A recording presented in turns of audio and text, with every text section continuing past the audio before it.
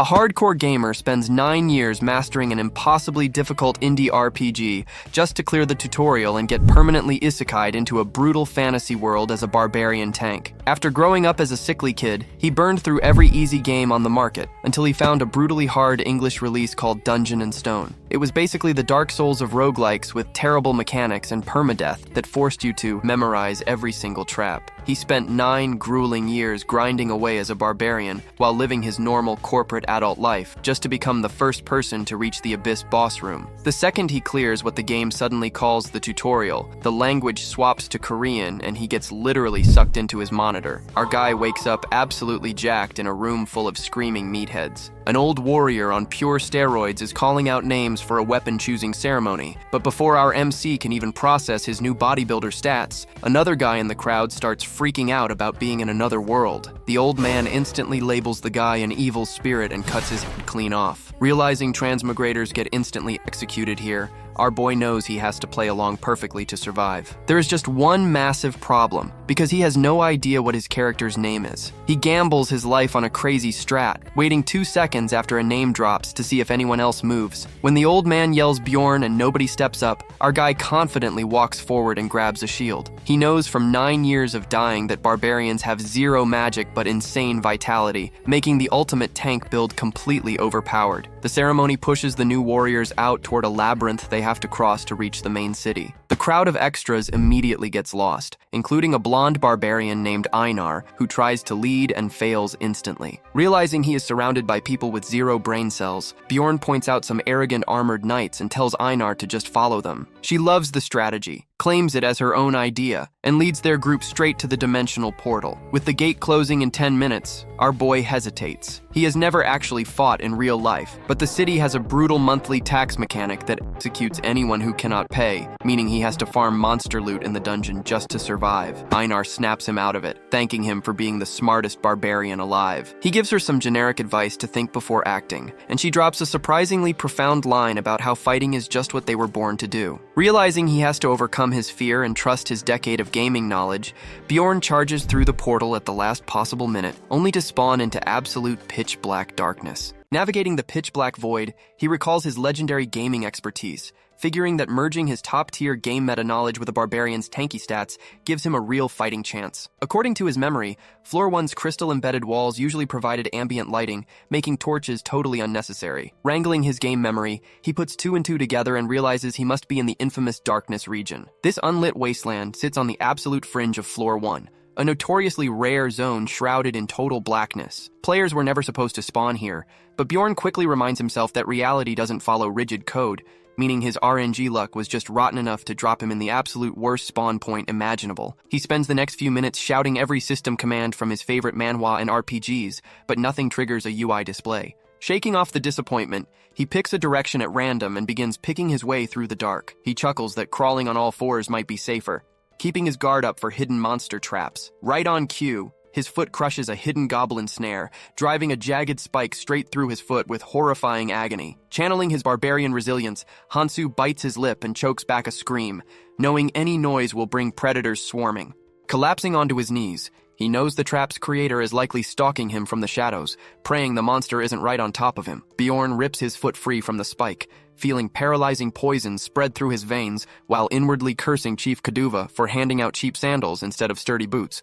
Knowing he has to fight before the toxin freezes his body completely. Baring his teeth, he roars into the darkness for the hiding goblin to step out and fight.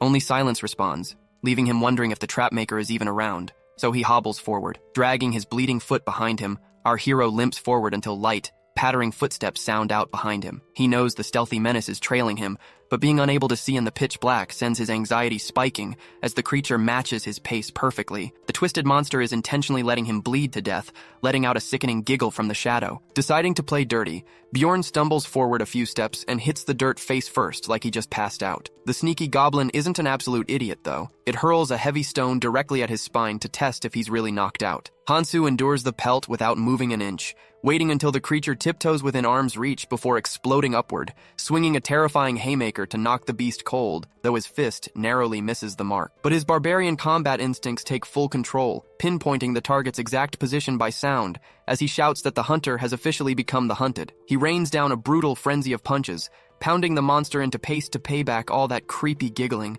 hoisting a massive rock with both hands and crushing the creature's skull in one final swing. The dead goblin vanishes, rewarding Hansu with a grand total of 1 measly experience point. True to game mechanics, the corpse leaves behind a mana crystal, the universal currency in this world. Sad news is, it's a grade 9 crystal, which is barely worth enough to buy a stale slice of bread. Holding the pathetic loot, he reminds himself that treating this dark reality like a video game will get him killed, before dragging his heavily bleeding leg forward once again. Annoying red system alerts spam his mind about severe blood loss until he collapses and starts army crawling across the cold cave floor. Realizing his foot is shattered beyond use, he stops trying to put weight on it altogether, pulling his heavy barbarian torso across the ground surprisingly fast, using raw arm strength. Praying he doesn't hit another trap, he barely dodges a snare in the pitch dark, but he refuses to veer off course, crawling forward blindly in hope of reaching an exit before he bleeds out. As the cold touch of death settles in, his mind wanders back to the other summoned player who was executed, wondering if dying here sends you back to Earth or just ends your existence permanently. With his HP dropping below 5%, emergency warnings flash red in his head, telling him death is seconds away just as he spots something ahead. A faint beacon of ambient light gleams in the distance, but blood loss hallucinations begin tormenting him, mocking his belief that any sane adventuring team would waste expensive healing gear on a pathetic novice barbarian. Ignoring the voices in his head, his sheer stubborn willpower keeps his body moving forward. Right as his health bar touches absolute zero, a passing high-level adventuring squad spots the bloody barbarian sprawled on the floor, while the system actually grants Bjorn a stat point in mental power for surviving with just 2% vitality remaining. The veterans gather around, stunned to find a complete novice out here, instantly suspicious of how he reached the darkness region ahead of them. Bjorn opens his mouth to request aid, but his throat is completely parched. He screams internally, desperately pleading for someone to toss him a lifesaver. The blonde party leader asks their priestess Ursina to cast a heal spell, and seeing a holy caster makes Bjorn relax, believing his life is saved. But Ursina gives a cold refusal, refusing to waste her divine mana on a barbarian. The blonde leader turns to another teammate, asking him to hand over an emergency high-grade health potion instead.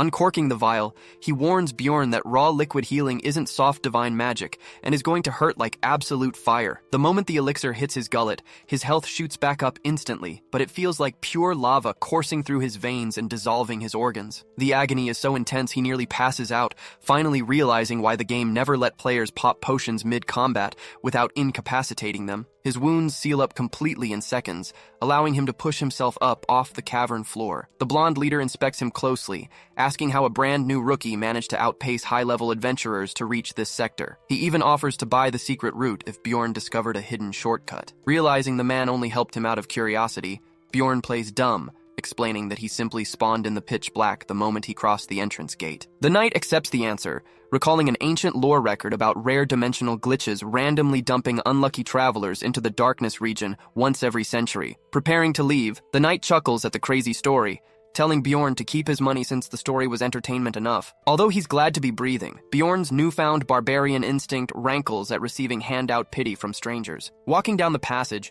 the squad gossips about how ridiculously lucky the young barbarian was, joking that surviving a poison trap in the dark was pure divine luck. One member jabs the party's potion user, saying the barbarian got blessed because no one else would waste top-shelf medicine on a nameless peasant. The potion owner snaps back with a smirk, mocking the priestess for being cold and pointing out that barbarians die off so fast, no one would miss one anyway. The priestess falls silent, but before an argument breaks out, the party's archer steps up to defend her, arguing that holy doctrine was the only thing preventing her from casting healing magic. She glares at the potion user, telling him to learn some tact from their leader Draus, who framed his help as buying information just to protect the barbarian's fierce pride. As the team moves deeper, something weird catches their attention. The bloody trail left behind by the barbarian keeps stretching endlessly backward. They trace the blood trail all the way back to the Floor 2 portal, activating the glowing doorway. Just as they get ready to step through, they spot the barbarian's ruined sandals sitting right next to a sprung goblin trap at the absolute far edge of the map. Realizing that the absolute lunatic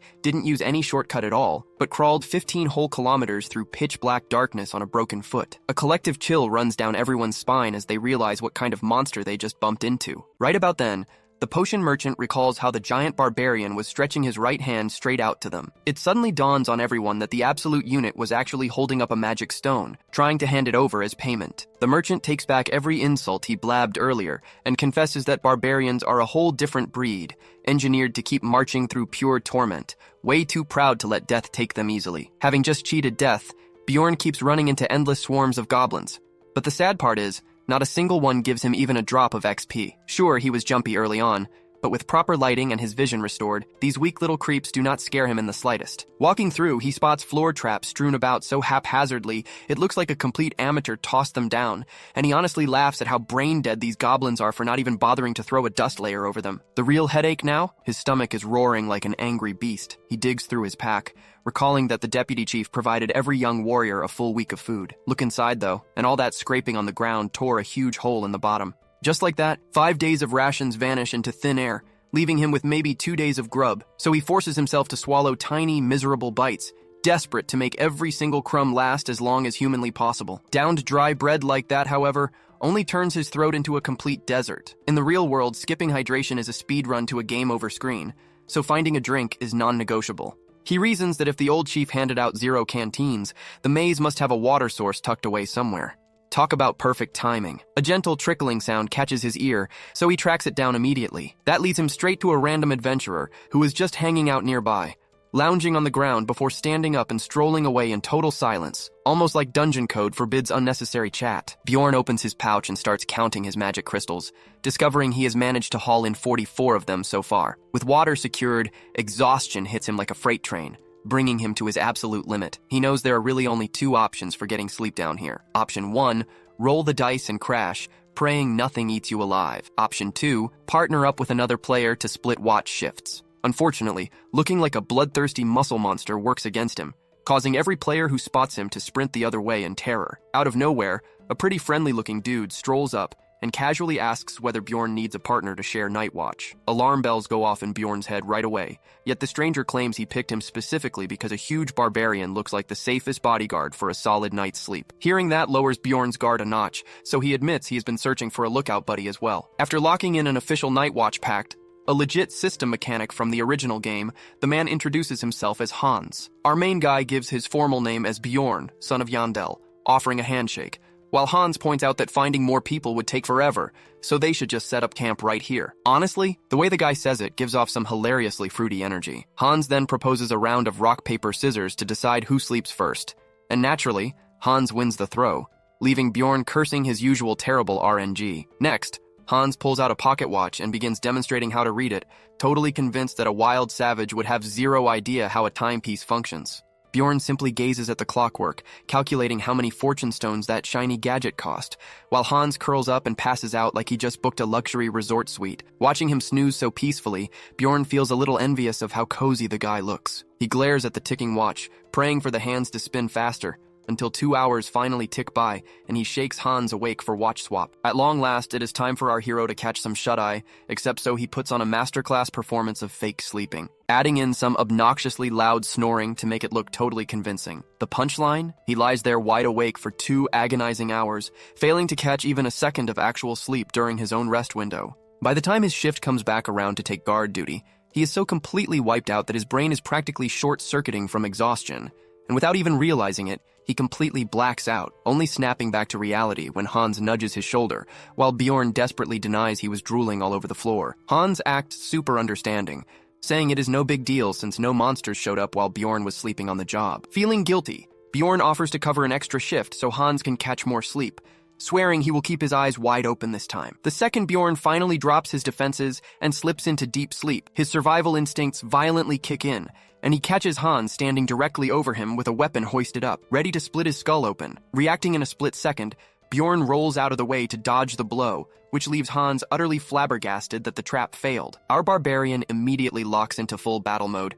and seeing the pure murder in Bjorn's eyes, Hans frantically waves his arms and begs for a second to explain. But Bjorn knows a garbage excuse when he hears one. Fueled by pure rage, he unleashes a brutal strike while Hans continues screaming for mercy. He connects with a jaw-shattering uppercut right to the chin, leaving Hans completely unable to stand as his knees knock together in terror, still blabbering for Bjorn to hold on and hear him out. Recognizing that humans take more punishment than fragile one-hit goblins, Bjorn decides another heavy dose of violence is needed, smashing his massive shield directly into the guy's chest. The brutal force sends Hans airborne before he hits the dirt, spitting up blood and barely clinging to consciousness. Bjorn looms above him like an executioner emitting terrifying killing intent, while the weeping, broken wreck stammers out apologies, begging and promising never to attempt anything so foolish again. Bjorn narrows his glare and demands to know the exact motive behind trying to murder him in his sleep. With his face turned into jelly, Hans cracks and confesses he was only after the magic crystals, claiming he just wanted to knock him out and snatch the loot without actually taking a life. Bjorn scoffs in disbelief, asking if he seriously tried to ambush a whole barbarian over some petty stones. Hans blurted out that barbarian equipment brings in massive coin on the black market due to its high durability, then pathetically asks if that answer buys his freedom.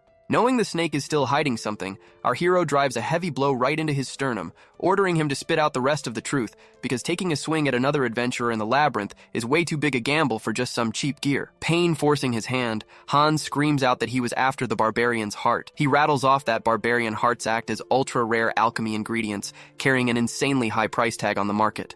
Everything clicks for Bjorn in an instant. To this scumbag, he was nothing more than a giant walking gold mine with a high HP bar. When Bjorn asks why he did not strike during the very first rest cycle, Hans admitted he was genuinely exhausted and needed sleep first. That answer confirms to Bjorn that this snake was not just greedy, but calculated and patient. Hans whimpers, asking if spilling his guts earns him a second chance at life. Our hero just chuckles coldly, letting him know that while scum like him will always beg for mercy when caught, he is definitely not the soft-hearted type to hand out free passes, completely tuning out the pathetic sobbing coming from this total waste of oxygen. And right there on his very first full day in this world, he permanently revokes another player's life license. By day 2, his survival gear gets a massive upgrade. Forget wandering around half-naked like a clueless caveman, because he now drinks clean bottled water, tracks his heading with a handy compass, checks time on a sleek watch, and patches up battle damage using real potions. On top of that, his stats are high enough now to turn a goblin into red paste with a single hammer blow. When he first spawned in,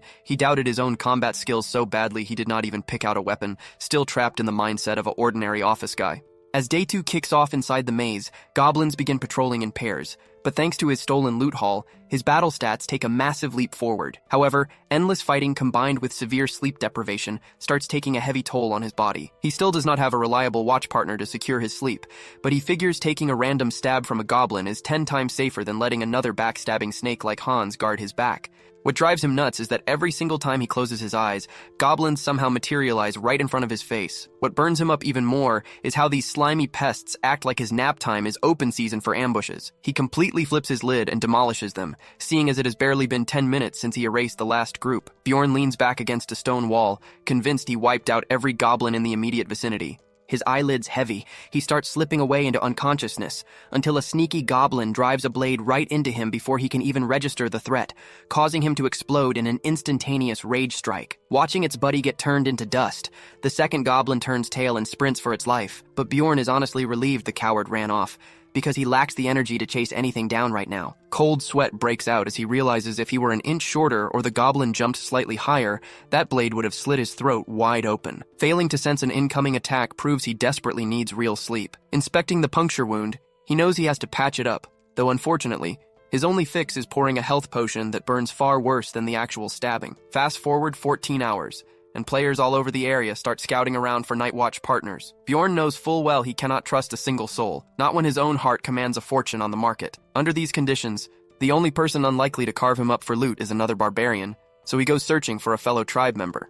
Interestingly enough, a whole line of human players actually approaches him asking to team up, mostly because he is covered in dried blood and missing a shoe, making him look like an absolute battle-hardened veteran. He turns down every single one of them, telling anyone who comes close that he is strictly looking for a barbarian partner. With humans completely out of the question, he pivots to non-human races. While less common than humans, they are still far easier to spot than barbarians. Whether it is a stout dwarf driven by warrior pride or an honor-bound elf, non-humans carry a code of loyalty that keeps them from backstabbing fellow adventurers for quick cash. After walking the corridors for nearly an hour with this strategy in mind, our guy finally stumbles across a prime waifu candidate, a female elf sitting wounded in a quiet corner, nervously scanning her surroundings. Bjorn asks if she is by herself, and the second her eyes lock onto his massive frame, she panics in sheer terror and reaches for her bow. He gets it, honestly. Any injured person would freak out if a giant bloody barbarian suddenly loomed over them. Stepping closer to get a better look, He immediately spots the deep slash across her stomach, a clean wound that definitely did not come from a rusty goblin knife. He asked directly if a human player gave her that cut,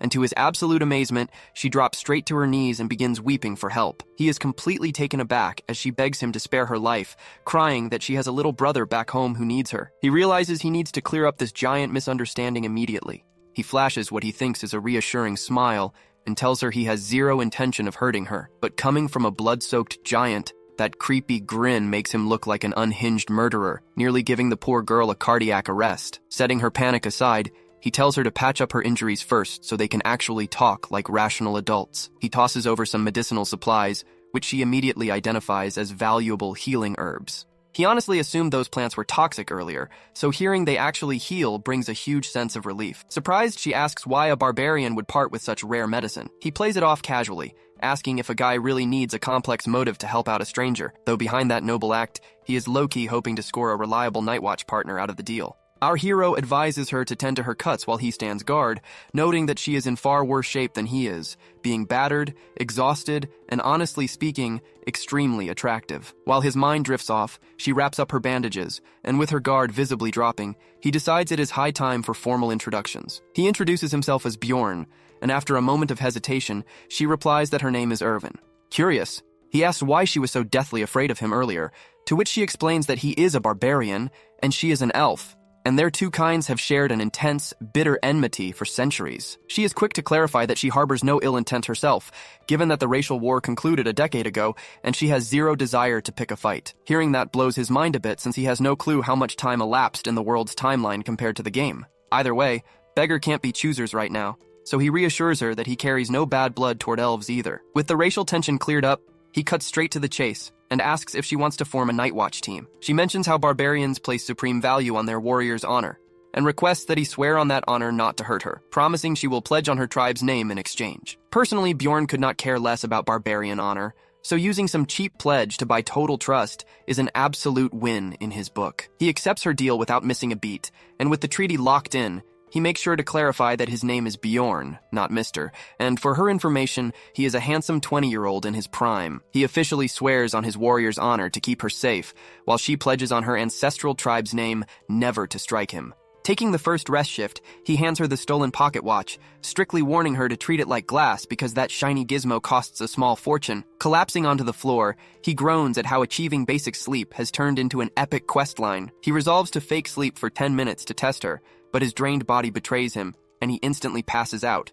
Before he knows it, she is gently shaking his shoulder to wake him up, and for a terrifying second, he assumes monsters breached their camp, until she calmly informs him that his 2-hour rest window is up. Feeling generous, he hands over his blanket and makeshift pillow, telling her she is welcome to use them for her own shift. Her eyes sparkle with pure happiness as she grabs the bedding, and the literal second her head touches that cushion, she goes completely lights out like someone pulled her power plug. Living through this nightmare makes 3 short days feel like a whole grueling week. Still, with real sleep in his system, his mood brightens significantly as he stops dwelling on dark, useless thoughts. Dwelling on his old world will only shatter his drive to survive down here, so after swapping watch shifts a few more times, the timer inches down until only 10 minutes remain on the floor phase. Watching her fight, he starts contemplating whether he should invite her to party up again for future runs. Having a skilled elf archer covering him from range is a massive tactical upgrade, especially since goblin swarms have been multiplying rapidly over the last 3 days. Sure, he can crush 3 or 4 solo, but having a partner means guaranteed safety over raw solo profit. Before he can reach a final verdict,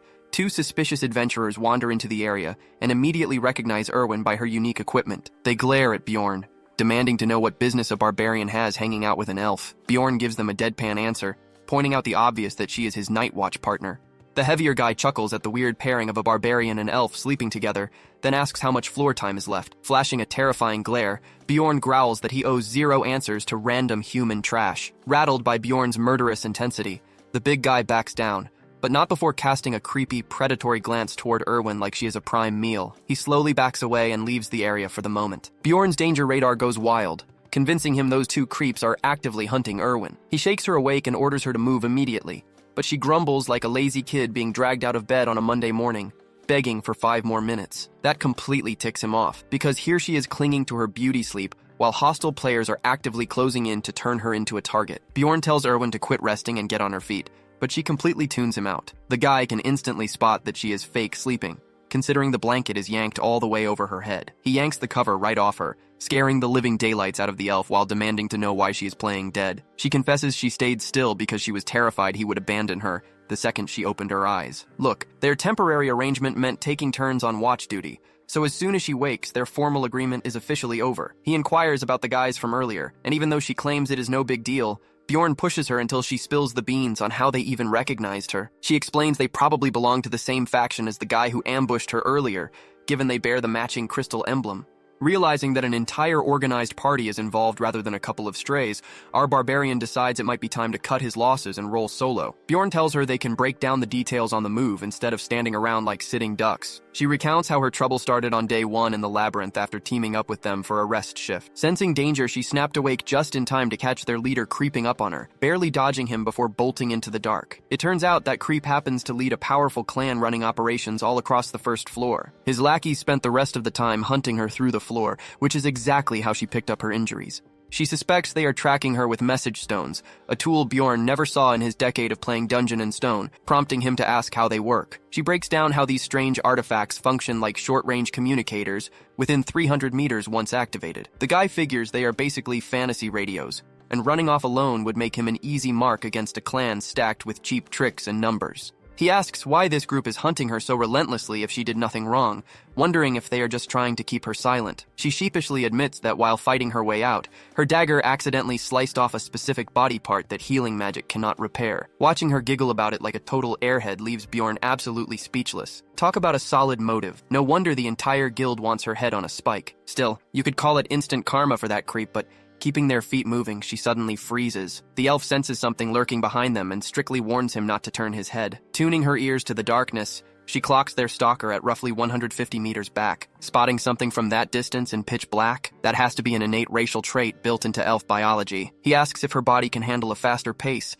and she insists she can keep up without breaking down. Seeing that the pursuer is staying right on their tail, Bjorn realizes they need to eliminate the scout immediately. If that guy is relaying their coordinates back to the main group, they are going to get cornered real quick. When he asks what combat skills she brings to the table, she deadpans that she excels at laundry and housework, though her cooking is atrocious. An annoyed Bjorn demands to know her actual battle stats, causing Erwin to proudly boast that she is an elite marksman with access to flame spirit magic. Recognizing how insanely rare flame spirits are, he realizes she is a premium range DPS, then asks if she has ever PvP'd another player. Though visibly shaken by the thought, she steals her nerve and agrees to drop a human target if survival demands it. Hearing her answer, Bjorn offers a formal party invite, promising to watch her back until they clear the dungeon without hearing any whining. Erwin instantly brightens up and accepts the proposal on the spot. When he asks for the target's position, she reports the enemy has closed in to 100 meters, proving their full sprint is not creating any distance. Scrapping the escape plan, he decides to engage and orders her to cast her spirit summon before they execute a flank attack.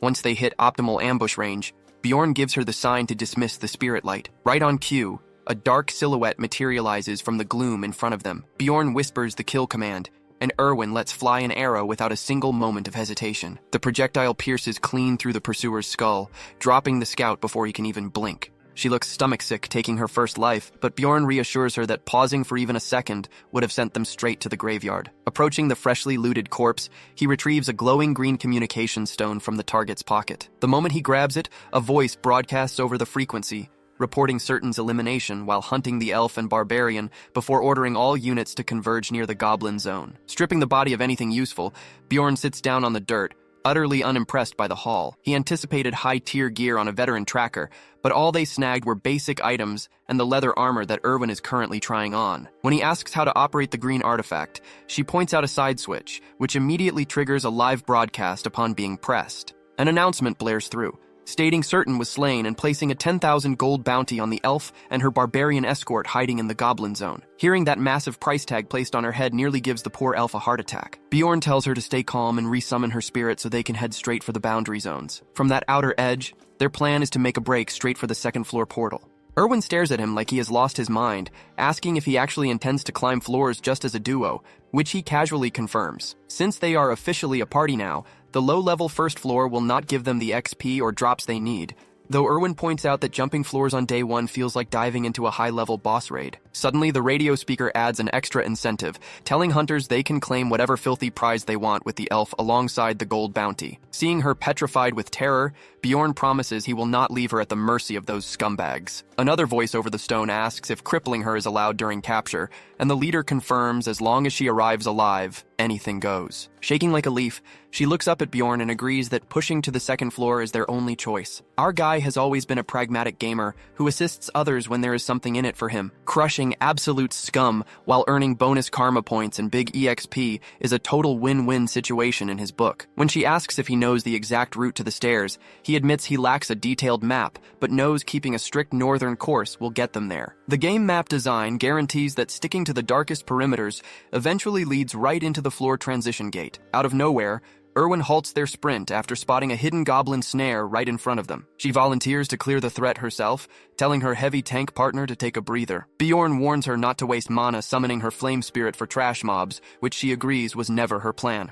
3 goblins ambush them from the brush, but she instantly leaps backward to set up her shot. She lands a headshot on the first monster, sidesteps the second with pro maneuvers, and drops it cold without breaking her stoic face. Turning around with a triumphant gleam in her eyes, she asks Bjorn to grade her performance. He commends her skills, acknowledging that her top-tier marksmanship proves her lineage. She hands over the dropped magic stones, asking for just a 10% cut from their loot split. She mentions needing the cash to buy a special gift for her younger brother back home. Sometime later, the radio stone crackles again, announcing that her bounty has been jacked up to 20,000 gold. Dead or alive. The news utterly crushes Erwin, but Bjorn points out that their disorganized pursuers are likely wandering off course toward the boundary, reassuring her that they will wipe out any threats together. Besides, the EXP mechanic in Dungeon and Stone operates on a peculiar set of rules. You only get credit for your first kill on a specific monster type, making mob variety essential for power leveling. He instructs her to guard their 6 while he pulls aggro, knowing ghoul aggro ranges trigger only when entering their immediate proximity. The second he crosses the invisible threshold,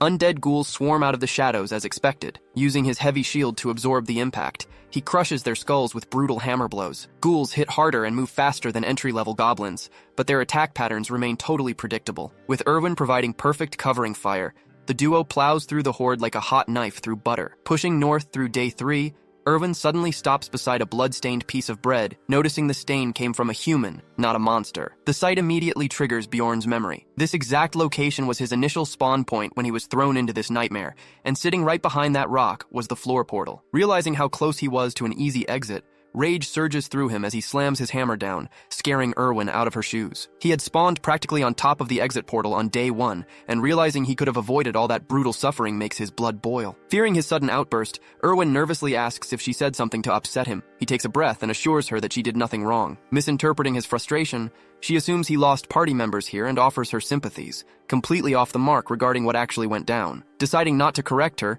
he asks if she is prepared to step through, and she confesses that while terrified, standing beside him gives her courage. As they cross the threshold together, Bjorn notes to himself that she is a strange girl, but he has zero intention of dying in this dungeon either. Exiting the portal airborne, Erwin lands with graceful agility, while Bjorn faceplants into the dirt like a sack of bricks. Erwin wears a look of absolute pride after sticking her first superhero landing, while Bjorn glares at her, salty that Barbarian stats do not include high agility, before wondering if they landed in the northern section of the second floor's goblin forest. The spatial gate hums softly behind them, leading back to floor 1, while Bjorn scans a 50-meter perimeter under starlight, without sensing a single threat. When Erwin expresses doubt about this being floor 2 since she never heard of a forest zone, he clarifies that 4 distinct portals exist, each leading to entirely different biomes. She recalls reading that all regional paths converge at the 3rd floor entrance, a game mechanic he confirms is accurate. When she inquires about their next move, Bjorn counters by asking if she knows the proper extraction method to return to the city. She explains that explorers automatically teleport back once the dungeon timer expires, earning a nod of approval from him. He breaks down the mechanics, noting the first floor allows 168 hours, while floor 2 grants 240, before forcefully auto-booting everyone outside. They could technically AFK in a safe zone until the clock runs down, but sitting idle will not yield gains, so he proposes actively exploring the forest and puts Erwin in charge of point duty. She instructs him to follow her footstep for footstep, warning that the terrain is infested with deadly concealed traps. He remains skeptical since his visual perception shows nothing suspicious, but then watches her toss a small rock onto a nearby shadow, immediately setting off a hidden spike mechanism under a pile of leaves. Witnessing that instant trap disarm, He assumes she is leveraging a specialized racial detection skill. Watching her smug reaction, Bjorn secretly admits she is surprisingly competent, though aloud he grunts in full caveman character that woman is skilled at throwing rocks, leaving her utterly dumbfounded. He cautions her against getting cocky over minor successes, reminding her that trap clearing is baseline duty for an explorer. However, her selective hearing focuses strictly on him calling her a real explorer, making her beam like a child receiving praise from an overly strict parent. Snapping back to focus, she warns that the trap density is abnormally high despite 0 goblin sightings, whereas the game data dictates these zones should be packed with mutant variants and archer squads. Further inward, higher-tier mutated mobs and elite variants are supposed to spawn in heavy density. They trigger traps remotely with stones to expand their clear zone, avoiding any catastrophic missteps during future fights. Suddenly, Erwin detects an approaching goblin patrol, prompting Bjorn to rapidly ask for an enemy count, to which she estimates over 10 targets roughly 50 meters out. Choosing to engage, Bjorn asks for stealth parameters, and she confirms she can sneak within 30 meters undetected. She glides forward like a phantom without making a whisper of noise, thoroughly impressing our barbarian with her high agility stats. Reaching her ideal striking position, she flashes the signal and buries an arrow into the lead monster. The instant the signal fires, Bjorn rushes into the fray at full force. He immediately notices floor 2 difficulty is no joke, with mob density nearly tripling first floor encounters, and facing that sheer volume alongside an elite goblin warrior ought to be terrifying. But his battle-hardened barbarian instinct ignites with pure adrenaline instead. He slams into their front line like a runaway train, pulverizing bones with his warhammer and bashing skulls with his shield. An assassin mob leaps from his blind spot, but he twists away just in time, calculating that a fraction of a second delay would have resulted in an instant decapitation. Fortunately, any follow-up attack is cut short because Erwin pins the sneaky flanker to the tree with a sniper headshot. System prompts flash as the area clears, confirming the squad wiped out the encounter and secured 11 magic crystals from the drop. He tosses 2 crystals over to Erwin, who lights up after receiving double her agreed 10% share. Venturing deeper into the woods, they encounter additional patrols, including one backed by a specialized goblin archer, though before they can adjust, the thing turns completely invisible right in front of their eyes. Bjorn orders her to stay sharp as the hidden ranged units make pulling mobs significantly more tedious. Yet, losing this encounter is not even a remote possibility in his mind, so he activates full tank aggression and flattens the horde, though while rampaging, an invisible archer attempts a sneaky flank shot from behind. Luckily, his gaming sense tingles at the exact right microsecond, allowing him to lean back and narrowly duck an arrow targeted directly at his forehead. Refusing to tolerate that disrespect, Bjorn closes the gap on the archer with his hammer raised high and launches the creature into the tree line with a brutal home run swing. After grinding continuously for 15 straight hours, the party finally calls time out, causing Erwin to drop flat on the ground from total exhaustion. Bjorn offers her the first rest shift, and she grabs the bedroll without a moment of hesitation. The elf is snoring within seconds, proving she was running on empty after keeping her guard up for days. Reflecting on their marathon farming session, Bjorn is amazed at the massive pile of magic crystals they collected, even after steering clear of various veteran explorer parties along the way. He concludes human players are far more dangerous than dungeon mobs, though while watching over Erwin, he accidentally mutters aloud that she looks cute. She instantly catches the compliment and begins teasing him relentlessly, while leaving him totally shocked that she was listening the entire time. She giggles and rolls back over, leaving him questioning if he accidentally recruited a defective companion. By the 4th day, they are still clear-cutting the goblin population like seasoned pro farmers, stacking up magic stones non-stop until day 7 arrives, signaling it is time to haul their loot back to floor 1. Erwin groans that the second they step outside, her body is passing out immediately. Bjorn gives her a quick nod, pointing out that leaving early is always the smart play if they want to stay alive. As they trek back, she warns him about a goblin squad hanging out 70 meters down the path, complete with a few nasty mutant variants. But Bjorn doesn't even blink and decides they are plowing right through them. Bjorn dives straight into the pack, slicing through their ranks while pinning them with the murderous gaze of an absolute psycho. He unleashes a battle roar so fierce it instantly alerts every monster nearby that a total gigachad has entered the chat. Without missing a beat, he starts pounding those green pests into paste, while Erwin picks off the ranged archers like a seasoned sniper. The goblins are getting demolished. Bjorn is lazily blocking incoming swings with his eyes shut, getting super comfortable with Erwin backing him up since her shooting meshes with his style perfectly. He suddenly remembers she flagged 2 archers earlier, yet not a single arrow is coming at his head anymore. Once the battlefield is clear, he praises her sharp shooting, turning her face bright red instantly. Still, he asks her to let him know next time she clears out the archers so he can chill out a bit sooner. She timidly admits she wasn't totally sure if the second archer was completely down,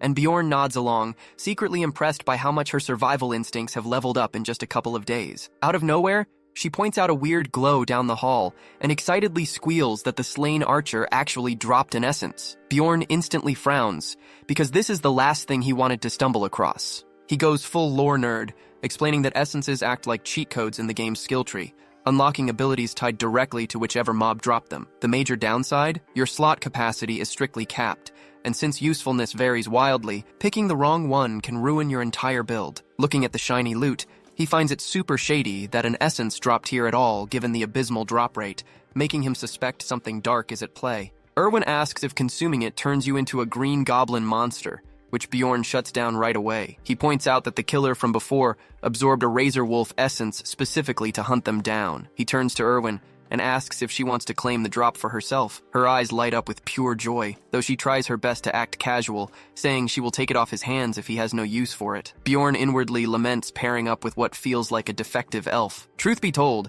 he already has his eye on a very specific endgame essence, even if grabbing it is going to be a nightmare. Right as he starts discussing a trade deal for the item, a harsh voice shouts at them to freeze, as a squad of adventurers surrounds them while a red-haired guy steps forward demanding explanations. Knowing his luck is never this clean, Bjorn grabs Erwin without a second thought and hurls her right onto the glowing orb, forcing her to swallow it on the spot. The red-haired leader completely loses his mind, screaming that they stole his party's loot as his temper hits absolute boiling point. These vultures obviously felt the essence drop and rushed over to steal it, but the joke is on them because Erwin already consumed it. With a wild glint in his eye, Bjorn gives them a hard choice: step up and throw hands or scramble away. Immediately after issuing the threat, the duo makes a run for it, with Bjorn barking at Erwin to sprint for the exit without looking back. Bjorn remains certain that even if those thugs backed down for a second, a rematch is bound to happen very soon. He breaks down that the four-man crew was likely coming off the second floor, meaning they are bound to take the exact same exit route back up to Rafdonia. Suddenly, her elf ears twitch and she warns that 50 meters ahead lies another goblin squad, prompting Bjorn to order a detour, but she shakes her head in panic, reporting that the monsters have already locked eyes on them and are charging full speed. Bjorn grits his teeth in annoyance, realizing they always initiate combat with goblins, never get ambushed like this. Suspecting foul play behind this unnatural setup, he commands Erwin to stick close as he spins around to backtrack. Erwin starts to speak, but her expression turns into sheer horror as a stray arrow comes speeding right at her throat. Bjorn yanks her aside just in the nick of time, prompting her to cough out a complaint about how she had it handled, but Bjorn shuts her down, stating that shot definitely came from a player, specifically those same scumbags from earlier. Those snakes clearly herded the goblin mob to block their escape while positioning themselves to pincer the duo from behind. He commands her to stop complaining and trigger her newly acquired ability, though she just stares at him in complete confusion until he spells it out. He knows that every essence bestows both passive stats and a distinct skill. When she stammers that she has no clue how to activate it, Bjorn bluntly tells her the effect has already kicked in. Sure enough, her entire silhouette begins to dissolve into complete stealth. Lock-in mode engaged, Bjorn shoves his heavy backpack into her hands and instructs her to hunt down the sneaky crossbow user, while he takes on the entire goblin horde by himself. Bjorn coldly cuts off her hesitation, ordering her to stay invisible and hold her arrow until he gives the explicit go-ahead. She tries to ask what signal he means, but he is already charging toward the enemy lines, shouting back for her not to blow her cover. As he rushes forward, he notes that the cowards haven't fired another shot, guessing they are waiting for him to get worn down by the mob. He heaves his hammer with supreme confidence, counting roughly 12 green pests standing in his way. He sighs with relief, seeing no ranged units among the goblins, right until his shield catches a sneaky projectile from an unseen angle. A sharp pain pierces his back as a goblin sneaks a blade in, but because Bjorn is an absolute brick wall, he squashes the creature without so much as flinching. His breathing grows heavy as minor hits begin to add up, making him realize this brawl is turning ugly fast. Danger senses ring loud in his head as he detects a pair of arrows whistling toward him at top speed, one coming straight from a monster, and the other launched by that player rat with the crossbow, making it clear he can only defend against one. Making a split-second decision, he blocks the lethal crossbow bolt and groans as the goblin arrow buries itself into his elbow. Venom spreads through his veins instantly, deadening his left arm completely, forcing him to choose between defense and offense. He drops his warhammer without hesitation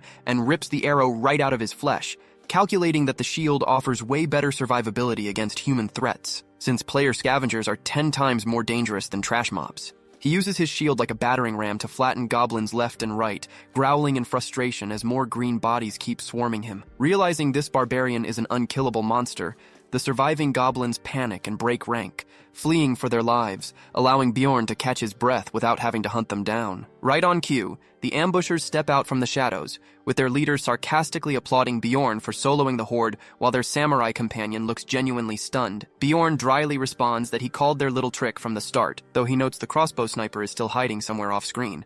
The red-haired leader dismisses the comment and smugly demands to know where the elf girl disappeared to, but Bjorn flashes a mock grin and dares them to try taking him down first. The leader shakes his head in disbelief, calling Bjorn a brain-dead barbarian for throwing hands while covered in blood. His face then turns wicked as he points out Bjorn's crippled arm, offering to spare his life if he hands over the elf right now. Bjorn hits them with a confident grin that freaks the whole party out, making them label him a psycho before drawing their weapons to end him. Showing he has at least half a brain, the leader orders his squad to stay cautious as they rush the solitary barbarian. With his left arm completely numb from poison, Bjorn hopes Erwin successfully neutralized the sniper, but knows he can't wait any longer to throw out his signal. He raises his middle finger skyward with absolute pride.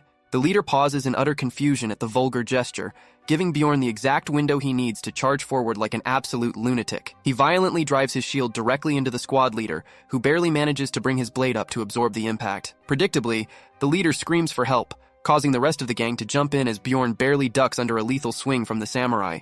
He keeps up the hyper-aggressive offense, swinging like a madman to buy Erwin a clean shot. A spike of worry hits him that she might have been taken out by the sniper, but right on cue, a glowing shaft zips through the air, catching the ambushers off guard, while Bjorn prays it's her marksmanship. Their heavy defender steps in and deflects the shot with his shield, confirming the elf archer is indeed still in the fight. The defender yells at his team to double down on Bjorn, while he catches all incoming fire. With 3 hostile fighters closing the circle, Bjorn recognizes he cannot win a drawn-out battle, so he prepares to make a brutal trade. Using his deadened left arm as bait, he steps straight into an attack to smash the team leader's head in like a ripe melon.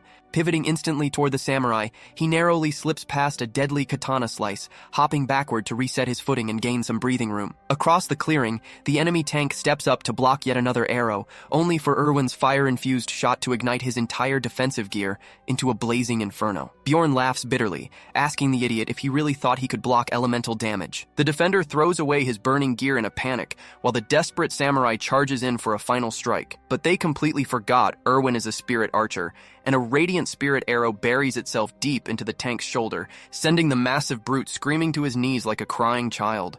Panicking at the slaughter, the remaining backline player bolts toward the tree line, claiming he will handle the sniper himself, leaving Bjorn to trust Erwin's skill while he handles the big threat. Bjorn tunes out the shouting, totally focused on giving Erwin enough space to finish her job. As the samurai lunges in for another wild strike, Bjorn whips around without warning, smashing his shield directly into the incapacitated tank's face, knocking him out cold instantly. Now left alone, the bald samurai glares at Bjorn with pure hatred in his eyes and begins slashing furiously with everything he's got. While Bjorn notes that the swordmaster is officially solo, he honestly wonders why a fighter this capable was hanging out with such low-tier garbage. Deflecting the relentless assault, Bjorn capitalizes on the warrior underestimating a barbarian, aggressively driving forward and forcing the old samurai onto the defensive. Harnessing pure barbarian tactics, he feints a heavy bash and hurls his shield mid-swing, blinding the samurai. Before the swordmaster can even react, Bjorn grabs him by his collar, sending absolute terror straight through the man's soul. Hoisting him off his feet,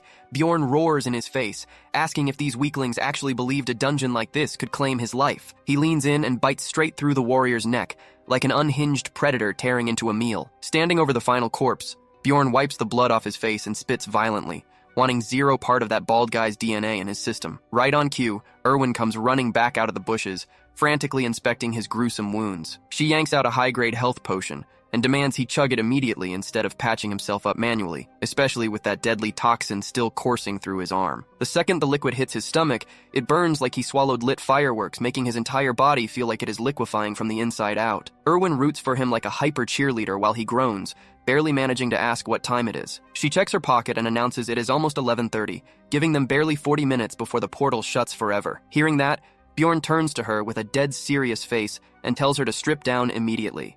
Her entire face turns red as she timidly begins undoing her outfit, assuming there is some strange barbarian survival logic at play, until he dryly clarifies he was talking about the dead bodies. With zero time to lose, he starts stripping gear off the corpses while she runs off to gather the crossbow and whatever loot the leader dropped. With seconds ticking away, they strip every piece of valuable loot they can carry and sprint flat out toward the exit portal. And with under 60 seconds on the clock, they dive headfirst right through the threshold. True to form, Bjorn plants face first into the dirt, as if the universe holds a petty grudge against his balance. Erwin beams at him with the biggest smile she's ever pulled off, telling him he did an incredible job surviving that madness. She brings up their cut-off conversation, asking what he was going to say before the ambush went down. Bjorn raises a finger to answer, only to freeze mid-sentence when his brain completely wipes the name of their meeting spot. Overclocking his exhausted brain cells, he finally recalls the Black Whale Tavern, telling her to meet him there just as the portal snaps shut, safely returning them to the realm of civilization. Letting out a heavy breath, Bjorn grunts quietly that he has officially made it back to Rafdonia. While labyrinth time is strange like that, with only 24 hours passing on the surface regardless of how long you spend inside, forcing him to resync his internal clock. Suddenly a boisterous voice shouts his full name, making him rack his memory to place who is calling him. He remembers the fellow warrior Jurak just in time, and gives him a firm handshake, only for another barbarian to stroll over and join in. Before long, a massive group of muscle-bound barbarians surrounds him to swap insane dungeon battle tales, leaving the loud pack eventually decides to hold an informal looting competition and start stomping toward the appraisal desk, with Bjorn trying his absolute best to blend into the scenery, only to get dragged along by the crowd anyway. At the counter, the clerk tallies up one barbarian's loot to a solid total of 41,000 stones, and the whole crowd goes wild, hyping up Karak's massive haul. Then Bjorn steps up and plops down 3 entire sacks, prompting the clerk to give him a skeptical look and ask if these are genuinely filled with mana crystals. She counts through his stash at lightning speed, finishing in seconds before dropping a jaw-dropping total of 182,000 stones. The crowd goes dead silent in shock, before exploding into absolute mayhem, crowning Bjorn as the undisputed top earner. They immediately break out into a roaring victory chant, and Bjorn honestly gets why they are hyped, considering he walked into the dungeon looking like a dirt-poor caveman and came out smelling like fresh money. Caught up in the hype, Bjorn raises his hands and screams at the top of his lungs that he is the greatest, sending the barbarians into such a frenzy that they start tossing him into the air while staff members desperately try to regain control. The meatheads apologize by screaming even louder, turning the hall into pure comedy. Once the dust finally settles, Bjorn catches a familiar face across the crowded room and spots Erwin happily chatting away with her elf squad. Bjorn watches from afar, sighing deeply at how pleasant her group looks, while he is stuck in the middle of a herd of hyperactive gorillas. Erwin catches his eye and waves back, prompting Bjorn to silently mouth for her to meet him tonight. She nods right away, but her sharp-eyed friend notices the exchange and asks if she knows that barbarian, causing Erwin to panic and deny everything on the spot. Karak overheard the interaction and asks Bjorn if he actually knows that elf girl, to which Bjorn denies it without skipping a beat. Karak proudly approves, spouting that a supreme warrior shouldn't be associating with cowardly, pointy-eared weaklings anyway. An elder elf nearby catches the offensive remark, and Bjorn internally cringes hard enough to implode, wanting to crawl into a hole and hide before these muscle-brained idiots start an accidental race war. As soon as the remaining barbarians start heading out, Bjorn signals to his crew that they need to leave immediately, knowing a quiet chat with Erwin is impossible amidst all this chaos. However, that celebration is shadowed by tragedy, as a distraught woman breaks down upon realizing her husband never made it back, with countless other families weeping for their fallen loved ones alongside her. He has cleared this game hundreds of times on screen, but watching actual human suffering up close hits way harder than pixels on a monitor and leaves him genuinely unsettled. Shortly after, the rest of the tribe throws a wild drinking spree, chugging down tankards of ale while Bjorn just sits back in the corner, keeping to his own mug. Honestly, he only came along expecting to gather some missed lore or useful tips, but these muscleheads are just getting completely wasted and wasting his time. He thumps the table, stands right up, and announces he has business elsewhere, making the whole crowd lose their minds as if he is the main character abandoning the quest. To his surprise, though, they shout out their blessings and go right back to their rowdy drinking like nothing ever happened. Stepping out into the streets of Rafdonia, Bjorn takes in the surroundings and observes children running around safely. It strikes him how calm everything feels without beasts or player killers hunting him, while low-level adventurers chatter in the distance like ambient NPCs. Once he gets back to his quarters, he washes off the dungeon grime, throws out his filthy armor, and collapses face first onto the mattress, holding back a wave of emotion as intense homesickness hits him out of nowhere. Estimating he was knocked out for roughly 5 hours, he decides it is finally time to head over to the tavern and meet up with Erwin. But when he asks a local vendor for directions, the guy drops a total bomb, revealing that the Black Whale Tavern went out of business 10 whole years ago, having been sold off way back after some stupid noble made a terrible blunder. Bjorn stands there stunned, realizing the timeline inside the game lore trails behind the actual world by a huge margin, before demanding to know what the establishment is called now. Standing outside Python Puth, he doubts if he even found the right building given how completely altered the atmosphere is, though he takes comfort in being able to read the sign. Suddenly, Erwin spots him and calls out from across the room, waving him over to a booth where she is hanging out with that same elf from before. The short-haired companion gives him a brutal death glare, yet Bjorn pays it no mind, introducing himself calmly while asking for her identity. She arrogantly claims to be Erwin's elder sister, but when he demands an actual name, she gives up Teresia. Bjorn had already figured that out anyway, so he just lets the attitude go. She accuses him of setting up a meet the previous evening, only to ditch Erwin like a coward, leaving her stranded all night, before hurling a bunch of nasty barbarian insults at him. Bjorn's fuse burns short as he demands to know what on earth she means by last night, but he tunes the hostile elf out completely and asks Erwin directly how long he was asleep, and she admits it has been a full 30 hours, leaving him absolutely speechless. Man up as always, our barbarian actually offers a genuine apology for sleeping through their meeting, which catches both women entirely off guard. Teresia is too dumbfounded to keep yelling, shifting gears to demand why he summoned Erwin out to a tavern at such a ridiculous hour. Playing the ultimate cold shoulder, he tells her to go ask Erwin herself if she is so desperate for answers, but Bjorn stands his ground, warning her to adjust her tone if she plans on playing bodyguard forever. Veins practically popping on her forehead, she slams a heavy pouch onto the tabletop, handing over 3 monster essences worth 50,000 stones each. Bjorn can only cringe as the situation devolves into a cheesy soap opera, with the overprotective relative throwing cash around to keep him away from her sister. Teresia eyes him with intense suspicion when the barbarian fails to snatch up the money immediately, wondering if he has some hidden motive up his sleeve. Showing proper respect,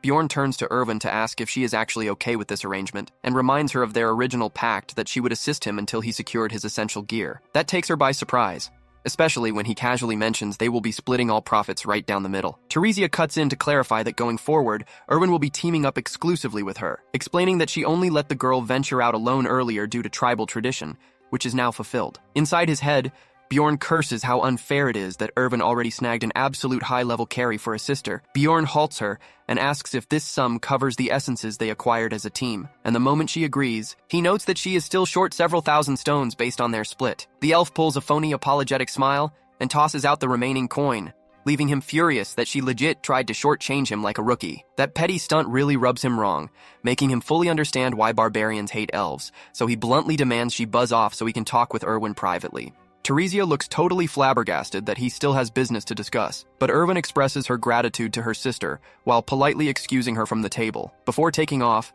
Teresia pulls one final power play, demanding Bjorn swear an oath that he will never lay a finger on Erwin. While Erwin looks ready to die of sheer embarrassment, Bjorn mentally jokes about whether other boundaries still apply, but goes ahead and swears the oath anyway, not caring a bit about barbarian pride, which somehow leaves Erwin looking deeply disappointed inside. Satisfied with his promise, Teresia finally makes her exit, but glances back one last time to thank the big guy for keeping her younger sister alive in the dungeon. Erwin slumps over, worrying aloud if her sister is furious with her for standing up for herself, but Bjorn assures her there is zero reason to sweat it. She offers a heartfelt apology for not being able to form a permanent party with him, though he tells her not to stress it since having an elite-tier elf for a partner is obviously a massive upgrade. Erwin then shifts topics to the magic stones they looted from those dead adventurers. She mentions that both backpacks are stored safely at her apartment and invites him over tomorrow to inspect the haul. He is low-key blown away by how sharp she is, almost regretting that they cannot team up permanently. She then drops the real question, asking how she can ever repay his kindness,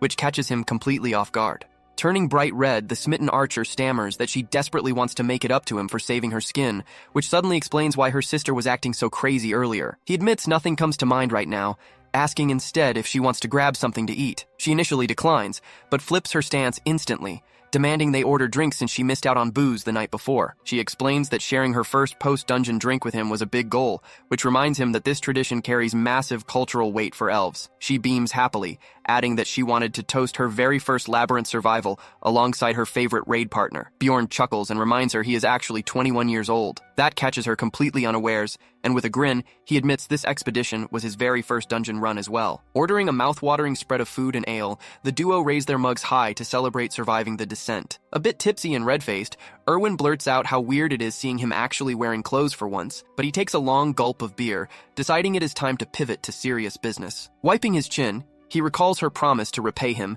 and announces he finally came up with the perfect request. Erwin gets visibly thrilled, leaning in closer to ask what he has in mind. Cut to his in-room, where Bjorn is bending Erwin's arm clear behind her back to test her new flexibility skill, only to jump when she screams at the top of her lungs that her limb is snapping off. Talk about not knowing your own barbarian muscle power. She shrieks that her joint has literally never rotated to such an absurd angle in her entire existence. But Bjorn still has the absolute nerve to double-check if she is dead serious, completely ignoring the tears streaming down her cheeks. Erwin swears on her ancestors that her arm was never meant to do that, so our hero finally decides to give her a break. The second he releases her, she scrambles into the far corner of the room, shouting in sheer disbelief. Bjorn contemplates that a +4 boost to flexibility clearly does not translate as cleanly in reality as it does on a game screen. Still rubbing her arm, a thoroughly disappointed Erwin asks if he brought her back to his place strictly for combat testing.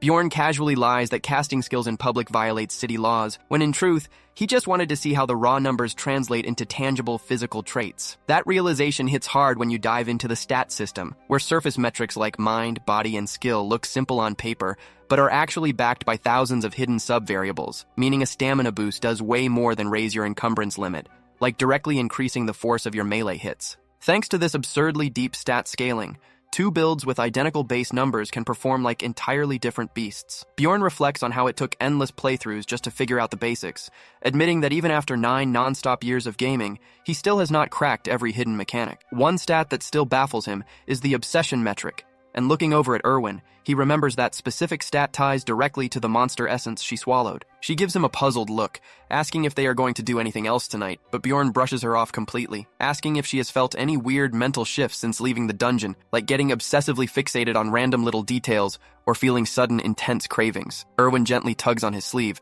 complaining that she is totally exhausted, and despite wanting to run more data checks, he agrees it is smart to turn in for the night. Right as his eyes begin to close, he suddenly remembers Teresia's scary threat alongside the solemn promise he swore never to bed Erwin, but he tosses the concern out the window, telling himself it is no big deal since his intentions toward her are completely pure anyway. The following morning, Erwin guides him over to her apartment to divide up their massive stash of dungeon loot, and the sheer pile of valuable gear surprises even a veteran gamer like him. When she asks if he plans on liquidating the whole lot, he confirms it, minus a few key pieces he wants to hang on to. She singles out a leather set and a matching belt, asking to keep them, and Bjorn gives her the thumbs up as long as the cost comes out of her cut. Hitting up multiple merchant shops across the city, they manage to sell off their remaining loot for a jaw-dropping sum, pocketing a grand total of 1,450,000 stones, which leaves Erwin questioning if she is living in a fantasy. Bjorn does some quick mental math. After paying Erwin her 50,000 share, he walks away with over 1,040,000 stones,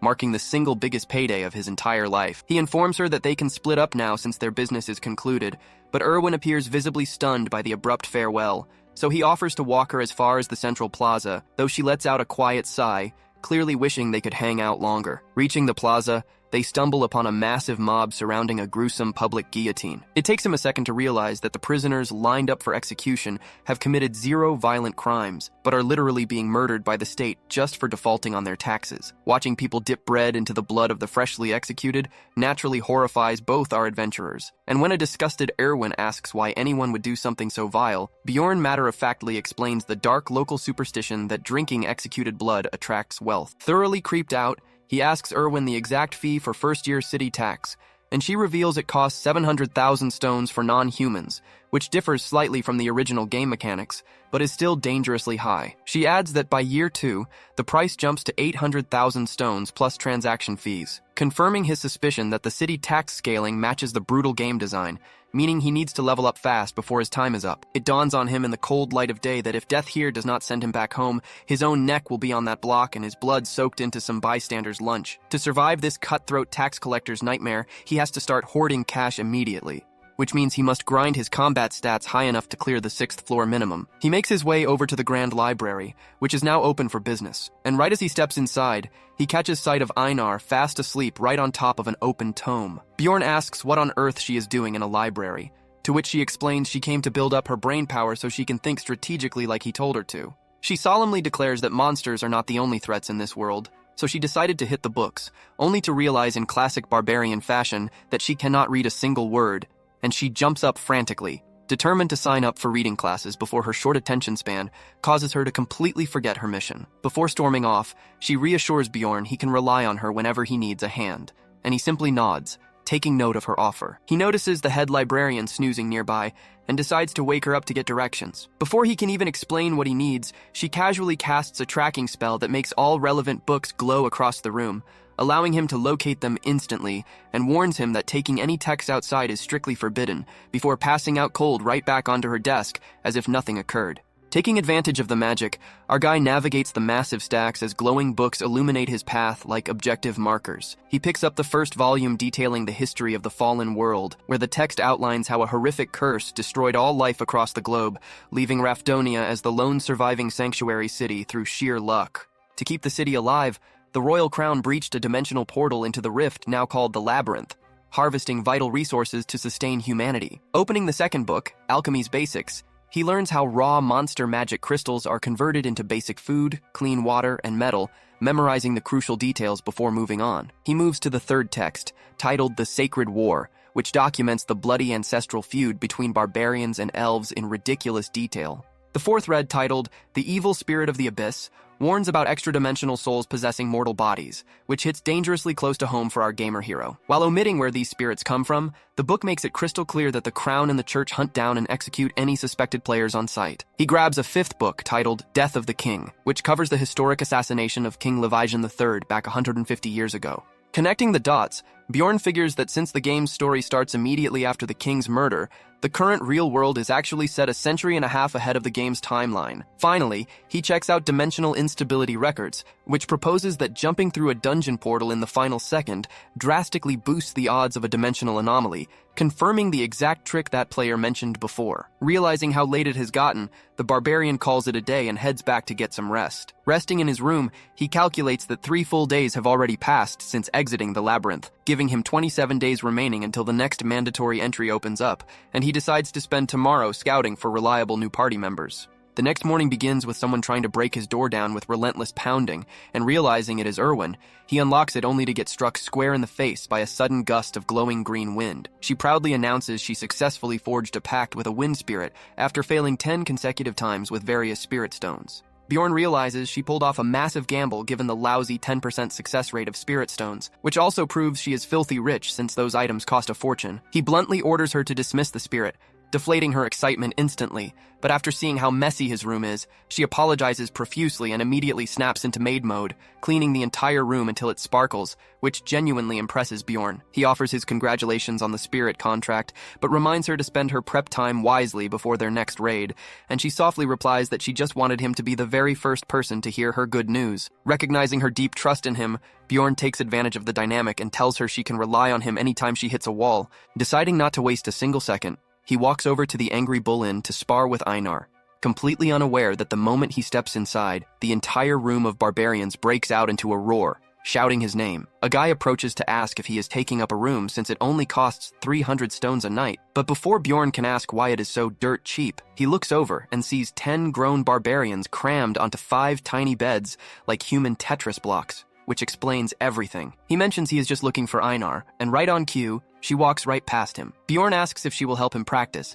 admitting he still lacks the strength to handle proper barbarian combat. She brings him outside to an open field and promises to throw down whenever he needs a spar. Bjorn lunges at her behind his shield, but with just one effortless arc of her massive broadsword, our hero gets folded like lawn furniture. Still, he is surprisingly pleased with his choice of training partner, so he scrambles back up for round 2, only to get completely flattened over and over again. As they catch their breath afterward, Bjorn gives her props for her strength and acknowledges she actually has some brains unlike the rest of their kind. He inquires if she intends to brave the labyrinth solo on her next trip before dropping a proposal to team up. Of course, our greedy barbarian demands an 80% cut of all earnings, though he generously promises to cover the party registration fee himself. Before he can even finish explaining, she firmly shakes his hand and agrees, saying she trusts his judgment completely. Bright and early the following morning, they walk over to the barbarian shrine, where the elder meets them and asks what brings Bjorn by. Bjorn mentions wanting a specific seal, noting its legendary reputation back during the conflict with the fairies. That is when the elder casually drops a massive bomb, revealing the spirit seal carries a brutal price tag of 800,000 stones. Now, the old man has no clue our guy has been hustling and scheming his way through everything. Bjorn does not even flinch and agrees to pay up front, leaving Einar completely stunned while he prepares the gold before higher levels make the seal ingredients even rarer. The elder looks at him like he has lost his mind and demands to know where on earth he scored that kind of cash. Naturally, Bjorn fabricates a wild story about stumbling across a wounded fairy deep inside the dungeon, forcing her into servitude and feeding her a monster essence just so he could shake down her wealthy sister for a massive payout. The elder finds this so hilarious that he starts wheezing with laughter. Thoroughly impressed by his ruthless spirit, the elder hands him a discount of 200,000 stones on the spot, claiming he sees massive potential in the young warrior. With that settled, Bjorn visits the witch doctor, recalling how barbarian newborns get inked right away to ensure their spirit channels remain open as they grow. The witch doctor warns him that binding himself to the immortal seal locks him out of every other spirit seal forever, but Bjorn holds his ground since it fits a tank like him perfectly. So the doctor begins applying the mark, and while Bjorn knows this upgrade will boost his performance massively, he still whines like a total baby from the agonizing pain. His attributes shoot up instantly as the ritual ends, so he offers the doctor a polite thank you, which sends the doctor into hysterics since real barbarians never say thanks to anyone. Realizing he nearly blew his cover right there, Bjorn quickly makes his exit and marches to the commercial district to shop for proper gear. His recent beatdowns taught him that fancy sword technique is definitely not his style, so he decides to stick with a heavy one-handed impact weapon, spending way too much time browsing until he selects a massive, oversized mace. He picks up a custom helmet and sturdy half-armor, which somehow gives him the generic look of a nameless background NPC, leaving him with a light pocket of just 50,000 stones. Soon, a comfortable daily rhythm takes over his life, starting every morning over breakfast with Erwin before hitting the library to study until mid-afternoon, grabbing meals at local spots to soak up regional lore, sparring hard alongside fellow barbarians where he actually begins winning a few duels, and winding down each evening with one last dinner with Erwin before she heads off. On their final night, she wishes him good luck and he returns the gesture, amazed at how quickly the time flew past. Morning comes, and he arrives at the Explorer Guild to set up the party linking magic with Einar, shelling out 15,000 stones for the process, which guarantees both party members spawn right next to each other inside the labyrinth. The clerk mentions that higher-ranked adventurers pay even steeper fees for this spell, which stays active for a full 24 hours. He treats Einar to a feast, dropping an eye-watering 800 stones on high-end food to hype them up, which turns out to be money well spent because she devours the dish like a ravenous beast. Upon reaching the dungeon portal, they catch sight of the fresh crop of young barbarians who just completed their coming-of-age ceremony. Soon, the guards call out that the portal is opening, but Bjorn orders her to stand ground for the exact right moment. She complies, though she nearly loses her mind when the countdown ticks down to 60 seconds. He keeps her steady, instructing her to wait until the guards sound the absolute last warning, after which the pair dash full speed and dive straight into the gate. As the spatial distortion clears, they open their eyes to total darkness, bringing a smug grin to our boy's face since his timing strategy worked flawlessly. Lighting a torch, he guides them through the pitch-black void until they reach the second-floor transition gate, stoked that his gamer shortcut actually paid off in full. The moment they cross over, Bjorn receives a sudden splash of experience points and levels up instantly, while Einar is totally baffled, asking how on earth they got to floor 2 so early when the Elder claimed it takes 3 full days. Surveying the gloomy surroundings, our guy quickly identifies their location as the dreaded Land of the Dead. As they press forward, he asks Einar if she feels a surge of fresh power washing through her body, and she offers her congratulations, recognizing it as the sign of a level gain. That reminds him of the core rule: higher levels open up more slots for monster essences. Still confused, Einar asks how he leveled without swinging a weapon, so he reveals that being among the first to enter a floor awards a special accomplishment bonus. He knows slaying a specific monster type only grants a single achievement reward, whereas entering first awards one every time, making it an insanely efficient XP farm. He warns Einar to keep her mouth shut about this method, since drawing attention from other explorers would mess everything up, so they proceed quietly. Bjorn mounts his torch to the front of his helmet like a headlamp, a handy trick stolen from veteran explorers, even if it makes him feel utterly foolish. Einar wonders why the fire does not roast his face, but Bjorn knows the enchanted flame carries no heat for the user. He keeps in mind that while these undead mobs hit way harder than goblins, the total absence of hidden traps makes this area ideal for clumsy barbarians to handle. Before long, 3 ghouls shamble into view. Einar leaps ahead and shreds them in seconds, brimming with confidence that the floor is way easier than expected. Bjorn coolly clarifies that the scream belongs to a banshee, which stays passive unless attacked, though striking it first makes it immune while slapping them with a persistent curse. Einar dashes off to fight a cluster of skeletons on her own. Our guy attempts to shout out their vulnerable spots. Marching further north, they encounter tougher variations, including elder ghouls, skeleton knights, and skeletal marksmen, though none pose a real threat this early into the rotation. The new mace and heavy armor suit Bjorn perfectly, allowing him to crush bones and block blows with confidence. He turns to see Einar obliterate an entire pack in a single broadside, roaring Valhalla at the top of her lungs. Caught up in the hype, he joins in shouting the battle cry just for fun, realizing he absolutely loves the meathead energy of the barbarian lifestyle.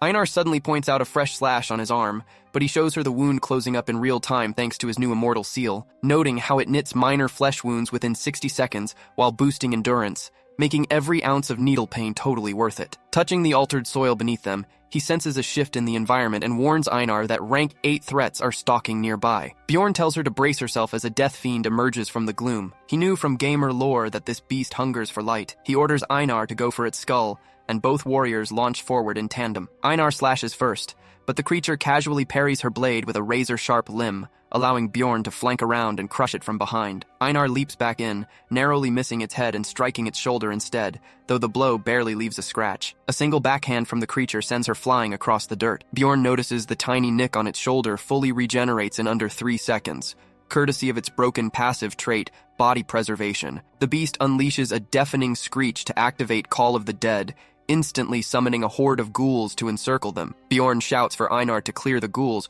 while he draws the Death Fiend into a 1v1 duel. Having wiped out the ghouls, Einar rushes back into the fight, sneaking behind the monster to drive a lethal strike right toward its head, but the fiend ducks at the last microsecond. Capitalizing on the distraction, Bjorn winds up and swings his mace straight into the side of its skull, fully expecting the creature to drop dead on the spot, only for the beast to counter with a brutal punch that sends him flying into next week. Pinned under the monster, he wonders if they should retreat since this thing regenerates faster than his patience, but Einar tackles its leg out of nowhere, locking it into a pro wrestling hold. A light bulb goes off in Bjorn's head, and he lunges forward to smash the monster's ankles, working in tandem with her grapple to finally send the massive beast crashing to the ground. The last thing the creature sees is 2 enraged barbarians looming over it, like loan sharks collecting a debt. They double-team its skull with ruthless force, reminding Bjorn of pounding rice cakes as a kid, and both barbarians end up having way too much fun tenderizing its head. With the fiend slain, they pick up 2 experience points along with a massive mana crystal, which Bjorn values at a paltry 100 stones. Einar looks disappointed by the low payout, until he notes that crystals from Ghoul Summoner variants bring in closer to 300 stones. She asks what that expensive pastry they ate earlier cost, and when he says 300 stones, her entire face lights up at the thought of earning 1 pie per fiend. She is so blinded by baked goods that she forgets about their 80-20 split, but Bjorn loves the enthusiastic energy compared to Erwin's sleepy attitude, and with that, they begin systematic fiend hunting by knocking them down and beating the soul out of them one by one, eventually racking up around 70 kills in a single day. That night, while Einar snores like a power tool, Bjorn reflects on gamer builds, aiming to acquire the Death Fiend essence for its incredible passive regeneration. By the next day, the fiends begin showing up in pairs, but the duo sticks to their tried-and-true tactic of sweeping their legs and pounding their heads until they stop twitching. By evening, groups of 3 start spawning, pushing way beyond what the 2 can manage, so they wisely call it quits on the fiend grind after day 2. They locate a decent spot to rest, but just as they begin to settle, a party of human adventurers stumbles into their campsite. Bjorn steps forward to confront them, but Einar cuts in and growls at the humans to scram if they value their lives. Afterward, she tells Bjorn that they need to relocate since others now know their spot, leading him to suspect she had a traumatic encounter with humans on her first adventure. While searching for another resting place, a sudden cry for help cuts through the quiet dark. They rush toward the sound, only to discover 4 fresh human corpses scattered on the ground, with no monster in sight. Standing before them, they spot a lone woman who radiates pure player-killer energy. Our hero drops some gamer knowledge, explaining that plunderers are ruthless professionals who hunt down players to jack their loot.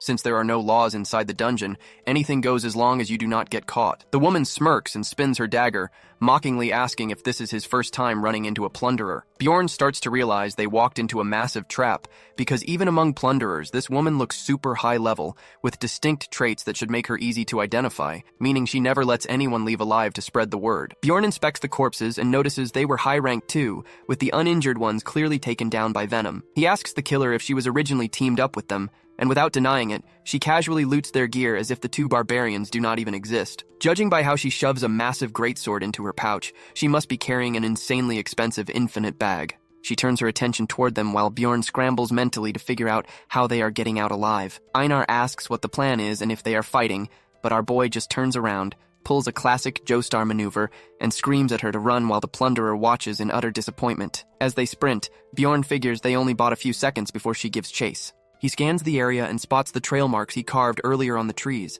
deciding to follow them back toward the portal. Then their escape hits a wall as they suddenly stop dead and come face to face with another party of explorers, who look just as stunned to see them. Bjorn remains naturally suspicious of these strangers, but deciding he has no better option, he comes clean about the plunderer hunting nearby. The bald leader squints at him and demands proof that Bjorn is not a player killer himself, so our boy vows on his warrior pride that he is telling the absolute truth. That seems to satisfy the bald guy, who tells them that if they manage to take down the plunderer, every scrap of loot is theirs to keep. He gathers his group closer and activates his gnome racial skill. He boldly claims that no monster or player will be able to sense them now. Bjorn instantly drops into gamer mode, knowing this ability keeps the user and nearby allies completely concealed to dodge fights, even though the caster is locked in place. Just when Bjorn lets his guard down thinking they are safe, the bald guy pulls a complete fast one, smugly dropping the bomb that the two barbarians walked right into his trap.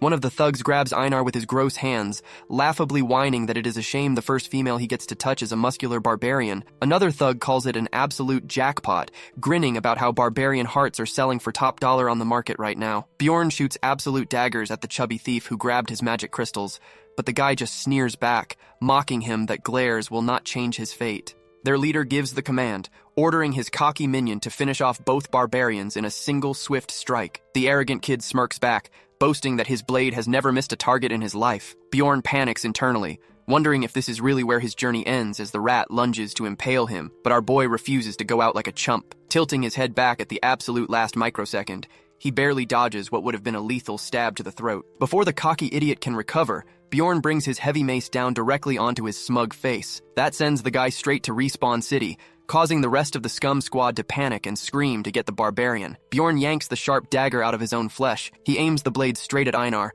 He drives it right into her shoulder, using the sharp shock to break the magic hold, pinning her down. Bleeding like a broken pipe, he leaves the remaining thugs in her capable hands as his legs buckle, and he hits the floor like a sack of rocks. Free from her constraints, Einar goes into full barbarian rage and unleashes total fury on the surviving explorers. She turns every last one of those slimy traitors into past tense. Even as they drop to their knees and beg for mercy, she sends them straight to the underworld without shedding a single tear. Seeing his entire squad wiped out, the bald leader turns tail and sprints away at full speed. She roars at the fleeing coward, but her attention immediately shifts to Bjorn, completely panicking as she sees him bleeding out fast. Fading fast, he manages to get through to her and forces her to pour a healing potion down his throat. Einar touches his bloody neck, muttering that this injury is definitely leaving a mark, while Bjorn silently thanks the heavens he picked up the immortal seal when he did. The muscle girl actually laughs it off, telling him it is awesome because he will be the only barbarian with a cool throat scar, which honestly fries his brain a little. Realizing that almost no barbarian survives a slit throat,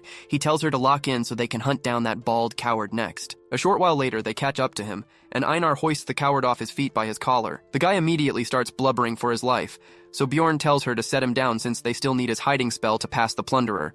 But right as he speaks, a flying projectile cuts through the air and embeds itself directly into the explorer's neck, leaving both barbarians frozen in shock as they realize it is a poisoned dart. The dangerous plunderer steps into view like a queen, casually complimenting them on surviving the earlier ambush. Bjorn instantly snaps back into full fight or flight mode, screaming at Einar to hit the panic button because there is no other choice left. They try to strike together, but the plunderer is way out of their league, deflecting every single blow effortlessly. Bjorn cannot even wrap his head around how many high-rank essences she must have gobbled up to reach this insane level of strength. Realizing weapons are totally useless against her, he throws his mace aside. He lunges forward to tackle her while screaming at Einar to take the shot, but before she can move, a sudden wave of weakness paralyzes his body, and he crashes to the ground after realizing she drove a blade straight into his spine. Panic completely takes over as he realizes that if she is a real aura user, they are totally outmatched, and right in that split second, Einar charges in with her massive sword raised high. She gets sliced clean through like a block of cheese before she can even finish her swing. Twirling her knife with total composure, the plunderer informs them that the basilisk poison in their blood is already taking over. Surprisingly, she decides she is done taking lives for the day and offers them a deal to stay completely quiet in exchange for walking away alive. The red-headed assassin explains that she actually owes the Barbarian tribe a major favor. Bjorn puts two and two together, realizing that is probably why she stepped in, since those scum explorers would have finished them off anyway. Einar coughs up blood and warns Bjorn not to fall for her words, prompting him to ask what happens if they refuse her offer. She casually states that she will execute them both on the spot, cutting him off cold when he tries to press for details. Seeing no other way out of this death sentence, Bjorn swears on his warrior honor to keep quiet. The plunderer notes that this guy is definitely not like the rest of his headstrong tribe.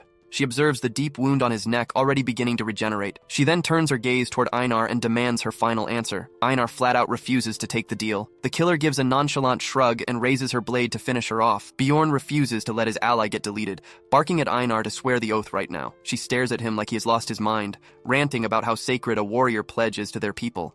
But Bjorn shuts her down immediately and urges her to just trust him, silently cursing how stubborn barbarian culture can be. Einar hesitates for a second under his desperate gaze. She finally gives in and promises to keep her mouth shut. As the plunderer packs up her gear, Bjorn asks one final question, wanting to know what floor she came from. She pauses for a moment, replies that she is from floor 8, and disappears into the gloom, leaving Bjorn barely clinging to consciousness. He knows they only survived because of that promise, but he swears to himself that next time, things will not end the same way. Sometime later, the beat-up duo makes it back to the first floor, where Einar drops face first into the dirt. She lies there groaning that every inch of her body hurts, though she admits she does not even have the right to complain after failing so hard.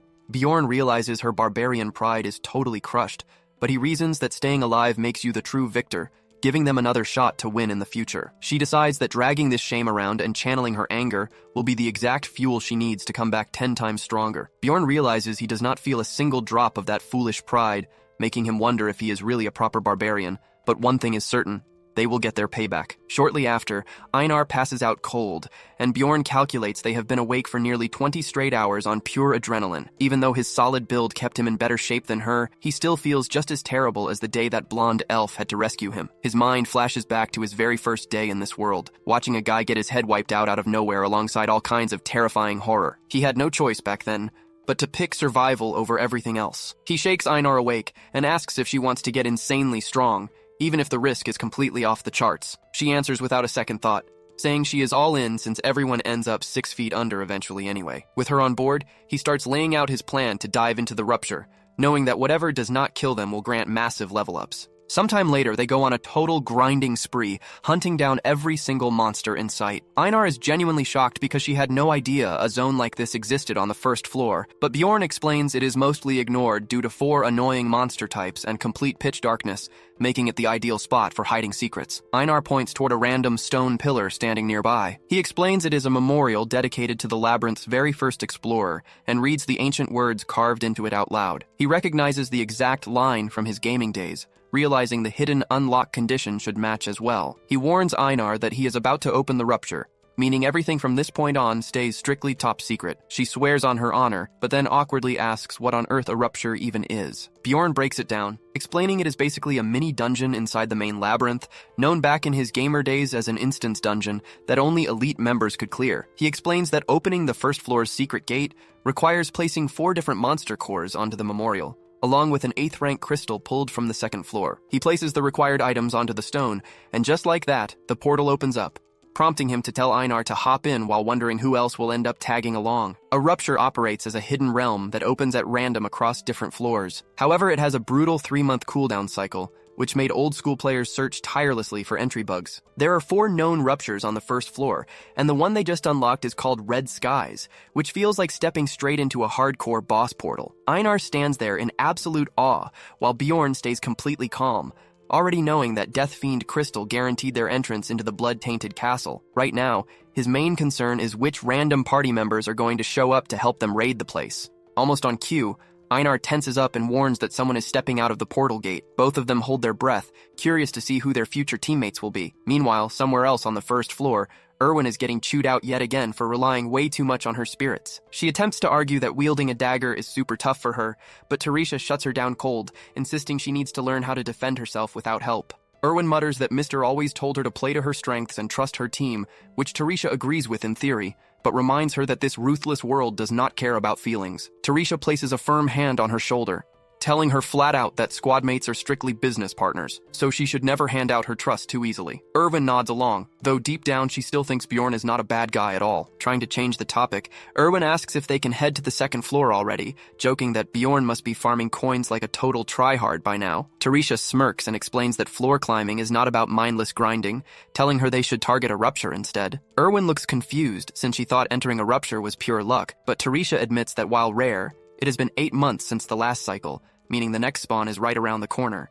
Erwin finds it surprising that Bjorn never mentioned this to her. Tarisha scoffs, saying that makes total sense considering he is still just a clueless rookie. Just then, a strange hum cuts through the air, and Tarisha's jaw drops as she realizes a rupture portal has already activated nearby. She screams at her sister to dive into the light, and both of them sprint at top speed toward the portal. But right before they can reach it, the entrance shrinks into nothingness. Back inside the castle, Bjorn and Einar watch as their very first party member steps through the gate. It turns out to be a heavily bearded dwarf, who greets them with a surprisingly cheerful smile. Next comes a stylish female mage, who acts like walking into a secret rupture is no big deal at all. Einar frowns at the sight, bringing up how that librarian was also a mage, and how much she dislikes them. Bjorn points out that the librarian was a 9th-rank caster, adding that mages are deeply respected in Rafdonia, meaning this girl must be legit. She steps forward and introduces herself as Raven, a 6th-rank mage, and Bjorn immediately notices the huge superiority complex radiating off her, though honestly every mage seems to have one. She gestures to the large guy next to her, calling him Tarjan, and introducing him as her personal bag boy. The dwarf steps up next and introduces himself as Isekai'd, revealing he has been an explorer for 3 full years, which explains why his gear looks so crazy expensive. Bjorn gets straight to the point, asking why high-level veterans like them are hanging out on the first floor when they clearly do not need to be. They dodge the question with vague answers about tracking rupture timers. But Bjorn sees right through it, clocking it as classic ladder kicking designed to stop new players from climbing up the ranks. Raven takes charge instantly, declaring that loot will be split evenly among the main fighters while excluding her luggage boy, which the dwarf accepts happily while Bjorn stays quiet out of respect for her class. But before anyone can move, Einar starts yelling that she completely disagrees with this setup. She aggressively insists that Bjorn should lead the team because he is a big-brain warrior, making Bjorn want to vanish on the spot as she keeps hyping him up. Everyone is left totally flabbergasted while Bjorn buries his face in his hands from pure embarrassment. Isekai'd breaks the tension by joking that he is jealous of Bjorn for having such a protective wife, which causes Einar to flush red and furiously deny it. The two start bickering like little kids until Raven finally steps in and forces them to focus on the castle raid. Isekai'd tries to restart introductions, but she cuts him off without hesitation. She claims that the monsters inside are all 7th rank or below, meaning she and Tarjan can practically handle the entire place by themselves. He tries to protest, but gets totally steamrolled as she smirks and claims the Guardian's loot strictly for her research. That outrageous demand finally sets Isekai'd off. He goes on a rant about how loot matters to explorers, asking if she takes him for some kind of brainless idiot. Bjorn remembers that back in the game, almost every fight came down to loot, especially Guardian drops like the Rupture Flower, which held massive value for both caster research and explorer profits. Eventually, they reach a deal where she takes the monster essence while he gets the numbered item, agreeing to toss a coin for the rupture stone. Feeling completely ignored, Bjorn steps in and announces he does not care about the gear or the essence. He states flat out that he only wants the rupture stone. Both of them give him the nastiest glare, treating his demand as way too greedy. Seeing their sharp reaction, he quickly backpedals and asks if he can just have 2 monster essences instead. They take a second to consider his request. They agree to the trade, though Bjorn feels a bit depressed that he is getting leftovers they probably did not even want, while the other two instantly go back to being best buds. They start heading toward the castle like lifelong friends, with Bjorn trailing behind them in silence. It hits him once again just how badly he needs to get stronger so nobody can treat him like an afterthought. The squad approaches a pair of massive gates, standing right in front of 2 painfully obvious stone statues that scream trap. These lifelike stone guardians are actually 8th-rank gargoyles that stay completely dormant until intruders get close, at which point they attack on sight. Sure enough, one of the statues suddenly twitches to life and lunges forward. It swings its heavy arms while launching its petrification skill directly at Bjorn like it holds a personal grudge. But before Einar can rush in to tank the hit, Raven steps up. She fires off an incantation that Bjorn instantly recognizes as curse-cleansing magic. Without its signature debuff skill, the gargoyle becomes total target practice, allowing the 2 barbarians to shatter it with a heavy combo strike. As for the second monster, Isekai'd launches himself forward with a booming battle cry, shattering its leg like brittle wood. He leaps into the air and drops down with a full-force hammer slam. The brutal impact makes the beast rethink its entire existence. The stone monsters crumble into useless dust, giving the party a quick moment to catch their breath. The stone beasts disintegrate completely, leaving the entrance wide open. Suddenly, a floating magic crystal starts drifting midair like a lost ghost. Einar jumps back, nearly having a mini heart attack at the sight. Raven calmly explains she is collecting them using a telekinesis spell and promises to divide the loot later, which earns her major brownie points from the dwarf. With the outer area cleared, the group swings the massive doors open and steps inside the dark castle to really get things started. Isekai'd complains about the pitch-black darkness ahead, but Raven fires off a light spell without missing a beat, illuminating the grand hall. As if right on cue, a cluster of low-rank undead mobs comes shuffling out of the shadows right toward them. These creatures belong to the dead men category, basically oversized zombie mobs that offer 0 rank, no loot, and not a drop of EXP, meaning a rare essence drop is pretty much the only reason anyone would ever bother killing them. Raven instantly calls out that throwing magic at these things is a total waste of mana, a point Isekai'd backs up on the spot, right as those squishy lard sacks pick up the pace and waddle forward. So without wasting another second, the front-line brawlers step up to handle business by hand. Just as they clean up, Bjorn catches sight of an unusual drop left behind on the floor, which actually turns out to be a weird little blowhorn.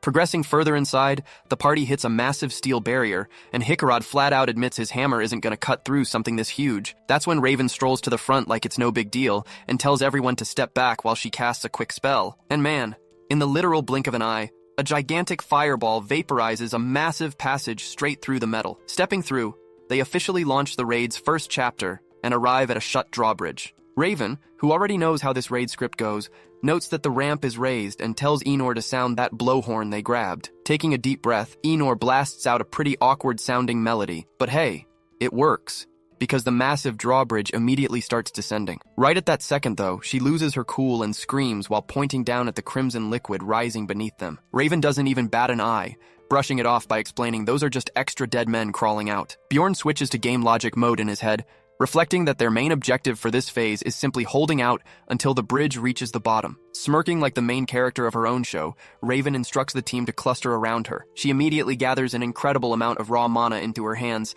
unleashing a massive shockwave that wipes out every rotten creature in the room in 1 second flat. She casually announces all they have to do now is sit tight while the platform drops, leaving Bjorn standing there speechless at how ridiculously fast she cleared it. Following a tense wait, the squad marches across the bridge, bringing Chapter 1 of the blood-tainted castle to a close, while Bjorn feels downright robbed by how effortless it felt. They walk past the gate into the outer courtyard, a location that usually triggers massive enemy spawns, but Raven simply fires off her magic again, dropping those chunky monsters like flies in a room filled with poison gas. Bjorn observes that even if her AoE does not wipe out every single mob instantly, it still guts fully 90% of their health bars in one hit. However, a few Death Fiends actually tank the blast thanks to their crazy health regeneration. Raven calls it a day for her mana bar and hands the mop-up duty to the physical damage dealers, who rush in to clean house. The Barbarian pair tackles a Death Fiend like pro wrestlers, slamming it onto the floor and pummeling its skull into guacamole. Raven backs them up with a debuff spell that completely guts the monster's ability to heal itself. And honestly, without its rapid healing factor,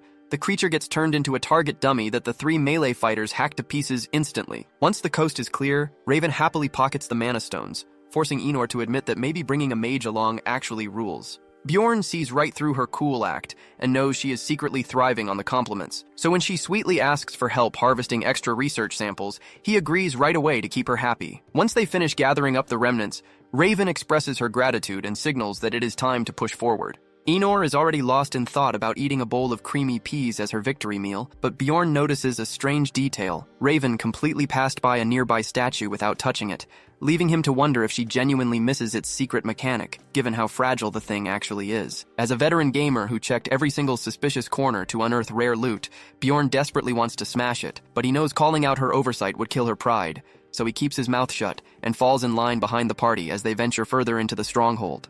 Entering a shattered hall that Raven identifies as the inner castle grounds, she mentions reading about its grand reputation, though seeing it in person feels super underwhelming, prompting them to keep moving. When Bjorn spots a hidden trapdoor on the ground, Raven gets excited, and Isekai'd leads the way down into the subterranean dungeon's first level. The dwarf asks Raven what kind of threats lurk in these corridors, and she rattles off enemy stats like a living encyclopedia. Isekai'd boasts that he has thrown hands with every single one except for the corpse golem, sounding surprisingly hyped to clash with it. Raven cautions him to keep his distance if they run into one, pointing out that flesh detonations are no joke. Meanwhile, Enor points at a rat carcass and asks Bjorn if it is dangerous, but Raven interrupts to say those are just harmless pests, causing Enor to snap back that nobody was asking her.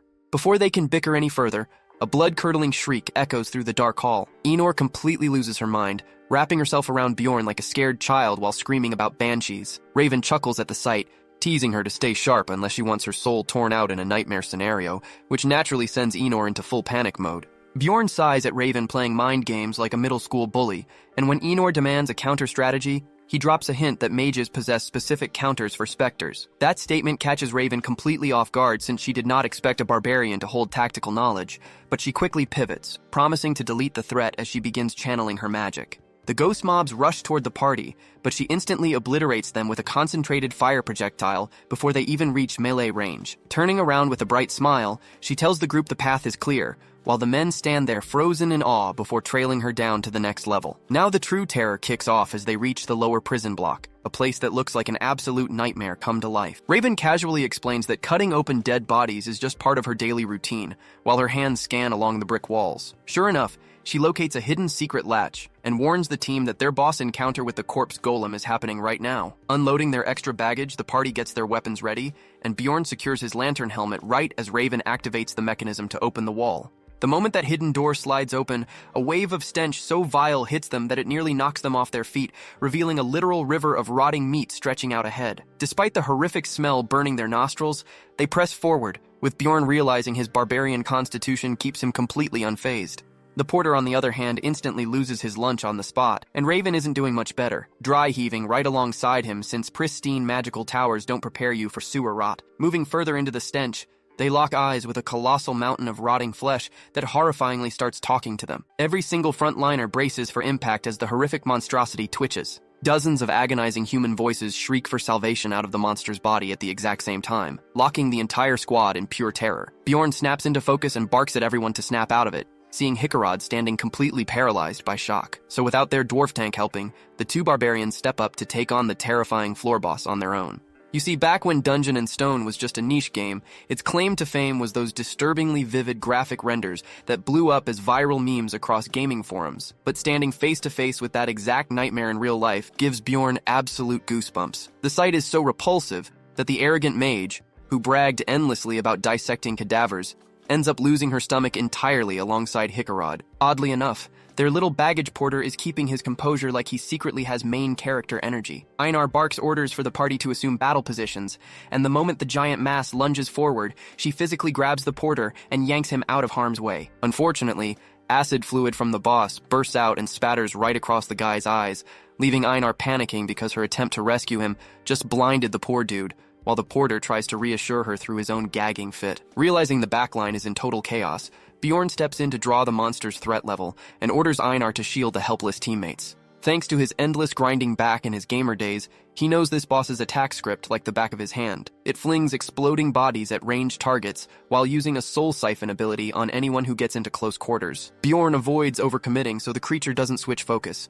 holding its aggro just long enough for their vomiting mage to clear her throat and lock in. Once Raven regains her composure, she unleashes a top-tier fire incantation that completely envelops the corpse golem in infernal heat, mind-blowing Bjorn because a phase that usually demands burning through dozens of torches got bypassed by a single high-rank spell. As the outer husk of burnt flesh falls away, the inner skeletal form for Phase 2 emerges, and Bjorn instantly shouts at Einar to concentrate all her striking power directly on its ribcage alongside him. While the boss usually ranks as a formidable rank 7 threat, losing its meat armor leaves it brittle enough for two Unga barbarians to shatter its bones into dust. The moment their combined heavy blows crush its sternum, the system victory notification pops up on screen. Staring at the glowing orb hovering above the remains, Einar asks with wide eyes if that spark is really what she thinks, and Bjorn confirms they just bagged the corpse golem essence. You see, Ruptures function like high-risk secret dungeons filled with elite spawns that offer crazy EXP gains, but the absolute holy grail of clearing them is the ridiculously high essence drop rate. Watching such a high-tier drop hover in real life leaves Bjorn completely awestruck, until Einar brings him back to reality by asking who gets the loot, to which he bluntly responds that their deal already gives him first dibs. In a perfect world, he would have loved a second drop like the Death Fiend essence, which works like an infinite splash potion of healing, or the Chimera Wolf essence for that absurd strength multiplier. Even so, snagging the Corpse Golem essence is a massive win, considering it is a unique item that drops once per castle run. The stat distribution is built specifically for frontline tanks, And while his perception stat takes a minor dip, reinforcing his skeleton into near indestructible steel is an insane trade-off. Plus, the built-in pain immunity and toxic resistance are perfect insurance against sneaky assassins like that plunderer chick. Honestly, the only complete garbage part of the kit is the flesh explosion active ability. Having acidic blood as a passive is also kind of annoying since it could erode his gear, meaning absorbing this thing guarantees higher maintenance fees for armor repairs down the line, so he postpones his decision until Isekai'd gets treated. The stout dwarf stammers out an apology for completely freezing up, and Bjorn wastes no time roasting him, suggesting he surrender his warrior card permanently. Isekai'd just chuckles it off, making excuses about missing out on the scarier beasts during his bachelor years, which leaves Bjorn inwardly raging over how close they came to wiping because of a veteran folding under pressure. Once he cools his temper, he turns his attention toward their arrogant mage, offering a quick word of praise for her casting before pivoting right into negotiating the raid spoils. Dropping the dumb barbarian facade, Bjorn sternly points out that carrying the party through a near TPK carries far more weight than their initial contract terms. He makes his demand crystal clear by stating he wants full ownership of the Rupture Stone, leaving Raven completely dumbfounded. Isekai'd unexpectedly backs him up, agreeing that keeping them alive grants Bjorn the right to claim it, forcing Raven to grind her teeth and give in. Right then, Bjorn plays his winning hand by casually revealing that the corpse golem dropped its essence as well. Raven practically loses her mind over an item so elusive that even her textbook knowledge fails her, and not knowing its details bothers her to her core. She enters a mini existential crisis trying to decide which reward matters more to her, while Bjorn casually watches the drama unfold with a smirk. He then proposes a compromise. She can have the corpse golem essence right now if he gets guaranteed rights to the final boss drop later. Raven questions if he is seriously willing to bet on an uncertain drop rate, and he gives her a firm nod. Her mood instantly flips, and she confesses that researching the corpse golem essence was what she wanted all along. She then turns to explain to the clueless dwarf that preserving such an essence in a containment tube offers infinitely more magical insight than just consuming it. Feeling like an absolute winner, she smirks and orders the party to start moving. Navigating deeper through the dimly lit passages, Isekai'd glances at the gargoyle statues lining the walls and wonders if they are monster traps. Raven reassures him there is no mana signature in the stone, tapping a carved face on the wall, which immediately triggers a hidden panel above that drops ancient tome scrolls straight into her waiting hands. The dwarf is left completely baffled by her foresight, but Bjorn knows she simply read the hidden trigger text on the wall layout. He curses internally because he hoped to quietly scoop up the Necronomicon himself, knowing the crazy sum it fetches on the black market. Raven gloats dramatically, teasing that party loot rules do not apply to secret finds she discovers herself, topping off her speech with a super smug aristocratic laugh. Still, Bjorn gives her credit for knowing the tome's spawn point, even if she has zero clue about the secret prize sitting inside the courtyard fountain. Moving forward, some of those gargoyles actually come to life alongside Chimera wolves,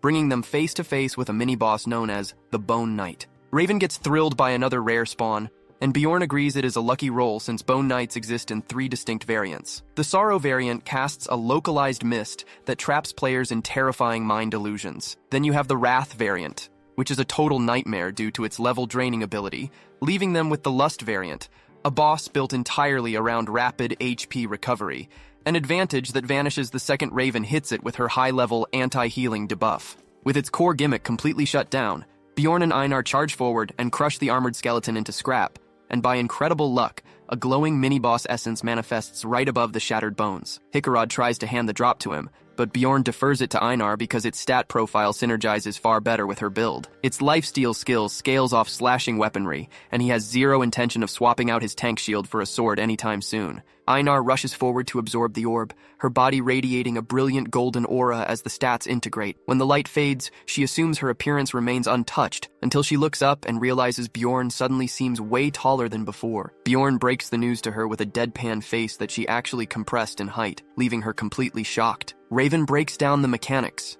explaining that the Bone Knight essence compresses the host's skeletal structure to double physical defense, while providing passive lifesteal on hit. Raven attempts to soothe her, but Einar screams bloody murder about how every barbarian back home will laugh at her for looking like a toddler. Bjorn tries backing her up by saying she looks like a petite queen, though in reality she just looks like an average girl covered in way too many tribal tattoos. Noticing her gloomy mood, Bjorn reassures her that all those bad feelings will vanish the second she starts wrecking monsters, like the Death Fiend up ahead. Einar snaps back to reality, remembering a barbarian never slacks on warrior duties just because she dressed up a bit, so she leaps forward and cleaves the monster clean in two like it was made of warm butter. Bjorn immediately follows up with some hype, calling her a magnificent and mighty warrior, which surprisingly hits the spot, causing her to blush and shyly ask if she truly looks that formidable. After grinding through the hall, the group finally stands outside the boss chamber, and Raven and Murad unexpectedly catch feelings, reminiscing about the chaotic yet strangely cozy journey they shared, while Bjorn remains laser-focused on the room inside, praying to the gaming gods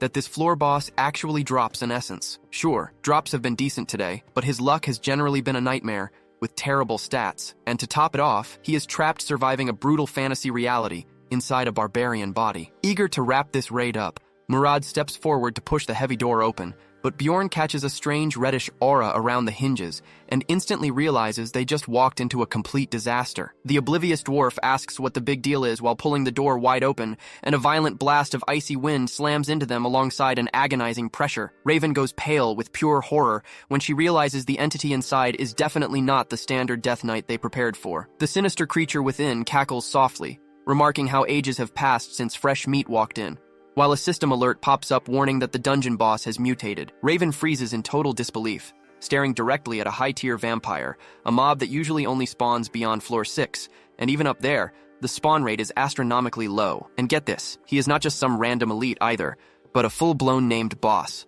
the absolute discount wish version of Dracula known as Duke Cambermere. Above basic mobs sit the advanced variants that pack a serious punch, and right past them are rare monstrosities like the corpse golem, which only manifest inside specific dungeon ruptures. At the very peak of the food chain sit the legendary named bosses, complete with custom personalities and game-breaking abilities. Bjorn immediately screams for everyone to turn around and sprint for their lives, and refuses to waste breath on Murad's clueless questions because a 5th-rank vampire duke packs monstrous physical stats on top of lethal dark magic. The tank wastes 0 seconds thrown into crisis mode, snatching up the frozen mage like a sack of grain while she panics that a high-floor boss shouldn't exist here. Honestly, Bjorn is completely baffled himself, as across a decade of hardcore gaming he never personally encountered the vampire duke, who only ever invaded 3rd-floor ruptures, and even back then, he only witnessed a single raid on a stream by complete chance. While her bodyguard carries her princess style down the corridor, the noisy girl demands to know how Bjorn understands the mob, but he orders her to shut her mouth and save her energy for running. He picked up on the tiny color alteration on the door handles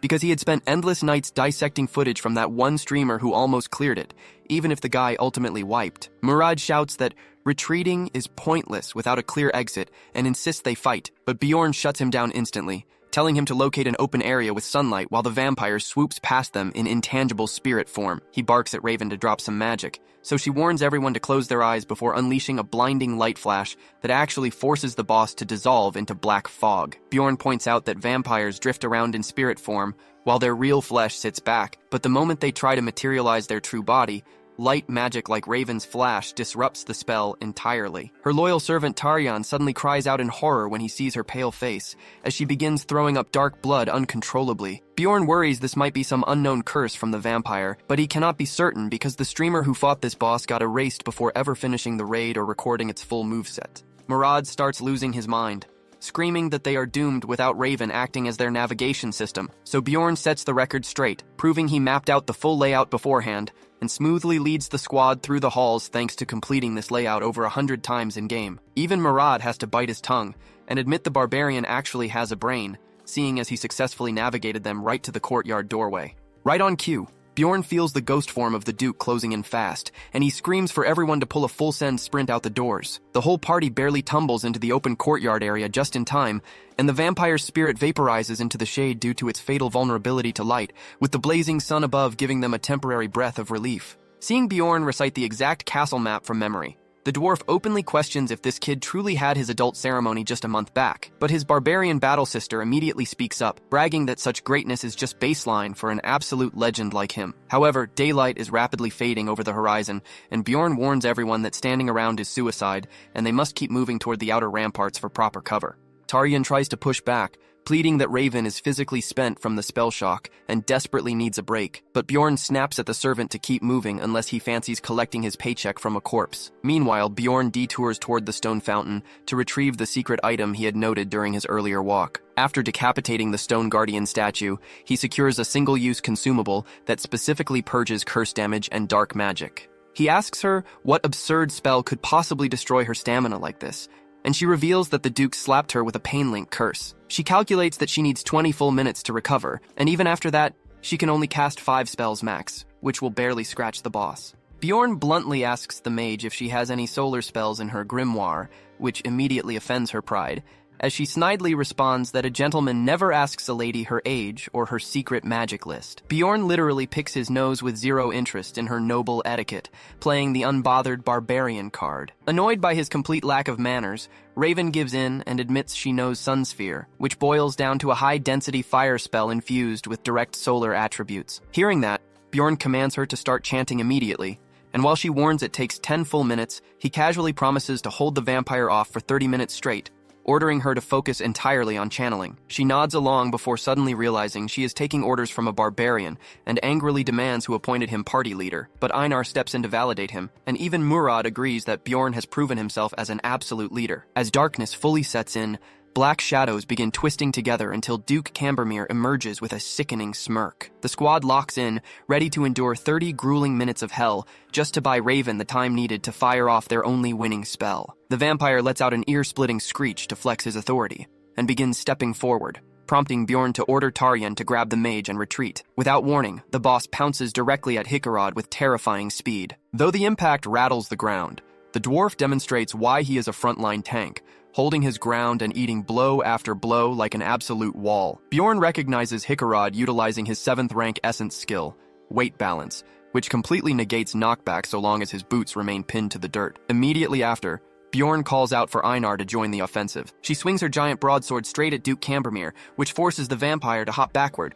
Only Bjorn channels his full force to hammer his shield right into the vampire's chest, and the impact nearly shatters his own wrist. Feeling an insane surge of agony, he realizes the boss has linked their pain receptors, but the scariest part is that the rupture boss hasn't suffered a single scratch yet. Out of nowhere, the Duke dissolves into a massive flock of black crows and swarms over the party like a deadly storm. Knowing the backline is about to get wiped, the dwarf triggers his second hidden skill.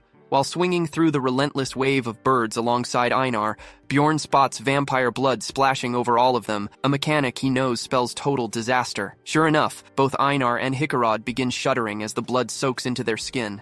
Bjorn grinds his teeth together as a demonic sacrificial symbol flares up across his helmet, and a system prompt confirms the vampire gains massive stat buffs with every blood-soaked target. The game lore dictates that vampires possess a passive skill called Immortal, which accelerates their health regen as their life bar drops, while siphoning blood enables them to copy abilities straight from their victims. Duke Cambermere lands a crushing blow that completely breaks the dwarf's defensive posture. Right as Isekai'd prepares to meet his maker, Bjorn dives across the dirt to block the strike, silently screaming in his head wondering how much longer the mage needs. Noticing Isekai'd is unconscious, Raven screams that she needs 5 full minutes, leaving Bjorn in sheer panic since Einar. So he decides to go full crazy mode, telling Einar to haul the out-cold dwarf away while he solo tanks the entire boss himself. She obeys without questioning him, retreating with Isekai'd and leaving Bjorn standing completely isolated against the rupture boss with only his shield. Sweating bullets at the insane gamble he is pulling, Bjorn roars a warrior shout and willingly lets the pale freak sink his claw directly through his abdomen. Our absolute madman does not even flinch, chugging health potions back-to-back on the spot to force his HP bar full while his organs are getting shredded. Raven watches from down the courtyard as this indestructible barbarian holds the front line against a nightmare threat that should easily wipe their squad, and she stands in awe, wondering if he really intends to act as a human punching bag by pounding health potions like energy drinks. She witnesses this blood-drenched maniac roar while crimson gushes from his torso, and as she spots the mountain of shattered potion vials around his boots, she realizes the guy is simply built different. She assumes he will faint from pain shock any second now, but Bjorn obliterates her expectations by slamming his shield into another incoming claws, despite his mangled frame. It blows her mind that he is even breathing while his body gets chopped up by the relentless claw strikes, yet he expertly angles his frame so none of the lethal hits strike his heart or brain. Right then, she recalls an ancient text claiming a barbarian's greatest asset isn't brute strength, but an unyielding, relentless mindset. Looking at this walking fortress taking impossible punishment right in front of her eyes, she finally understands those words. Out of nowhere, Tarjan whispers that they should cut their losses and run while the muscle-brained fool absorbs the damage, but she shuts him down, pointing out that there is zero escape, and their only ticket out of this rupture is defeating the boss right here. Overwhelmed with shame, Raven questions what she is doing as a magic tower prodigy, watching a rookie barbarian outshine her in battle tactics, sheer fortitude, and raw leadership. Refusing to play the useless party member trope sitting on the sidelines, she commands her bodyguard to take over guarding the unconscious dwarf, allowing Einar to jump back into the fight and assist Bjorn. In her mind, a true mage is not a backline glass cannon, but a galaxy-brain strategist who analyzes the battlefield and dictates the outcome. With that resolve, she reaches into her bag and pulls out her absolute most prized essence. She activates every targeting perk she has to fix her terrible throwing arm and hurls the glass vial straight at Bjorn, who reacts with utter confusion as the container shatters against his broad arm. Instantly, the corpse golem essence ruptures outward and forcefully binds itself into his soul, dramatically boosting his defensive stats. Powered by golem magic, Bjorn stands firm, shrugging off the vampire duke's assault as if it were a light breeze. Rewinding a few seconds back, Bjorn felt his consciousness slipping into darkness, yet his pure willpower kept him standing as he racked his brain. Trying exactly at that moment, a system prompt flashed in his vision as an essence forcefully integrated into his status screen. Returning to the present, Bjorn immediately senses the absurd stat surge. The Duke's claws bounce right off him now, unable to pierce his steel-hardened skin thanks to the fresh defense buff. He registers that Raven just forcefully assigned him the corpse golem essence, totally wrecking his ideal meta build, but the massive defense increase skyrockets his odds of living through this fight. Even with that boost, he knows his body remains on the verge of breakdown under the boss's relentless pressure. But right then, a high-grade potion flask smashes across his shoulder, and he turns around in shock to see the skinny mage throwing high-tier healing items at him to keep her meat shield standing. Reinvigorated by the rapid healing effects flowing through his veins, Bjorn lunges forward and slams his shield directly into the snarling vampire without hesitation. He triggers his full Unga Bunga Berserker tactic, allowing the vampire to slash his flesh wide open because his corrosive blood deals continuous acid burn damage to the boss in return. The vampire loses his mind over this insane high IQ counterstrat, and Raven tilts the creature even further by splashing another healing potion straight onto Bjorn. Duke Cambermere strikes out violently to knock him back, but before he can follow up,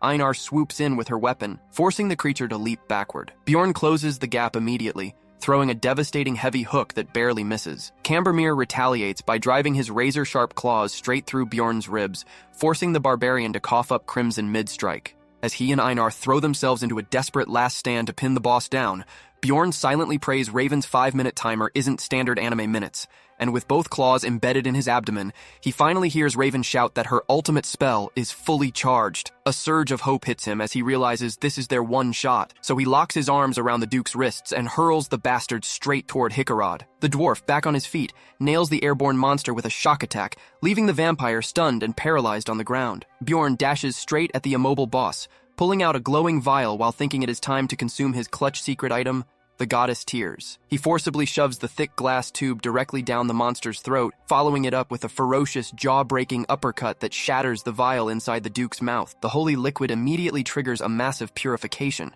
which temporarily turns off every single passive buff and magic resistance the arrogant vampire relies on. Raven screams for everyone to clear out as a massive orb of sun magic hovers over her head like a giant spirit bomb. Exhausted and barely holding her balance, Raven wheezes for him to dive away just as the scorching spell comes crashing down directly on top of the helpless vampire. Bjorn keeps pinning the creature down like a pro wrestler, but right then, a cold wave of regret hits him as he realizes he screwed up big time. A massive burst of flame erupts, completely swallowing the two of them in a flash. A system notification pops up to tell him the sunspot blast knocked him cold, though he's already fast asleep, while Duke Cambermere's Pain Link passive triggers and knocks out the rest of the squad from pure agony. Shortly after, our guy drags himself back to consciousness, hacking up a lungful of blood while wondering if the monster is actually dead. The absolute silence in the cave makes him nervous, so he forces his battered body upright to check if the vampire leech was permanently erased. His jaw drops when he sees the Duke's charred skeleton sitting there, still somehow clinging to a tiny sliver of life. A new prompt pops up explaining that the immortal skill doesn't merely delay damage, it actually compresses and binds injuries tighter as the body degrades. On top of that, the vampire's passive ability keeps him breathing until someone shatters his heart completely. Seeing the creature's bones knit back together right in front of his eyes, Bjorn knows all their sacrifices are down the drain if he lets it regenerate. Realizing his entire squad is completely out cold, he knows he's the only one left who can finish the job. He drags himself over to the Duke's writhing skeletal remains, determined to put a permanent end to this nightmare. He shoves the creature down and mounts it in a hilarious position, noticing the ribcage stayed shielded because the Duke threw an arm across it at the final second. Seeing that last-ditch defense ticks him off so bad that he drives his fist right through the ribcage like a madman, immediately unleashing the corpse golem's flesh explosion skill right inside the wound. But rather than pulling back, he keeps mashing the skill like a gamer on pure unhinged tilt, ignoring the excruciating backlash. He figures the leech's health bar will drain completely before his own gives out, even as he hovers terrifyingly on a single hit point. And get this, he doesn't even blink when the game interface screams that his sanity pool has dropped to 46 points. His mentality plummets straight to 16, leaving him blankly staring down at the bloody stumps where his arms used to be. So like any totally sane barbarian, he throws his entire torso onto the Duke's chest and keeps detonating flesh explosions, using his own chest out of sheer stubborn hatred. Each self-inflicted detonation bleeds his sanity further, until the stat bottoms out at a terrifying 10 points. Right as his screen is about to go permanently black, the system drops a massive chunk of experience points out of nowhere, granting him a clutch level up. Unfortunately, Dungeons and Stones is far too brutal to give you a free health refill on a level up, so he's still basically 1 foot in the grave. However, he's been desperately praying to the RNG gods that his newly unlocked essence slot snags the vampire's drop, despite the miserable 33% drop rate. Miraculously, luck lands on his side, as the vampire essence settles into his build, bumping his health back up to 1% since his heart survived intact, while his suicidal stunt rewards him with 10 bonus mentality points. Though all this reckless chaos definitely draws the sharp eye of the system administrator, Bjorn gasps awake in a total panic, only to discover his head resting comfortably on Einar's thick muscular thighs like a pillow. She smiles down and asks if he's done sleeping, but he skips small talk to ask where everyone went, prompting her to explain the rest of the squad left 3 days back, though she stayed behind to watch over him. He snaps straight up in sheer disbelief at sleeping that long, suddenly realizing today is literally the 7th day of the portal cycle. Checking over his body, he's surprised to find every single wound healed without leaving a scratch. That's when he realizes his lower half is completely bare, forcing him to awkwardly ask Einar where his pants went. Einar doesn't even blush, cheerfully explaining his pants were ruined anyway, so she just shredded them the rest of the way. While Bjorn wants the floor to swallow him whole from embarrassment, she laughs it off and tells him not to sweat it since she already respects him as a mighty warrior. Trying to change the topic instantly, he asks what happened after he lost consciousness, so she reveals the dwarf grabbed the special numbered item while Raven snatched the rupture stones. Connecting the dots, Bjorn figures he only survived because the vampire essence integrated in time, meaning the floor boss dropped all 3 major rewards, but Einar interrupts his thoughts to bring up their dice roll agreement. She complains that Raven refused to roll fair and claimed the stones were hers to recoup her costs, while Hikarad just shrugged and let her take them. Raven had also tossed out a cryptic comment saying Bjorn already claimed the greatest reward possible, so nobody had any right to complain. It hits him immediately that the clever mage knew about the vampire essence all along, and since she practically handed him both high-tier essences, he can't even stay mad at her for taking the stones. Meanwhile, Einar is still fuming about Raven looting the entire room without waiting for Bjorn to open his eyes. Playing it smart,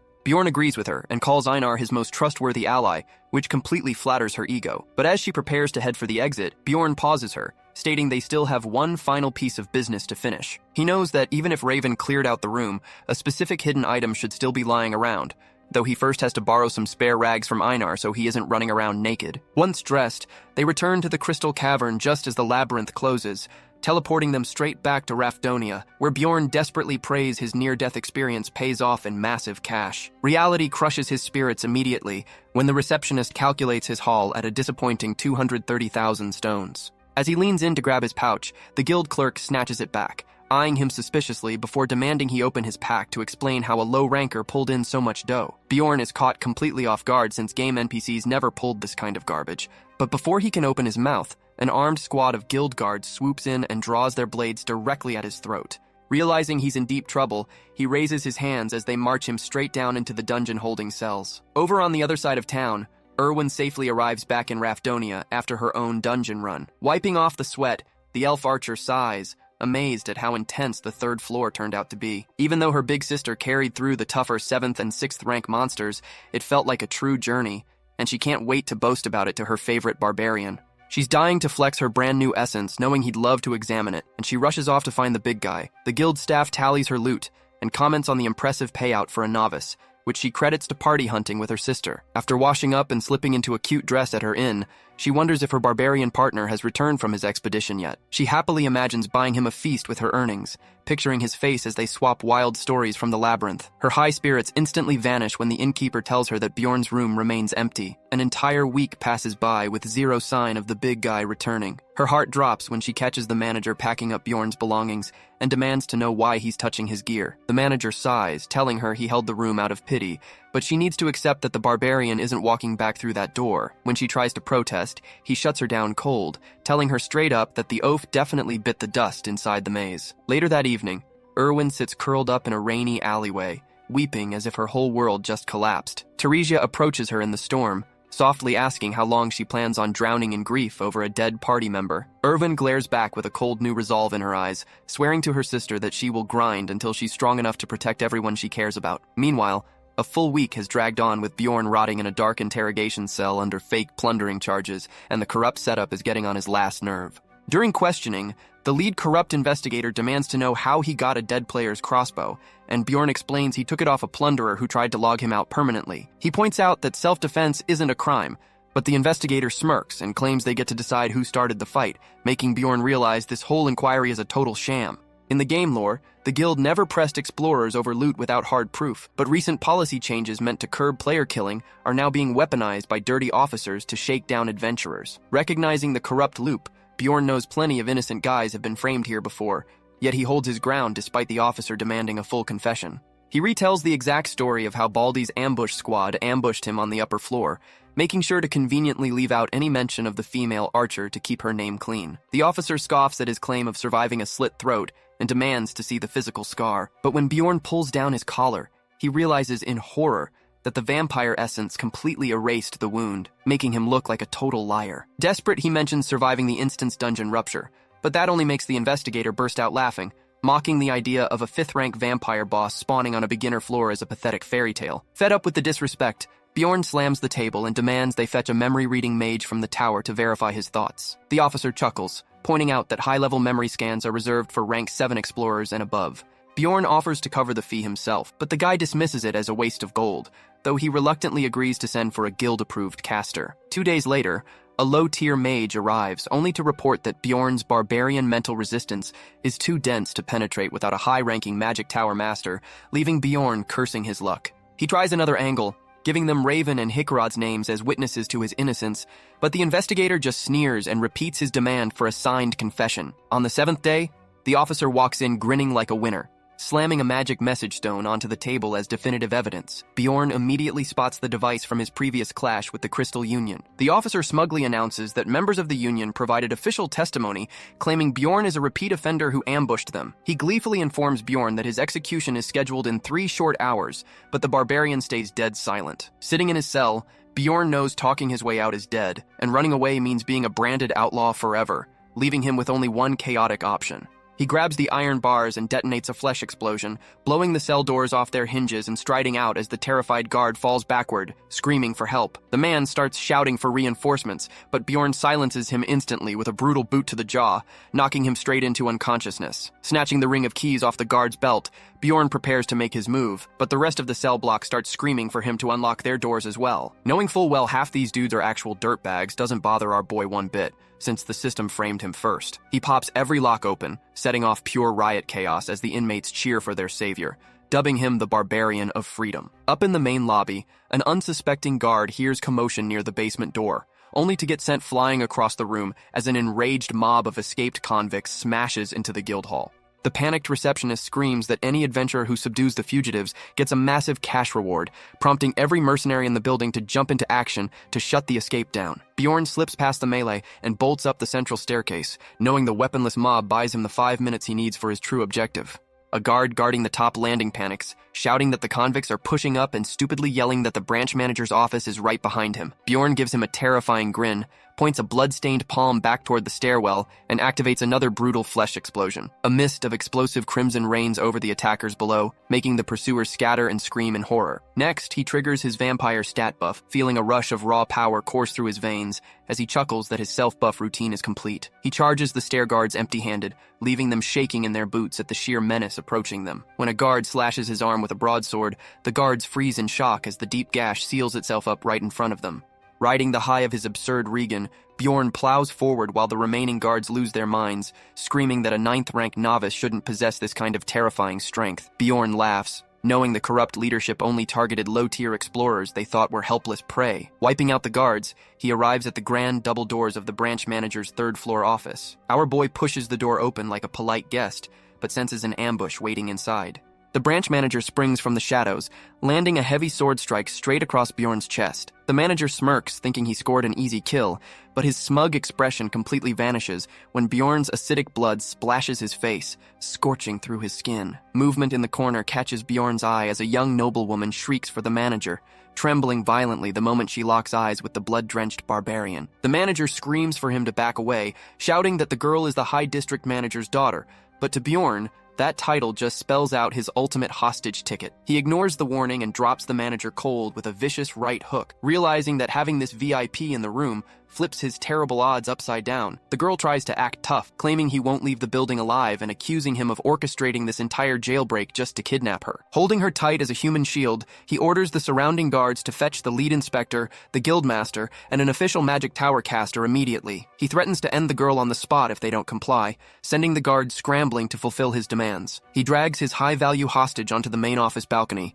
taking a heavy breath before projecting his voice down to the massive crowd gathered below. He bellows his name as Bjorn, son of Jandal, exposing to the whole square how corrupt guild officials framed him for plundering. He knows that by broadcasting this spectacle to hundreds of witnesses, the guild can't quietly execute him in the dark anymore. Over at the local Magic Tower branch, a senior archmage informs Raven that the guild manager requested an urgent memory audit on some barbarian lunatic holding a hostage. She raises an eyebrow as her elder explains the suspect broke out of jail and snatched the district manager's daughter, leading Raven to assume this rogue is a total suicidal moron. Still, she tosses on her fancy mage robes and heads over, having her own administrative errands to run at the guild anyway. When she walks onto the balcony, Bjorn squints in shock, asking why of all people she showed up, while Raven gapes back, asking what insane delusion possessed him to start a riot. She starts scolding him like a disappointed parent, but Bjorn cuts her off mid-rant, telling her to stop jawing and cast her memory probe spell right now. She agrees to perform the scan on the condition that he owes her a major favor down the road,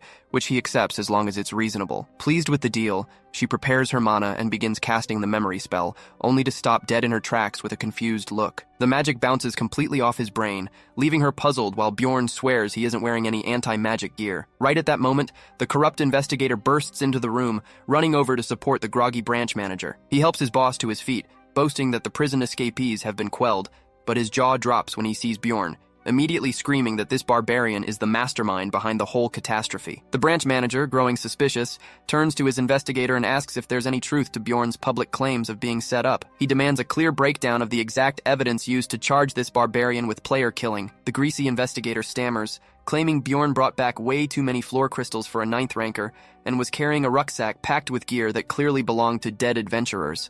He adds that the magic message stone contains official charges from the Crystal Union, accusing Bjorn of armed robbery. Bjorn counters sharply that not a single one of those witnesses was subjected to magic truth verification, prompting the manager to demand why proper protocol was skipped. Sweating bullets, the officer deflects by claiming Bjorn is an obvious liar who made up absurd stories about surviving a fatal neck wound and clearing a hidden rupture. The manager hesitates, admitting that a low-floor vampire appearance sounds wildly improbable, and the investigator pushes further, arguing that the barbarian deliberately fabricated crazy tall tales because he knew magic wouldn't pierce his mental defenses. Just as the officer thinks he's won the debate, Raven steps forward and casually drops the bombshell that Bjorn truly did absorb a vampire essence inside the rupture.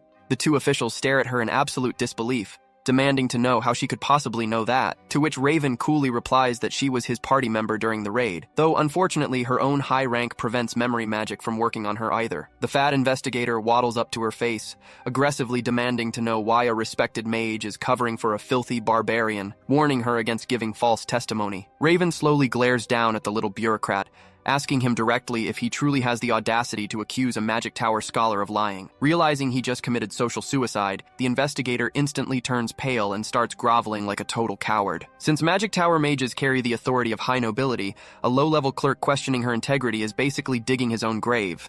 The branch manager steps between them, trying to maintain order by pointing out that verbal claims still lack concrete physical proof. But Raven shuts him down cold, agreeing that while 5th rank vampires shouldn't naturally spawn on entry floors, a mere local manager lacks the authority to dictate what is or isn't possible inside the labyrinth. She reminds him that after centuries of study, the maze remains full of mysteries, so no guild administrator should arrogantly assume they know all its secrets. Before the manager can respond, heavy footsteps echo into the room as an authoritative figure enters and calls out to Bjorn. Bjorn blinks in confusion at the tall stranger until the captive girl bursts into tears of relief, screaming out for her daddy to save her. It finally clicks for Bjorn that the intimidating man introducing himself as Niels Urban is the high-ranking district manager himself. The Explorer Guild governs all adventurer affairs through 13 district commanders who report directly to the guildmaster. Suddenly, a battered man gets thrown onto the floor in front of them, screaming in confusion as the district manager casually announces he brought the guy Bjorn was looking for. Right on cue, the guild investigator breaks into a nervous sweat after spotting the newcomer,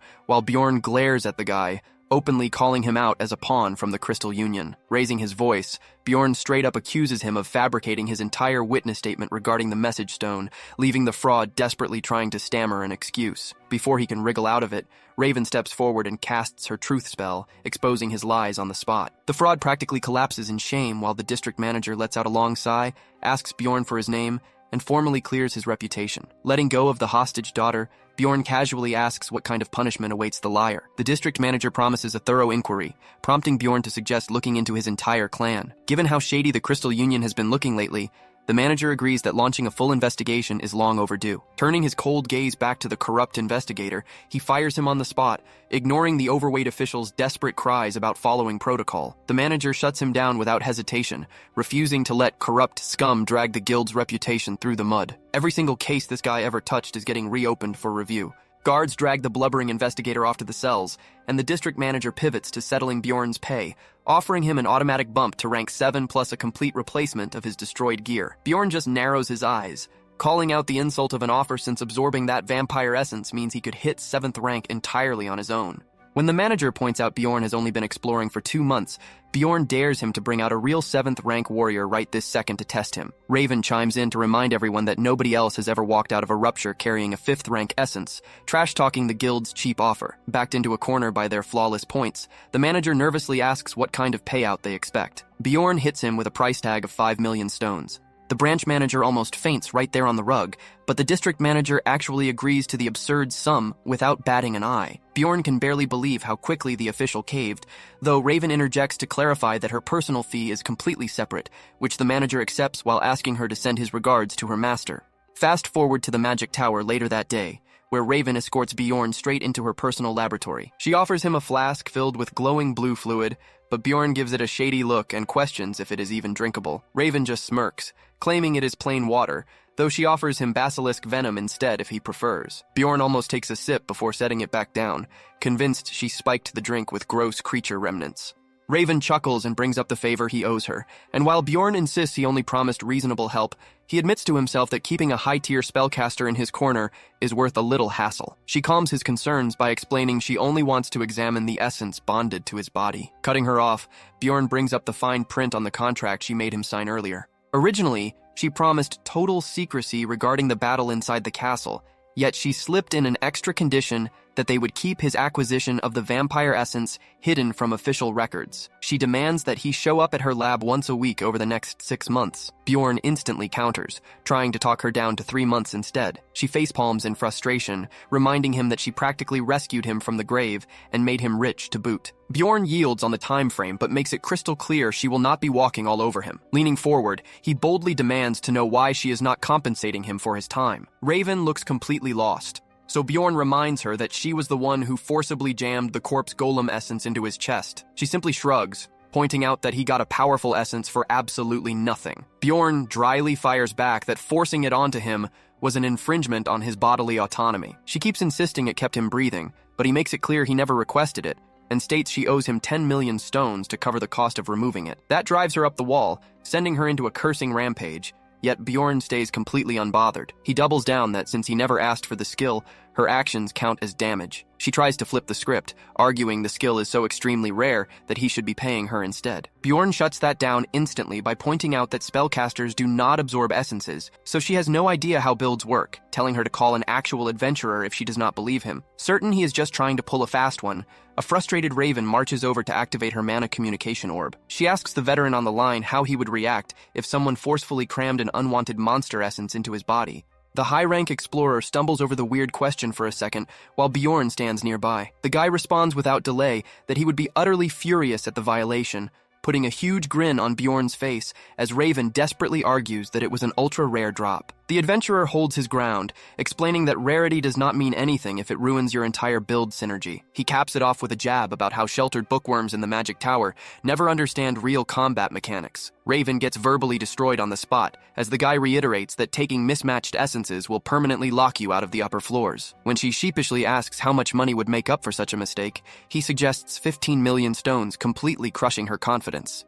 She timidly asks what would happen if cash was off the table, and the veteran bluntly answers that if the culprit were standing right in front of him, he would rip their head off. Raven falls into a total mental breakdown, all while Bjorn quietly takes in her mini-crisis. He knew a veteran adventurer would get why essence synergy matters, unlike a rookie who would stupidly celebrate getting a rare drop regardless of stats. Bjorn smiles at his total tactical victory, waiting to see if she will finally throw in the towel, but the boisterous laughter of an elderly gentleman suddenly fills the room. The old man finds it hilarious that a barbarian managed to mentally outmaneuver a spellcaster, introducing himself as Raven's master before tossing a few playful insults her way. Bjorn immediately recognizes him as the head of the prestigious Altemian school, a big shot whose authority easily eclipses even district managers. The master chuckles over how entertaining the debate was, leaving Raven shocked because her sound barrier failed, though he tells her she needs more practice before noting that seeing his apprentice bring a live barbarian inside piqued his interest. Bjorn raises an eyebrow, slowly echoing the word live back at him.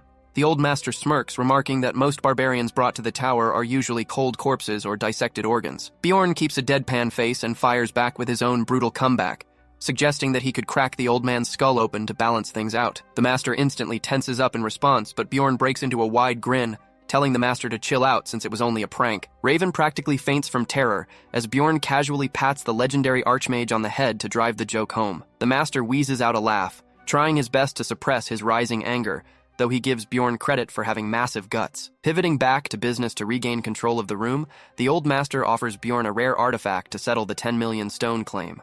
He pulls out a ring stamped with an official item number, making Bjorn's eyes widen, as numbered gear is incredibly rare and loaded with broken special abilities. Playing clueless, Bjorn asks what the trinket does, and the old man explains that it masks passive essences from sight, which should help hide that unwanted corpse golem build from prying eyes. Bjorn keeps his mouth shut, realizing that not even a high-tier archmage realizes the true potential of the ring, and happily accepts the deal. As he walks out, Raven reminds him to drop by twice a week, to which he simply nods and steps out into the street. Back inside, Raven apologizes to her mentor for failing, but the master dismisses it, mentioning the ring was a useless piece of junk he could never sell anyway, worth barely 1.5 million. He chuckles to himself, assuming the barbarian will lose his mind once he discovers he was ripped off. Meanwhile, Bjorn chuckles at the fact that while everyone views mages as geniuses, even they remain totally clueless about the goddess's tears artifact. Compared to his massive bank of gamer knowledge, these elite scholars are basically just a bunch of low-level casuals. Returning to his inn,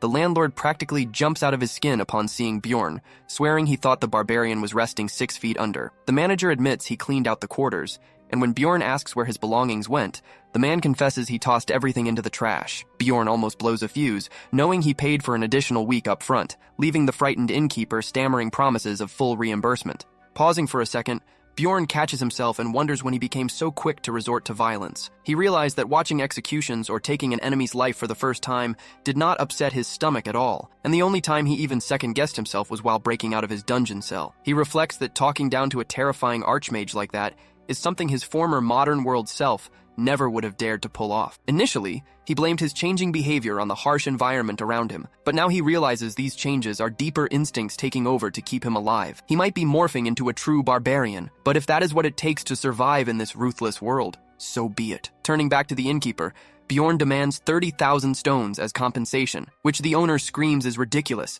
accidentally letting slip that he actually stole and resold the gear himself. After a quick session of forceful negotiations, Bjorn upgrades to a top-floor luxury suite equipped with real windows and a private soaking tub. Soaking in the warm water, he wonders how Einar is faring and plans to meet up with her tomorrow to hand over her share of the loot. Stepping into the Angry Bull Inn the following morning, he barely clears the doorway before Einar catches sight of him. She immediately bursts into dramatic tears, throwing her arms around him and yelling about where he had vanished to. She frantically asks if he has heard the latest town rumors, leaving him confused until a nearby table of barbarians starts chanting the title Barbarian of Freedom, bragging about how the entire city is talking about this anonymous hero. Bjorn acts ignorant and asks them for the guy's real name, but they admit nobody knows who he actually is, letting Bjorn sigh in relief that the guild kept his identity hidden. He never imagined his reputation would explode like this, hoping the unwanted attention does not draw trouble down the line. Later that afternoon, He takes Einar over to Camelby, the bustling middle-class sector spanning districts 2 through 5. Out of their total earnings of roughly 800,000 stones, he presents her with 300,000, brushing off her protests that the cut is far too generous. Catching sight of a street vendor selling cotton candy nearby, her eyes light up and she begins drooling immediately. Moments later, she is happily stuffing her face, praising human innovation, and declaring cotton candy should be the official city currency. Bjorn reminds her to eat actual meat, and after devouring the sweet treat, she thanks him for treating her like normal. When he looks puzzled, she admits that ever since her physical appearance altered, others no longer treat her like a proud warrior, and human men keep trying to flirt with her. Spiraling into self-doubt, she slams her hands on the table and asks if she looks weak now. Bjorn opens his mouth to reassure her, but she interrupts him to announce that she will no longer enter the labyrinth at his side, leaving him totally flabbergasted. It turns out Einar is not stepping down over her looks, but because she discovered that one of the shrine elders is a master blade expert, and she wants to dedicate herself to learning his sword techniques. Bjorn asks if she can take a single day off to hit the dungeon with him, but Einar explains the specialized training locks her inside the shrine grounds for 6 full months. Bjorn recognizes what a golden opportunity this is for her growth. She clarifies that she will not expect him to freeze his progression or hold a spot open for her, but promises to train herself to the bone so she will never hold him back again. Bjorn knows he cannot object, remembering how back on their second outing, she was forced to surrender her warrior pride to survive a group of hostile plunderers. Trapped in the rupture, she had to endure situations that broke her spirit, driving her decision to train harder. Realizing he is back at square one, Bjorn accepts that he needs to recruit fresh party members from scratch. Ever since absorbing both the Corpse Golem essence and the Vampire Guardian essence, his overall combat stats have skyrocketed through the roof. Between his bloated health pool and ridiculous health regeneration, nothing roaming the second floor can even leave a scratch on him. While soloing the early levels would be a walk in the park, the game's mechanics shift dramatically once you hit higher floors. The game strictly penalizes solo players, and no matter how insane your stats are, climbing without a balanced squad is suicide. Missing a vital roll on deep floors will get you killed in seconds. To survive upper floor hunts, assembling a proper squad of similar rank is a necessity, so he heads off to see Raven. She looks surprisingly glad to see him, gesturing toward a chair that looks like a medieval torture device. Knowing Raven is a 6th rank spellcaster, Bjorn figures that if he plays along with her experiments, he might convince her to join his party. But when he pops the question, Raven shoots down the proposal without a second thought. She scoffs at the idea of an elite mage teaming up with 2 brainless barbarians, to which Bjorn notes there is only 1 barbarian left now. Raven declares she will only consider joining if every member is rank 6 or higher, and the lineup includes a dedicated priest. Meeting those demands would take 3 long years of grinding, making Bjorn realize he should have known she would reject him before she shifts topics to show him her report on the vampire essence. Glancing over her notes, Bjorn finds the analysis pretty surface level. A boss guardian essence unlocks a base passive by default,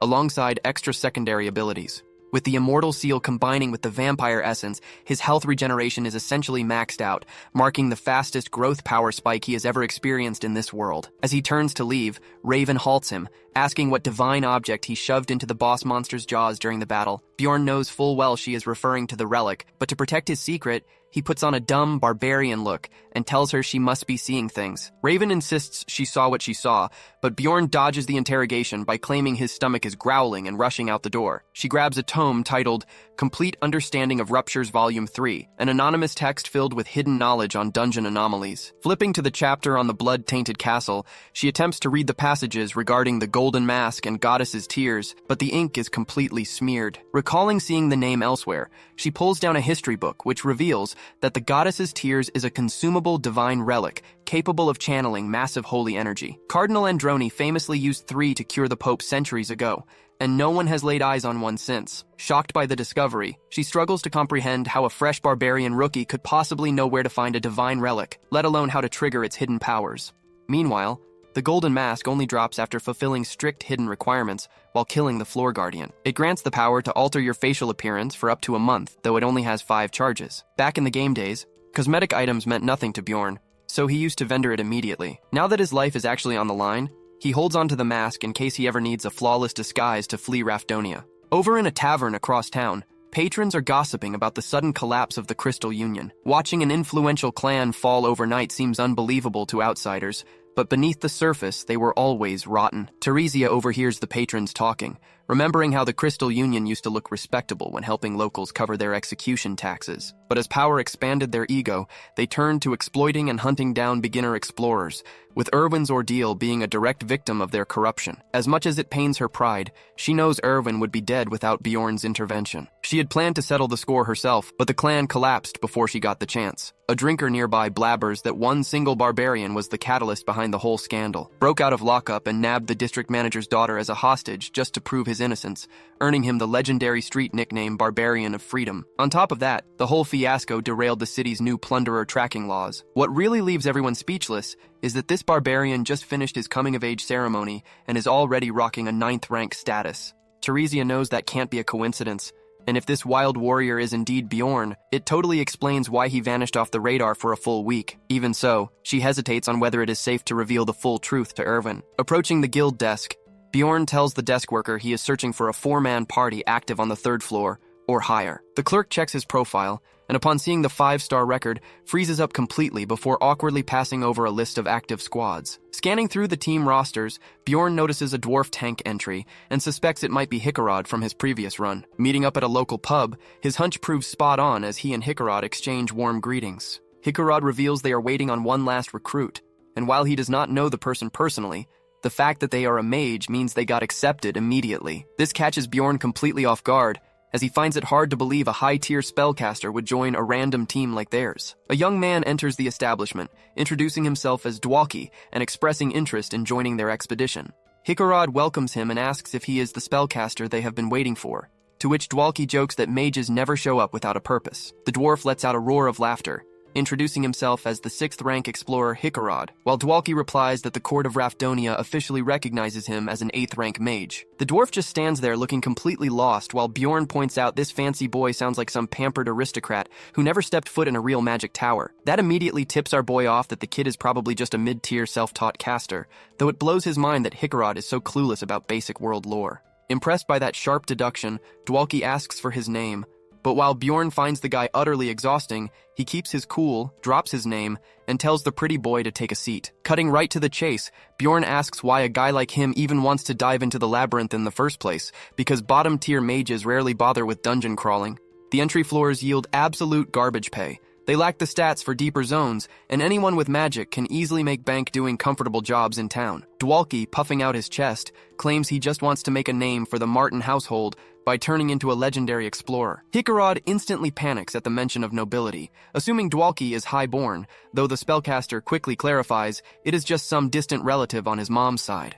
He swears he views everyone as equals, but listening to this whole speech, Bjorn pegs him as a naive wannabe peddling a whole lot of nonsense. The guy has glowing skin, immaculate blonde hair, solid height, and somehow knows ice spells, curses, and utility magic, which honestly makes him look even more like a scammer. Even with those red flags, Bjorn realizes having a caster on the roster will attract higher quality applicants, so he officially recruits him. Sure enough, application letters from seasoned veterans start piling up, forcing Bjorn and Hickarod to huddle up multiple times a week, just filtering resumes. In reality, Bjorn does all the heavy lifting, and after locking in their final picks, the party roster is officially locked and loaded. Before setting off, our guy drags a mountain of fresh gear right into the library, prompting the librarian to give him a baffled look and ask what he is doing with all that stuff. Trying to play it cool like a total pro, he boasts that he is rocking full Latinium armor, a heavy shield, and an expanded inventory backpack. She gives him an icy glare, letting him know patrons have complained about the noise, and he needs to strip the gear off,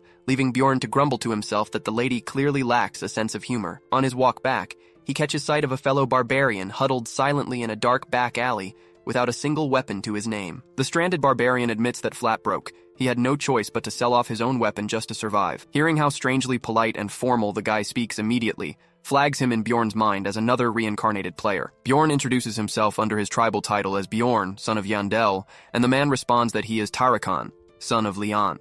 Taking pity on him, Bjorn treats him to a warm meal, and as Tarakan devours actual food for the first time in ages, tears well up in his eyes as he vows to repay the kindness. Bjorn remembers the guy mentioning that his adult rite occurred a whole month prior to his own. Tarakan claims he simply lost his way and failed to make it into the labyrinth entrance, but Bjorn sees right through the lie, knowing full well the guy panicked and chickened out on day one. Seriously, If other players were already clearing boss rooms, a gamer with his background should have anticipated how terribly NPCs treat homeless barbarians. When asked how he spent the rest of the time, Tarakan confesses he never set foot inside the dungeon again. Tarakan pours his heart out, describing how he battled freezing nights, starvation, and illness, even getting kicked to the curb when he begged fellow barbarians for help at a local tavern. It blows Bjorn away that this dude somehow clung to life like an alley dog for 3 whole months, and he realizes that would have been his exact fate if he had chickened out at the very beginning. Hoping to pull at his heartstrings, Tarakan asks if his tragic tale earns him some mercy, boasting that his deep game knowledge could make him a huge asset on raids. Coldly shutting him down,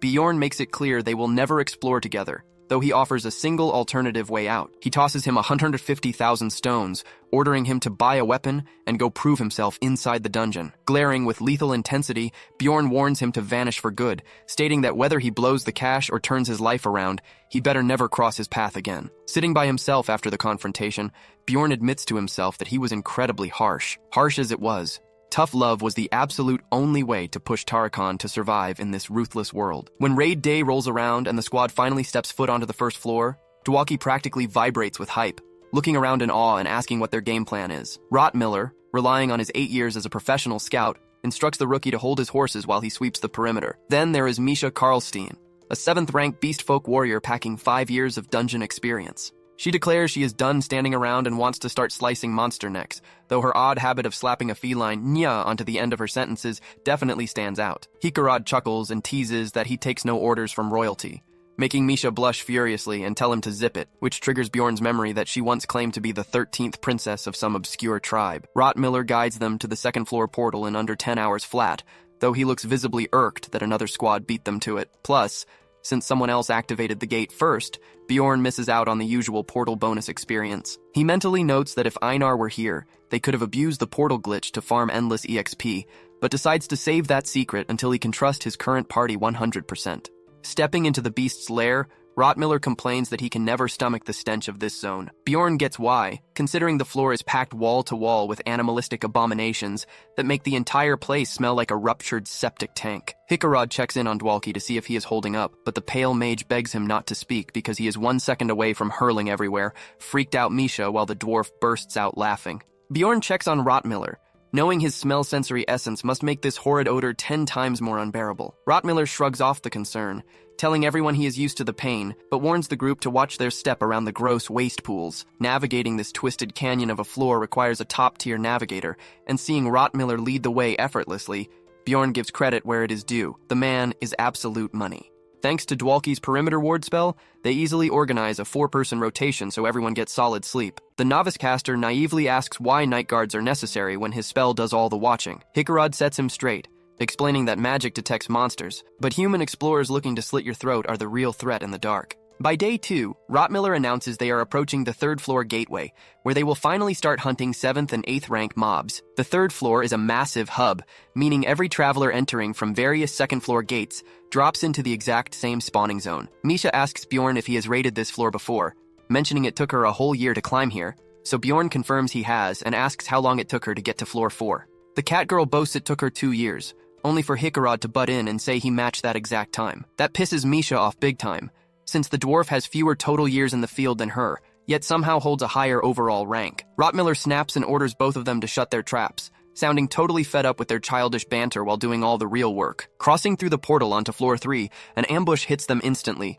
forcing Bjorn to shove Rotmiller behind him and throw up his heavy shield to absorb a nasty impact. Secretly, Bjorn envies Hikarad's stance skill that grants complete knockback immunity, a tool that proved its worth during their boss fight. Hikarad uses his skill to anchor the beast in place, while Dwalki tags it with a debuffing curse, allowing the dwarf to finish it off with a brutal execution strike. Spotting a second enemy, Misha yells out a warning and vaults high into the air right off Bjorn's backpack, dropping onto the Ayantaro with an essence skill that deletes it in one hit. Finding it bizarre for Ayantaros to hang around the entrance, Bjorn asks Rotmiller to scout for nearby squads. Rotmiller detects no body heat, but picks up a fresh scent trail suggesting another party passed through just 2 minutes ago, leading Bjorn to figure those guys spotted them and pushed ahead. Rotmiller clarifies that dragging wild mobs over to the portal spawn is a classic scumbag trick used by peekers to catch unsuspecting groups off guard. Misha gets hyper and suggests hunting those jerks down to loot their bodies for fat profit, but Rotmiller points out that chasing them without hard evidence could backfire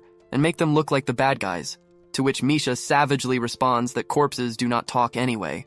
Meanwhile, Dwalki looks like his entire worldview just got shattered hearing them talk about murder so casually. She claims player killers are actually pretty rare, but when Bjorn asks for her body count, she reveals she has run into them 8 times over 5 years. That statistic leaves Bjorn speechlessly stunned, seeing as he has already fought off 5 separate ambushes in a mere 3 months. Misha and Isekai'd both burst out laughing, joking that his insane curse is going to get them all wiped today, though Rottmiller calms the mood by reassuring Bjorn that run-ins happen to everyone every few months. Noticing how quiet Dwalki has been, Isekai'd asks if the kid is doing all right, a concern Bjorn shares given the mage's sudden silence. The young caster finally sighs and confesses that his romantic dream of becoming a heroic adventurer just completely collapsed. Hearing veteran adventurers speak so casually about slaughtering each other and looting bodies for quick profit completely disgusted him. He confesses his terror that if he stays in this trade, he will eventually have to take a human life, which is why he spent the entire day trying to steel his mind for the inevitable, even if he still doubts he can pull the trigger when push comes to shove. But Bjorn respects that raw honesty, knowing it makes him 10 times more reliable than fake tough guys who fold the second real danger hits. Rottmiller nods in agreement, stating that blind arrogance is the #1 killer in the dungeon, and promises to show the team something special if they give him a brief moment. Rottmiller leads them to an overlook with a breathtaking vista, explaining that this majestic view only occurs at this specific hour of the day. Why the 3rd floor generates such incredible scenery remains a mystery, but turning to Dwalki, Rottmiller asks him if witnessing beauty like this gives him the fire to keep pushing forward as an explorer. As pitch darkness blankets the labyrinth, Bjorn keeps soul watch while the party rests, noting that after that heart-to-heart, Dwalki is finally sleeping like a baby with steady breathing.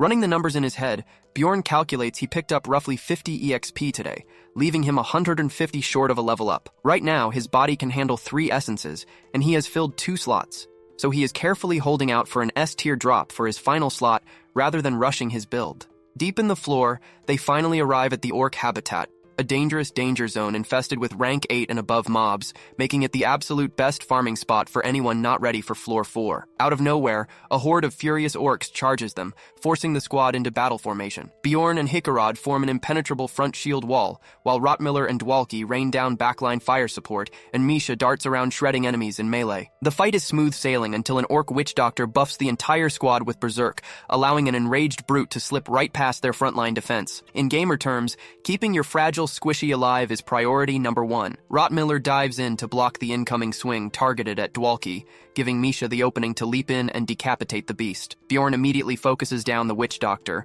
breaking the buff and allowing the team to cleanly wipe out the rest of the pack. Even so, taking 8 whole minutes to clear a single pull makes Bjorn realize their overall DPS is severely lacking. Pressing deeper toward the heart of the habitat where enemy spawns double, they run face to face with a great warrior orc, a 7th rank monster, yet they dismantle it without breaking a sweat. Though whenever clear sailing happens in this dungeon, disaster is usually right around the corner. Right on cue, a random old man casts a spell that slams a massive boulder from the sky directly in front of their path, barking at them to beat it, because this zone was claimed by the Jarwi clan. Even in a single-player game setting, guild mechanics allow large player factions to place claims on high-value grinding spots and enforce territory lockdowns. But locking down a low floor like this takes way too much effort for almost no reward, leaving Bjorn confused why a heavy-hitting guild like Jarwi is wasting time here. Isekai'd calls them out immediately, asking why a clan that normally farms the 6th floor is slumming it down on floor 3. The dwarf grumbles that top guilds get land permits, but Jarwi has 0 rights to this zone, adding that these guys might just be fake imposters pulling a scam. While tensions rise, Misha suddenly looks pale as a corpse and cowers behind Bjorn's back, making him wonder who on earth she is ducking. A voice calls out, calling her a halfling, causing Misha to break into a cold sweat as she recognizes her brother Talon. Talon scowls with disgust, harshly reminding her never to address him like family in public, making her stammer out a timid apology. He snarls that she is embarrassing the bloodline, and when the old caster asks if this girl is really his sister, Talon cold-heartedly acknowledges it. The old mage then offers to spare Bjorn's group as a favor to Talon, but Talon sneers that no special favors are necessary, coldly stating that their own father disowned her long ago anyway. The old caster at least reveals why they are locked down here,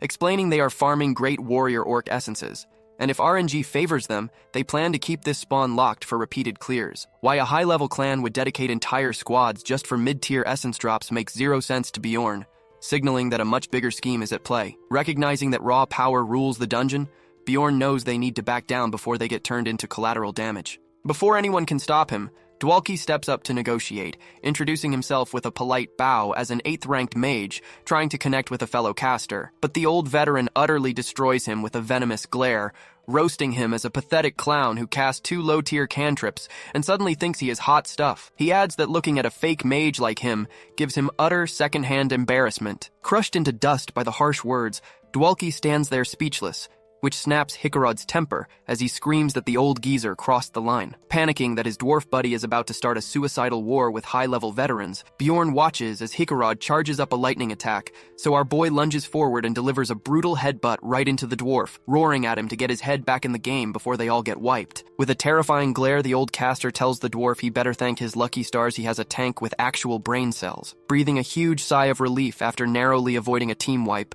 Bjorn leads the party away from the territory. Once they are safe, Hikarod hangs his head in shame, apologizing for letting his temper almost ruin everything. Bjorn expects Rotmiller to chew the dwarf out, but the scout surprisingly softens his tone and lets it slide since everyone survived. He adds that reckless as it was, a warrior who defends his party members deserves genuine respect. Misha apologizes next, feeling like her family drama sparked the whole confrontation, but Dwalki steps up to comfort her, saying, getting escorted out beats getting buried underground. Opening up to the squad, Misha reveals she keeps her past hidden because she was the sole disappointment in her bloodline who failed to form a contract with a spirit beast. In this world, high-ranking beast folk can pact with ancient spirit beasts to unlock insane combat abilities. But coming from the prestigious Karlstein clan, her failure turned her into an absolute laughingstock. She admits she used to be super close with her brothers and sisters growing up, but the moment she failed her coming-of-age spirit ritual, every single one of them cut ties and treated her like a total stranger. From that day on, her own family dragged her name through the mud, calling her a halfling and treating her like dirt. Losing her mother at such an early age left her completely defenseless against the world. When the situation got unbearable, she packed up, picked up combat skills, and struck out as an adventurer. The dwarf gets all choked up and consoles her, saying he appreciates her opening up after everything she endured, though Misha brushes it off since he always stands up for the squad like a true comrade anyway. Hearing that makes Hikarod warm inside, though Bjorn is sitting off to the side, internally rolling his eyes at this sudden group therapy session. Next up on the mic, Hikarod confesses that his original dream was forging weapons, but the guy just lacked the knack for it. Empty pockets forced him to abandon his training, leading him to flee home and hit the labyrinth at age 30, which leaves Dwalki sitting there feeling like an absolute zero. Dwalki confesses that while his family status got his foot in the door with Arcana, he was so lacking in raw gift that the Magic Tower rejected him. Rotmiller pipes up, stating that across all his party experience, he has never witnessed a group like this. And just when Bjorn thinks someone is going to kill the cringe, the scout gets teary-eyed too. He actually apologizes on the spot for harboring prejudices against the beast folk before understanding their personal histories. Hikarod lets out a hearty laugh and tells the crew to keep covering for one another, considering none of them are perfect. Everyone nods along, totally fired up to give this expedition their absolute all. Now the spotlight hits our guy, and the whole group turns to stare at him with those watery puppy dog eyes that guarantee there is no getting out of it. Bjorn sits there wondering how to handle this since heart-to-heart talks really are not his jam, so he just wings it. He drops the bombs right away, blurting out that his mother logged out of life delivering him. To top it off, his father went missing inside the dungeon while he was just a little kid. A thick silence falls over the campsite while our boy secretly pats himself on the back for recycling the sad story Einar passed down to him. The entire squad swallowed it whole, praising him for carrying all that secret trauma while remaining so vibrant. Honestly, he takes the misdirection in stride, because an orphaned barbarian reaching 7th rank in under 3 months is still a massive win. Mind you, remembering how many times he nearly met the Reaper leaves him feeling pretty drained, right as Rotmiller asks where they are heading next. Hikarod wants to target the Witch's Forest, while Misha pitches a run to the green tail swamps instead. Rotmiller squashes that suggestion instantly, pointing out that marching to the swamps would eat up 6 whole days. Dwalki nonchalantly tosses out the 4th floor, but Hikarod hits the panic button, claiming he has watched countless foolish squads wipe out there, and arguing they need more time building chemistry first. Our guy knows the Witch's Forest is not exactly ideal for farming mob spawns, yet Hikarod is genuinely terrified of Floor 4, which hosts low-level beasts alongside dangerous 6th-rank threats. Having wiped on this exact floor during his old gaming runs, Bjorn respects the dwarf's paranoia, but with 2 massive tanks like himself and Hikarod holding the front, they can easily punch an exit path, especially now that he is running on vampire powers. Their hushed whispering starts irritating Bjorn, leading the dwarf to call for a simple vote. Majority rules, and before long, the group sets off toward the 4th floor, making their way through the tree line. Following a long trek, Rottmiller marks a safe clearing for camp, and while Isekai'd wants to keep grinding, the scout insists on stopping. Checking the clock, Bjorn sees it is precisely 9 in the evening, mirroring their previous stops, and realizes Rottmiller planned their entire route down to the minute, earning a bit of quiet respect from him. When Bjorn asks about tomorrow's itinerary, Rottmiller promptly confirms they will reach the witch's forest by then. The party hits the sleeping bags while a single guard stays alert, but just a few hours in, Rottmiller shakes him awake, and when Bjorn asks if his guard shift started early, the guide shakes his head to signal a problem. Bjorn snaps awake asking if monsters are incoming, to which Rottmiller replies it is a mix, letting Bjorn know other adventurers are involved. Right on cue, screaming for aid pierces the darkness, making Bjorn instantly suspicious of this convenient mob chase. Rottmiller shares his doubts and brings up that earlier boar encounter, which already smelled like a planned trap, and confirms this situation carries the exact same shady vibe, leaving them to guess why their team is getting targeted like this. Misha barks at them to stop chatting because the runners are practically on top of them. Bjorn locks in, telling his teammates to keep their mouths shut and let him cook, stepping up as the strangers approach. He bellows into the night, ordering the newcomers to halt in their tracks, stopping them dead, while promising that another step forward earns them a mace straight to the jaw. A guy in the group shouts back that mobs are on their tail, offering a hefty payout if they assist. Bjorn demands they drop every weapon on the ground, but they instantly start throwing a fit. Looking past them, Bjorn sees the supposedly bloodthirsty orcs just standing around doing absolutely nothing in the tree shadows. Talk about an easy read, so he flashes them a deadly glare and gives them a crystal clear choice: disarm right now or enter the spirit world early. Left with zero leverage, the strangers toss their weapons down and plead for safety. Bjorn instructs Rottmiller to secure the pile of gear, while the distant orcs grunt in annoyance and slink off, convincing Bjorn those monsters actually possessed a brain cell between them. The woman in the group snaps him back to reality with a sweet word of thanks, introducing herself as Elisa. Bjorn keeps his mouth shut, but Isekai'd immediately locks eyes on her generous display and starts trying to flirt, making Bjorn internally facepalm. Elisa dramatically lays it on thick, praising the brave barbarian for saving them and invoking the deity Liatlas. Rottmiller picks up on the cue and asks if she serves the church, which she confirms before diving right into a suspiciously rehearsed speech. The whole act stinks to high heaven, and Bjorn remains sure they are just waiting for a chance to backstab them. Then out of nowhere, she casts a genuine divine miracle to heal her injured companion, throwing Bjorn completely off balance. Isekai'd stands there amazed, while Misha whispers to Rottmiller asking if his suspicions are still holding up. Rottmiller looks thoroughly confused, though Bjorn understands how easily people fall for religious theater in a world full of devout believers. Elisa lets out a nervous chuckle, asking if that holy magic proved her innocence, before asking for their weapons back. Bjorn hits her with an absolute refusal, causing the color to drain right out of her face. He informs her that barbarian gods run on a totally different wavelength, meaning holy titles carry zero weight here. He demands proper compensation for saving their skins, which fits a barbarian's nature perfectly. Elisa blinks in disbelief before acknowledging the barbarian tradition, asking what fee he expects. Bjorn casually demands 2 million stones as a fair rate for their lives, sending her into a panic because they lack that kind of cash. Ignoring her whining, Bjorn decides their armor will cover the tab since they tried pulling a fast one on him, and the older member surrenders his gear with a heavy sigh, accepting that holding onto your life beats keeping shiny equipment. With their gear stripped, the strangers ask if they can rest at last, but Bjorn skips the small talk, grips his heavy mace, cuts Elisa off in mid-sentence, and unleashes a full power swing right into her face, launching her through the air like a rag doll. The whole party gasps in absolute terror at the brutal strike. Bjorn smirks, smearing blood over his own cheek, and casually claims he mistook them for plunderers. The remaining 2 men freeze in sheer panic, staring blankly at the ground beneath them. Before Bjorn can even figure out why, the long-haired guy hacks up blood and hits the dirt. Isekai'd snaps at Dwalki asking if he cast a spell, which the mage frantically denies, just as the supposedly dead priestess rises back up like a movie monster, terrifying everyone to their core. Glaring with unhinged eyes, she demands to know how they saw through her disguise. She bursts into manic laughter as if they are already dead, while Bjorn curses his terrible luck under his breath. Bjorn orders his team to snap out of it and stand back, immediately bashing his mace down on the priestess's skull like an arcade game, while Isekai'd looks on in absolute shock. The dwarf yells that he is desecrating a corpse and demands an explanation, but Bjorn coolly claims it was just a reflex, realizing that a woman who refuses to die like this has to be a Karui priest. That rare hidden class usually appears past the 5th floor, packing a lethal mix of curse magic and physical combat skills. Since the Karui class serves an evil entity, anyone who chooses it usually meets a gruesome fate. Her need to constantly harvest fresh souls explains her murderous lifestyle, And right on cue, the elderly man clutches his throat and drops dead on the ground, while Elisa tries to pin their deaths directly on Bjorn. Bjorn snaps back that her terrible upbringing is to blame and reminds her she killed them herself, so he dramatically vows to avenge his brand new fallen brothers, which earns him massive side-eyes from his party after taking their gear. Suddenly, the two fresh corpses twitch back to life as dark puppets, and Bjorn immediately recognizes the dark spell Death Calling, which reanimates the dead into thralls. Elisa orders her undead thralls to attack, but the tanks jump in to block the assault. Misha leaps off Bjorn like a catapult and slashes a zombie with her toxic blade, while Dwalki fires off ice spears to pin down the second target. Bjorn feels like a proud mom watching their flawless teamwork until he facepalms upon remembering undead are immune to ice and poison. He calls out to Rotmiller,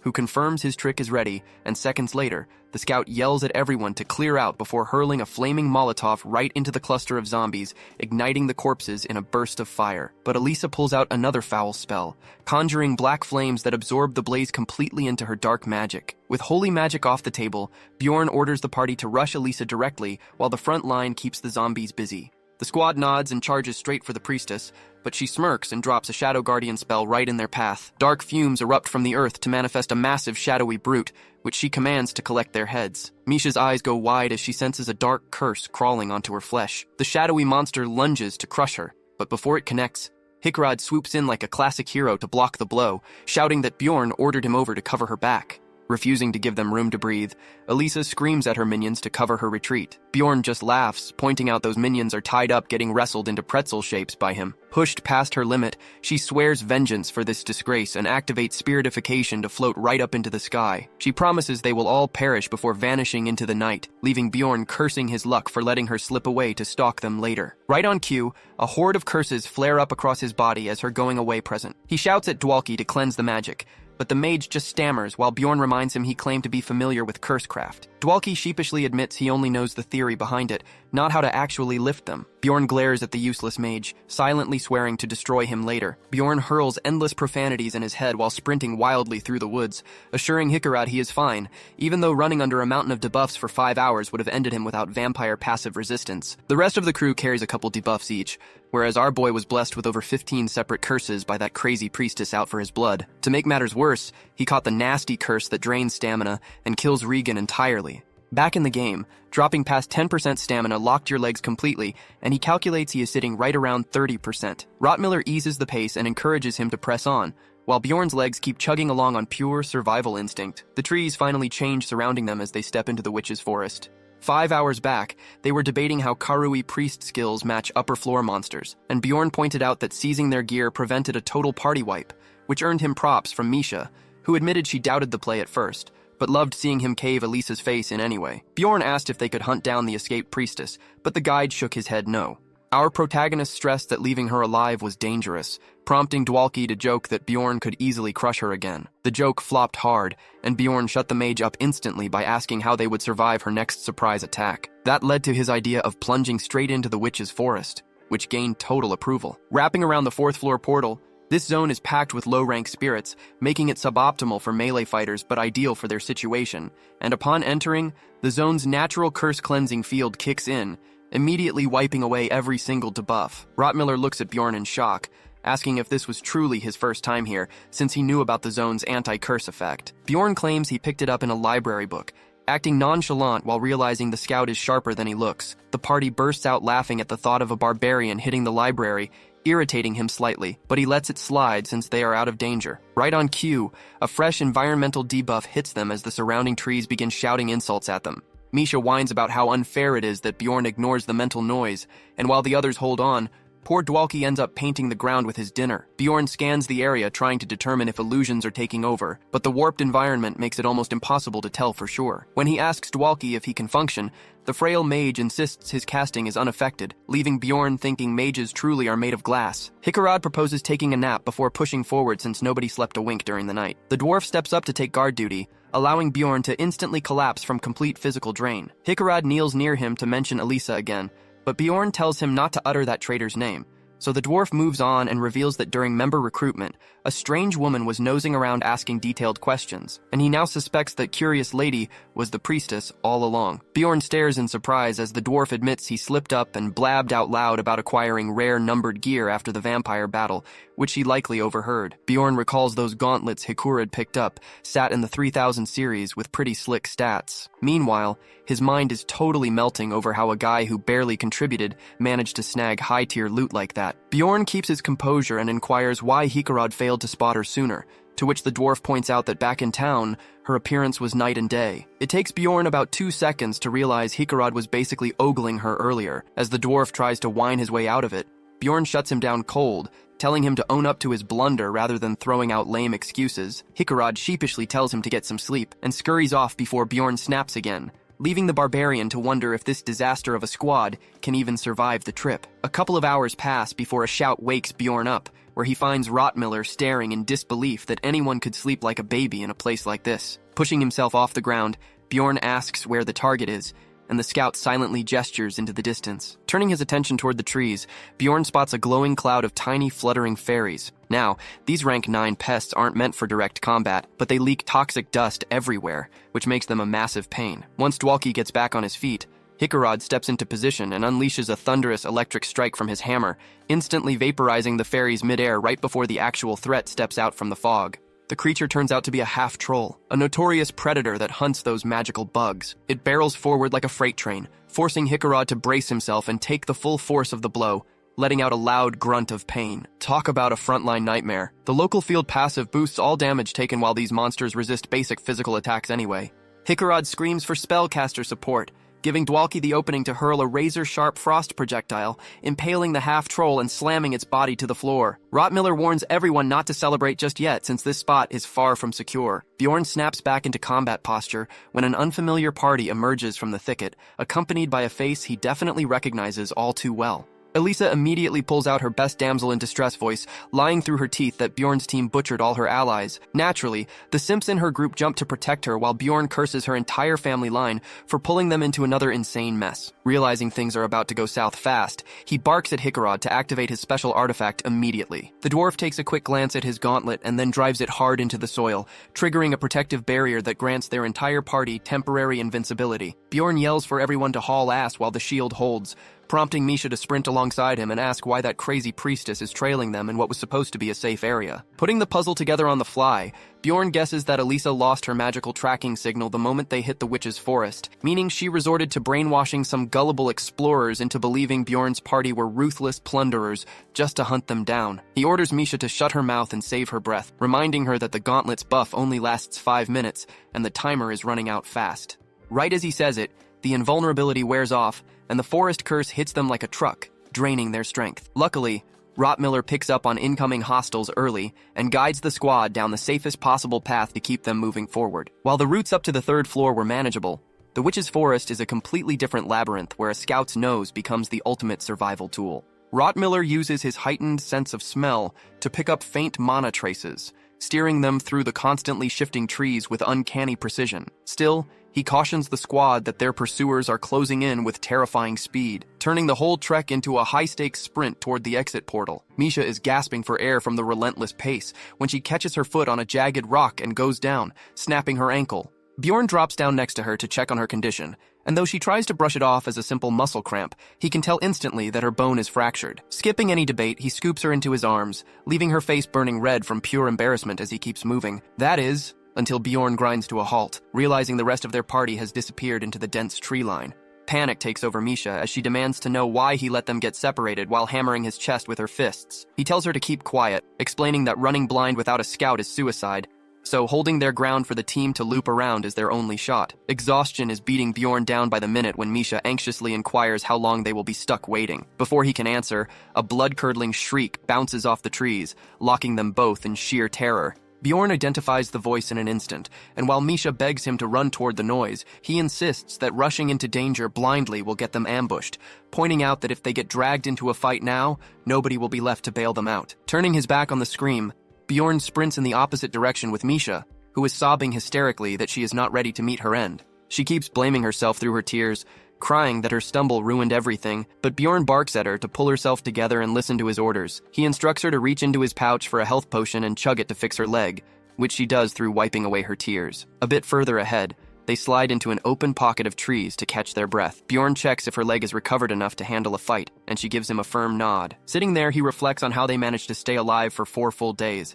fully aware that the road ahead is going to be even more unforgiving. The real nightmare is that both of them are melee brawlers trapped in a zone where monsters take 0 physical damage, meaning without elementally charged attacks, they are dead meat. Making up his mind on a drastic play, Bjorn out of nowhere asks Misha if she is taken, which catches her completely off guard before she stammers that she is single. He follows up by asking if her clan has any strange taboo against revealing skin to outsiders, and she shakes her head no once again. Bjorn smirks, mutters that it is her lucky day, and begins unclasping his heavy helmet. Freaking out, Misha scoots backward and yells at him to explain what on earth he thinks he is doing. She starts squealing that she is not prepared for whatever boundary-pushing idea he has in mind, but instead of anything inappropriate, Bjorn simply pulls out the rare frost ring he had been holding onto and extends it toward her. Taking her hand like a dashing knight, he asks her to pledge her loyalty to him through thick and thin, causing her mind to completely short-circuit as he swears to protect her if she gives the exact same vow. Misha turns as red as a ripe beet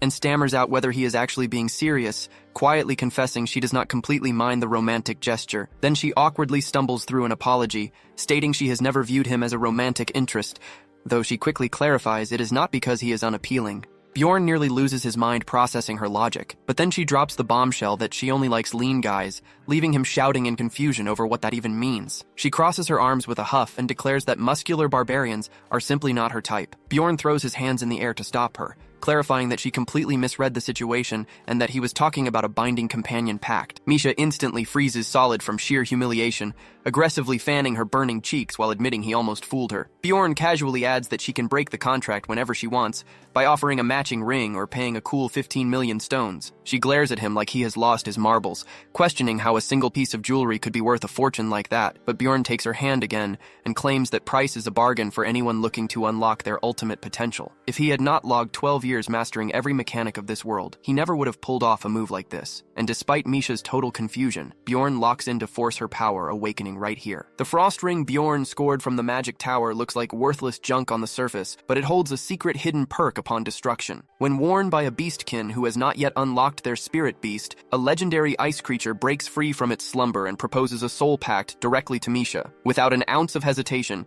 she agrees and reaches out to touch its nose, causing a radiant column of energy to encircle her and lift her off the ground as the bond seals completely.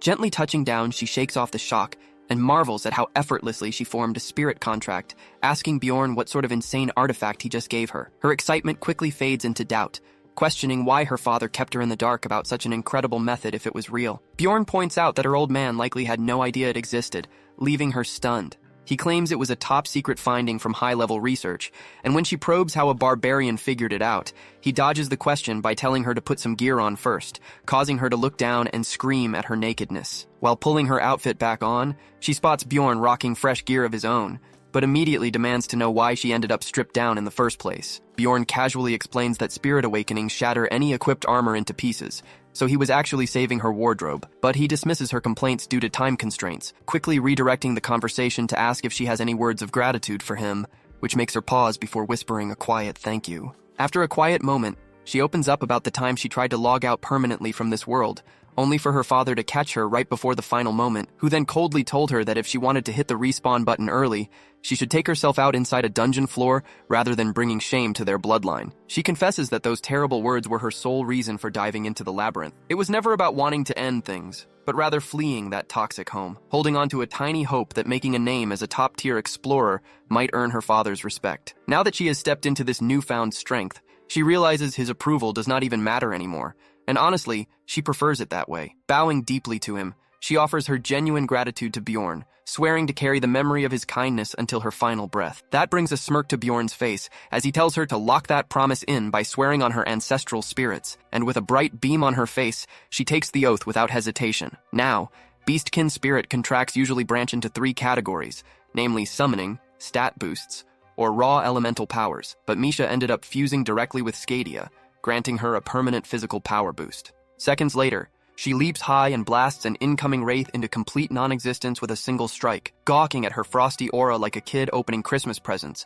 while Bjorn internally praises the gaming gods that they finally possess elemental damage to wipe out immune spirit mobs. Just like Bjorn's Barbarian tattoo seals, her spirit companion scales in power over time, but because her contract is at rank 1, weapon enhancement is locked for now, which is no big deal given her brawler playstyle. With another horde of wraiths closing in, Bjorn commands her to keep up the pace while they have momentum, warning her that the true endurance trial starts right now. Over 11 grueling hours pass as they continuously mow down waves of mobs, racking up experience points and magic stones along the way. Calculating their odds in his head, Bjorn figures their chance of pulling through this alive is sitting at a dismal 30%. The moment they cross the 12-hour mark, the floor's passive debuff kicks into high gear, triggering status ailments across the zone. Bjorn yanks a sturdy rope from his bag and tells Misha to lash it around her waist so they do not get separated no matter how dark it gets. He asks if she knows how this specific floor mechanic works, and she nods while knotting the rope around herself tightly, just as the environmental penalty strikes, forcing Bjorn to urge her forward since standing still in this forest means instant death. You see, the debuff known as Witch's Eye operates on a brutal rule, where remaining stationary in one spot summons a deadly rank 7 Kanabaro straight to your location. By day 3 inside the Witch's Forest, Bjorn and Misha have been isolated from the rest of the party for over 60 hours, completely stranded in the wilderness. They have not been able to take a single break ever since Witch's Eye activated, and with the debuff reaching level 5, staying still for 10 short minutes will bring Kanabaro down on their heads. Taking a break to rest means getting ambushed immediately, especially when taking down even a single mob takes 15 minutes of continuous combat. Misha gasps for him to reduce his pace because her body is completely spent, and he complies, well aware that his own energy levels have been hitting rock bottom since dawn, while she is simply burnt out from relentless sprinting. Even after he drops his speed, she keeps stumbling and getting dragged behind, making him wonder if she lacks the stamina to handle even a slow-paced escort mission crawl. Our hero tells her to hop on his back to conserve her remaining strength, which makes her blush with hesitation. Without waiting for her consent, he hoists her up and props her onto his shoulder like a sack of grain. 17 grueling hours pass as Witch's Eye scales up to level 6, pushing even Bjorn to his absolute limits after lugging her weight the entire journey, and they still need to locate that specific landmark before their timer expires completely. Out of nowhere, a familiar voice calls out, questioning why he is exerting himself so much while passing up on intimacy after resolving her worst life trauma. He knows that voice anywhere, as a hyper-realistic illusion of his stunning ex-girlfriend materializes in front of him. She taunts him by asking if he is terrified of getting stabbed in the back a second time, weaponizing his deepest regrets and darkest memories to break his resolve. Man cannot believe he is getting mind-gamed by his ex while at death's door and comes hairbreadth close to surrendering to the vision until Misha's sharp scream snaps him back, shouting at him to snap out of it and smack that home-wrecking phantom into next week. She pounces on the hallucination with wild swings, leaving Bjorn standing there questioning if he is still trapped inside a fever dream. Once Misha finishes pulverizing the fake ex and pulls his mind back to reality, she urges him to help her slay the nearby Dryad, which turns out to be a rare rank 8 monster that uses its captivation skill to brainwash target explorers. After putting an end to the salad monster, Bjorn offers Misha a genuine thanks for the save, knowing full well he would have been cooked without her intervention. Shortly after,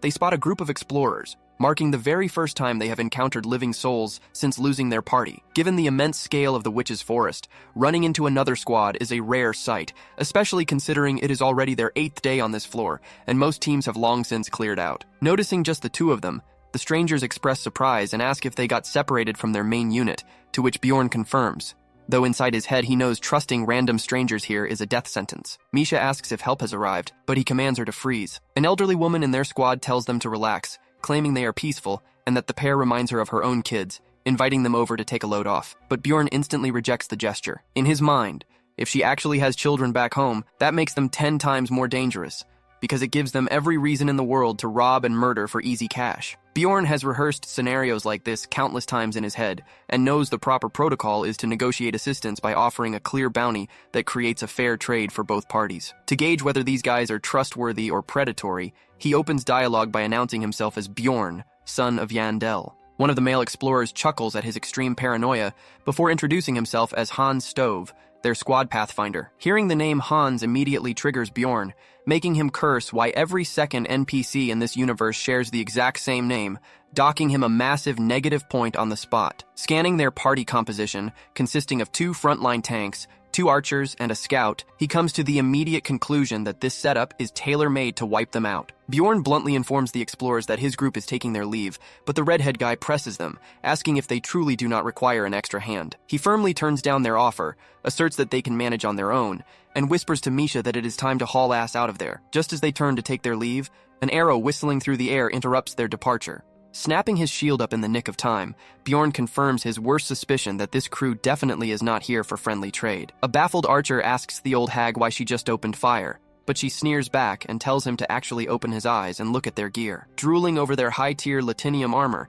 the greedy granny snaps that selling a haul like that would set them up for life. Misha whispers if a quick escape is on the table, but Bjorn runs the math. 5 fully rested enemies against 2 completely drained survivors is a terrible bet. Plus, since the hostiles brought a tracker, fleeing across open terrain is basically suicide, meaning they have to play this smart. He tells the cat girl to keep her cool while he stalls, shouting over to the hostile squad to hold their horses. Pitching a surrender deal, Bjorn offers to toss over his massive backpack and heavy shield if they just let the 2 of them walk away in one piece. Of course, Misha completely loses her mind and screams that they should just squash the big barbarian and spare her, claiming she is a beast folk princess who can pay a king's ransom. The crone glances at the redhead for orders, but the guy coldly decides to wipe out both targets anyway to avoid any loose ends reporting them later. Blinded by the promise of easy loot, the entire squad rushes forward to claim their prize. Seeing that his stalling tactic worked like a charm, Bjorn surges forward right as his secret weapon arrives right on schedule. Cue the majestic entrance of the floor's deadly mini-boss,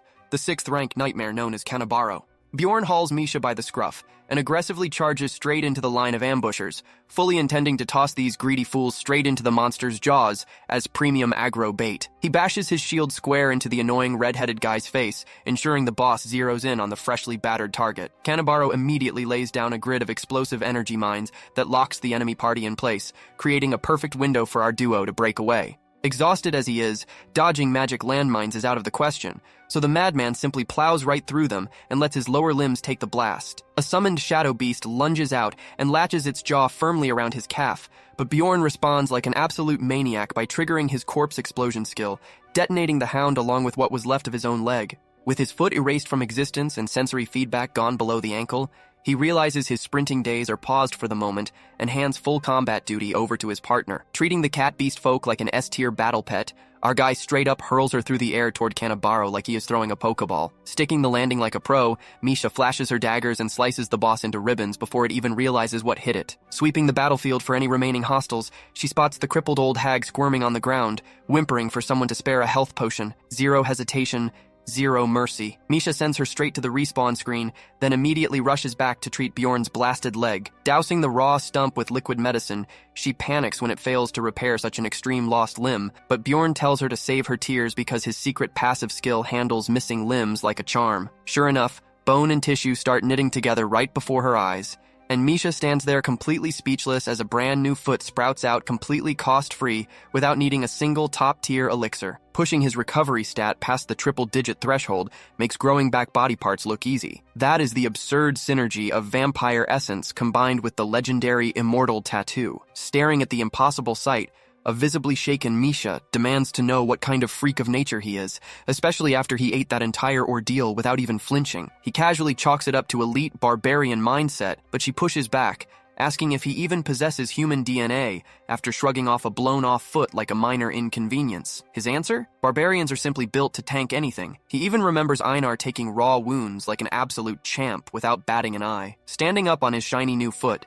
Bjorn urges her to move before more unwanted guests spawn. As they walk, Misha asks how he knew from the start that those explorers were bad news. His reasoning is simple. One of them answered to the name Hans, and he holds a deep personal grudge against anyone carrying that specific cursed moniker. Still, a shadow drops over Misha's face as she confesses she really wanted to believe that sweet-looking grandmother had a genuine heart of gold. Our protagonist reminds her that people might act decent on the surface or back in the safe city streets, but looking vulnerable and carrying high-value gear turns anyone into a target down here. Down in this meat grinder, that innocent-looking old woman was nothing more than a loot-hungry bandit who pulled the trigger first. When she admits her whole drive comes down to needing cash, Bjorn nods, reminding her that those scavengers were driven by the exact same instinct. In a brutal society where failing to meet your mandatory tax burden gets you lined up against a wall, cold hard cash is the only real shield anyone has. A cold truth this brutal dungeon trek keeps drilling into his head. By the 109th hour of aimlessly wandering through the dark forest, they stumble upon the legendary witch's hut,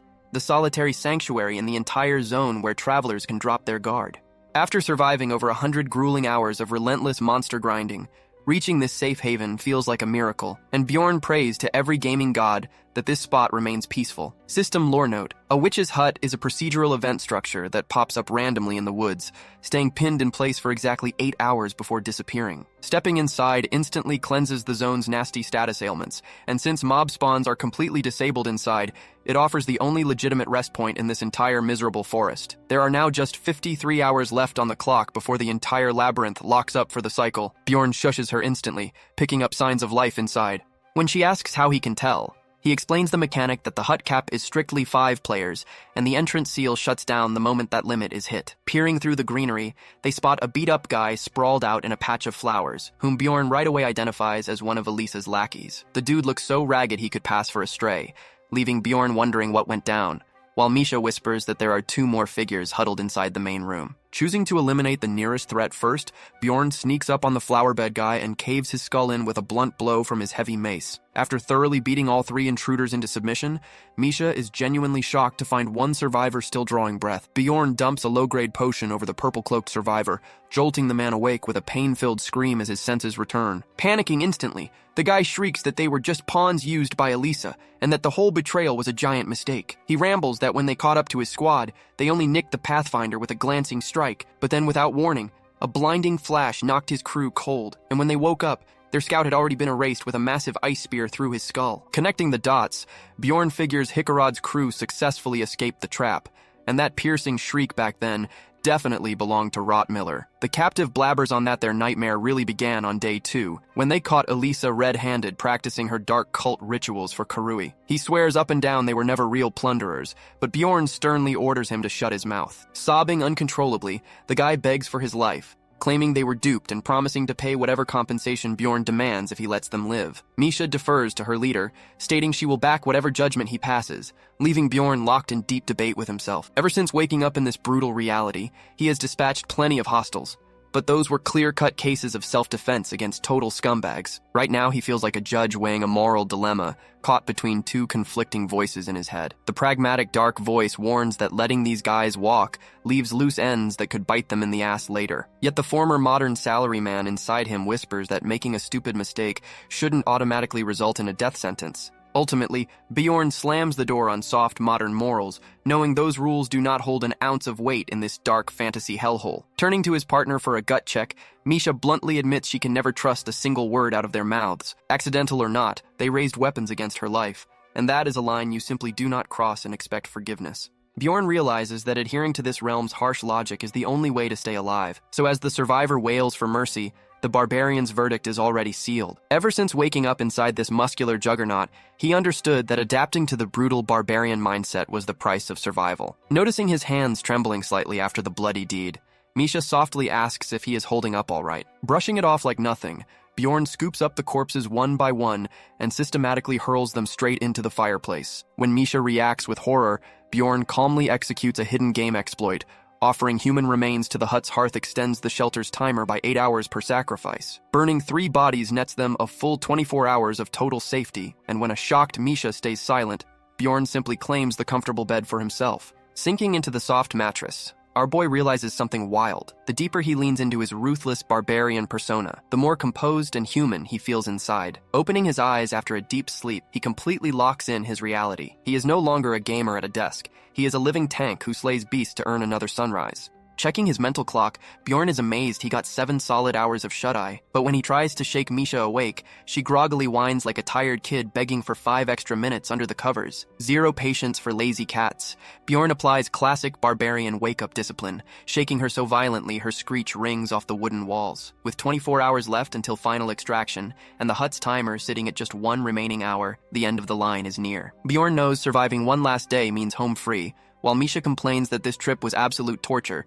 declaring her need for a long bath while asking about his plans, which he honestly hasn't figured out yet. The second the shelter timer hits 0, the space dissolves and dumps them back out into the woods, which are now bathed in an ominous blood-red glare. Seeing that dark crimson sky, Bjorn instantly recognizes the worst possible news. Someone accidentally fulfilled the hidden trigger to spawn the Floor Lord. In game terms, Floor Lords are devastating open-world super bosses tailored specifically to wipe out players on their respective floors. Misha loses her cool and begs him to quit making terrible jokes, insisting third floors don't host boss monsters, but Bjorn points out it is locked behind an obscure hidden mechanic. Most explorers assume the zone is empty simply because anyone crazy enough to trigger the event usually ends up dead long before they can talk about it. The calamity going by the name Ryakus, Lord of Chaos, has entered the realm, causing every minor mob on the entire floor to hide in absolute terror. Once summoned, this nightmare slaughters every living soul in sight until it is destroyed, and to make matters worse, all escape magic and recall items are completely jammed.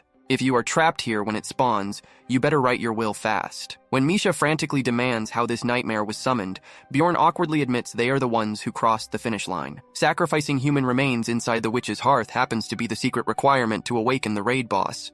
He figured tossing 3 bodies in was safe since it had been a decade since the last raid. But another group must have burned 4 corpses earlier, meaning his 3 sacrifices accidentally topped off the threshold. Bjorn snaps at her to quiet down, before angry survivors figure out who summoned the raid boss, chuckling internally at how fast she went from treating him like a savior to cursing his barbarian brain. Ordering her to get a grip, he points toward the regional orc habitat as their only shot at surviving the storm. The high-level Jarwi clan maintains a major presence there, and their battle rank is far beyond standard adventurer parties. Reaching the encampment, they find a massive crowd of panicked teams seeking shelter, with Bjorn noting at least 10 elite clan units locked into defensive formations to handle the chaos. Standing atop a wooden crate, a commander named Iraz bellows at the mob, demanding order and commanding everyone to fall in line with their defense plan. Remaining unfazed by the growing panic, Iraz loudly assures the crowd that their current perimeter is totally locked down. Their high priest has erected an anti-monster holy barrier around the camp, backed by forward scouts monitoring every angle outside. Under their official royal charter, the Jarwi clan is obligated to protect civilian explorers and guarantee maximum survival rates during floor crises. However, he warns that anyone causing panic or defying orders will be tossed straight outside the barrier to feed the boss, no appeals granted. Bjorn gives credit to the leader's speech, watching the rowdy mob settle down while realizing the priest's active force field gives them a rare chance to breathe. The high-tier proclamation barrier is basically an impenetrable border wall, allowing human players free movement while completely denying access to high-tier boss entities. Even so, Bjorn keeps his guard raised high, knowing full well that cramming hundreds of desperate explorers together is a recipe for disaster. He instructs Misha to use her sharp cat ears to eavesdrop on the surrounding chatter and gather intel on what the mob is planning. Exhausted from the stress, Misha clings tight to his massive arm and instantly passes out like a tired kitten. When he suddenly shifts his posture, her head slips off and hits the dirt with a hilariously heavy thud. Rubbing her head, she asks what is up, and Bjorn points out the terrible math. Over 500 terrified refugees guarded by barely 50 clan veterans is a disaster waiting to explode. Right on cue, Iraz steps back up and announces that since their barrier is the only thing standing between them and instant deletion, it is time for everyone to pony up some major tax money. The entry fee for remaining inside the safe zone is set at a staggering 1 million stones per head, cash or gear accepted. Bjorn instantly spots the tactical genius behind this move, forcing players to pay in high-tier equipment, effectively disarms the entire civilian crowd so they can't start a riot. While the barrier skill is elite tier, Bjorn knows gamer lore, and Ryakus possesses skills designed to break mechanics just like this one. Knowing the Fieldmaster can shatter this zone at any second, he tells Misha to dig through their bags for disposable loot to pay the toll. Unable or unwilling to surrender their hard-earned gear, dozens of angry explorers storm out of the camp into the dark woods. Fortunately, their extra inventory contains enough valuable spare drops that they can cover both fees without sacrificing key combat gear. The clan walks away with roughly 300 million stones in confiscated gear while thinning out the crowd, making security 10 times easier for themselves. With only 5 hours remaining before the floor portal closes, the nightmare finally strikes. The sky turns pitch black as Ryakus unleashes his map-wide aura, forcing every player in the vicinity to roll against mental corruption, sending Misha clutch her skull in agony as dark whispers flood her mind. The towering form of Ryakus, Lord of Chaos, manifests on the field, freezing every single explorer in pure, unadulterated terror. Iraz grips his weapon and barks out that survival just got significantly more expensive for everyone present.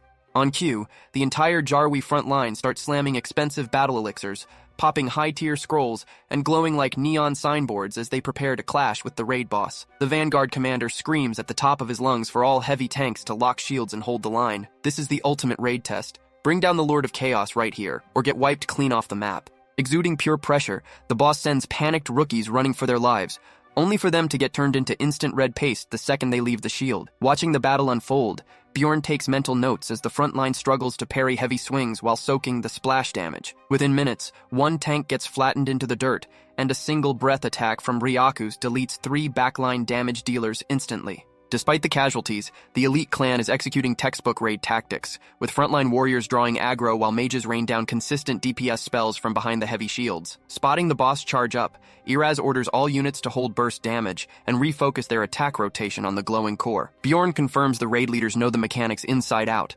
deliberately throttling their damage to prevent the boss from entering its deadly Phase 2 rage state. With just 1 hour left on the clock and only 11 casualties so far, the raid team seems completely on track to hold out until time expires. However, every time an unassigned explorer panics and dies, the boss gains free rage stacks, steadily pushing its fury meter to the limit. Seeing the tide shift, Misha nervously asks if they should jump into the fight, but Bjorn tells her to let his gamer brain analyze the situation. Unarmed and terrified, the disarmed crowd starts eyeballing the pile of confiscated weapons with crazy, desperate eyes. Spotting the impending riot before it breaks, Bjorn grabs Misha and tells her they need to abandon this sinking ship right now. Out of sheer desperation, the trapped adventurers completely lose their cool and charge straight at the guards, insisting they will handle their own escape. They swarm the clan guards and start throwing punches left and right, while Bjorn yanks Misha right behind his massive back, knowing deep down this chaotic mess was bound to happen since your average adventurer wouldn't have the foggiest idea how to tackle a monster like Ryaku's. Sliding out of the brawl, the duo bolsters their speed, and Misha calls out that a spirit of chaos is floating directly in front of them. Bjorn shouts for her to hard pivot to the right, fully aware that wasting seconds fighting random spawns is a death sentence because putting maximum distance between themselves and the center of the zone is their only shot at surviving. They bolt deep into the tree line to get toward the outer perimeter, but an overwhelming shadow engulfs the entire area, making Bjorn suspect that Ryaku's has just triggered its ultimate ability, the Crevice of Evil. Misha freezes up in panic and frantically asks what on earth is about to happen to them, and sure enough, his gamer knowledge is spot on. This pitch-black darkness is the boss's ultimate spell, Crevice of Evil, which automatically goes live once the boss gobbles up all 10 Chaos Spheres. To survive it, you have to clear the zone before time runs out, but here is the ultimate griefing mechanic. The spell forcibly yanks everyone straight back to the center. In an instant, every single adventurer in the area gets warped directly into the middle of the arena, and scanning the crowd, Bjorn figures there are roughly 200 survivors remaining, with a mere 20 belonging to the prestigious Jarwi clan. Tensions immediately boil over as the freelancing adventurers and clan members start screaming accusations back and forth. A clan warrior barks back that the outsiders should be grateful they were not executed on the spot, and warns them that no one is getting babysat by the clan anymore. One explorer yells that hitting the 5-kilometer mark in any direction will clear the zone, though they will need to form a squad to fight through the mob spawns. And surprisingly enough, the guy actually knows his mechanics. But the real catch is that Ryakus's clones and chaos spirits will spawn endlessly to wipe them out. Facing certain doom, the mob of adventurers decides to make a desperate run for it. Misha turns to Bjorn for their game plan, and Bjorn refuses to rely on an amateur Zerg rush. He decides to place his bets on a much smarter play, grabbing Misha and striding right up to her brother Talon. As Bjorn marches up the stone steps, Talon draws his weapon and demands he stop, only to freeze when he notices his sister standing right beside the Barbarian. Talon scowls in annoyance since they were never on friendly terms, but Bjorn skips the small talk completely and bluntly asks if Talon has an orc hero's essence on him. And just like that, the beast folk guy loses his composure entirely. Talon stammers in shock, demanding to know how Bjorn could possibly know that secret, and watching the guy squirm, Bjorn flashes a villainous smirk as another one of his high IQ predictions pays off. Meanwhile, the Jarwi clan is down to just 23 members, and checking the casualty reports, Vice Captain Iraz grimly acknowledges that the adventurer riot wiped out most of their elite forces. Iraz realizes 2 melee DPS guys, a swordsman and a spearman, cannot possibly force an exit on their own without a frontline main tank to absorb the incoming damage. Right on cue, Bjorn's booming voice echoes from below, announcing that he will personally breach the front lines for them. Iraz snaps his head around, demanding to know who this random guy is, and a clan guard sneers, telling him to ignore the muscle-brained Barbarian following Karlstein's disgraced sister around. The guard adds that the Barbarian is offering to act as their vanguard on the condition that they hand over the orc hero's essence. Curious, Iraz pops his survival instinct skill to highlight whoever offers the highest odds of party survival, and Bjorn instantly glows like a blinding neon sign. Talk about a literal lifesaver. Without dropping a beat, Iraz walks right down to the Barbarian and asks for his name. Realizing his second big gamble hit the jackpot, Bjorn smirks and smugly tells him he can just refer to him as Big Daddy. Introducing himself as Iraz, the Jarwi vice captain asks how a random barbarian knew they were hunting the orc hero. Sweating a little under his breath, Bjorn plays it cool and claims it was simple logic, as a top-tier clan wouldn't bother invading, locking down an entire orc stronghold with that much heavy equipment, unless they were hunting something specific. The 5th rank orc hero is essentially a secret raid boss, which only spawns after sacrificing 707 orc warrior crystals at the altar.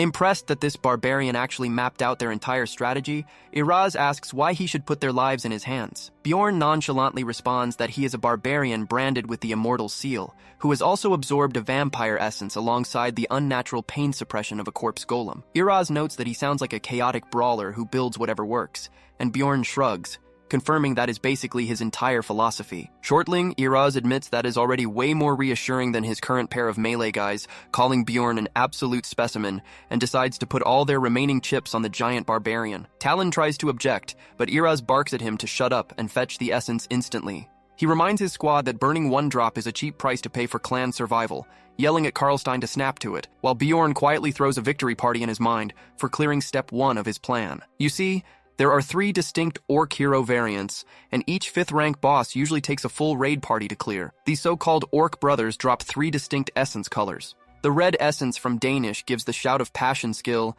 Velta's blue drop grants the Flag of Fighting Spirit, and Targus drops the legendary green essence, which is the exact power-up Bjorn is praying for. He holds his breath as the tube is brought out, nearly jumping for joy when he sees the glowing green tint. Popping the stopper off the container, he downs the orc hero essence, instantly skyrocketing his core physical stats across the board. As wild strength surges through his limbs, Iraz warns him to unequip his gear before his body expands and breaks everything. Bjorn strips down quickly, tossing his entire loadout to Misha for safekeeping. Next, Iraz rains consumable scrolls and high-tier potions on him like a whale chat, donating to their favorite streamer, and Bjorn chugs potion after potion without slowing down. The clan mages circle around the barbarian, layering every defensive buff and stat boost they have until he is fully maxed out. Iraz then nods at Talon to offer up some blood, noting that the feline passive skill is the best ability to borrow right now. Talon makes a small cut on his wrist, and Bjorn drinks the offered blood without hesitation. The blood sacrifice temporarily activates Karlstein's Corrupt 1 trait, causing his eyes to flare up with a crimson light. Seeing the dark red glow,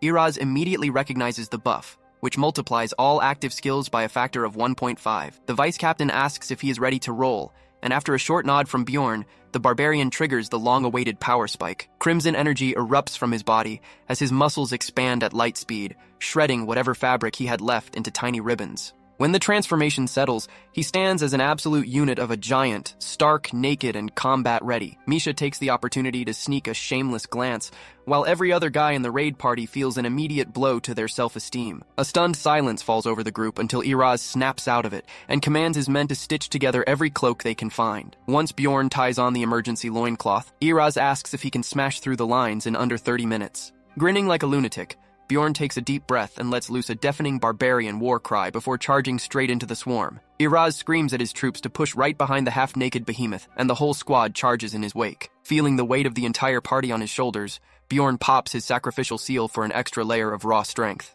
A fierce smile cracks across his face as absurd power surges through his veins, and without holding back a single ounce, he rushes at Ryakos like the monster stole his lunch money. A legion of mini-clones tries to block his path, but at barely 2 meters tall, they get stomped into paste by the massive barbarian. He pulverizes the mobs effortlessly, though their lingering curse debuffs inflict agonizing pain that even his corpse golem passive can barely mask. Still, as long as his core remains intact, his vampire regeneration will handle the rest. Powered up by his active buffs, his taunt skill turns him into a gigantic aggro magnet, which works out perfectly since it draws every enemy hit away from the fragile allies behind him. Talon tries engaging a single clone, only to eat a nasty curse reflex and scream bloody murder for the healers. The priest pivots over to bandage Talon up, leaving Bjorn to solo the front line, obliterating clone after clone like a wrecking ball. The second his HP drops below 50%, the green orc hero passive, Hero's Path, triggers to skyrocket his armor and damage resistance. Falling back from the front, Talon lands next to Iraz,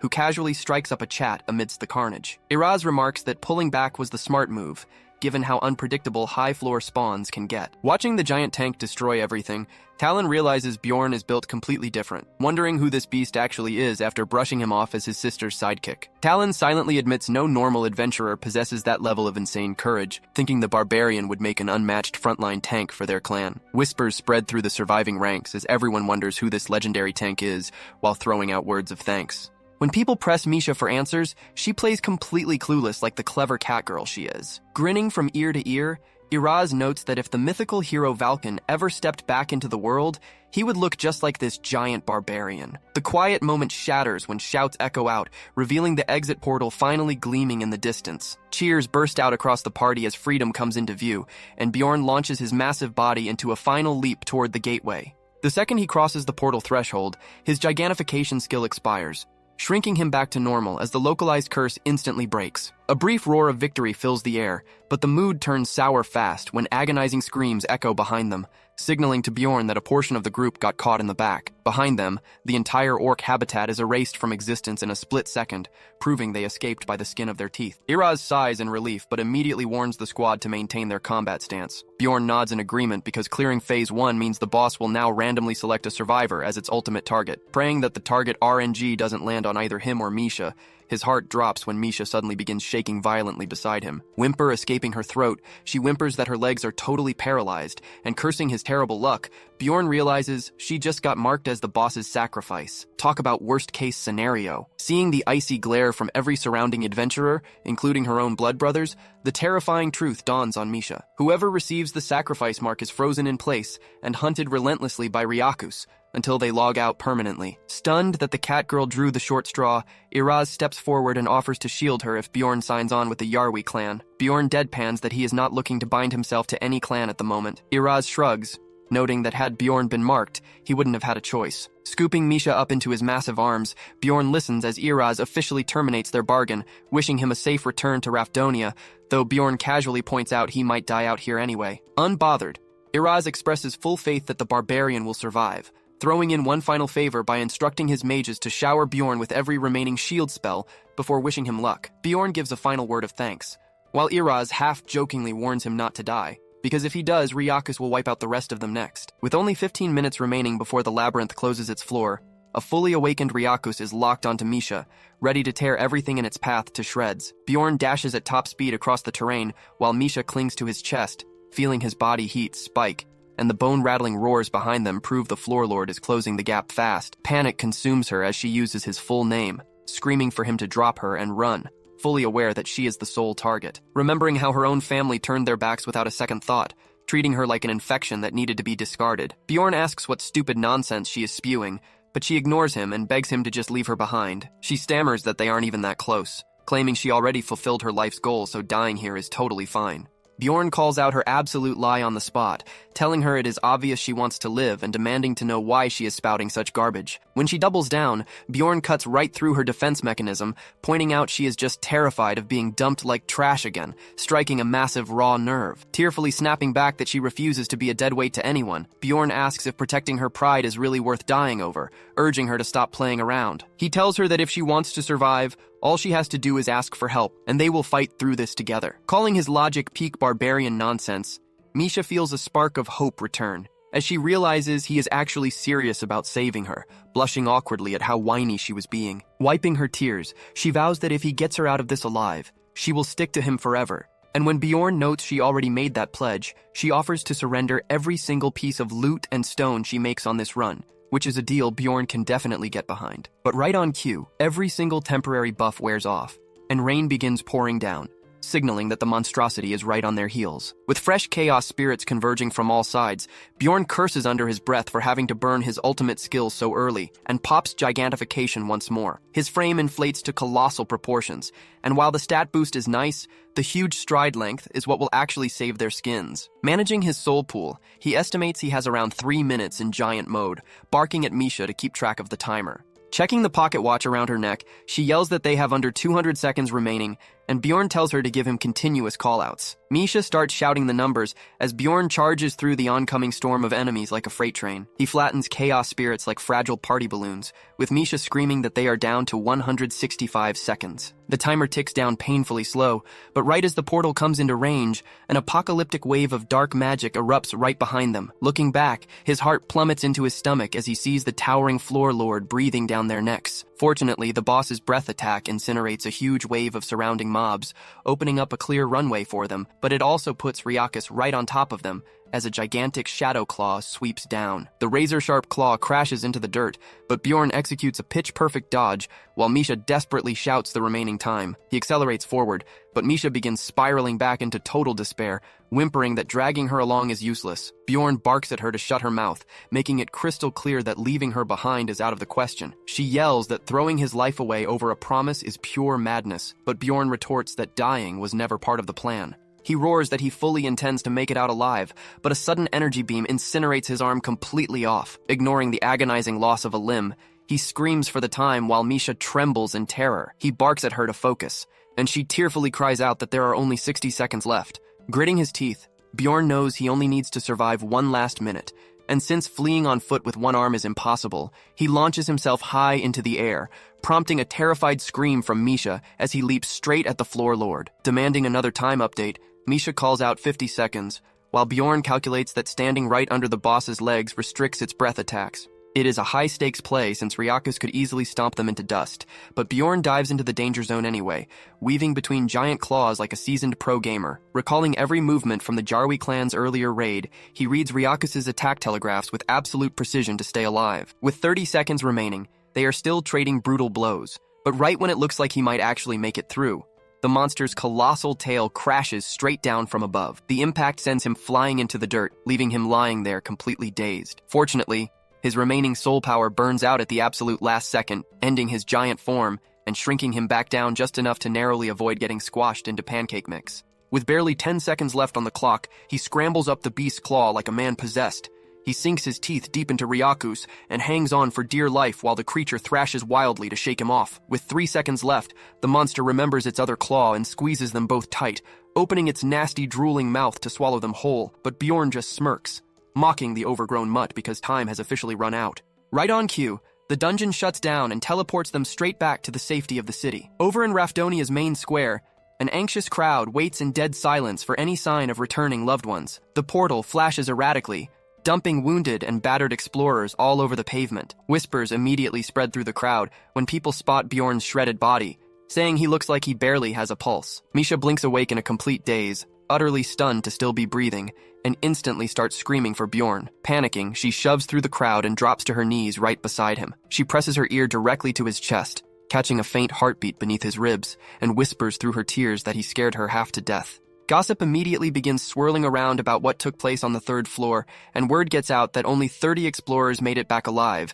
meaning the total death toll likely climbed into the hundreds. One survivor mentions they were saved by an absolute legend who someone assumes was Iraz, but the guy sets him straight, explaining it was actually an unknown 3rd floor crawler. When asked who, he reveals it was none other than Jandel's son, Bjorn. Before long, people start calling him Little Valkon, after the iconic hero known for fearless bravery. His fame stat skyrockets, though high fame in a world like this only increases the odds of triggering a dangerous raid event. Meanwhile, a high-ranking official reviews Bjorn's dossier in his office, finding the whole record extremely suspicious since nobody racks up achievements at this speed. In all his years in this position, get this, he has never seen an explorer collect such an absurdly bizarre set of essences in such a short window. Still, ancient records mention individuals born under strange stars, who were chosen to save the world as heroes. The official leans back, staring at the file and wondering if Bjorn is a savior sent by fate, or an evil spirit wearing a barbarian skin. Groaning as sunlight hits his face, Bjorn realizes he actually survived,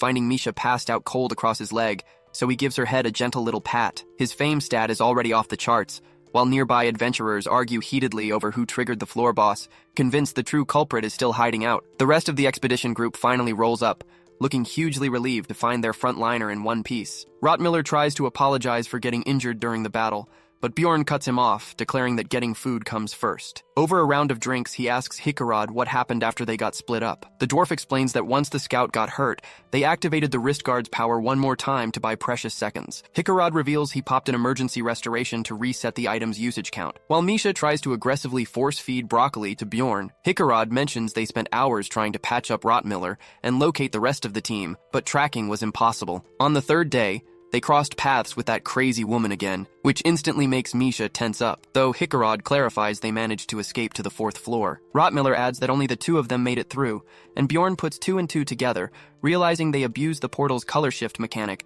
by stepping in right before a change, which ended up dumping their pursuers in a completely different sector. Isekai'd grumbles that waiting 10 whole days on the 1st floor felt like pure torture, which nearly pushes Bjorn over the edge after everything he barely survived. To make matters worse, the dwarf smugly boasts about grabbing an essence during the first trial, revealing it was from a mimic, making Bjorn inwardly curse the game developers. Mimics are rare 7th rank monsters, and while the essence skill provides no combat buffs, it unlocks a massive personal pocket dimension. The best part is that opening the treasure vault guarantees a randomized loot drop. Trying to stay calm, Bjorn asks what loot he pulled from the chest, and Rotmiller casually lists off 2 million stones, 3 top-tier potions, and 2 numbered items, causing Bjorn to spew out a barrage of gamer insults. Isekai'd tells him to stop cursing, so Bjorn plays it off, claiming he was just stunned by their insane luck. Rotmiller mentions he has no use for the numbered gear and plans to sell them so they can split the cash, which still nets everyone a massive payout. Bjorn offers a strained congratulations, while Misha asks why he just crushed his fork into a bent piece of metal. He stammers that his new essence is still acting up, though Misha clearly does not buy it. Bjorn mutters that she has not seen the half of it, causing her to blush as she recalls his raw display of power. Isekai'd asks what went down between those two, and just as Misha opens her mouth to spill the beans, Bjorn cuts in fast to keep certain details off the record. He serves up a rough summary that skips the juicy bits, but the rest of the party gets instantly hooked on every single word. Hearing about the absurd protection fee the Jarwi clan extorted, Isekai'd loses his mind and immediately offers to cover half the cost out of their recent loot haul. Dwalki gets all fired up listening to the crazy story, while Isekai'd notes that nobody in town is challenging the title of Little Valkun anymore. The strange nickname completely catches Bjorn off guard, and the dwarf reveals that the whole city is already calling him by that title. Bjorn narrows his eyes, thinking it is way too early in his run to be getting fancy titles. Sure, high fame helps in gameplay, but in a real world, it just puts a giant target on your back. Still, the party toasts his success, and he awkwardly goes along with it. Misha winks slyly, pointing out they still have one last item to settle, heavily hinting at the cash split. Rotmiller adds that turning in the report on the Karui cultists bagged them 3 million stones, bringing their total earnings to roughly 7.6 million. Bjorn playfully teases Misha about her earlier promise, and she grumbles that he can just take the whole pile. Meeting up a few days later, Bjorn says he finished his errands, and Misha instantly brightens up, calling him a good boy. He eyes her curiously, wondering why she has been sticking so close to his side lately, figuring it might be connected to the heavy stack of cash he handed over. The current money won't last forever, but he knows upgrading Misha's stats is a top priority investment since she is now his main party member. He mentions he is heading back and asks about her upcoming plans, to which she fidgets nervously and explains she has to visit family, adding that she might be gone for a couple of days, leaving him slightly puzzled. Bjorn decides not to pry into her personal business and simply wishes her good luck. Seeing her slumping her shoulders, he gives her a firm smack on the back and repeats the line, making her scream in total embarrassment. She scolds him about eating proper meals and sternly warns him not to skip his vegetables, leaving Bjorn to sigh internally that, instead of treating him like her savior, she is nagging him like a worried mother. As her carriage rolls away, he reiterates to himself that leveling up Misha is his primary objective. For now, he sticks around, fully determined to help turn her into a top-tier pro. While strolling through the district streets, he notices how quiet the city has gotten. Suddenly, a loud voice cuts through the air announcing an execution, and Bjorn watches the bloodthirsty crowd gather to see someone get sent to the respawn screen. Right in the middle of the mob, he spots a very familiar face. Bjorn freezes, recognizing the doomed guy as the exact barbarian player he gave cash to earlier. The idiot must have gambled it all away, and at that exact second, the player spots Bjorn and starts screaming for help, causing Bjorn to panic that his secret might get exposed. But before anything else happens, the heavy blade drops and forcibly logs the poor soul out for good. Watching the grim scene, Bjorn silently decides he is done helping random players out of pity. Right on cue, another shady voice calls out his name, but Bjorn tells them to buzz off without skipping a beat. The suspicious guy tries to sound friendly, claiming he is in the exact same boat as Bjorn, and drops the names of several real-world countries, asking where Bjorn originally spawned. Everything about this interaction feels totally wrong, and Bjorn's gut tells him this guy is bad news. Driven into a corner, Bjorn finally decides to pull out his secret weapon, the Einar method. Channeling the raw spirit of an absolute barbarian meathead, he glares down the man and barks at him to just say whatever he is trying to say already. The guy breaks into a sweat, nervously commenting on how insanely realistic Bjorn's act has become after only 3 months in this world. He even mispronounces the word game, which immediately sets off loud alarm bells in Bjorn's head. The guy repeatedly calls Bjorn an outsider, asking if he wants to join their so-called game association. Before he can finish his pitch, Bjorn catches on, locking eyes with him and demanding to know if he is an evil spirit. The recruiter looks confused, assuming it is just part of some intense roleplay stunt, so he plays along and claims he actually is one. That is the final straw for Bjorn, who recalls his vice chief's absolute order to erase any evil spirit he encounters, and he throws a punch so insanely fast it catches the annoying guy completely off guard. Sometime later, Bjorn finds himself sitting inside the local security agency office. The captain on duty is hyped to meet him, revealing Bjorn saved his younger brother in the labyrinth when he paid the protection fee. The captain says the entire matter is under investigation, but before he can elaborate, a knight rushes in and announces that the suspect was carrying an official token from the evil spirit hunters. They all head to the suspect's holding room, where an official declares that the blonde recruiter is actually not an evil spirit. Bjorn immediately throws a loud fit, roaring that the scumbag literally confessed with his own mouth. The official calmly explains that they run covert tests on anyone who racks up a suspicious number of achievements in record time, while Bjorn continues playing dumb, telling him to explain in normal words, leading the captain to sigh and admit they originally thought Bjorn was the evil spirit. That sends him right over the edge, as he demands a shot at those pencil pushers, while the captain holds him back with all his strength. Walking back later, Bjorn reflects on how scary it is that the agency knows so much about players. He remembers the list of real-world countries the guy mentioned earlier, especially that extremely weird way he pronounced the word game.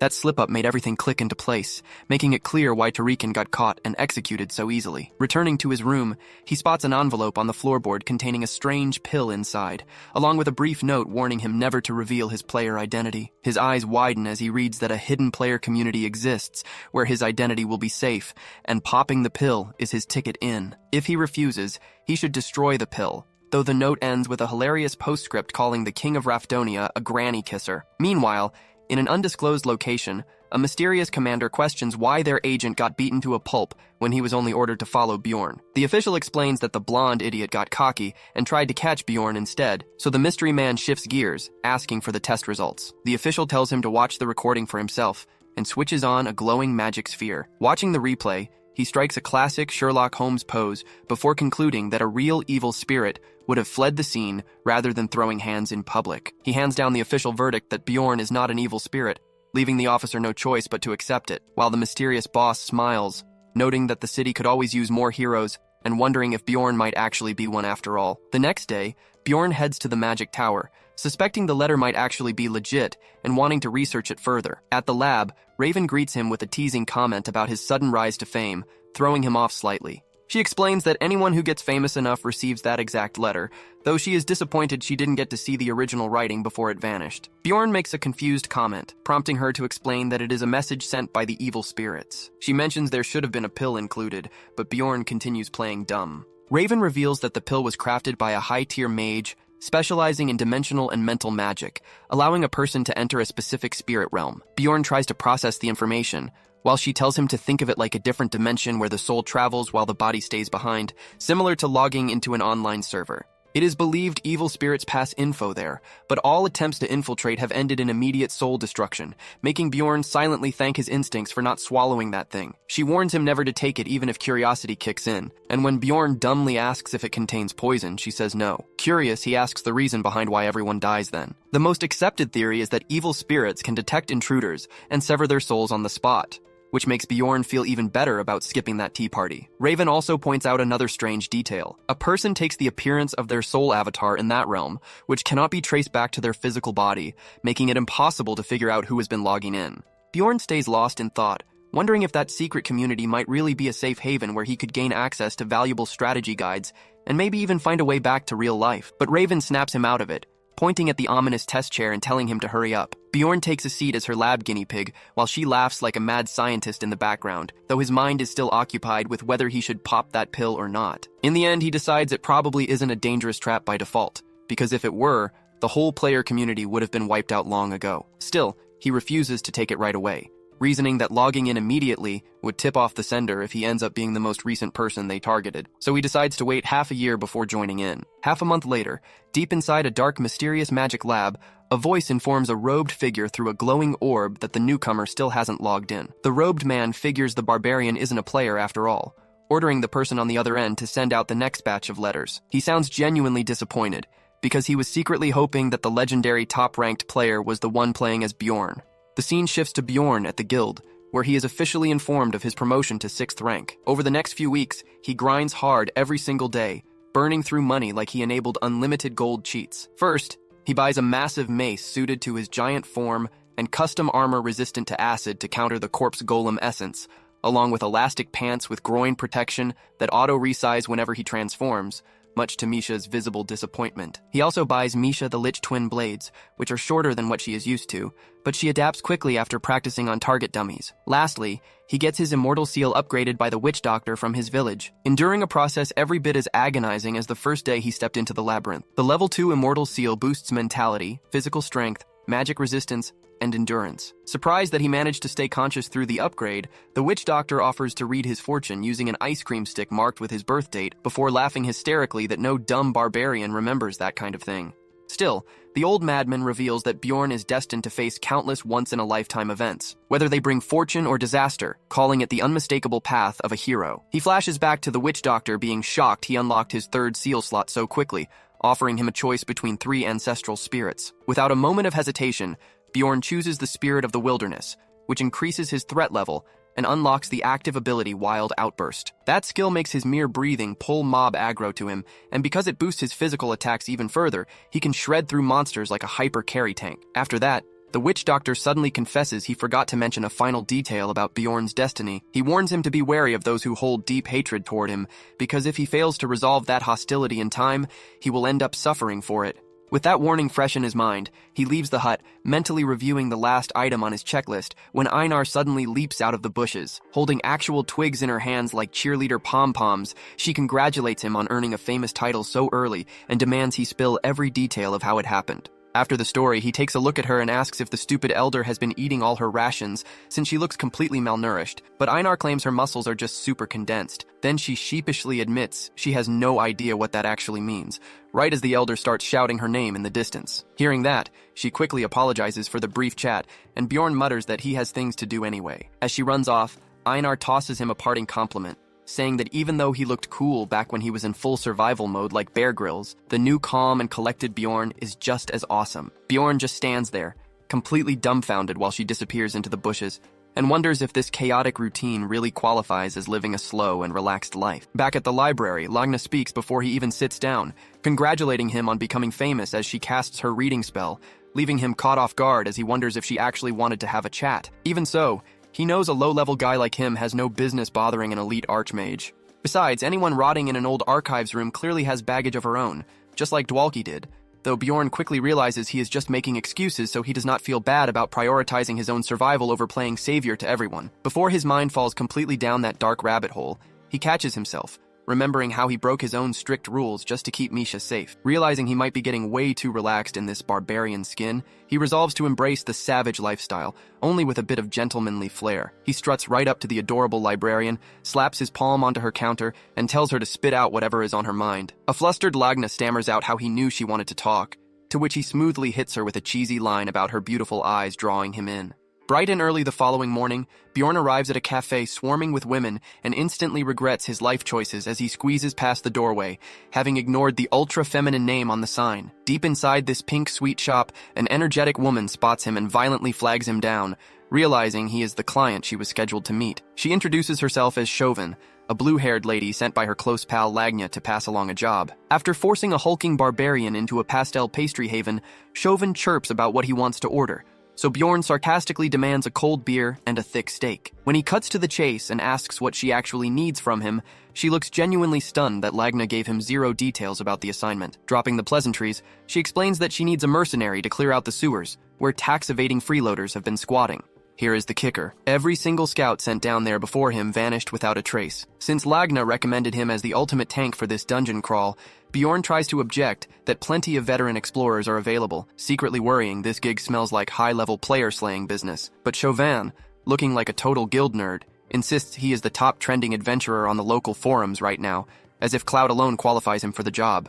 She reveals the payout is a hefty 200,000 stones, adding that taking a contract with her elite guild will look amazing on his adventurer CV for future high-paying raids. Naturally, the huge pile of cash makes him jump on the offer without a second thought. As he walks away, Chauvin smiles to herself, thinking the guy is every bit the eccentric wildcard Lana described. Honestly, she is thoroughly impressed by how surprisingly grounded and composure-restoring his presence is. Down in the underbelly of the city, the crew gathers right outside the sewer ironworks, already whining about the horrific stench despite knowing exactly what they were getting into. Completely brushing off their groans, Bjorn kicks the gate wide open and steps inside looking like a total raid leader with his headlamp gear, warning them to protect their headpieces since they carry recording devices to document the run. Just a day prior, he put the party together, starting with Isekai'd, who eagerly jumped on board without asking for a single coin. Dwalki signed up immediately too, figuring that walking through filth was infinitely better than rotting over textbooks. Rotmiller joined to field test his latest skill tree unlock, while Misha was practically itching to test her brand new dual blades on some underworld scum. Bjorn feels like an absolute genius manager for securing zero-cost party members, knowing Rotmiller is going to carry their navigation through this disgusting labyrinth. Dwalki casts a glowing light orb to pierce the pitch black, though Isekai'd stays on edge, convinced some mutant sewer boss is about to jump them. Misha turns to the mage to ask if any actual monsters spawn down here, and he mentions that since Magic Tower scholars flush unstable alchemy waste down the drains, Bjorn dismisses the whole horror story, pointing out that official records show 0 mob sightings down here for 2 straight years. Right on cue, Rotmiller freezes in his tracks, not because of the smell, since the whole tunnel reeks, but because his high-level scout perception detects a hidden presence lurking nearby. Trusting his scout's radar,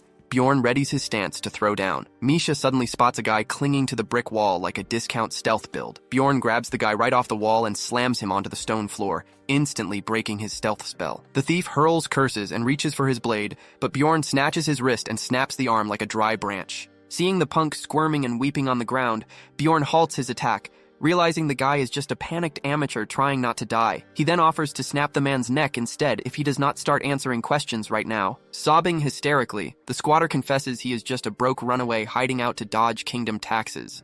Rotmiller spots a distinct forehead tattoo on the guy and identifies it as a criminal brand, while Isekai'd confirms he saw similar marks on underworld clients back during his smithing days. Bjorn weighs the option of taking him in alive for the sweet 5,000 stone bounty, but ending his free trial on life works just as well as long as the headcam records it, since anyone ratting around down here has clearly earned their fate. The sewer rat begs for his life, offering top-tier intel in exchange for a pass, but that desperate bargaining only annoys Bjorn even further. That is, until the squatter drops a name that makes Bjorn freeze. He claims an unhinged woman carrying a massive bounty is camped deeper inside, surrounded by piles of fresh corpses and dark magic rituals. Right then, Bjorn's gamer instincts alert him that this dangerous boss encounter could be none other than the Karui cult priestess, Elisa. Seeing the sudden shift on his face, Misha asks him what their next move is. Bjorn makes it clear they cannot allow a lunatic with a grudge against their squad to freely roam the map. Forced to act as their compass, the captive leads them through the murky tunnels for 30 minutes until they reach an unmapped secret corridor. Bjorn wonders why the guy was wandering around instead of hiding here, but it turns out the crazy cultist hijacked his spot,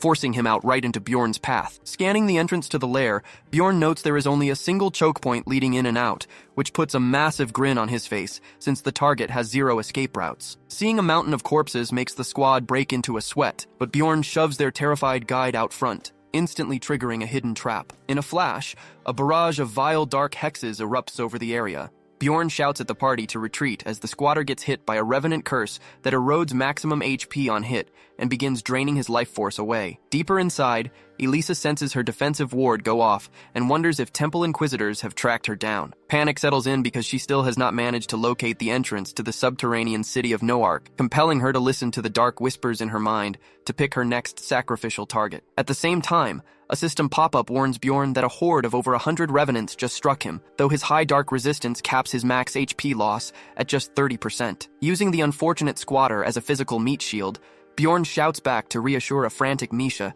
that he is still firmly alive. Looking down at the guy's withered husk whose HP hit absolute zero, Bjorn realizes how lethal that debuff really was, feeling pretty glad he had an expendable flesh barrier to take the debuff stack for him. Hikarad checks the dead man's ID tag and bursts out laughing upon realizing his name is yet another Hans. Pushing into the main chamber, they are baffled to find a squeaky clean, lavishly decorated room that definitely does not belong to a broke sewer beggar. There is still no trace of Elisa herself, at least until Dwalki detects a faint pulse of mana emanating directly from the floorboards. Bjorn drops down and informs the confused group that he is about to breach the enchanted trapdoor using pure physical force, completely ignoring Dwalki's warning that magic shields cannot be smashed with raw strength. Activating Gigantification, Bjorn drops the ultimate gaming logic. If brute force is not working, it just means you are not using enough of it. The entire party stands paralyzed in shock as he shatters the reinforced magic barrier like a cheap cracker, serving Dwalki a giant slice of humble pie for daring to question his stats. Rottmiller catches Elisa's scent trail leading down and confirms she is completely alone,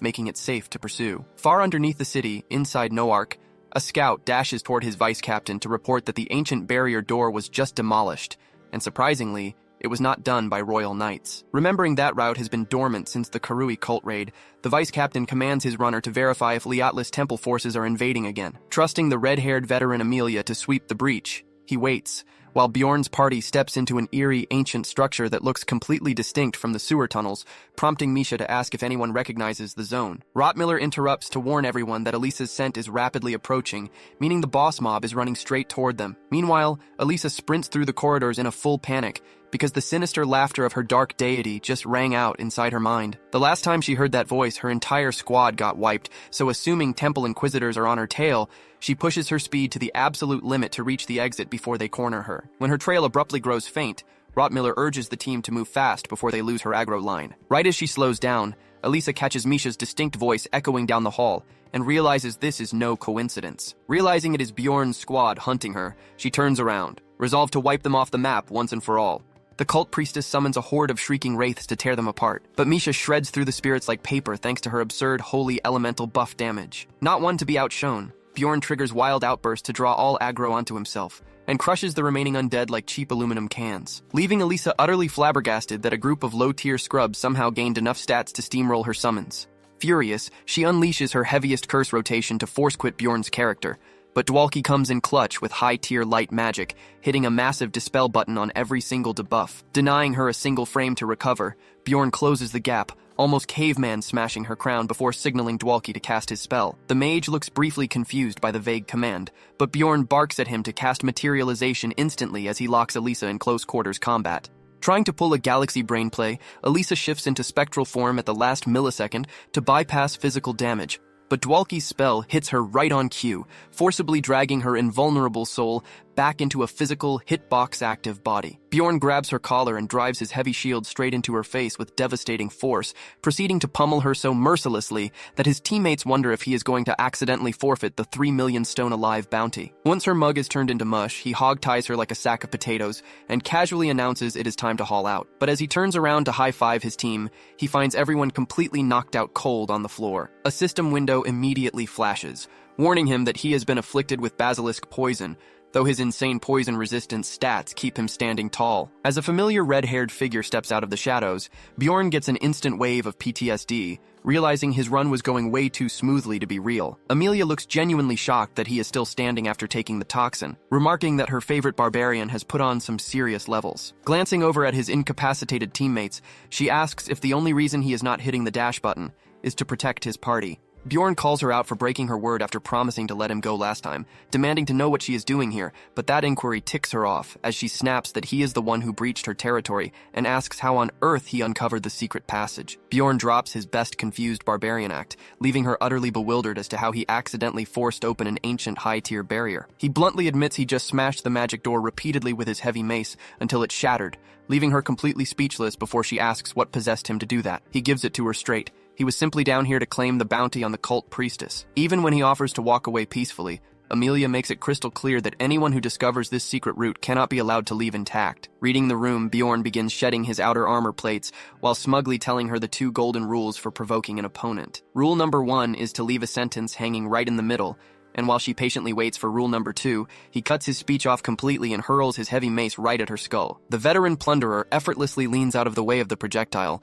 but Bjorn immediately follows up by flinging his entire shield like a massive metal frisbee. That is when he triggers his actual win condition, popping gigantification mid-strike to artificially extend his reach, catching her totally off guard. Raising his massive enlarged fist like a wrecking crane, he bellows that the match is over and drives a brutal punch right into her face with true, unhesitating equality. Just as he prepares to follow up, she charges mana into her dagger, prompting him to assume she will sever her own limb to escape. Instinctively, he triggers Corpse Explosion right at point-blank range, showering her in a horrific bath of corrosive blood and leaving Amelia absolutely stunned after eating the ultimate Barbarian combo. Yet somehow, the lethal rogue still attempts to counter, forcing Bjorn to lay down the hammer. He drives a trunk-sized leg kick straight into her ribs, delivering massive heavy impact damage. Seeing her slip into critical health status as she coughs up blood, he briefly thinks he has secured the win, but that illusion shatters instantly when her chilling voice echoes from directly behind him. The game interface casually notifies him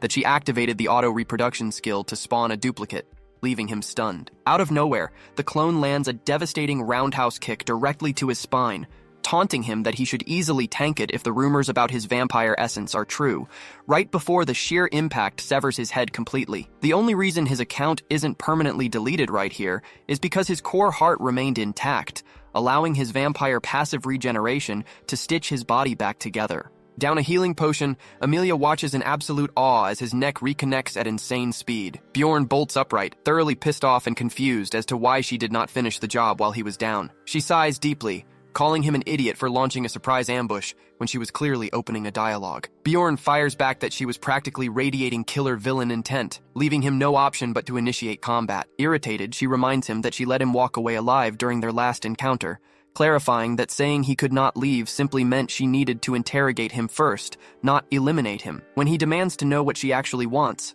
Amelia calmly instructs him to lower his guard, having already noticed his fingers creeping back toward his fallen mace. Chuckling at his endless paranoia, she produces a rare consumable item, explaining that it carries a divine spell that wipes the target's memories from the past hour, prompting Bjorn to ask why she did not just use that miracle potion back during their first encounter. She deadpans that high-tier memory wipes do not come cheap. Raising an eyebrow, Bjorn asks why she would waste such an expensive item on him when she could simply wipe out his sleeping squad and sell their high-tier gear for profit, which genuinely offends her. Without another word, she grabs his jaw and forces the potion down his throat, reassuring him that the memory wipe drug is totally safe and side-effect-free. She advises him to pass out quietly if he wants to keep his life, right as his consciousness fades to black.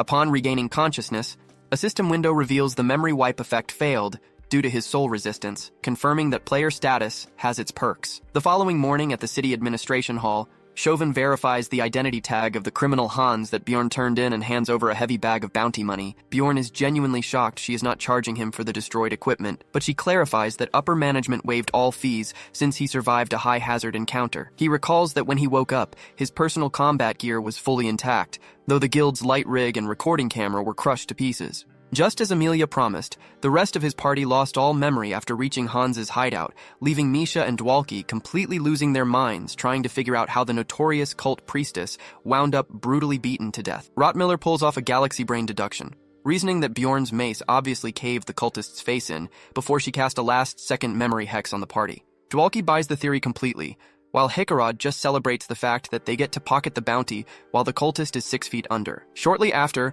a temple paladin confirms the body indeed belonged to Elisa, thanking Bjorn's team profusely and finalizing their massive payout. The successful raid shoots his street cred through the roof, leading to wild rumors among the female clerks about how the Barbarian can size up both in combat and in bed. Hearing the shameless gossip, Chauvin slams her desk and barks at the thirsty receptionists to get back to work before she files HR complaints against them. Once that issue is put to rest, Bjorn mentions he has to go rejoin his squad. Chauvin offhandedly suggests dropping by the library soon, noting Langna put something unique aside for him, so Bjorn nods and makes a mental note to drop in eventually. Walking into the tavern, he spots Isekai'd cackling at the top of his lungs, while Misha is wheezing from cracking up so hard, and Dwalki is totally out cold like he downed an entire keg. Spotting the big guy, Isekai'd gives him a grand, theatrical greeting, though those sharp dwarf eyes are fixated strictly on the cash Bjorn is carrying. Get this, Elisa's bounty was an insane 10 million stones, meaning even split 5 ways, Everybody walks away with a sweet 2 million each. Keep in mind,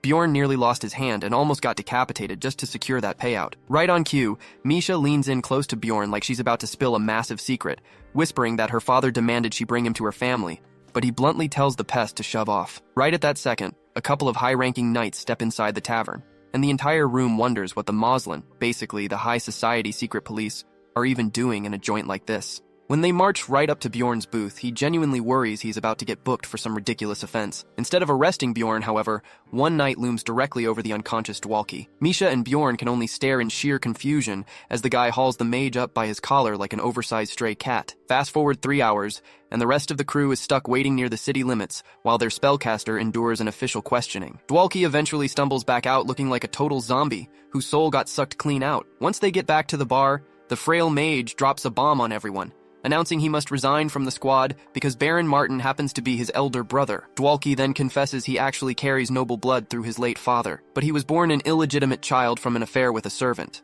To keep the bloodline clean, the Baron's wife forced her brother to take him in as soon as he was born, though Dwalki insists he still had a cozy upbringing with his mother. Hikarad tilts his head and asks why any of that old history forces him to abandon the party right this second, so Dwalki clarifies that his biological father recently passed away, letting the second son claim the title.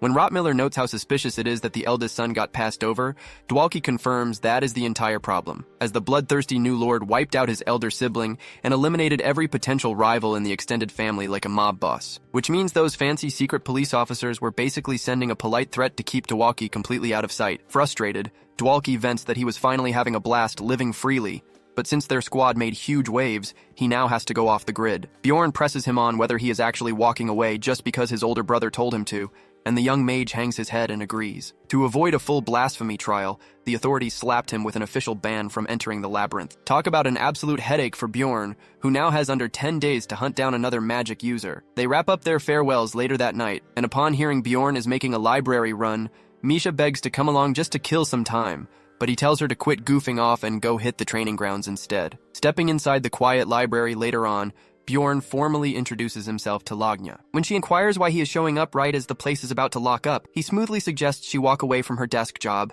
and join his party as their new spellcaster. She turns him down without skipping a beat. Seeing her act so aloof, Bjorn flips the table on her and remarks that it is probably for the best, since someone weak like her would just hold him back. Lana fires back that she never said she was weak, prompting him to tease that she must hide some serious talent. She pivots the conversation, asking if he has been nursing this curiosity all along, but Bjorn acts totally clueless and says he cannot force her into anything regardless. He brings up Chauvin's message about a special gift, making Lagna pause in utter confusion over those exact words. She reveals that Chauvin actually wanted to express her gratitude for his assistance, but lazily passed the task off like a spoiled monarch. When Bjorn asks what this gift is, she offers him direct access to restricted, high-tier archives reserved for high nobility, sending our resident lore nerd straight to heaven, though he double-checks if letting a barbarian read these is even legal. She reassures him that nobody will bat an eye as long as he keeps his mouth shut, since no one pays attention to this corner anyway. Shortly after, Bjorn goes full gamer nerd mode, devouring the confidential texts and soaking up invaluable world lore, though his time is cut short since the facility is shutting down soon. Lagna lightly reprimands him for overstaying, yet she lets him read a little longer. Skimming through Rafdonia's administrative documents,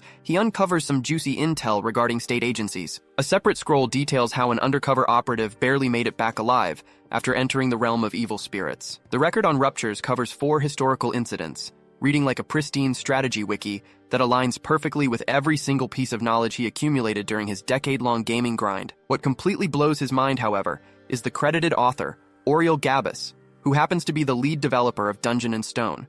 Alarm bells immediately ring in his head, meaning either another veteran player composed this work or the creator himself entered this world. Bjorn ponders whether the developer is acting as some supreme god in this dimension, thanking his lucky stars he stumbled across this game-changing clue. It serves as a cold reality check that he is still mostly in the dark, making him wonder if the Abyss Gate is his ultimate ticket back to reality. Digging into the author's identity could be the secret to escaping, so he considers investigating the name further. Before he even realizes how much time has passed, dawn breaks, and he notices Lagna fast asleep right in her desk chair. He gently shakes her awake and asks why she chose to stay up with him the entire night without a word. She defensively claims she only fell asleep because cataloging books exhausted her, leaving him convinced she has a few screws loose. She vehemently denies it, but his silent, judging stare makes her uncomfortably demand to know why he is still standing there. A few hours later, he knocks loudly on Raven's door, and the moment a groggy Raven answers, he pitches his squad recruitment offer again, only for her to slam the door right in his face.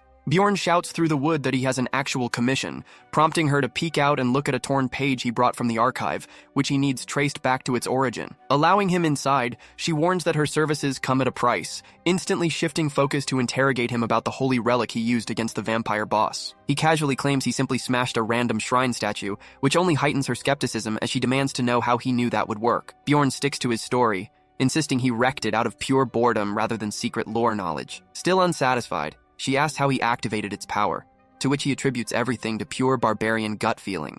She demands he swear on his honor, eventually letting out a disappointed sigh because she hoped he possessed a rare rupture manual, while Bjorn briefly contemplates spilling that the archive holds those exact texts. Moving past it, she agrees to process his paper on the condition that he aids her academy seniors in their research. She promises answers within a week, while warning him never to crash her home uninvited again, a deal Bjorn quickly accepts. Later at the party assembly, Misha melodramatically starts tearing up, blubbering about how Bjorn vanished from the house all night. He plainly explains he was pulling an all-nighter reading books at the library, which he clearly finds hard to swallow. Trying to steer away from the awkwardness, he asks what urgent matter she wanted to discuss the day before, causing her to instantly freeze up in panic. Right before she can stammer out an explanation, the rest of the squad walks through the door, rescuing her from the mortifying spot while Bjorn notes how weirdly she is acting. Isekai'd officially kicks off the meeting, giving the floor to Bjorn, who straight up proposes they immediately begin searching for a replacement mage. The fiery dwarf flies into a rage,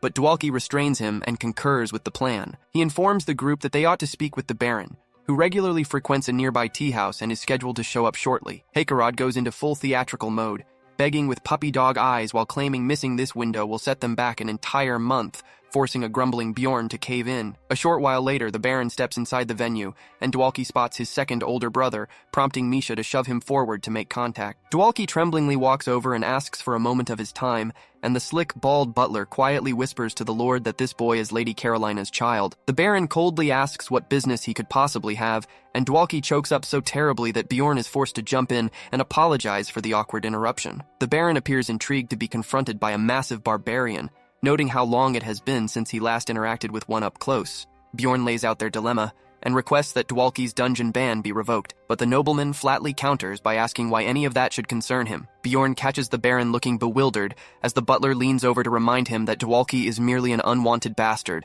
prompting the Lord to dismiss the entire chat as a total waste of breath. Bjorn tries pressing the issue further, but the noble remains unyielding until the butler whispers a key detail into his ear. The Baron instantly stiffens as he realizes he is speaking to the famous little Yalkin, his demeanor turning on a dime as he commends his aide for identifying the warrior. Flaunting his flashy gold rings, the noble agrees to clear the dungeon ban, but attaches a condition. Bjorn must attend an upcoming high society gala in 2 months. He then smugly suggests that the Barbarian can perform circus stunts for the guests, which deeply offends Bjorn's pride, though the guy sweetens the deal by throwing in a crisp million-stone fee. Bjorn pauses in dead silence for a beat, before cracking a huge grin and declaring he will gladly play the part for his beloved teammates, totally not because he wants that massive stack of cash. The following day, the squad hurries to check in on Dwalki, who still looks as pale as a bedsheet. He confirms his labyrinth ban was officially lifted, though he cannot shake the feeling that resolving it was disturbingly effortless. Isekai'd tries handing out the shared bounty money, but the rest of the crew declines their cut out of embarrassment over what happened. The dwarf tears up while praising Bjorn for swallowing his warrior ego for the squad, though Bjorn secretly thinks only a complete moron would pass up a free million-stone payday.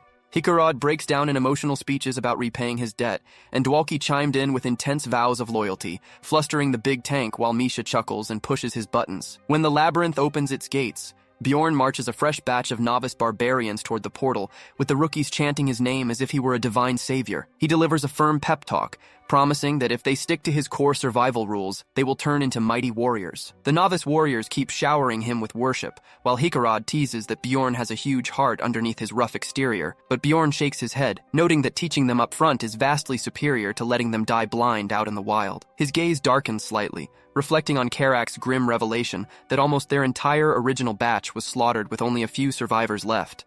Bjorn realizes that with basic tactical prep, those fallen warriors might actually be alive today. Elsewhere, Misha questions Rottmiller on why he is walking around unarmed, to which he explains his gear is tucked safely inside a dimensional pocket, and with the prep done, the team ventures into the portal. Bjorn recalls how utterly chaotic every previous run turned out, bracing himself for whatever nightmare Floor 4 has cooked up this time around. Thanks to an ideal spawn location, they blast right through the first 2 levels, slaughtering every beast in their path and reaching the 3rd floor exit in just 4 days flat. By day 8, they cut clean through the Witch's Forest and land on the 4th floor's Sky Towers, a deadly realm packed with top-tier 6th-rank threats and rare floor-specific mobs. Bjorn dives headfirst into battle, viewing the dangerous area as an ideal XP grinding zone and annihilating the creatures in record time. Wrapping up their expedition, they bring home roughly 4 million stones in loot, an impressive sum that Hikaru jokes is proof Bjorn's chaotic bad luck curse has finally worn off. Staring at his individual share,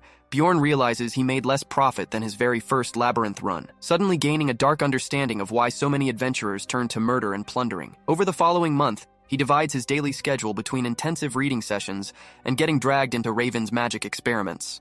He uncovers that the Rupture's log was penned precisely a century and a half ago, the exact year the game's lore timeline kicked off, and the founding monarch died, proving that every major disaster exploded simultaneously. Driven mad by the missing historical links, Bjorn realizes the only way to uncover the truth is to push deeper into the dungeon. When the portal reopens, another run yields virtually identical earnings, leaving the entire squad feeling thoroughly unimpressed. Resting in his quarters, Bjorn attempts to convince himself that smooth sailing is a good sign, only to catch himself slipping into complacency. Every single time his life settles down, a massive catastrophe strikes, a brutal cycle he knows all too well. He slaps his own face and vows to grind even harder, because anyone watching him right now would mark him as insane, but looking unhinged is a small price to pay for staying alive. The next morning, Misha serves him breakfast and nervously points out that dangerous, bloodthirsty look returning to his eyes. Right out of nowhere, Misha leans over and asks if he wants to touch her eyeballs, nearly making the giant choke on his meal. She explains that doing that always calmed her siblings down when they were young,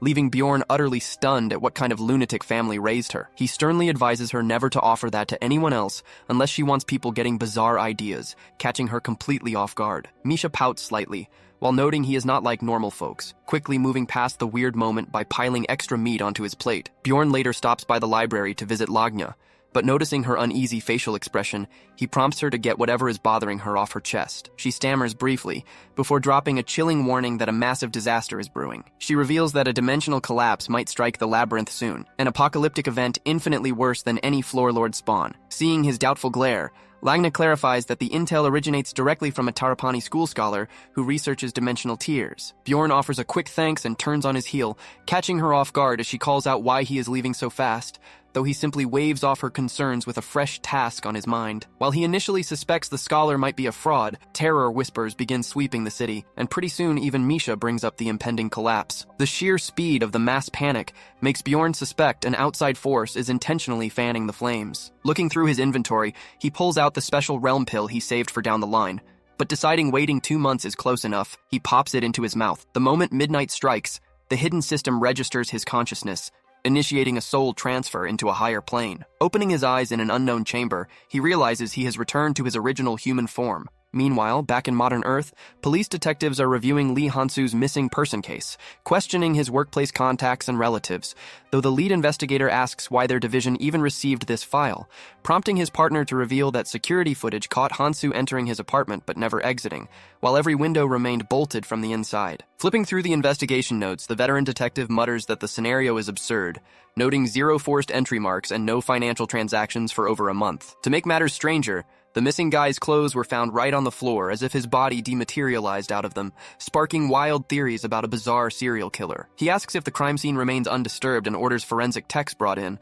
but his partner interrupts to show him a weird anomaly on site. The rookie points out the computer monitor inside Hansu's room, which stays fully powered on despite being completely unplugged from the wall. Displayed across the screen are Hansu's high-level game stats, leaving the veteran cop utterly baffled, while the younger officer mentions matching uncanny disappearances popping up across the globe. Back inside the realm, Hansu reflects deeply on his journey, realizing 5 brutal months have passed, during which he committed terrifying acts just to survive, leaving him questioning if any of his original human soul remains. Spotting his old PC sitting inside the spirit sanctuary, he encounters a password prompt, typing in the absurd phrase he found earlier claiming Rafdonia's monarch loves elderly women, which instantly triggers a magical transformation throughout the chamber. As the glowing light fades, Bjorn's jaw drops when he realizes the space morphed into his exact old apartment bedroom. Losing no time, he lunges toward his mini-fridge, opening it up to reveal rows of cold soda cans. He pops open a can and chugs it down, only to groan when he realizes the liquid carries zero flavor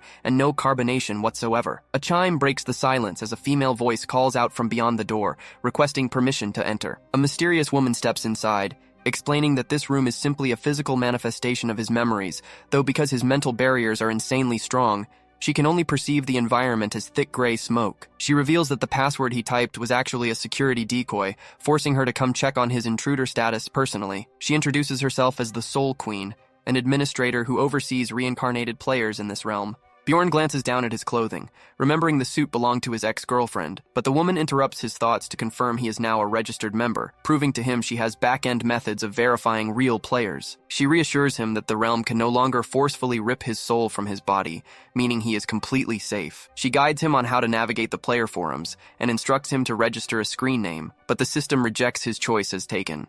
Pulling a quick gamer trick, he tweaks the spelling slightly, prompting the Soul Queen to ask if he is a huge fan of that famous user, catching him totally off guard. Refusing to elaborate, she takes her leave, advising him to file a support ticket if he runs into trouble. Finding the forum layout simple enough, he hops into a random lobby to test it out, instantly warping to a virtual campfire where friendly players welcome him. The lobby host introduces himself and asks where Bjorn hails from, to which he replies, Korea. The host apologizes for the plain campsite, admitting they lacked community points to buy cooler room skins. He tells Bjorn to display his public handle, causing him to blink in confusion until the host explains the UI prompt. Unmasking his profile, Bjorn reveals his tag, Elf Nuna. The room dead stops in pure silence before erupting into absolute mayhem as every user goes wild. One guy shouts that he always knew the legend Elf Nuna was Korean, while others scream in chat trying to confirm if it is actually him. Turns out, back in his Earth days, Hansu was a legendary hardcore pro gamer who posted a deep strategy guide 3 years into the game's release, realizing only now that his old forum post went mega viral across the entire player base. Sweating bullets over the unwanted attention, he frantically insists he is just a fanboy and points out the altered spelling in his handle. The room immediately deflates in massive disappointment, and the players proceed to give him the cold shoulder, until a random guy approaches his avatar to ask how long he has been stuck inside the game world. Deciding telling the truth is too risky, Hansu claims he has been around for a year. The user notes he must have received his invite letter exceptionally late, complimenting Bjorn's acting skills for playing dumb, while dropping the bomb that back on Earth.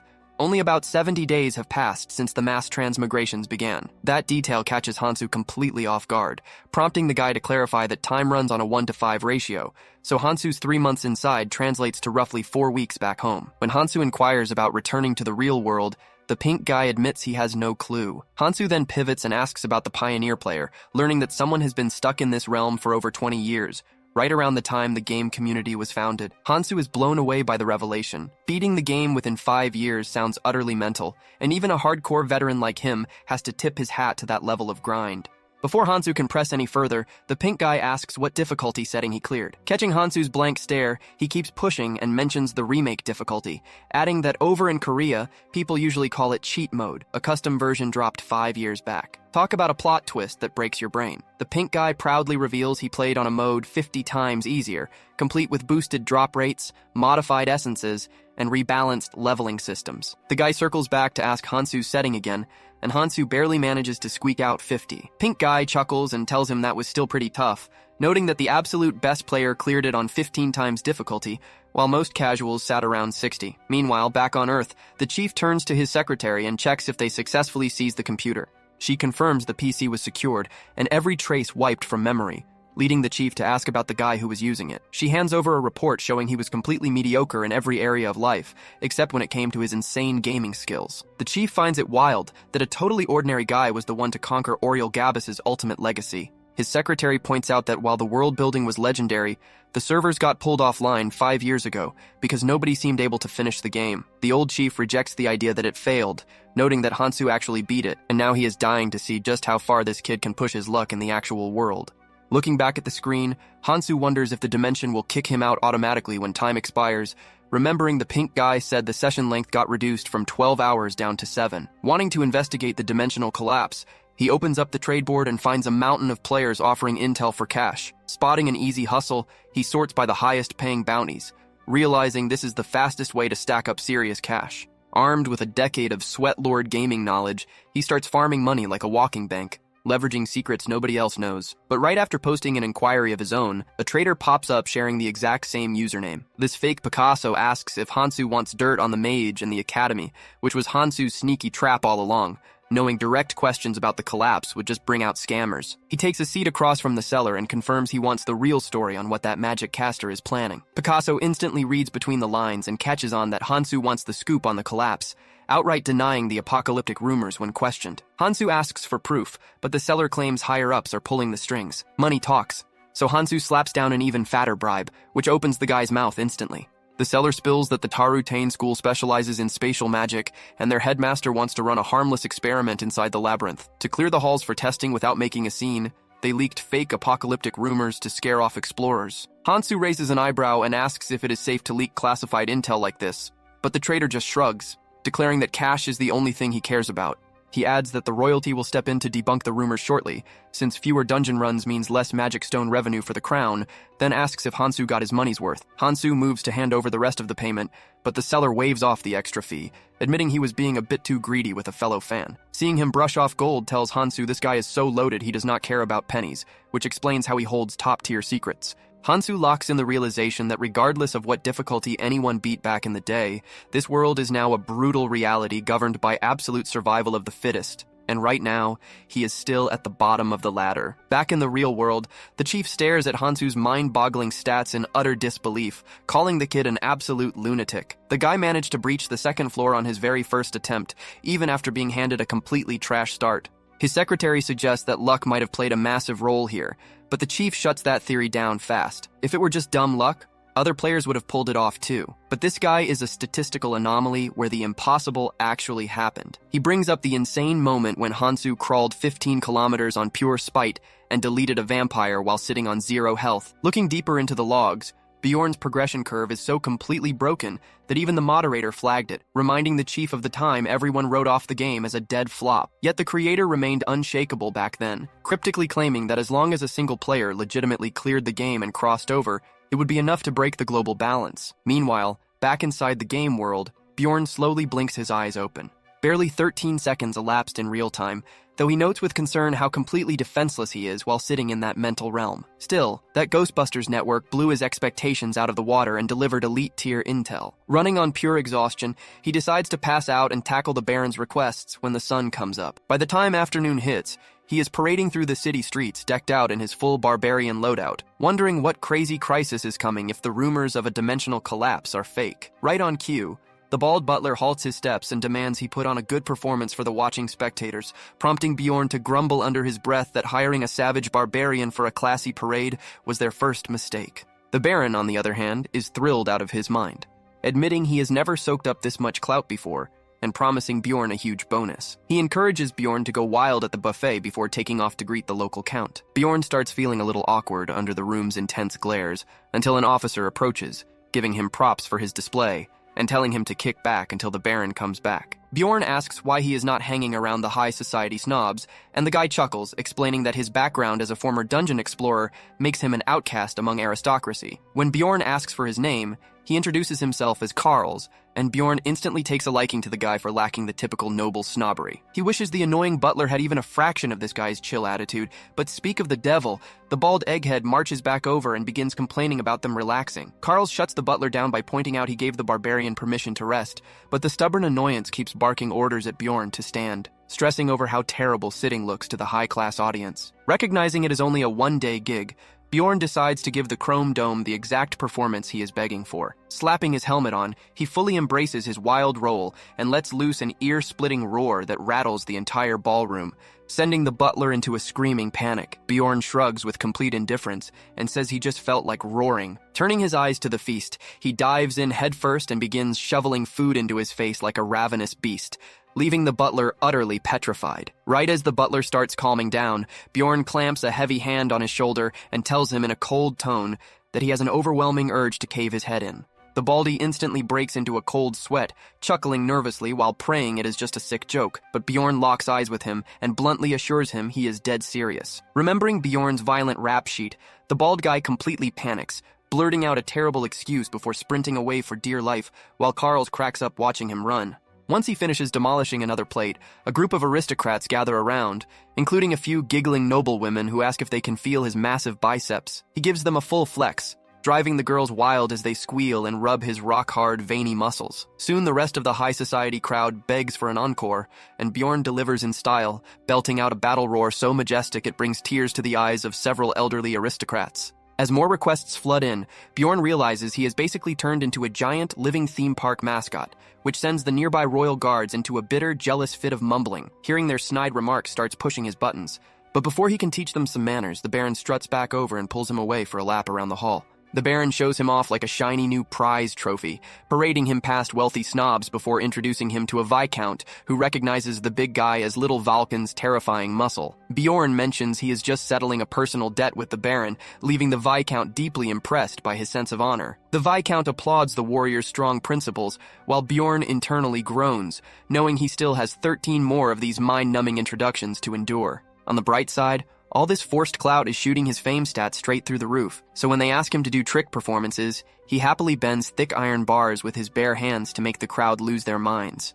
Right in the middle of his show, a familiar paladin walks up to greet the Baron, stunned to find Bjorn acting as the main attraction, which sparks the Baron's curiosity about how they know each other. Krovitz downplays his high ranking with total humility, despite the nobles singing his praises, leaving Bjorn scratching his head over why a whole-ass paladin captain was personally sweeping up dead bodies in the labyrinth. The holy captain extends an open-door policy and promises his full backing whenever needed, referencing the major solid Bjorn pulled for their order in the past.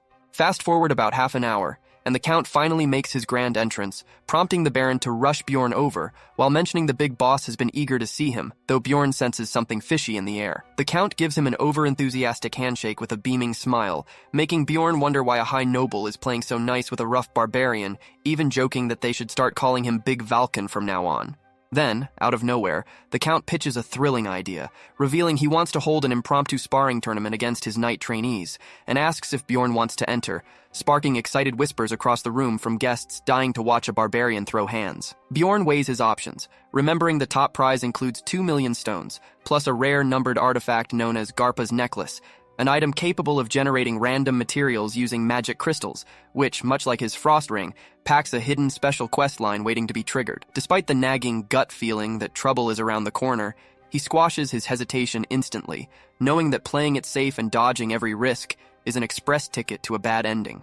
The Baron double-checks his combat skills and warns him not to embarrass the family, to which Bjorn bluntly boasts that 10 seconds is all the time he needs to crack their skulls wide open. Hearing that savage confidence, the Baron bursts out laughing and vows to double his payout if he brings home the trophy. Before the matches start, an arrogant knight trainee struts up to trash-talk him for the 10-second claim, and Bjorn instantly recognizes the clown as the same guy who insulted his little barbarian manhood earlier. An orange-haired knight steps up to throw his own weak insults into the mix, but Bjorn interrupts the speech mid-sentence, asking if this entire squad suffers from severe brain damage. He blasts them for being pathetic cowards who need a gang just to confront one opponent, claiming even barbarian toddlers have bigger backbones, leaving the knights trying to stammer out excuses. Bjorn calls out their complete lack of honor at top volume, bellowing to the entire audience that a bunch of spoiled knights are cornering a solo contestant before the tournament even starts. Unable to handle the public shaming, the knights slink off into the crowd, while Bjorn stands tall and promises to beat some manners into them once they step onto the stage. Shortly after, the tournament kicks into high gear, and limbs start flying almost instantly. Bjorn smirks internally, thoroughly amused that these silver spoon pretenders swallowed his provocation hook, line, and sinker, grinning like a kid in a candy store the moment he spots his main target, the punk who dissed his barbarian pride. The ginger-haired knight tries to hit him with a righteous speech about chivalry and fighting honorably, but Bjorn drowns out his speech with a blood-curdling roar that sends the entire stadium into a hyper-hype frenzy. As soon as the signal rings, the knight pulls out a fancy multi-blade sword technique that briefly throws off Bjorn's timing. Yet he still parries every single strike with effortless precision, chuckling to himself over how naturally he takes hits like a true barbarian, though he knows better than to drop his guard completely. The knight thrusts straight for his neck, but Bjorn dodges the lethal blow with slick head movement. The fraud knight stumbles in shock as Bjorn pops his wild outburst skill, massively ramping up his aura of pure intimidation. Keeping his promise to wrap this up in under 10 seconds top of mind, he roars for the opponent to attack him with everything he has since the clock is ticking, terrifying the knight out of his wits. Now, Bjorn's threat skill mainly aggroes monsters, rather than directly brainwashing human minds. However, if the opponent is already trembling, The skill completely breaks their mental fortitude, whereas a truly brave fighter will just burn with more adrenaline. And Bjorn gets curious to see which reaction Sylvania will show, which turns out to be the reckless adrenaline rush. Bjorn briefly laments not having his trusty shield on hand, while Sylvania lunges forward, attempting to slice his bare arm wide open with a sharp blade, but the steel barely scratches his thick hide. As the ginger stares in utter horror, Bjorn points out the brutal truth that his attacks are pathetically weak. He casually yanks the trapped blade out of his skin, spraying a light dusting of blood right across Sylvania's terrified face. Bjorn reminds the punk of his earlier vow to cure his severe brain damage the next time they met, so he clamps his massive hand around the knight's throat and hoists him into the air like a rag doll. Since the issue is clearly inside his skull, Bjorn applies the classic Barbarian medical cure and lands a brutal right hook straight to his face. Inside the medical tent a short while later, Bjorn asks the resident priestess if Sylvania survived the hit, and she confirms he is alive while scolding him for not showing an ounce of mercy. Bjorn defends himself by pointing out he only used an open fist instead of his battle axe, shocked that a single slap was enough to send the guy straight to the Shadow Realm. The priestess glares back in utter frustration, emphasizing that it was not just a simple knockout, because the force of his punch literally leaked cerebral fluid out of the knight's ears, though Bjorn low-key enjoys giving her a first-hand taste of classic barbarian logic. Out of nowhere, Sylvania snaps awake and asks where he is, insisting he was just walking over to the arena, prompting the priestess to explain that his head injury caused temporary memory loss that will fade now that his physical wounds are healed. While the ginger knight expresses his gratitude, Bjorn casually looms over his bed and asks if he genuinely forgot everything, making Sylvania back up nervously and beg the mountain of muscle to stay away. Bjorn orders Sylvania to recite the exact insults he threw at his barbarian pride earlier. The second those trash talk lines leave his lips, a flash of utter terror hits him as his missing memories flood right back. To drive the point home, Bjorn shifts into full predatory terror mode, and Sylvania instantly crumbles, shaking violently while crying out for mercy. Bjorn chalks it up as a massive medical breakthrough, proud that he cured brain damage that even high-tier holy magic failed to touch. Stepping back outside, the Baron runs up to him, complaining that he was searching all over the grounds. Bjorn casually mentions he was just checking on his opponent, surprising the Baron given that Sylvania was the one who provoked the fight. Bjorn remarks that if they were inside the labyrinth, he would have skipped the fists and used his axe, admitting he had no idea knights were made of glass, which the Baron surprisingly agrees with, blaming their soft nature on lazy training regimens. Bjorn double-checks if unleashing his full violence against high-born noble kids is actually allowed, but the Baron reassures him it is totally fine, adding that blood sports are the whole reason aristocrats gather, and even if someone accidentally logs out forever, he can effortlessly sweep it under the rug. All he cares about is Bjorn winning, emphasizing that the more savage his fights look, the more thrilled the Count will be, which prompts our Barbarian to promise he will cave in every skull on the roster. The announcer calls out the next round featuring Bjorn Jandel of the Martin House against Sir Quarton of the Surfia House, and Bjorn grins at his luck, realizing another member of the trash-talking trio has stepped right onto his chopping block as the signal sounds. But right in the middle of Quarton's heroic speech, Bjorn unleashes a single heavy blow that shatters his skull, wrapping up the entire match in under 3 seconds flat. He lets out a thunderous roar that shakes the stadium rafters, and the bloodthirsty crowd loses their absolute minds in applause. The entire arena begins chanting Night Slayer, like he is a legendary gladiator, leaving Bjorn to wonder who the real unsophisticated monsters are when these fancy nobles love head-crushing violence so much. Moving into the semifinals, he treats the audience to a whole new technique called the spine folder, tossing his challenger sky-high before snapping his lumbar directly across his knee. Still, Bjorn feels a little cheated that the third clown from that arrogant trio did not get bracketed with him, missing out on his custom physical therapy session. To make matters funnier, every single combatant defeated by Bjorn frantically begs the priestess to convert them to her religion on the spot. With just one final match remaining, Bjorn figures his final obstacle must be the Count's personal star trainee. Sure enough, the speaker announces the championship match, placing Sir Albatross representing the Count against Bjorn representing the Baron. As they step into the ring, they exchange quick nods while Bjorn recalls his earlier analysis, remembering the guy carries essences from a Great Orc warrior, a giant golem, and a cyclops, a textbook setup built purely for heavy tanking and physical force. Albatross asks why Bjorn is missing his heavy armor, and Bjorn casually responds that it felt uncomfortable, so he threw it off. Without wasting a breath, he pops Gigantification alongside Wild Outburst simultaneously, and the second Albatross witnesses this nightmare transformation, he completely freezes up in terror. Overwhelmed by sheer panic, the knight turns tail and sprints out of the arena like a frightened child. The referee instantly rings the bell and disqualifies him for fleeing, though Albatross tries desperately to beg for a rematch, swearing it was just an accidental reflex. The Count cuts him down with a look of pure disgust, asking how much further he plans to disgrace his noble household, while Bjorn stands there wondering if activating gigantification was perhaps a little overkill. Meanwhile, back at Erwin's quarters, the elf archer becomes consumed by the dark obsession that grabbing raw power is the only path to securing what she desires. Teresia walks into the room and asks if she is feeling okay, prompting Erwin to coldly turn back and ask why she would even question it. Teresia points out she was muttering under her breath alone in the dark, but Erwin cuts her off mid-sentence, stating she is currently holding a private meeting with her spirit allies and ordering her to leave them alone. Stepping out into the hallway after leaving Erwin's quarters, Teresia considers briefing her on Little Valken since she seems completely out of the loop, but holds off. In a ridiculously short span, the elf has already forged contracts with 4 spirits and fully awakened 3 of them. Her archery, hand-to-hand combat, and knife work have shot through the roof, to the point where 7th rank beasts are now easy solo targets for her. Watching that terrifying growth, Teresia decides to keep her mouth shut, though she begins suspecting those new essences might be behind the sudden surge. A quick check of her low-rank essence registry confirms it. Every single one of them ramps up the owner's obsession stat, making her intense fixations make total sense. Yet as she turns in for the night, a chilling thought keeps her up. What happens if Erwin stumbles upon the truth about Bjorn before this obsession stat can be cleansed? Way past midnight at 2 in the morning, our giant barbarian finally strolls back into Rafdonia. Working for high society definitely has its perks, considering the absurd payout he snagged for just 24 hours of labor. The Baron was so thoroughly blown away that he basically offered our boy an open door for any future favors. The Count, on the other hand, looked totally unimpressed, telling Bjorn he'd reach back out once he was actually ready, and demanding he turn down every other aristocrat in the meantime. Sensing the Count was the type to play nasty if crossed, Bjorn played along and nodded approvingly. Honestly, he's still stunned he snagged that necklace with 0 effort, an item that took endless grinding back in his gamer days. Bright and early the following day, a mountain of offers from wealthy nobles lands in his lap, but his promise to the Count means every single one gets thrown straight into the trash. What truly bothers him isn't the lost cash, but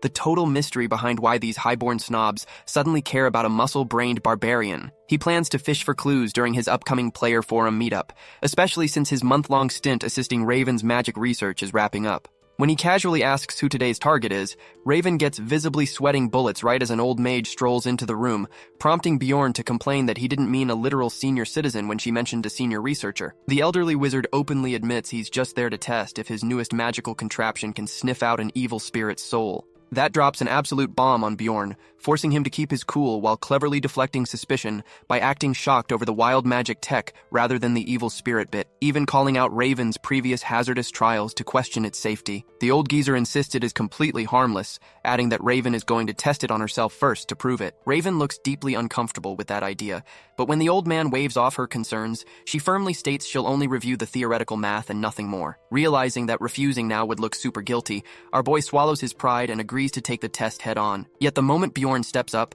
the old man suddenly gets cold feet and asks if he's really going through with it, causing Bjorn to push back sharply and demand he get it over with so he can go back to bed. As soon as the barbarian is out of sight, Raven confronts her master, demanding to know what kind of game he was playing. She asks point blank if he actually suspected Bjorn of harboring an evil spirit, linking it to his sudden questioning about the labyrinth earlier. When he tells her to chill out, she refuses to drop it, until he finally admits his suspicions were completely unfounded. Raven acknowledges the barbarian is a weird guy, but she demands to know why he set up a shady test instead of turning him over to Rafdonia's authorities. The old researcher mutters that reporting him would have meant Bjorn's execution, then casually walks off claiming he needs a nap. She always believed he was hunting a live spirit for raw test material, leaving her completely baffled about what the eccentric master is actually plotting. Back in his room, Bjorn briefly ponders why the old geezer seemed so rattled before shrugging it off, only to be interrupted out of nowhere. Misha quietly sneaks through his door and whispers to see if he's awake. After the initial jump scare, he remembers giving her a spare key, so he smoothly yanks her onto the bed and says he needs her for the night, making her mind run wild until he drops the bomb. He actually just wants her to help him draft polite rejection letters to all those nagging nobles. The cat girl gets nervous, asking if blowing off highborn aristocrats like this won't land him in deep trouble. He brushes it off with a laugh while writing that he's fully booked and they should go hire some other barbarian. During the party's briefing, Hikarad presses for an answer, but Bjorn tells him to cool his jets while he processes their options with barely 10 days left before the labyrinth gates open. The dwarf drops a bomb by stating he's sitting this run out, reasoning that a dimensional collapse would wipe them all out regardless. Dwaki and Rotmiller nod in total agreement, leaving Misha to turn to our protagonist and ask what his play is. The rupture is a goldmine for quick leveling, so while he can't reveal his meta-knowledge yet, he decides to just bring Misha into the fray. Bjorn declares that only the two of them are going this round, and when Misha hesitates, he hits her with a guilt trip by threatening to dive in completely solo if she chickens out. Misha snaps right back, telling him he needs to work on his manners and actually invite her nicely first. Dropping the act, Bjorn politely requests her companionship, and she instantly softens up, admitting she could never let him face it by himself, leaving Bjorn stunned by how smoothly his trick worked as he locks in their duo raid. By next morning, the Crown officially dismisses the rupture panic as fake news, pinning the entire scare on misinformation from the Magic Academy. Isekai'd bursts through Bjorn's door yelling that the coast is clear, but Bjorn claims he took a private contract and literally slams the door in the dwarf's face. Misha gives him an eyebrow raise over this non-existent contract, so he casually confesses it was just a quick lie to shake them off. He finally spills the beans about diving into the hidden rupture, and when she asks if he dug up a secret entry method from his endless library sessions, he just gives her a secretive nod. She pouts, arguing that bringing the whole party along would make surviving a lot easier. Bjorn counters by asking if she breathed a word to anyone about her frost ring or her spirit beast Skadia. She firmly shakes her head, reminding him that she followed his orders to keep quiet. He points out that if they let Isekai'd in on it, the dwarf would spill every secret after 2 beers at the tavern. When he brings up Dwalki and Rotmiller, she admits Rotmiller might hold his tongue, but Dwalki would definitely leak it by accident during one of his clumsy rambles. Seeing his point, Misha wonders why he's trusting her with such high-stakes info instead. Rather than listing out all her terrible lying skills, he simply tells her straight up that she's someone he genuinely trusts. The catgirl turns bright red before trying to play it cool with a proud smirk, while Bjorn turns his focus to grinding out preparation with only 8 days until the portal opens. They spend the following day burning a hole through their savings to secure top-tier gear enchantments and survival gear, draining their joint stash. By the 7th day, Bjorn officially upgrades his Immortal Seal to level 4, jacking up his core attributes and drastically expanding his Gigantification skill duration. When Misha tags along to the library, Bjorn snarks about whether she can even read. But once inside, Lagna hits them both with a low-tier spell, prompting Bjorn to ask why she ditched her signature high-level buff. She whispers back that her special magic is reserved for him alone, so she can't go throwing it around in public. With 5 days left, Bjorn drops by Raven's place for his final visit, where she warns him not to get killed and tells him to hang on to the magic tower token whenever he needs a favor. On launch day, our protagonist hands down some veteran survival tricks to the fresh Barbarian recruits, who practically worship him for the guidance.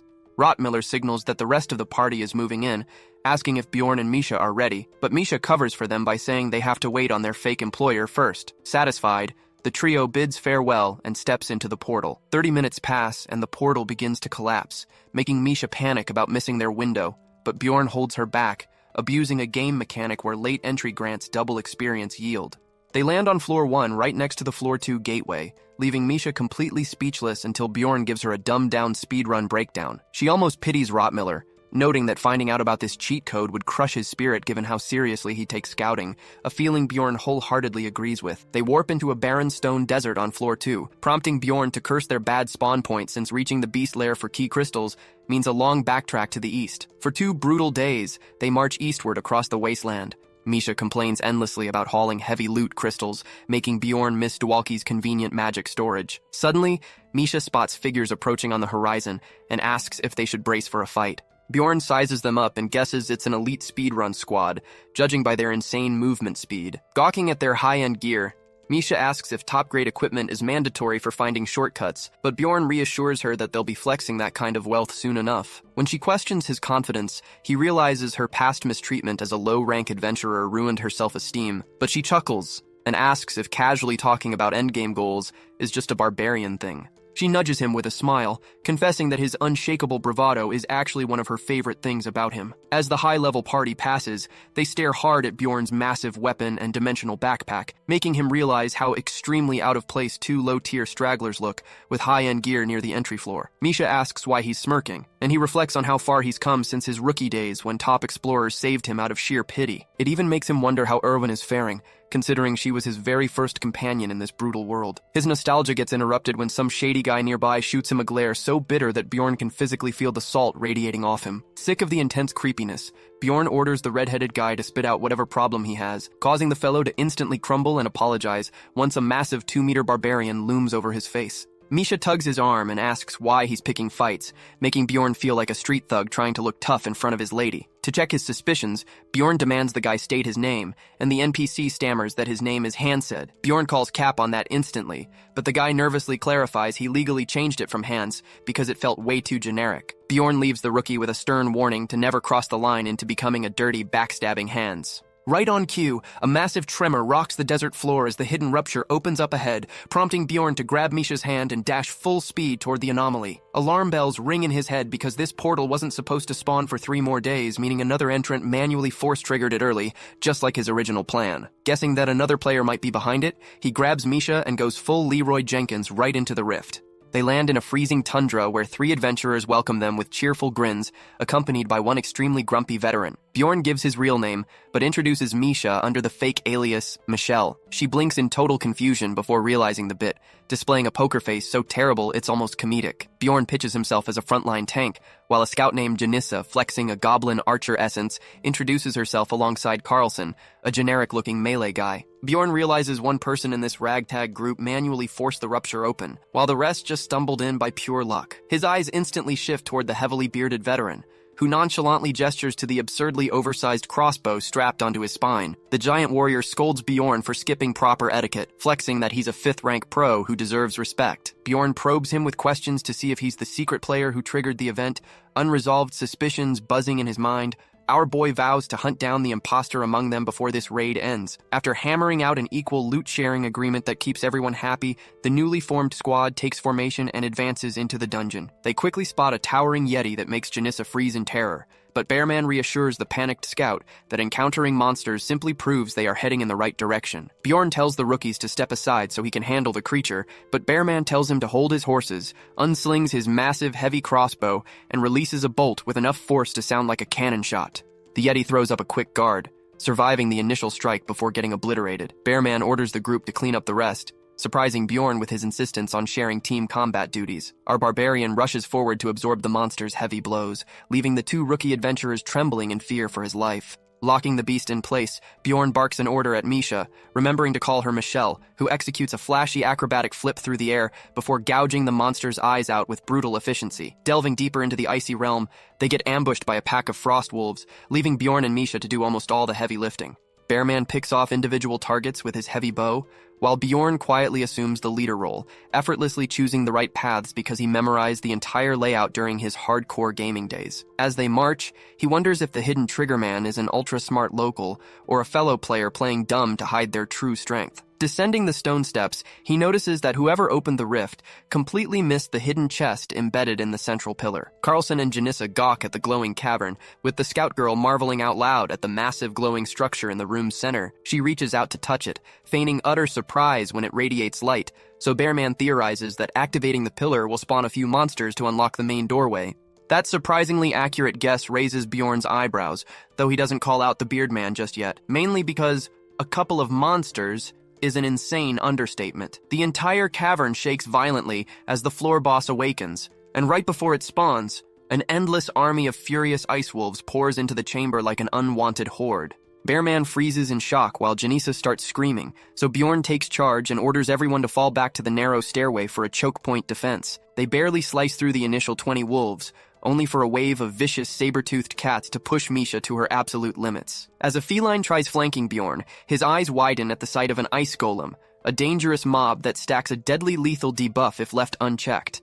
He immediately goes beast mode, shattering the construct to pieces before it can stack its curse. That's when the mutated Yeti mini-boss, Frostlord Cthulhu, enters the field and unleashes a wide-area suppression roar. Having survived ruthless plunderers like Amelia, Bjorn recognizes the dangerous debuff the moment it hits. Janissa and Carlson are paralyzed cold in their tracks, but Misha bites down on her tongue hard enough to bleed to snap out of the stun, while Bjorn remains 100% immune thanks to his absurdly high crowd control resistance. Releasing a battle cry, he leaps toward the boss with his hammer raised high, making Misha yell at him for his reckless playstyle while abandoning her own targets to cover his flank anyway.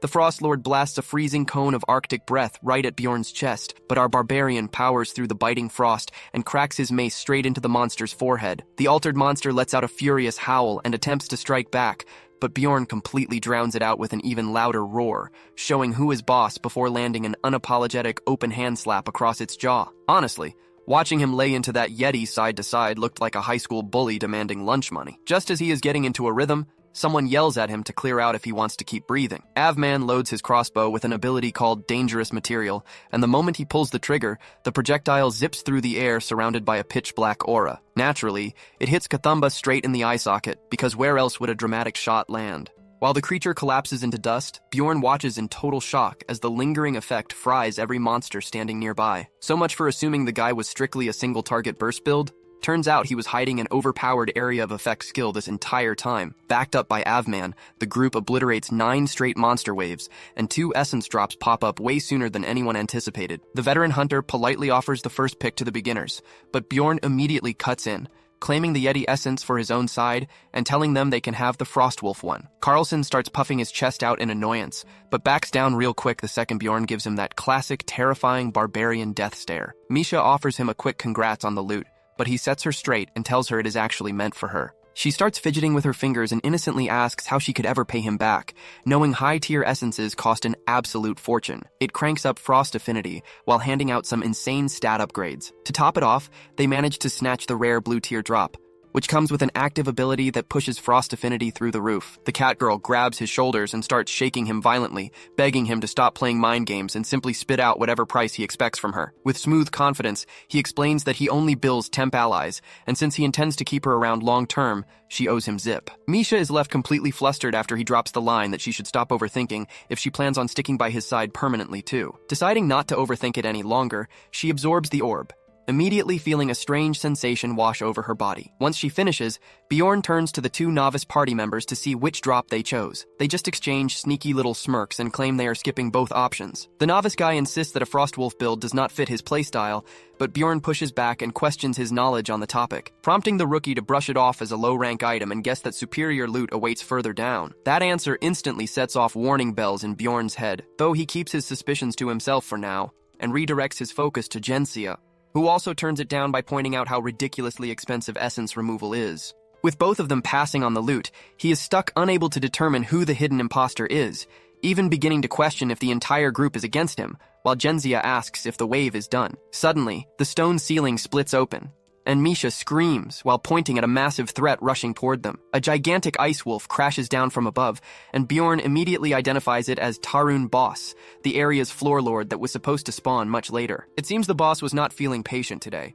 because it instantly blasts a concentrated beam of absolute zero right at the group. Bjorn breaks through the surface of the icy water while gasping for air, instantly spouting curses at the ruthless reality physics of this world, since in the original game you just took minor fall damage and teleported, whereas here they got battered around and thrown over a massive waterfall. Misha screams his name in a panic, but he lets her know he is alive and asks if she is safe while the 2 novices drag their dripping bodies onto the shore. Avman waves everyone over to a campfire he just started, catching Misha off guard that he lugs logs around, though he dismisses it as standard kit for a lone wanderer, a point Bjorn quietly respects. Even standing by the flames, the 2 novices are shivering uncontrollably and complaining that the heat is doing nothing. Avman suspects they landed in a unique environmental zone, which reminds Misha of the Witch's Forest, though the veteran notes that mere freezing temperatures shouldn't paralyze their limbs like this. Misha mentions that her passive resistance keeps her completely warm and asks if Bjorn is freezing, to which he casually replies that he can handle it, prompting her to look at him confused until he clarifies that despite his body visibly shaking, the chill does not actually register as pain for a barbarian. Shaking her head,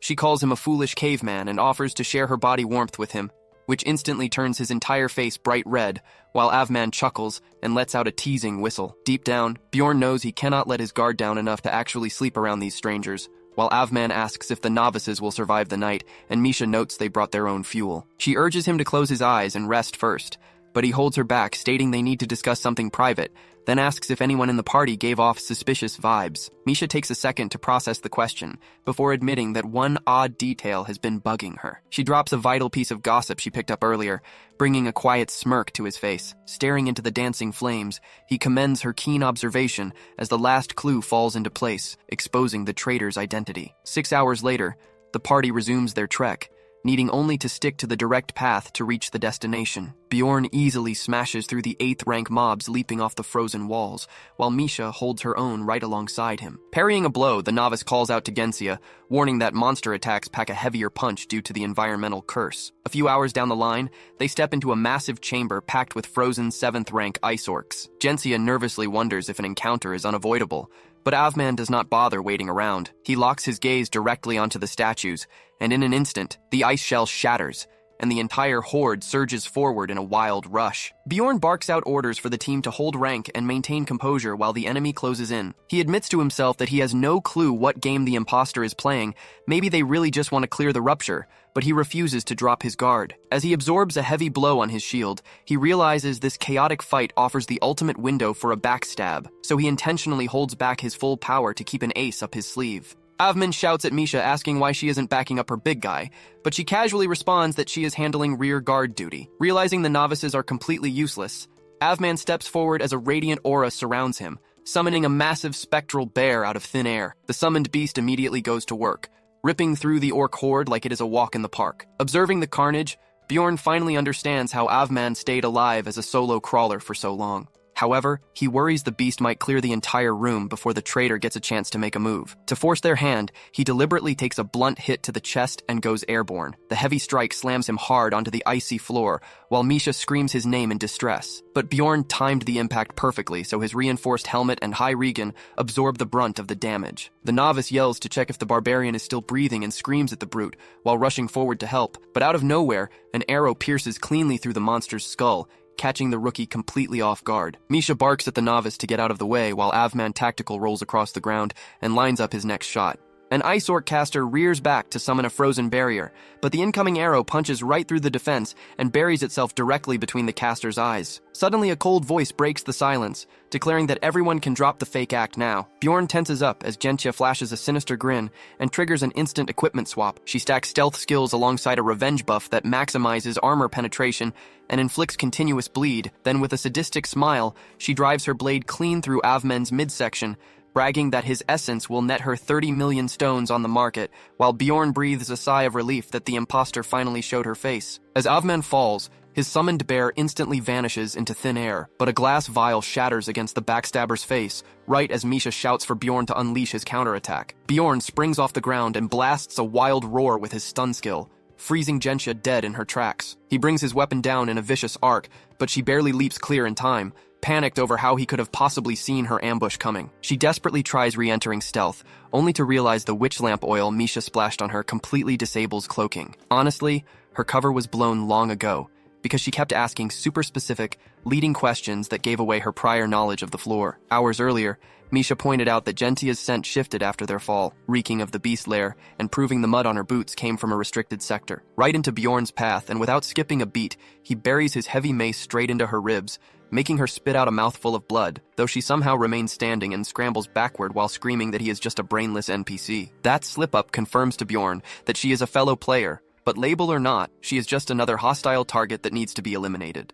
Misha shouts out a warning as an Ice Orc tries to blindside him from behind, but Bjorn pays it no mind since his active roar buff renders him virtually indestructible for the duration. Though he quickly regrets playing cool as the mob repeatedly claps him over the skull, he forces himself to swallow the disrespect so he does not trigger the floor boss early. Talk about an amateur move. She clearly did not know that waking up the orcs causes a cave-in that seals off the room's only escape route. Meanwhile, the surviving orc goes full cartoon mode, sneaking behind Bjorn to keep hammering his helmet until Misha takes pity and steps in to draw its aggro. Cornered, Gentya tries launching into a desperate talk no jutsu speech, but Bjorn sees right through the act, knowing she is just stalling until her attack cooldown resets. Bjorn shuts down her dialogue immediately, bringing his mace down with enough force to shatter her arm, sending her weapon flying across the room. She stammers, trying to scramble for another lie, but Bjorn refuses to waste time. He cracks her across the jaw with his bludgeon, genuinely baffled at how easily she fell for his simple bait. Glancing over her high-end equipment, he recognizes it as a build optimized for raw combat, and considers passing a few pieces over to Misha. He thoroughly breaks every limb to force her armor swap skill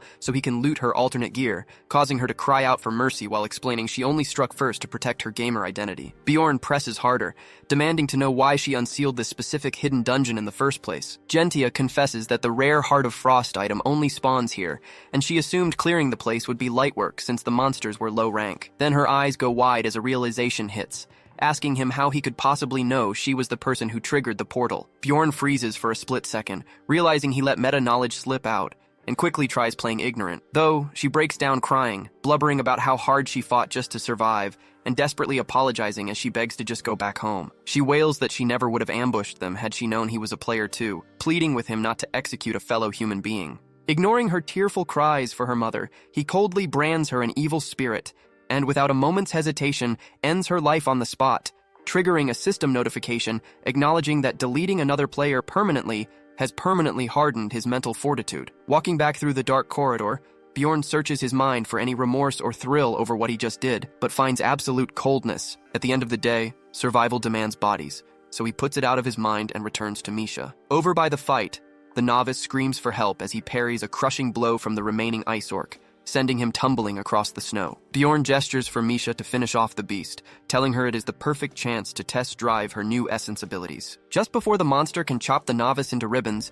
Misha flashes forward and severs both of its wrists in a single flash. Bjorn observes that her blades inflicted severe frostbite, noting that while frost affinity shuts down enemy regen, its true power lies in slowing targets down. The ice orc's natural resistance contained the freezing to its wrists, whereas a normal monster would have had its arms completely frozen solid to the elbows. She drives her daggers straight through the creature's throat like mountain daggers, looking back to ask if she did it right, which Bjorn nods at since the strike pierced directly into the brainstem. Once she gives the nod, he crushes the beast's skull like a watermelon, delivering the final blow that officially triggers the chamber's boss encounter. The rear wall immediately fractures and emits a blinding light, as the Floor Lord Terran boss launches itself into the arena like a roided-out wrestler bursting into the ring. Bjorn remembers from the game that this absolute unit stands twice the height of a normal wolfman, packing monstrous stats to match its frame. It wields a massive frozen bludgeon that inflicts severe hypothermia on contact, but Bjorn casually announces that he will have this oversized mutt dead in under 10 seconds flat. The boss leaps to crush him under its massive weight, but Bjorn effortlessly catches the impact on his shield before intentionally dropping his main weapon to the ground. Knowing wolf types have zero lightning resistance, he chews a buff herb and smirks, while ripping open a high-grade Thunderspell scroll. A brutal bolt of electricity detonates on the beast, locking its limbs in full-body paralysis, though Bjorn maintains his defensive stance knowing the boss possesses a passive cleanse skill that converts crowd control into pure raw stamina. Not that it matters, because Misha leaps into the fray throwing shock grenades, forcing the stunned wolf to turn, but before it can adjust, another violent shockwave slams into its chest, dropping the Floor Lord like a sack of bricks in under 3 seconds flat. Without giving it room to breathe, the duo whip out lightning-infused weapons and unleash continuous heavy combos, effortlessly deleting the boss before it can even recover. He nudges Misha toward the glowing orb, telling her to hurry up and absorb the drop before the despawn timer runs out. As soon as she finishes the process, Bjorn turns to organize their exit, but a low groan of agony echoes from where Avman lies in a pool of blood. Rushing to his side, they debate breaking out a high-grade healing potion, while the dying hunter rasps at them to just pour the liquid over his belly. Misha empties the vial over his open flesh to no effect, but he desperately begs her to keep pouring, causing Bjorn to immediately realize that Gentia's dagger carried a specialized anti-healing curse. Bjorn knows standard antidotes are useless here since it is a physical wound decay curse rather than venom, while the novice freaks out at the lack of progress. Misha turns back to Bjorn with wide eyes, pleading with him to hand over their absolute highest tier elixir. Reluctantly, he hands over the top-shelf potion, and only then does the severe laceration slowly seal shut, leaving Bjorn deeply impressed by how potent the traitor's anti-regen skill actually was. Bjorn advises the rookie to chill out for a second, suddenly remembering they haven't divided their spoils from the raid yet. He flings a heavy pouch full of loot straight at the guy, and when the rookie pauses in doubt, Bjorn shuts him down by reminding him he didn't land any essence anyway. Old Man Bear finally blinks his eyes open, calling himself the luckiest guy alive, though Bjorn low-key regrets saving him since a dead comrade would have meant keeping all the extra loot for himself. When Avman offers to cover the potion cost, Bjorn demands a ridiculous 5 million stones without skipping a beat, leaving the poor guy utterly speechless since those potions usually cost a fifth of that price. Our big guy just acts completely clueless and claims he got ripped off by the shop, but Avman smirks and points out that emergency items skyrocket in value during life-or-death moments, handing over a numbered artifact that grants 3 extra lives as collateral since he lacks the cash. Bjorn ponders whether to just pocket the relic instead of waiting for the cash, but Avman abruptly calls out Bjorn's true identity, sending Misha into an absolute panic as she demands to know how he knows that name. He simply promises never to forget what they did for him today before stepping right into the glowing exit portal. Misha turns to follow him through the portal, but Bjorn grabs her and pulls her in the opposite direction, mentioning that he still has unfinished business to take care of. A bit later, he hands her a shimmering red crystal, prompting her to ask if he picked it up while digging around the ice. He explains that it holds great stats for his personal build, adding that it raises cold resistance for both of them. Misha looks on in utter confusion as our guy spreads out sleeping mats on the cold floor, but he reminds her they barely got any sleep earlier, and that a cleared-out dungeon space is literally the safest spot imaginable. Bjorn closes his eyes and acts like he is fast asleep, though his mind is racing full speed into endless dark thoughts. Out of nowhere, the cat girl breaks his inner spiral, crawling next to him on the blanket to ask what is keeping him awake. He just opens up his arm and invites her to snuggle close against the freezing draft, and she eagerly burrows into his chest as the two of them pass out under the open night sky. By the third day, the pair marches right back into the crystal cavern, where Misha puts her newly upgraded gear to the test by slicing through monsters like butter. Watching her move, our guy immediately recognizes that she is swinging a high-grade numbered item. That little detail instantly catches her attention, making her wonder if it costs a crazy fortune. And without missing a beat, she tries to hand it right over to him. Bjorn gets annoyed that she thinks he is that greedy, snapping that he hasn't even decided if he wants to sell it off yet. Misha finishes sweeping the area clean and asks if their next stop is the second floor, which Bjorn confirms since her combat practice is far from over. Misha boasts that she has already mastered her weapon mechanics, but the moment Bjorn shoots her a skeptical look, she instantly folds and agrees to grind out a few more drills. Bjorn can't help feeling a surge of proud mentor energy seeing her growth, especially given how rapidly she managed to absorb another top-tier essence. Honestly, this boss essence is nearly on par with the Yeti's power for a frontline fighter like her, giving her that vital armor-piercing passive she desperately needed. He orders her to practice skill combinations with her bare hands instead, because using her sharp weapons was disintegrating the mobs instantly. Seeing that the local mobs are too soft, he tells her they will give her powers a real stress test once they step onto the second floor. But before he can even finish his usual lecture, she cuts him off completely, shouting that true warriors never look for the easy way out. Suddenly, every crystal lining the walls flashes a bright blood red,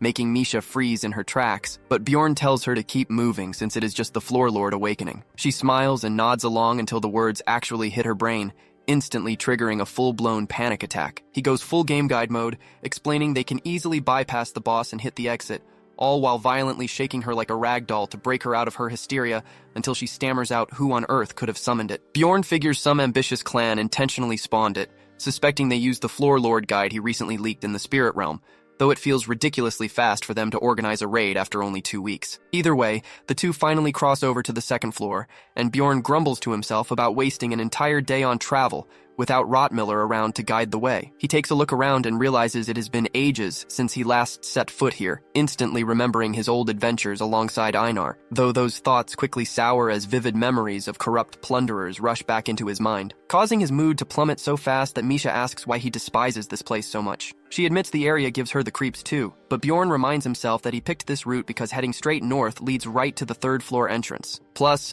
running a tight two-person squad makes summoning a Death Knight far more efficient, giving Misha the perfect high-level training ground while pumping up their exp gains. It doesn't take long before two terrifying death fiends spring out at them, and our boy yells at her to go on the offensive while he draws their main aggro. Bjorn charges headfirst into the fray, slamming his heavy shield forward to absorb the massive opening blow, while Misha vanishes behind the creatures and shreds them with lethal strikes. Frost instantly creeps across one of the fiends, locking it in ice as her cold stats combine with her raw skill combo. The monster, screeching in pain, summons an army of undead, prompting Misha to yell out a warning to her tank, but the mindless zombies that swarm Bjorn get a direct splash of his acidic blood, screaming in agony as the liquid melts right through their jaws. Misha rushes back over to check if he is holding up, but her eyes widen when she sees his flesh sewing itself back together, teasing that he might actually be a monster in disguise, which makes him blush as he tells her to focus on the fight, while secretly wondering how she will react when he ranks up further. Before long, the two completely butcher the Death Fiends,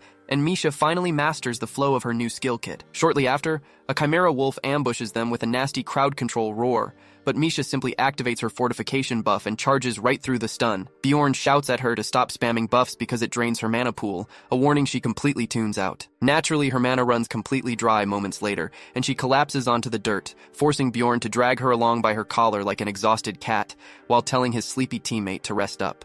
Eventually, they set up camp beside some old stone ruins, where Bjorn picks up the faint sound of stranger voices talking nearby, totally oblivious to the giant barbarian crouching right around the corner. But his blood turns cold when he hears one of the voices laughing about another barbarian sleeping nearby, boasting about how easy it will be to harvest his valuable heart. And to make matters worse, another voice chimes in about how high-level mages pay top dollar for fresh organ ingredients. That completely sets Bjorn off into a blinding rage, and he crushes the rock in his hand to dust, because if there is one thing he refuses to tolerate, it is someone hunting down a fellow rookie barbarian. A brief memory flashes through his mind, reminding him that barely a third of his original barbarian batch survived their initiation. He glares through the shadows as the shady group settles in for sleep, carefully weighing his next move. His first instinct is to wipe the floor with all of them right now to eliminate the threat fast, but instead, he decides to nudge Misha awake and tells her to gear up for battle. Without any further warning, Bjorn fills his massive lungs and unleashes an earth-shattering battle cry into the sky,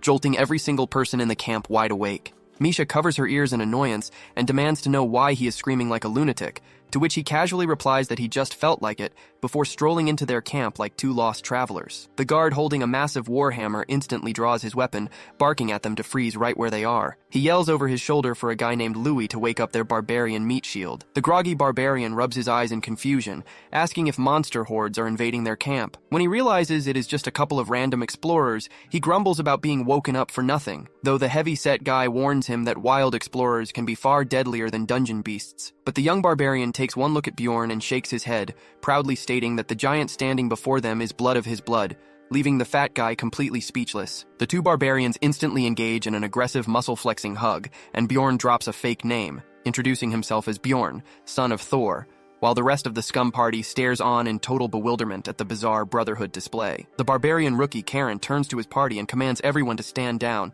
assuring them that Bjorn carries a noble spirit. The scruffy group awkwardly greets him by name, but Bjorn immediately shuts them down, telling them to address him by his full title, since they aren't close enough for nicknames. The lead plunderer forces a fake smile onto his face, suggesting it would be best for everyone if Bjorn and his companion moved along to find their own campsite. Bjorn acts absolutely thrilled by the suggestion, announcing that they are also looking to rest and offering to combine camps as overnight allies, which completely catches the entire group off guard, while Bjorn chuckles internally, knowing the real fun is just getting started. The hammer guy tells Bjorn he must have lost his mind, pointing out that explorers only group up for overnight watches on the safe first floor. Bjorn cocks his head with an innocent expression, asking if that means they are declining his generous offer, making the guy breathe a sigh of relief as if the threat passed. But right then, Bjorn roars out that something is seriously wrong with all of their brains. He breaks down the math, explaining that adding 2 more heads to their 4-person squad means everyone gets double the sleep time on night shifts.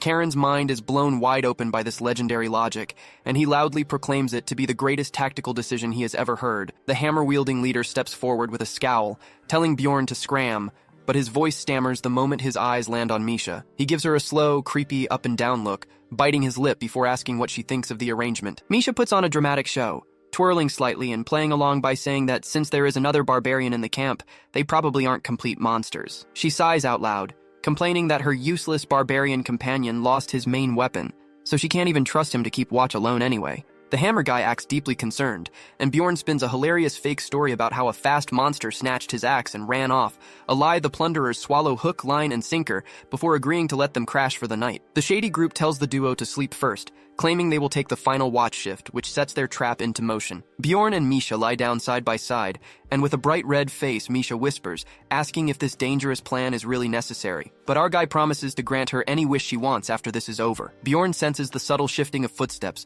and primes his muscles, taking note that Karen is fast asleep while he evaluates the trap. Right as the lead attacker raises his weapon for a silent kill, Bjorn dramatically sits up with a massive fake stretch and yawn. He opens his eyes, cheerfully greeting the armed men and asking if they woke up for a late-night snack, forcing the embarrassed plunderers to play along and offer him some dried meat. Meanwhile, the hammer user sneaks around behind him, calling our boy a brainless fool as he swings his heavy weapon straight down onto Bjorn's skull with full force. But the blow lands with a dull thud, doing absolutely 0 damage to the giant tank, leaving Bjorn to slowly turn around and coldly ask if the guy's grip just slipped. Before the attacker can even sputter an excuse, Bjorn drives a massive punch straight through the center of the man's face. The second plunderer stares in complete terror as our guy casually wipes his knuckles, mocking that his own hand must have slipped because of hunger. Karen snaps awake from the noise, shouting in confusion while the panicked survivor yells at their archer Lewis to loose an arrow. Catching the glint of the arrow in his axe blade, Karen barely reacts in time to block the projectile with his forearm, before charging across the camp like an angry bull to grab the heavy-set guy straight by the throat, lifting him into the air while demanding an explanation for the treason. The fat guy desperately begs for mercy, but gets nothing back except pure murderous rage from the young warrior. At the exact same time, Misha darts forward and instantly drops the archer cold, using the blunt edge of her blade. She looks around at the ambushers, realizing Bjorn was spot on about these trashy thieves preying on unsuspecting adventurers.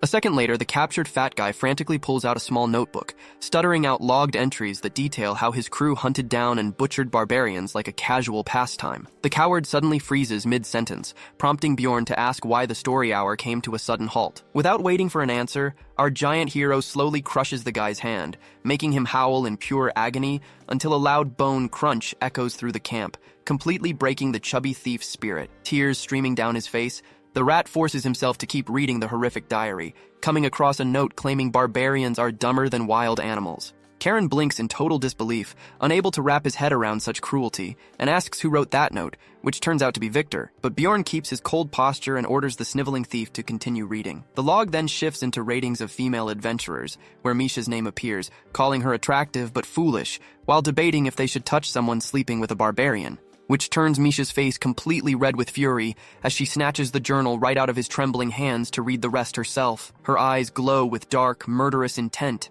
when she sees the hammer guy wrote it, loudly declaring that his life belongs to her. The trembling coward starts blabbering about their original tactical breakdown for the ambush. Apparently, his job was to execute Karen in his sleep, leaving the young barbarian looking at Bjorn with a totally clueless face about how to process that news. But before anyone can say another word, Karen swings his massive axe, decapitating the archer instantly, while Misha delivers a vicious groin kick to the team leader, putting an end to him right on the spot. The final surviving thief drops to his knees, begging for his life with tears in his eyes, but our main guy simply grabs the man's head and twists it clean off like a soda cap, reminding himself that the only good plunderer in this world is a dead one. Karen pops open a cheap healing potion to dress his arm, and Bjorn notes approvingly that he is deliberately skipping full magic healing so it leaves a scar, which serves as a badge of honor for any true barbarian. He tells the kid to strip the bodies of all their gear, but Karen holds back, claiming he didn't do enough to earn the loot. After some pushing, the young warrior grabs a fine battle axe, earning silent approval from Bjorn for his choice of a dual-wielding build, and when they tell him to take the rest, he finally realizes he can pawn it off in Rafdonia for massive profit. That brings a wide smile to Bjorn's face, and he offers to personally escort the kid back to the safe zone on the first floor. Once they return to the crystal cave, Karen tries to express his gratitude, but Bjorn interrupts to properly drop his real name, causing the kid to nearly explode with excitement upon realizing he is talking to the legendary Little Valken. Karen eagerly accepts the guide offer, promising to sell off the extra loot to fund high-tier gear for his future runs. Bjorn dishes out some big brother wisdom on combat mindset, which lights an absolute fire inside the kid's soul. Deep down, he knows barbarians are treated as easy target practice by other races, even though their innate racial potential is off the charts. A satisfying thought crosses Bjorn's mind that if more battle-hardened barbarians start stepping up, our boy switches into ultimate mentor mode, sharing every game exploit, stat priority, and psychological trick he knows to help the kid survive. But a bit later, the duo stops dead in their tracks as they realize what kind of absolute monster they just created.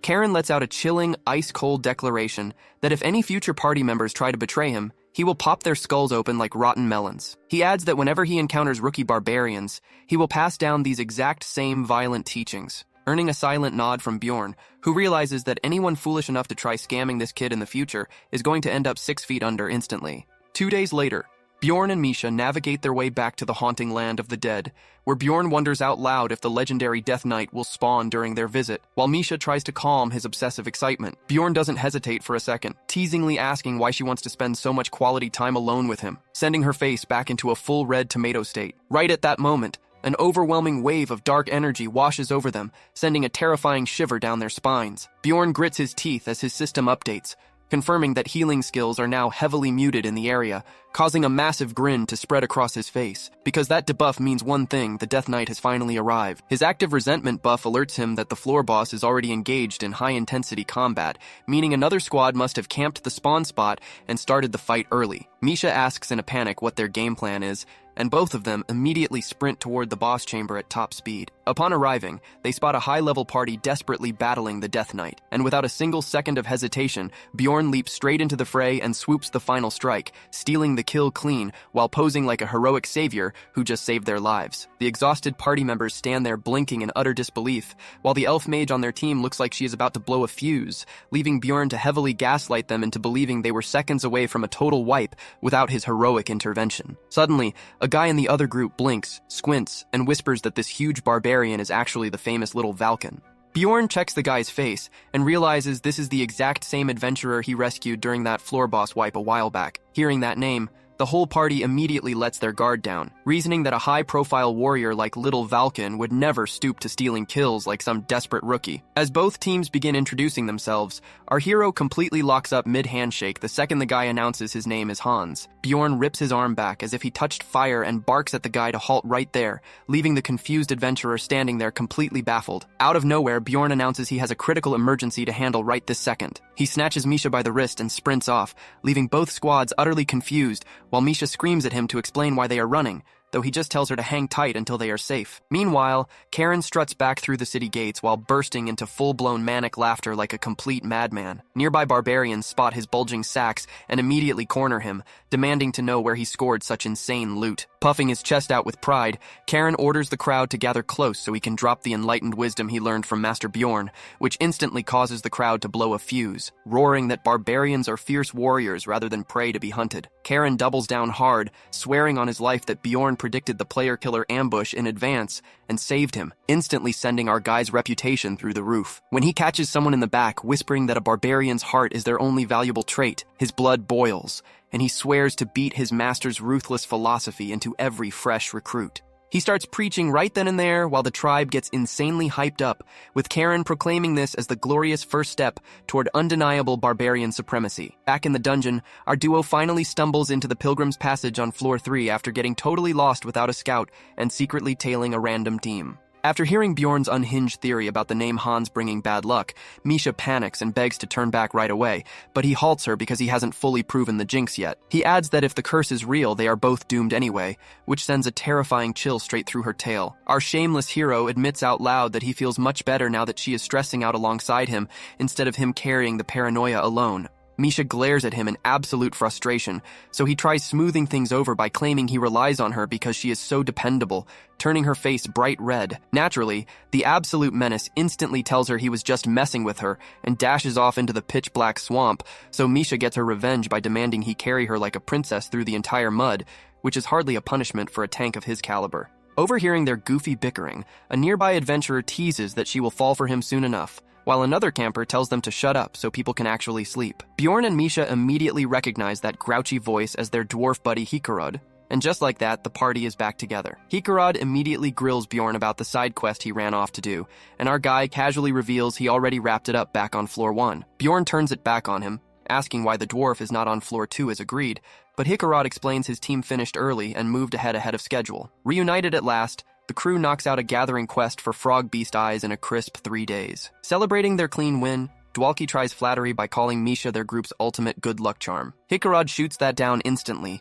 insisting that Bjorn is the real charm keeping them alive, and before the vibe turns awkward, Bjorn urges everyone to push on to the next level right away, pointing out that lingering around floor 3 is a complete waste of time. Following 3 excruciating days of endless hiking, the squad barely limps into the witch's forest with only 3 hours to spare before the floor portal seals shut. He makes a break for the exit gate, but right as he reaches the threshold, a strangely familiar voice shouts his name from somewhere in the tree line. Stepping through the rift to floor 4, our hero finds himself completely unable to shake that sound off. That voice sounded suspiciously like Erwin, but he figures the odds of bumping into her in a massive zone like floor 3 are practically zero. Right on cue, a sudden horde of aggressive beasts ambushes every adventurer stepping out of the portal. Bjorn leaps straight into the fray without hesitating for a single second. With some clean teamwork, the party flattens the entire wave, and the second the last creature falls, a system notification pops up, confirming the trial is clear, revealing 4 distinct colored gateways around the chamber. Dwalki urges everyone to choose quickly,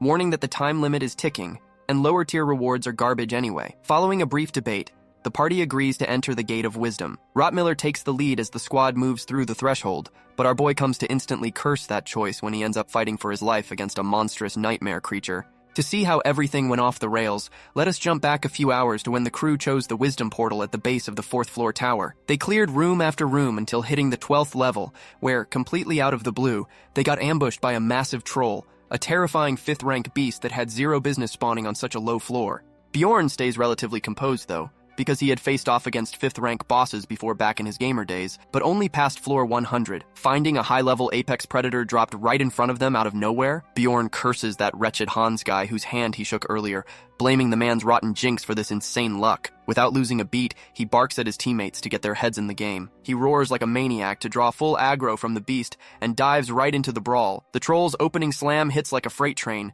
nearly ripping the shield clean off his arm. Spotting his leader in trouble, Isekai'd steps up to absorb the next heavy blow, but the stout dwarf's confidence turns to ash when his shield gets pulverized like a stale cracker. As Bjorn's ability regenerates his own gear, he screams at the cheap dwarf, reminding him this is exactly why he told him to buy high-end armor. Bjorn delivers a crushing strike to the monster, but the beast retaliates almost instantly, acting like his blow was nothing more than an annoying bug bite. Meanwhile, Dwalki amps up his mana and casts an empowered ice projectile, launching it straight toward the monster's ugly mug. But the troll simply bounces the spell off its hide, obliterating the magic along with the young mage's spirits. The blonde spellcaster starts panicking hard, shouting that beating a creature like this is completely impossible. Tanking another brutal smash, our hero shouts at the kid to stop hyperventilating and cast his spells while Bjorn desperately searches for any tactical escape. The last time he survived a 5th rank boss, it was only because he had an overpowered mage wielding radiant sun spells that countered the enemy's element directly. On top of that, he had to burn a legendary cheat item just to clutch the kill. But this grotesque monstrosity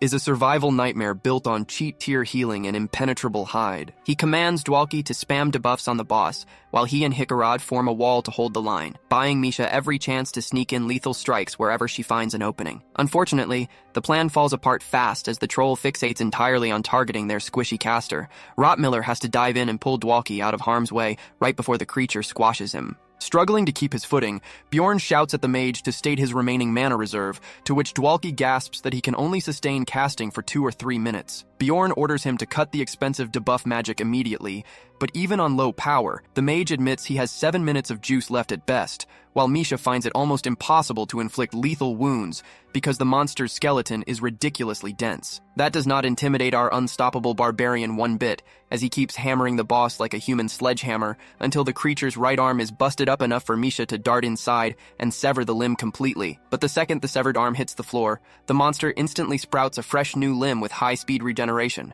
taking even Bjorn aback. Yet this was precisely what he anticipated. Knowing the beast's healing power is now on a strict 2-minute cooldown, he drops the playfulness and triggers gigantification, knowing their only shot at victory is crushing its vital organs before that timer expires. So while locking the giant beast in a brutal headlock, Bjorn yells for Misha to gouge out its eyeballs and smear its own blood over the sockets. With a ferocious war cry, the catgirl dives in and shreds the monster's eyes while our gigantic hero uses every ounce of muscle to pin the brute down. She leaps directly onto its snout, stabbing wildly until her arms go numb, but her cheap daggers simply cannot breach the troll's dense skull. Bjorn urges her to push deeper until she pierces its gray matter, but unexpectedly, the blinded monster breaks free and charges blindly straight toward Dwalki. Rotmiller barely manages to pull off a last-second roll out of harm's way, leaving Bjorn to wonder whether trolls possess some innate instinct that homes in on mana. Regardless, the beast locks onto Dwalki without stopping, prompting Isekai'd to throw his own body into its path, but he takes a single hit that completely pulverizes his internal organs. Misha scrambles onto Bjorn's back,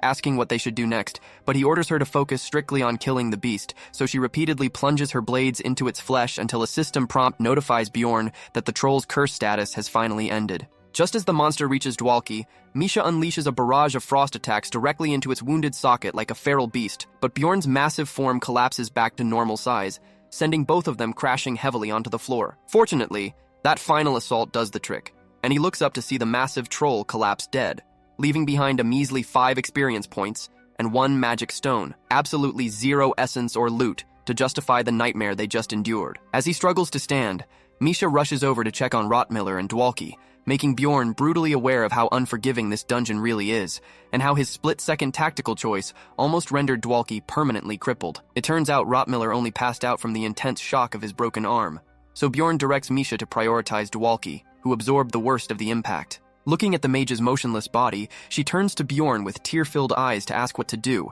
and he steps up to take over. Bjorn hates the reality, but his basic potion is like putting a band-aid on a gaping wound, Especially looking at the young mage whose back was shattered like brittle glass, Bjorn grinds his teeth in frustration, remembering he burned his highest-grade potion back in the icy cavern. Out of nowhere, the legendary scout Rotmiller forces a smile and pulls out a high-grade potion he had been hoarding, instructing Bjorn to pour it down Dwalki's throat. Once the liquid settles in, the young mage's condition stabilizes dramatically, causing Misha to weep tears of sheer relief that against all odds, every single one of them survived the encounter. Yet our hero refuses to celebrate, gnawed at by the reality that they did not win through clever tactics or superior skill, nor through any brilliant command made under pressure. They only walked away thanks to pure, unadulterated luck, and realizing how thin that margin was, he knows full well that miracles like this will not happen twice. Eventually, Isekai'd groans back to consciousness and gives thanks to the stars that they are breathing, while Rotmiller chuckles that he should probably start visiting the local temple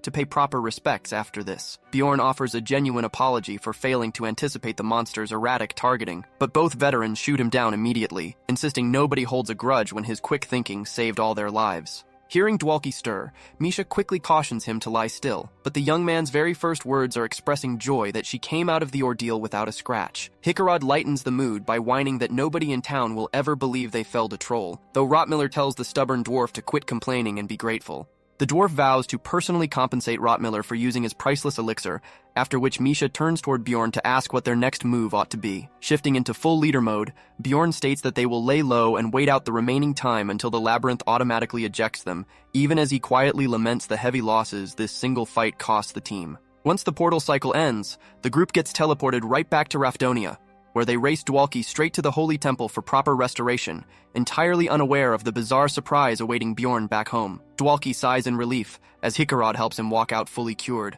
leaving Bjorn quietly impressed that high-level church magic outperforms even the most ridiculous high-end potions. When Rotmiller checks if he feels any lingering after effects, Dwalki laughs it off, claiming he feels healthy enough to pull an all-nighter studying magic books. With their recovery complete, the party agrees to reconvene in 2 days, and Misha accompanies Bjorn back toward his apartment. Bjorn feels a sting of disappointment over coming home empty-handed on magic crystals, leaving them with only the basic quest payouts to divide up. Out of the blue, he sends her cheeks turning bright crimson by casually suggesting they go inside for a shared bath, only to follow up by saying he just needs to sort out his inventory. Shaking away her wild imagination, she mentions she will just use his shower since her own place is a long trek away, and he nods along without thinking twice.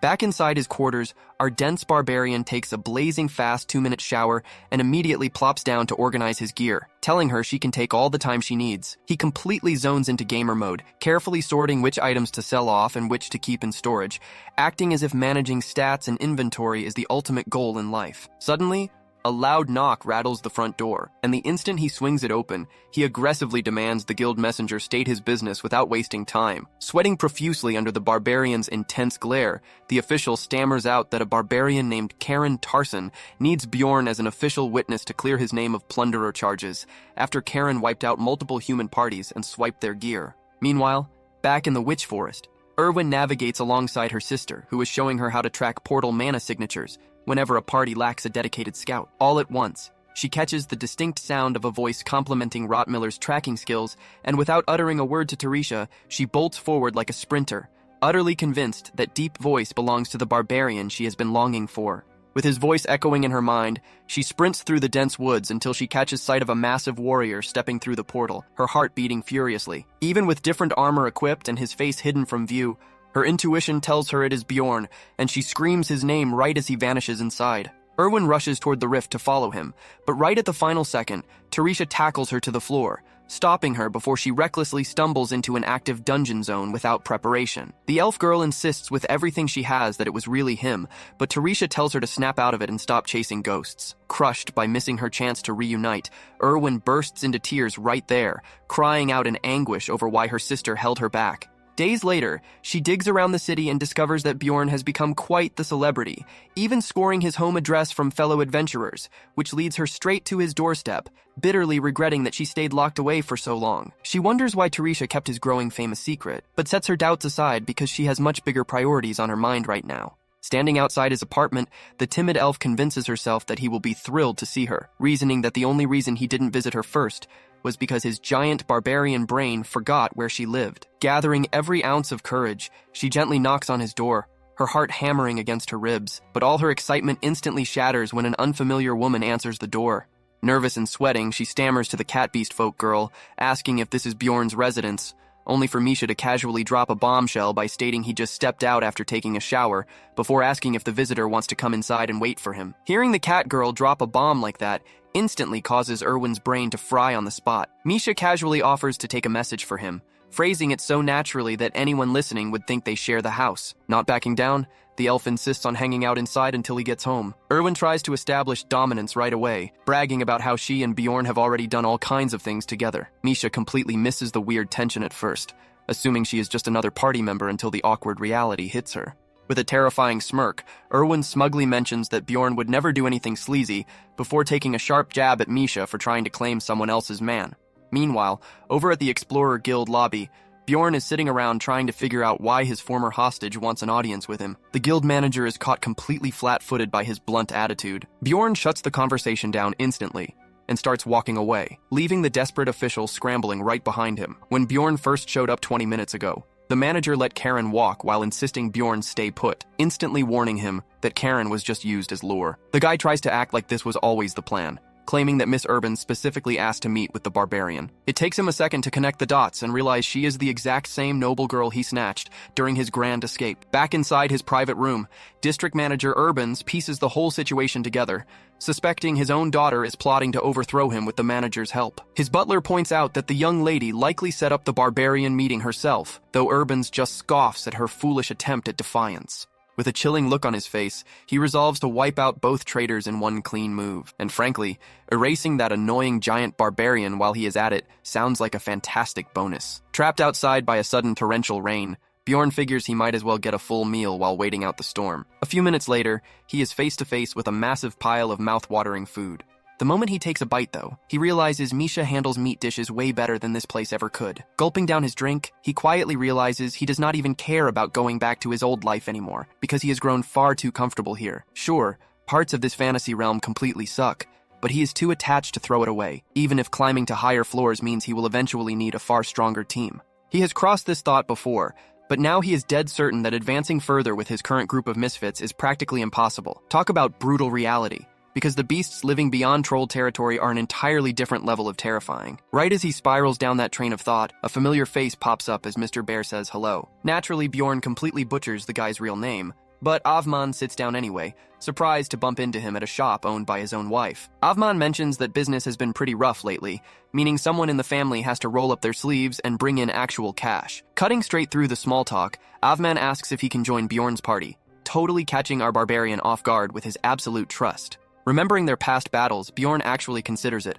fully aware that Avman is a god-tier all-rounder who can tank, summon, and shoot arrows. Even so, Bjorn turns him down by explaining his roster is already packed, though Avman asks him to keep him in mind if a slot ever opens up. After settling their final payments, Avman schedules another meetup 10 days from now, borrows an umbrella coat, and heads off into the storm. Misha catches the girl off guard, casually noting that the little elf has way more bite than her frail appearance suggests. Reminiscing about how she abandoned him for her sister, Erwin starts questioning what these weird, intense feelings inside her really are. Whatever those emotions are, they instantly morph into pure jealousy as she glares down Misha. Unbothered, Misha introduces herself first and politely asks for the elf's name. Erwin suddenly asks if Misha is seeing anyone, which completely flusters the cat girl as she stammers that they are strictly battle companions. That response brightens Erwin's day instantly, as she admits she assumed the worst, since Misha was literally taking a shower in his home. When Misha asks how she knows Bjorn, Erwin proudly explains they used to be partners, making a huge deal out of her exclusive personal nickname for him. Erwin doubles down on the drama,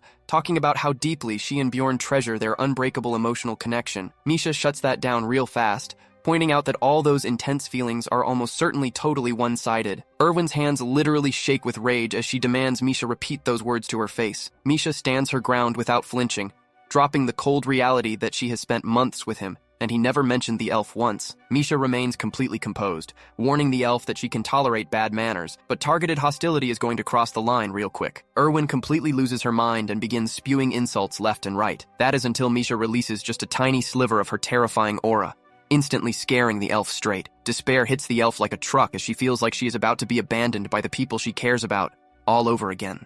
Tears stream down her face as she tearfully begs Misha not to steal her giant muscle man away from her. Right at that exact chaotic moment, Bjorn walks up the stairs and opens the door, stunned to find Erwin standing there wiping her eyes. Erwin sprints toward him at full speed with tears streaming down her face for a dramatic hug. Bjorn casually steps out of the way without skipping a beat. Misha suddenly switches to full domestic mode, greeting him with a sweet smile like she is trying out for the Wife of the Century award. She showers him with awkward praise and even calls them a family, driving poor Erwin right to the edge of a total psychological breakdown. She hands him a dry towel, which he accepts with total confusion. Turning away from the weird act, Bjorn finally focuses on Erwin. He casually mentions he was planning to go search for her soon, instantly brightening her mood as she mutters that she feared he had forgotten her. Bjorn reassures her that he would never forget his very first party member, instantly washing away her worries. Erwin launches into a rapid-fire story about everything she has accomplished, proudly flexing her 4 spirit packs and how she has already mastered 3 of them. Now that actually manages to floor Bjorn completely. Considering it has not even been a full year, her talent is insane, making him wonder what kind of firepower she would bring once that final element is maxed out. But his excitement instantly vanishes the second he remembers her terrifying sister is part of the package. Bjorn compliments her hard work, admitting he thought she might have given up on exploring altogether. Misha abruptly interrupts, telling Erwin she needs to stay focused on her own path as a rookie adventurer. Bjorn picks up on the fact that the elf looks terrified of Misha, asking if something went down while he was out. Something extremely shady is going on between them, but needing some peace and quiet, Bjorn just kicks them both out. The 2 girls walk out together, heading down the same path. Erwin tells Misha to walk ahead of her, because she clearly does not trust the cat girl behind her back. Following an intensely awkward staring contest, they end up walking side by side regardless. When they reach the intersection, Misha glares over and asks if she intends to drag herself back here again tomorrow. Without a second of hesitation, Erwin confirms she will absolutely be back. Misha dismisses her with a wave and begins to walk away. Erwin calls out from behind, thanking her for keeping her mouth shut in front of Bjorn. Misha turns around and demands a strict promise in return.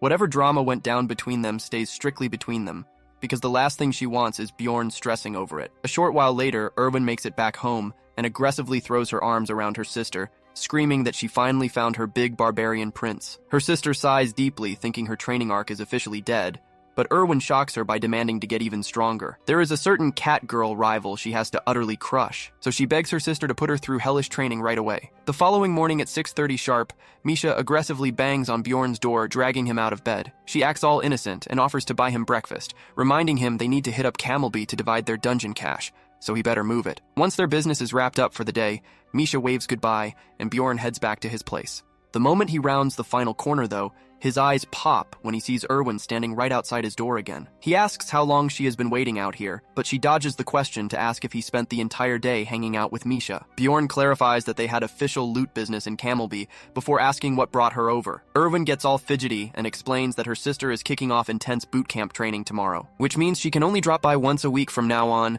and before a confused Bjorn can even ask what she means, she sprints away yelling that she will see him next week. Meanwhile, inside the district manager's opulent office, Urbans has called Rottmiller in for a private meeting. He brings up how Rottmiller has been a scout for 8 years, praising him for staying quiet, despite being totally confused, though Rottmiller demands he get straight to the point. Exuding a creepy aura, the official tells the scout to drop the paranoia, promising that the deal on the table is going to profit both of them. The team gathers at the pub the following afternoon to cash out, netting a crazy 550,000 stones each, with Hickarod praising Rottmiller's top-tier skinning skills for driving up the frogman gear value.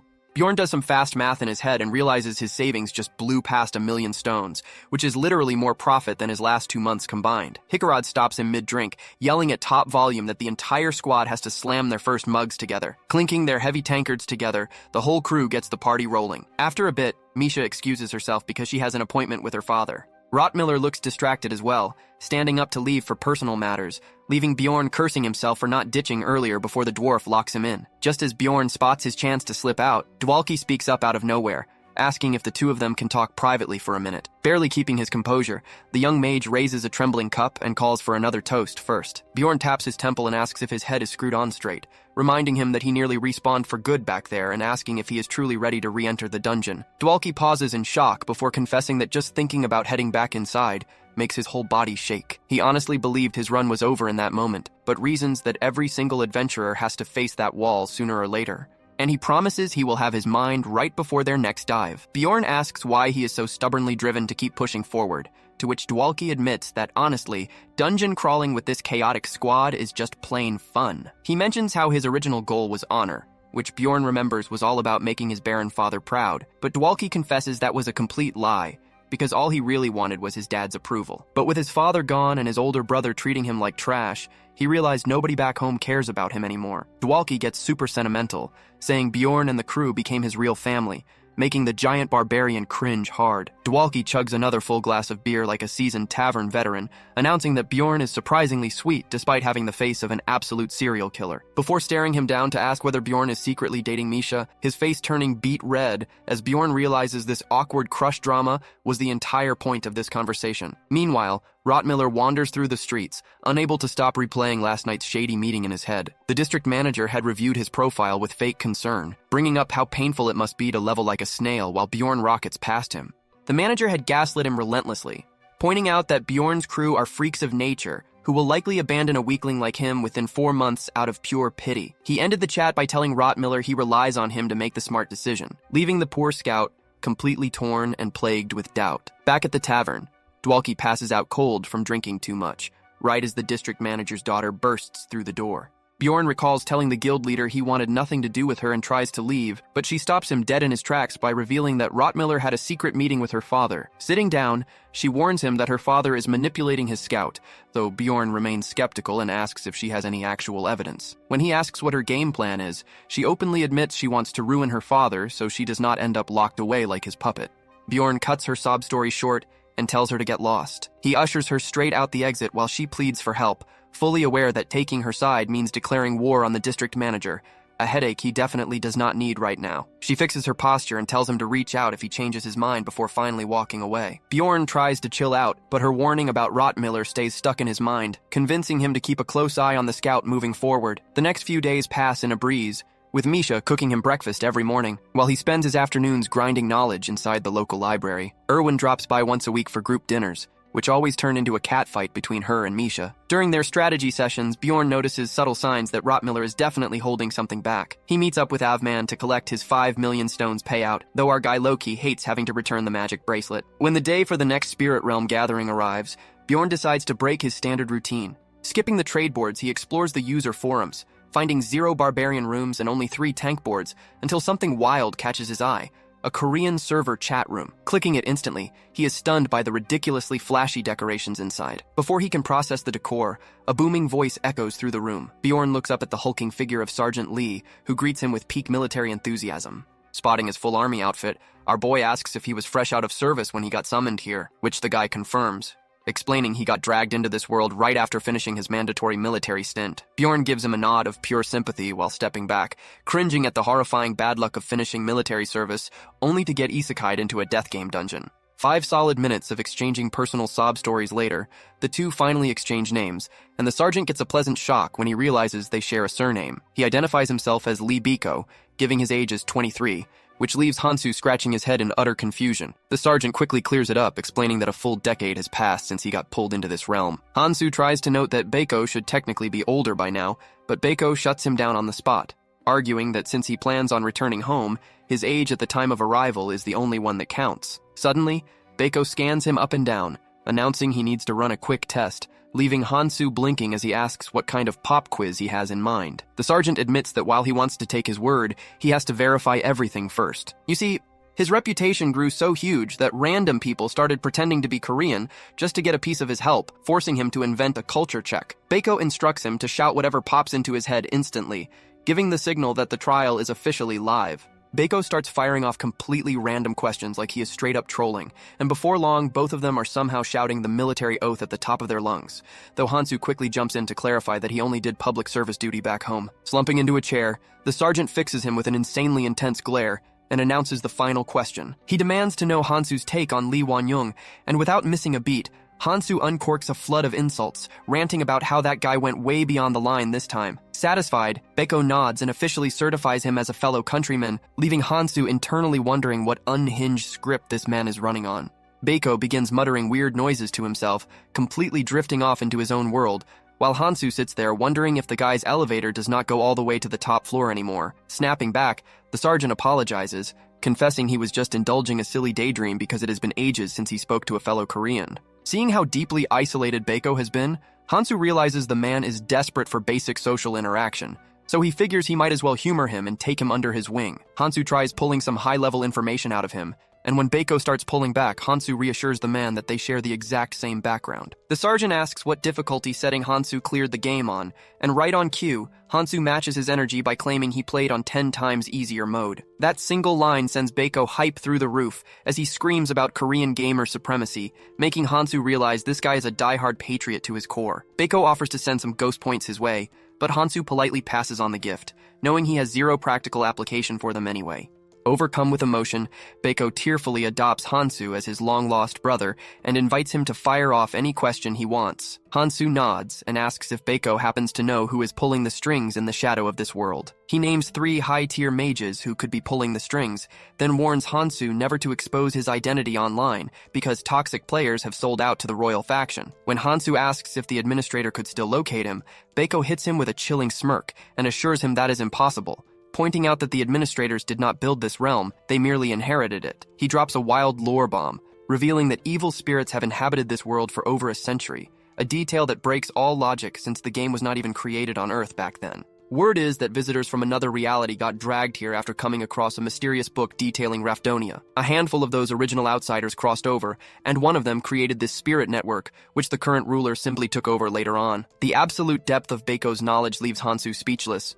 But rather than questioning how he learned all this, he keeps quiet as Beiko admits his recent seclusion means his active intel is a bit dusty. Instead, Beiko directs him toward an exclusive chat room known for dropping the freshest secrets. Known as the Observers of the Round Table, it serves as a high-security club reserved strictly for veteran players. Beiko breaks down the access process as if explaining it to a clueless newbie before abruptly announcing that his timer has run out. He mentions offhandedly that the consumable boosting his session only lasts 60 minutes, a perk he snagged while raiding the secret police, leaving Hansu completely baffled. Staring at the prompt, Hansu inputs the credentials to enter this shadow organization tier lobby. The interface accepts his entry and instantly transports him to an avatar customizer, where he quickly designs an avatar disguise, stepping into the main hub fully decked out as a lion. The jester immediately speaks up, noting that he has never seen this avatar before, while the fox demands he state his identity and explain how he bypassed security. Hansu sizes up the gathering while the members crowd him, demanding immediate answers and warning that any lie will result in punishment, which tracks with what he heard about the room system banning liars.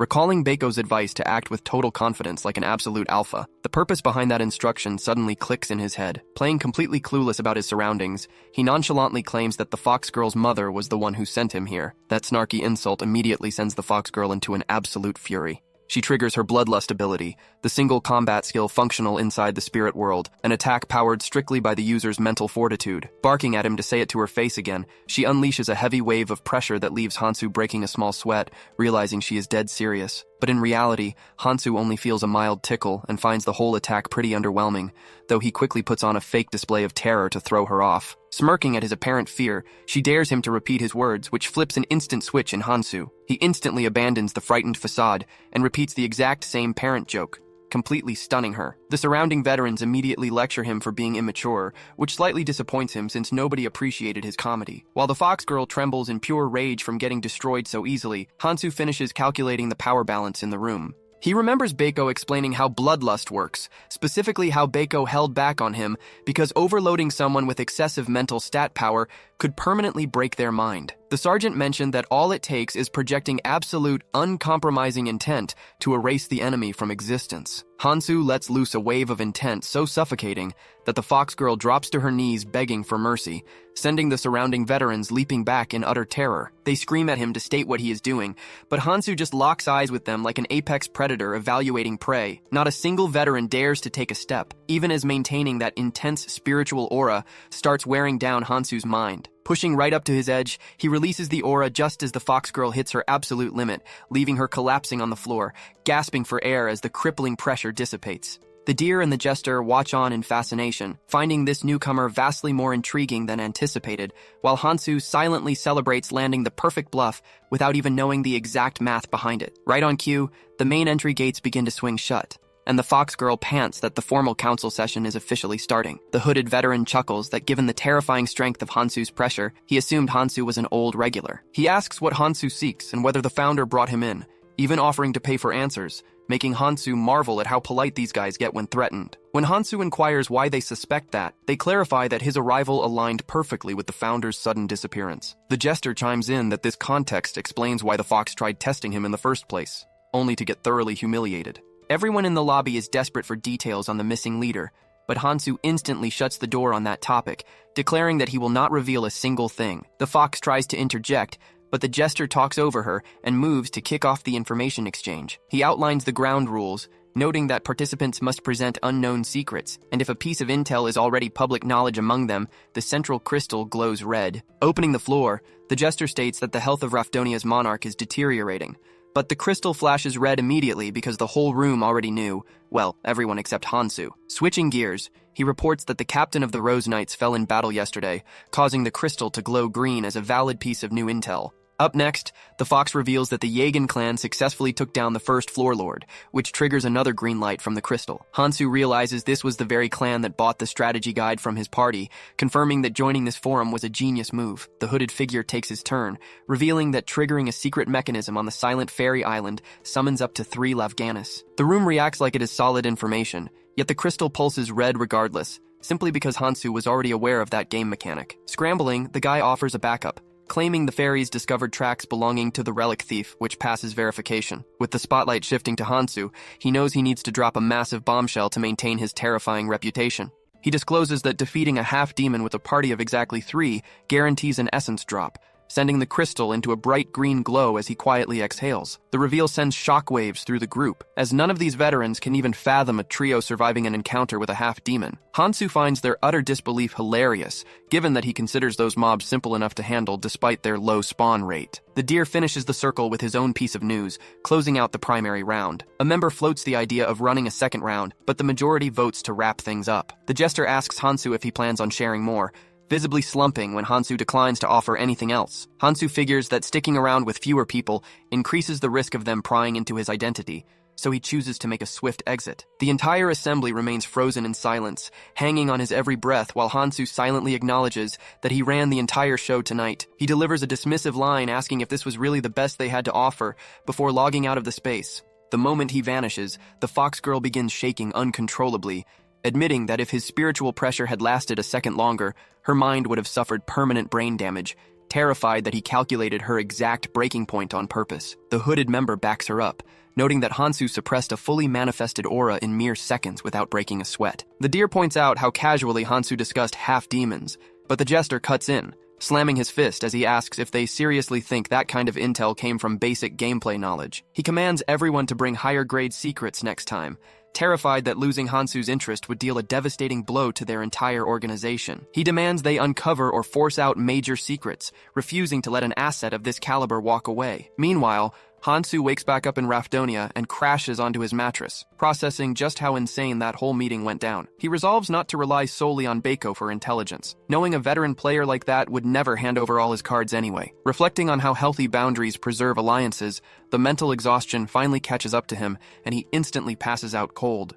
The next morning, Misha towers over his bed and demands to know why he was knocked out like a corpse all day, to which he groggily blames a terrible case of insomnia. She stammers through a clumsy explanation about training sessions and bumping into Dwalki, which instantly perks up Bjorn's ears. When he asks what the mage wanted from her, she claims Dwalki simply had a personal issue weighing on him. That answer drops a massive red flag, because romance inside an active dungeon squad is a one-way ticket to a total wipe. Bjorn leans in close and demands to know exactly what Dwalki admitted, and when she attempts to play it down, he smoothly manipulates the conversation by pointing out that real teammates keep 0 secrets from each other. She falls for the guilt trip hook, line, and sinker, spilling how Dwalki is stressing over confessing to his secret crush. Bjorn cringes internally, realizing Misha is utterly clueless that she is the actual target of Dwalki's affections. To make matters worse, she proudly mentions that she advised the young mage to man up and take his shot. Flushing bright red, Misha echoes Bjorn's words about close companions and asks if he will accompany her to meet her father. Bjorn agrees without a second thought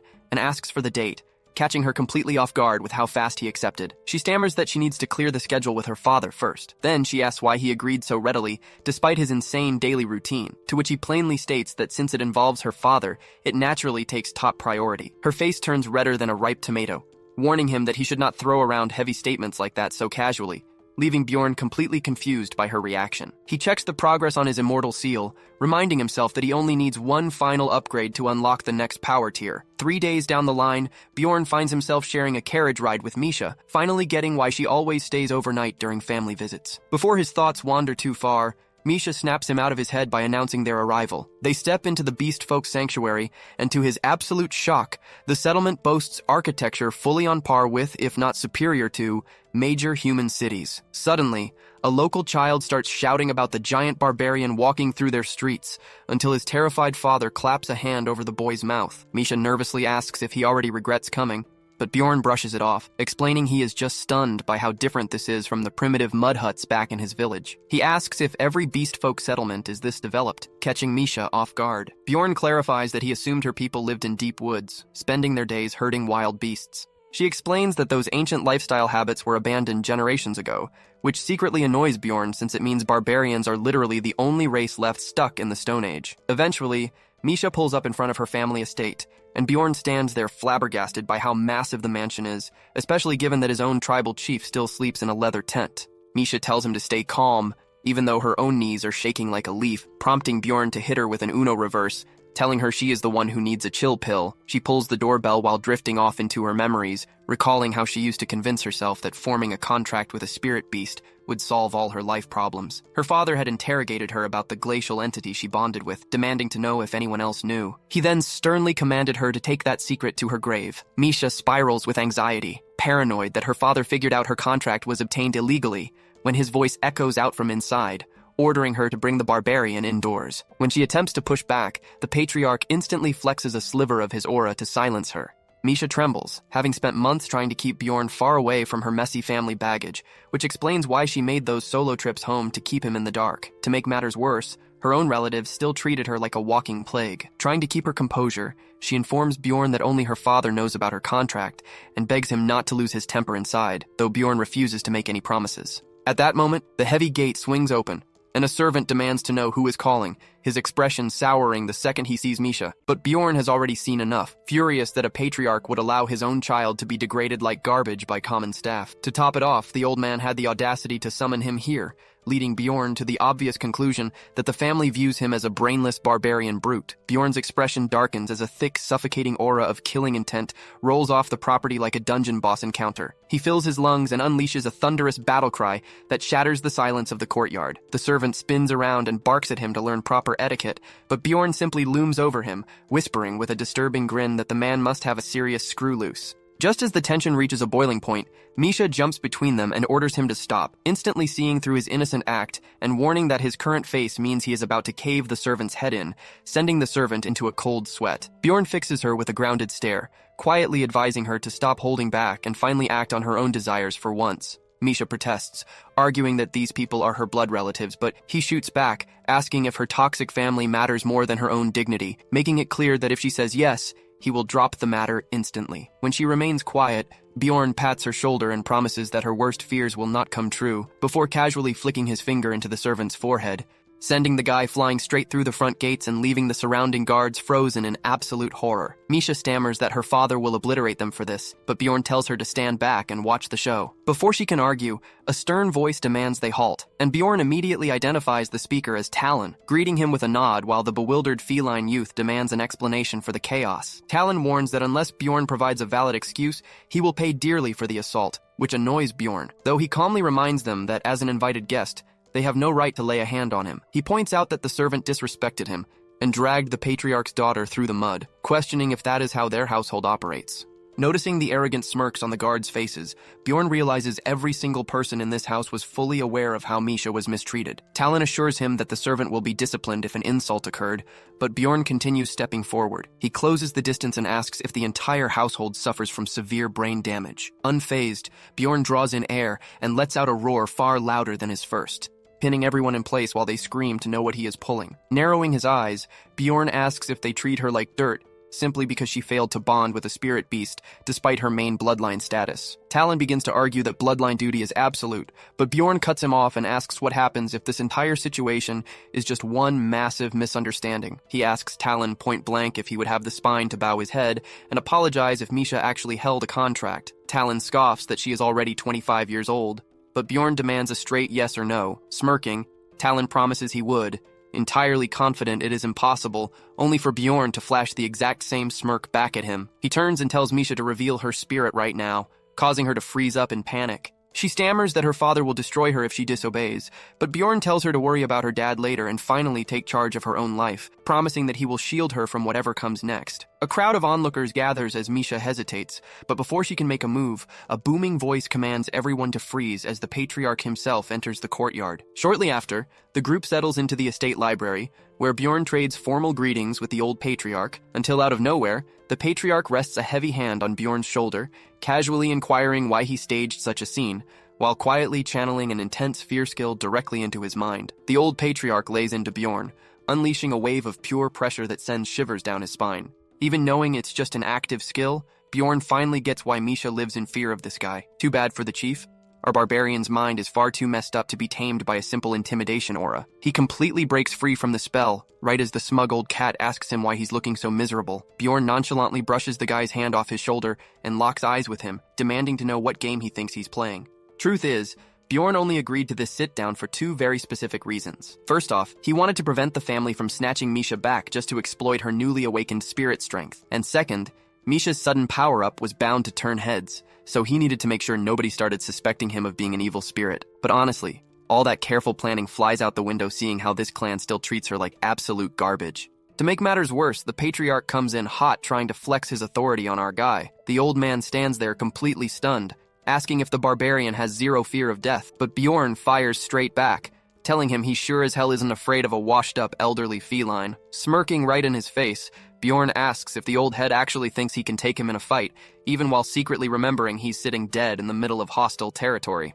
Still, he's dead certain the patriarch won't dare lay a finger on him. The second a hair on Bjorn's head gets harmed, the entire barbarian tribe would march out to declare full-scale war just like they did a decade back. That's just how his people handle business. Out of nowhere, the old cat bursts out laughing as if he's the most relaxed guy in the room, claiming he already knows Bjorn used a special item on her.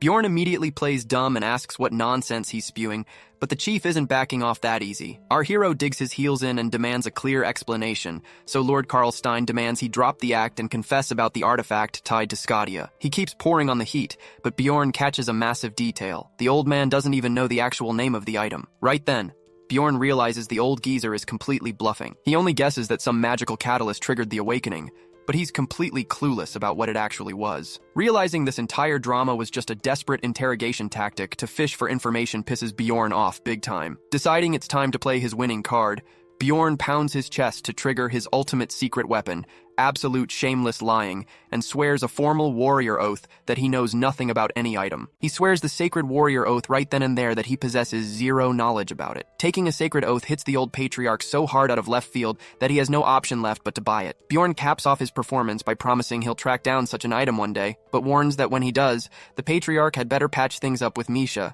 who's standing nearby with her mouth practically on the floor. Once Bjorn takes his leave, the chief falls deep into thought, utterly amazed that Misha somehow awakened her spirit powers on her own, though the fact that she summoned Scadia still feels way too suspicious to be pure luck. Flipping through ancient family texts that detail a legendary relic capable of forcing an awakening, he admits to himself that bringing the barbarian here was purely to sniff out if that item was real. Closing the tome, he lets out a quiet laugh, astonished that a barbarian with this level of sheer talent actually exists in the world. Right on cue, a guard interrupts his thoughts to announce that Misha has come back inside. She steps up to tell him there's a matter they need to discuss, but her father immediately cuts her off and declares that from this day on, nobody in the household will ever treat her like an outcast again. Misha stays completely silent, while he goes on bragging that she is officially recognized as his legitimate daughter, yet her stone-cold, unimpressed face prompts him to ask why she isn't saying a word. Just minutes before this, Misha had stopped Bjorn in private to confirm if he had really just broken a solemn warrior's oath by lying straight to her father's face. Bjorn owned up to it without hesitation, laying down a remarkably smooth line that her well-being meant far more to him than any tribal pledge, adding that he couldn't bear seeing her suffer under her family's thumb anymore, a statement that completely melted her heart. Snapping back to the present, Misha tells her father she couldn't care less about his worthless official status, and brings up a final secret her late mother shared right before passing away. She drops the bomb that the patriarch isn't even her biological father, sending the old man into an absolute fury as he screams that if she'd just kept quiet, she could have enjoyed a life of nobility, asking why on earth she's tossing away such a golden ticket. Misha casually shrugs and says she simply felt like doing it, walking out the door while her so-called father stands completely paralyzed, unable to process the absolute truth bomb that just flattened his ego. Fast forward 10 days, and Bjorn is grabbing a drink with Rottmiller while quietly seething inside over how exhausting it is when you can't give 100% trust to a teammate. Having received a tip-off earlier, Bjorn still finds it tough to imagine the veteran scout backstabbing the party, so he chooses to confront the issue head-on. He directly asks Rottmiller why he paid a visit to the guild behind their backs. Rottmiller sets his tankard down, finally understanding why Bjorn had been glaring at him with pure suspicion all morning. Rottmiller lays it out clearly. The corrupt district manager brought him in and offered a massive bribe to sell out the crew, but he flatly rejected the offer. When Bjorn asks why he didn't mention it earlier, Rottmiller admits he didn't want to ruin the team's morale before a major run.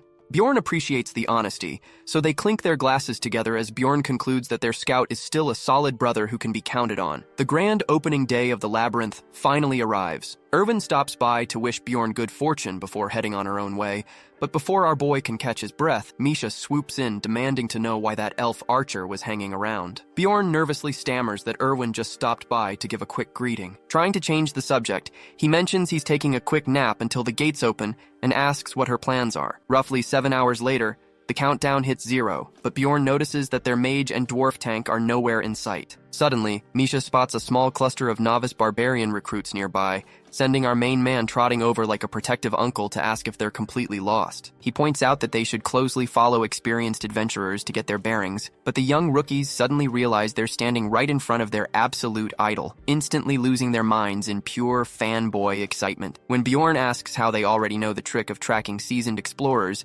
one kid mentions they were taught it back at the sanctuary. That news leaves Bjorn speechless, making him ask if they were given those terribly confusing hand-drawn maps like he was, but the rookie just gives him a blank stare. Next, Bjorn warns them to keep their guard up so sneaky plunderers don't cut out their barbarian hearts, but to his shock, they've already been drilled on that warning too, leaving him wondering who could have briefed them so thoroughly. It turns out Chief Kaduva himself had been educating all the new recruits, and the young barbarians wave enthusiastically to their hero before charging straight into the portal. Bjorn grins like a proud parent watching his fledglings leave the nest, and right on schedule, their missing party members finally saunter over. Hikarad casually explains that Dwalki stuffed his face earlier and spent the last hour violently clearing out his plumbing. Bjorn cuts the gross talk short and orders everyone to move out immediately. The Outcast team finally steps through the portal, with Dwalki strapped to Bjorn's back as they spring forward into a full-on sprint. Just a few days prior, Rottmiller had proposed setting a breakneck pace to reach the next area first, even if the odds were heavily stacked against them.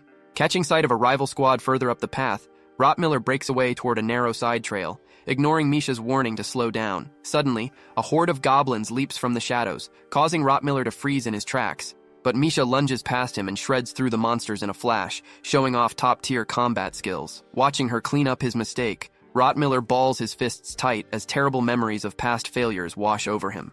Barking at the squad to keep moving, he takes the lead again, shouting directions through the cavern. Panting under the weight, Bjorn yells back to Dwalki that he's put on some serious pounds, but Dwalki shoots back that Bjorn was the one who claimed Misha goes for beefier guys. Our hero vividly recalls making up that throwaway line just to distract the mage from making a total fool of himself confessing, only for Dwalki to treat it as a personal challenge to eat everything in sight. Despite everyone pushing their bodies to the absolute limit, they arrive at the floor portal only to discover it has already been activated by another party. Rottmiller sinks to his knees, beating the dirt with his fists in total despair. Bjorn observes the breakdown in silence, coming to the grim realization that their scout has reached his ceiling, meaning it might soon be time for him and Misha to part ways with this squad. Rottmiller desperately argues that the leading team only got a 30-minute head start, claiming they can still catch up if they sprint endlessly. The rest of the group nods uncertainly, but Bjorn squashes that foolishness instantly, telling them they're talking like madmen when everyone is already completely spent. He addresses Rottmiller by his full name and demands he pull himself together right now,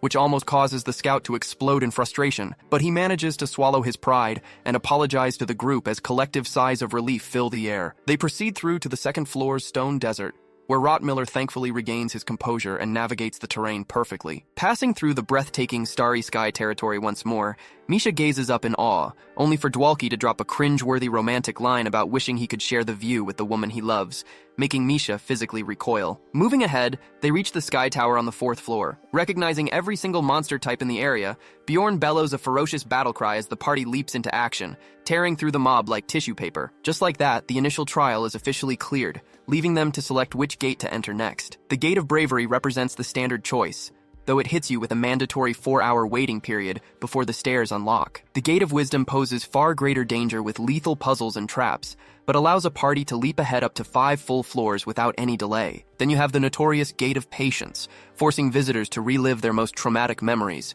in exchange for a shot at a numbered artifact or a rank 6 essence. Finally, there is the Gate of Fate. But before Bjorn can break down its mechanics, Rottmiller drops a massive bombshell. He's retiring from the team as soon as this run concludes. Taken aback by the sudden announcement, Bjorn asks if his own actions forced this decision, though he isn't completely shocked deep down. Rottmiller insists that it's purely a personal choice, prompting Bjorn to press him for an explanation. Rottmiller confesses that the district manager played a massive headgame with him by offering a guaranteed slot in an S-tier clan, which spiraled into a constant mental struggle. Over time, he accepted that his ceiling as a human scout had been reached, since naturally gifted non-human races inevitably outshine standard humans in high-level dungeons. He openly admits that former parties tossed him aside in the past whenever he started dragging them down. Seeing Bjorn's puzzled face, Rottmiller adds that he truly loves this squad more than any he's ever served with. He genuinely wishes he could trek further alongside them, but he understands that every adventurer's journey comes to a natural end. Bjorn opens his mouth to respond, but the heavy ticking of their timer abruptly cuts him off. Bjorn figures he'll clear the air once they return to Rafdonia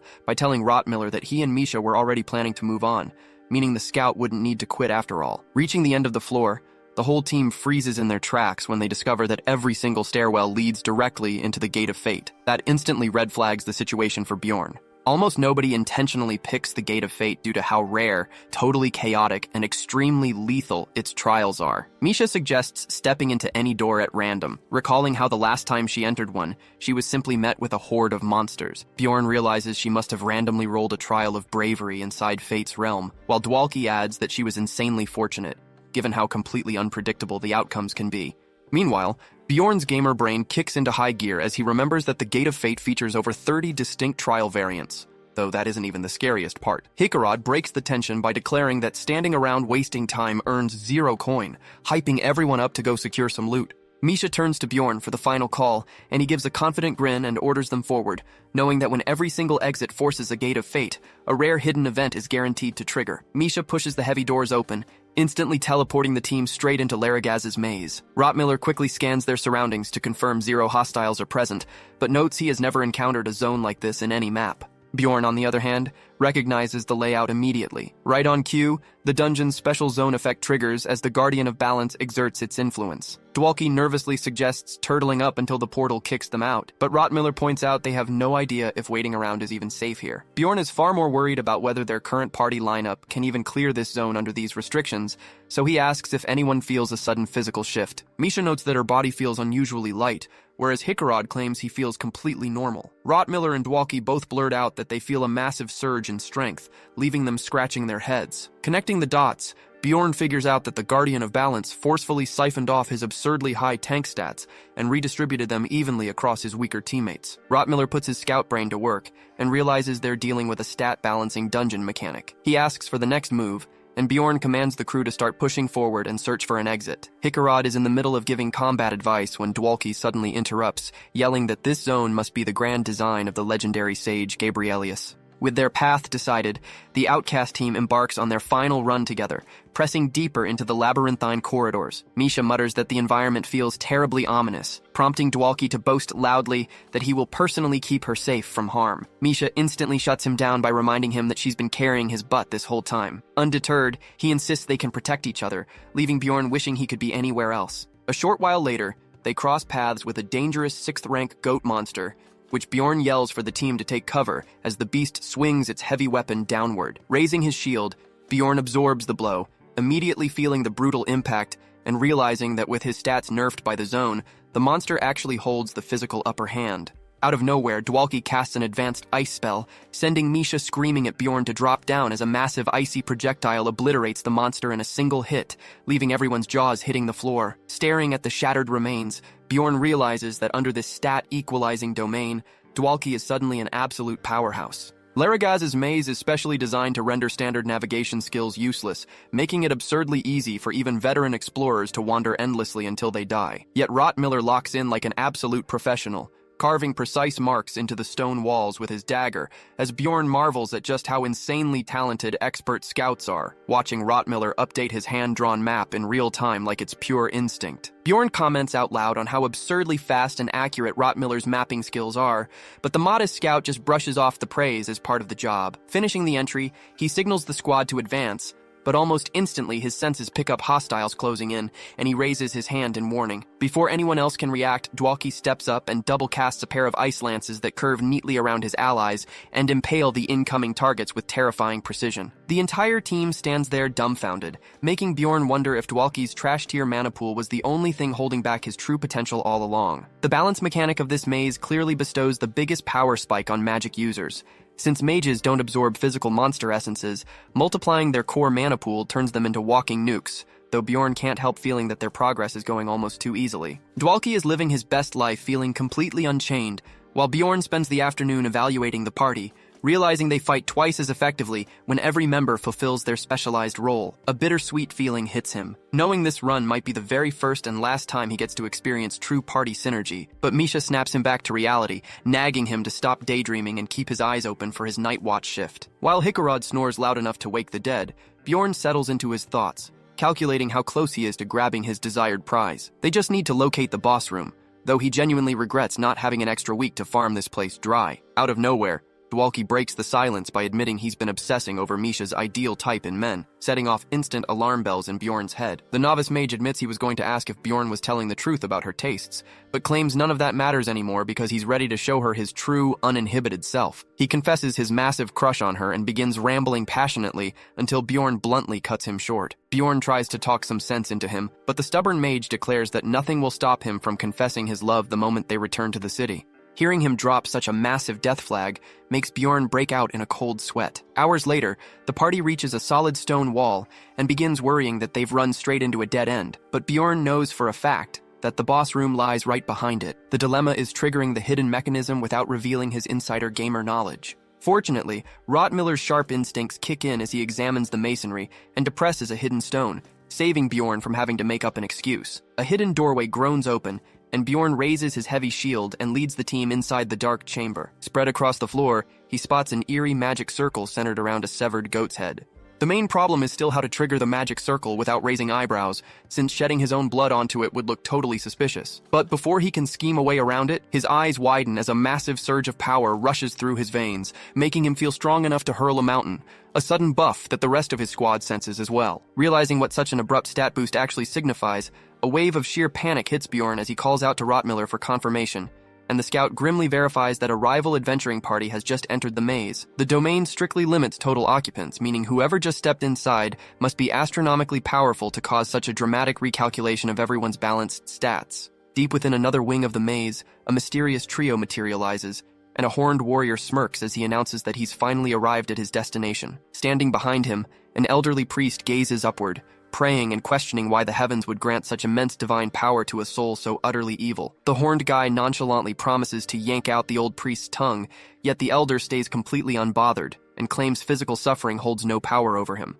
But as soon as the threat moves to his grandkid, the old man freezes up and shuts his mouth right then and there. The horned guy glances over at their third companion, balled up on the floor, yelling at him to pull himself together and quit whining like he just lost a limb. He actually finds it hilarious that popping this place open only cost them the single arm of a 5th-rank explorer. The hooded villain just brushes it off and kicks the groaning scout to make him stand up, throwing a terrifying death glare at the priest when the old man tries to argue that the poor guy lost a whole arm. Just at that moment, the field effect ripples through the room, making the horned guy lock up as he feels a sudden surge in atmospheric power. He turns on his heel and demands to know what just occurred, with the priest answering that his holy connection was just dialed back a bit. The horned guy double-checks what he just heard, then looks at the scout, who confirms that his own strength took a noticeable hit too. Get this, if even a 5th-rank scout is getting debuffed, It means another party is definitely lurking around in the dungeon with them. He yanks off his hood with a wicked grin stretched across his face, declaring it is time to hunt down where those little mice are nesting. Meanwhile, Bjorn puts two and two together and realizes high-level intruders join the maze,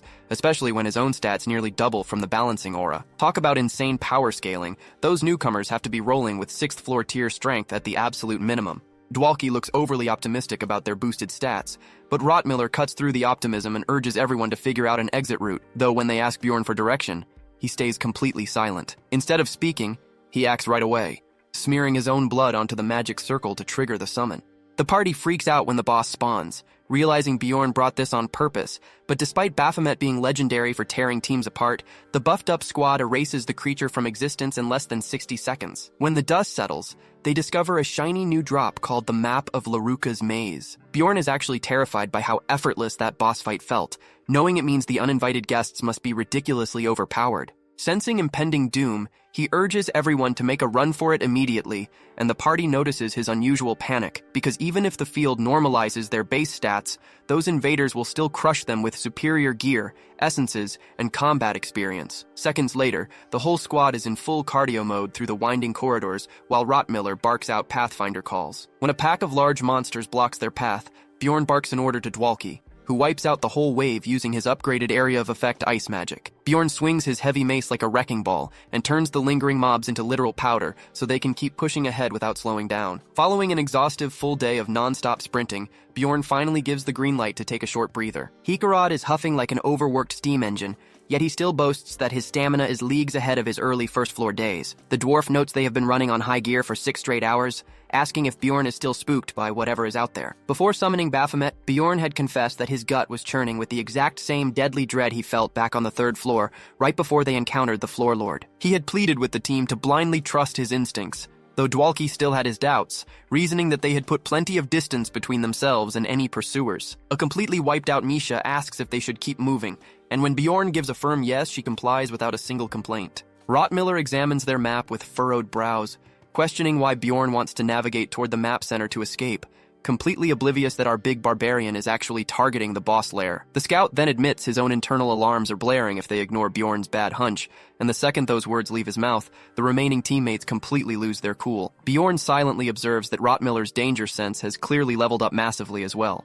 Hearing the scout validate the danger makes everyone jump back onto their feet with fresh energy, which low-key annoys Bjorn since they snubbed his warning earlier, but they immediately launch into another grueling 12-hour sprint. They push past fatigue until they finally land right at the doorstep of the Maze Master's personal chamber. Suddenly, the colossal door glows brightly in reaction to their arrival, prompting Bjorn to roar at everyone to take up combat stances. A massive minotaur starts pulling itself out from the stone floor, and our favorite barbarian answers the entrance with a blood-pumping war cry. He sizes up the creature and estimates it must be at least a rank 4.5 boss, given its distinct advanced mutant appearance. Bjorn tanks the Minotaur's initial charge head-on, calculating in his head that he won't even need his gigantification skill to hold the line here. The beast ignites into a fiery inferno and stampedes toward him again while his teammates yell at him to get out of the way. Bjorn stands like a brick wall and absorbs the fiery impact with his shield, taking minor burn damage that his level 3 seal handles like a champ. Dwalki casts a clutch ice spell to buff Bjorn's fire resistance, pleasantly surprising the barbarian since he didn't even have to shot call the spell. The rest of the party swoops in to deal damage while Dwalki layers debilitating curse magic onto the flaming bull. Misha darts forward with her venomous blade and rips open a massive gash across its chest, leaving Bjorn briefly speechless at how coordinated they've become. Believe it or not,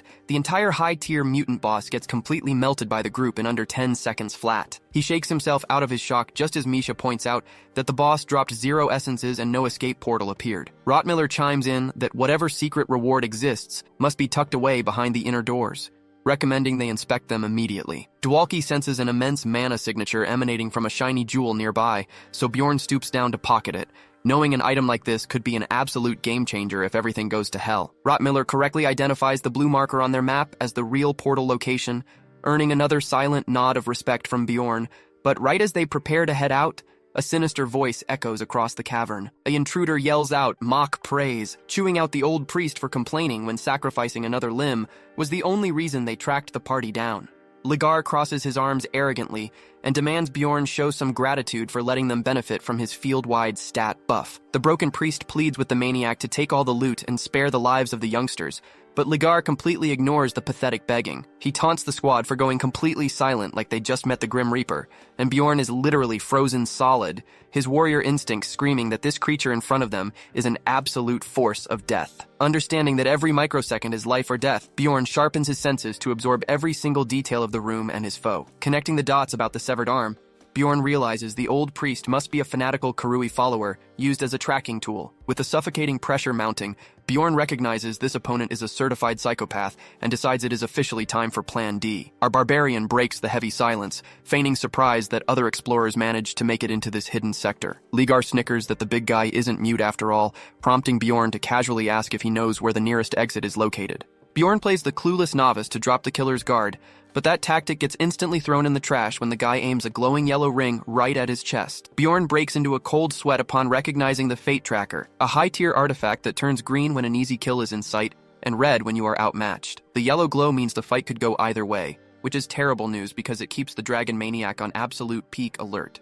Realizing Bjorn recognizes the ring, the man unsheaths a weapon from the stone floor that Bjorn instantly identifies as an arc sword, and legendary blade capable of cutting through nearly anything, confirming his opponent is at least an 8th-tier monster of an explorer. The Draconian demands that Bjorn hand over all the treasures they uncovered, and knowing deception won't work anymore, Bjorn skips playing stupid, pulling out the high-concentration mana jewel to offer it forward, which makes the guy smirk and command him to pass it over to buy their lives. His teammates frantically whisper for Bjorn to just surrender the stone, but our boy knows bargaining with a stone-cold killer never ends well. So Bjorn pulls the ultimate power move, announces he has a sudden craving for a snack, and gulps down the whole glowing jewel in one bite, topping it off with a massive burp just to flex on the guy. The Draconian snaps, darting forward at blinding speed to thrust his arc sword into Bjorn's chest, but the lethal blade suddenly phases and halts right before piercing his skin, leaving everyone flabbergasted. Bjorn grins wickedly and warns him that thrusting an inch deeper would have shattered the precious jewel sitting inside his stomach. The killer retreats a step and snarls, demanding what Bjorn wants, while our barbarian mocks him for backing down so easily. The dragon freak counters by threatening to slaughter every single one of Bjorn's companions instead. Bjorn calmly holds up a single finger, requesting just a 24-hour truce while swearing on his honor as a warrior not to pull any tricks. Ligar chuckles and questions why he should take his word, but Bjorn invokes a sacred barbarian oath, explaining that his party is simply too exhausted to put up a worthy fight.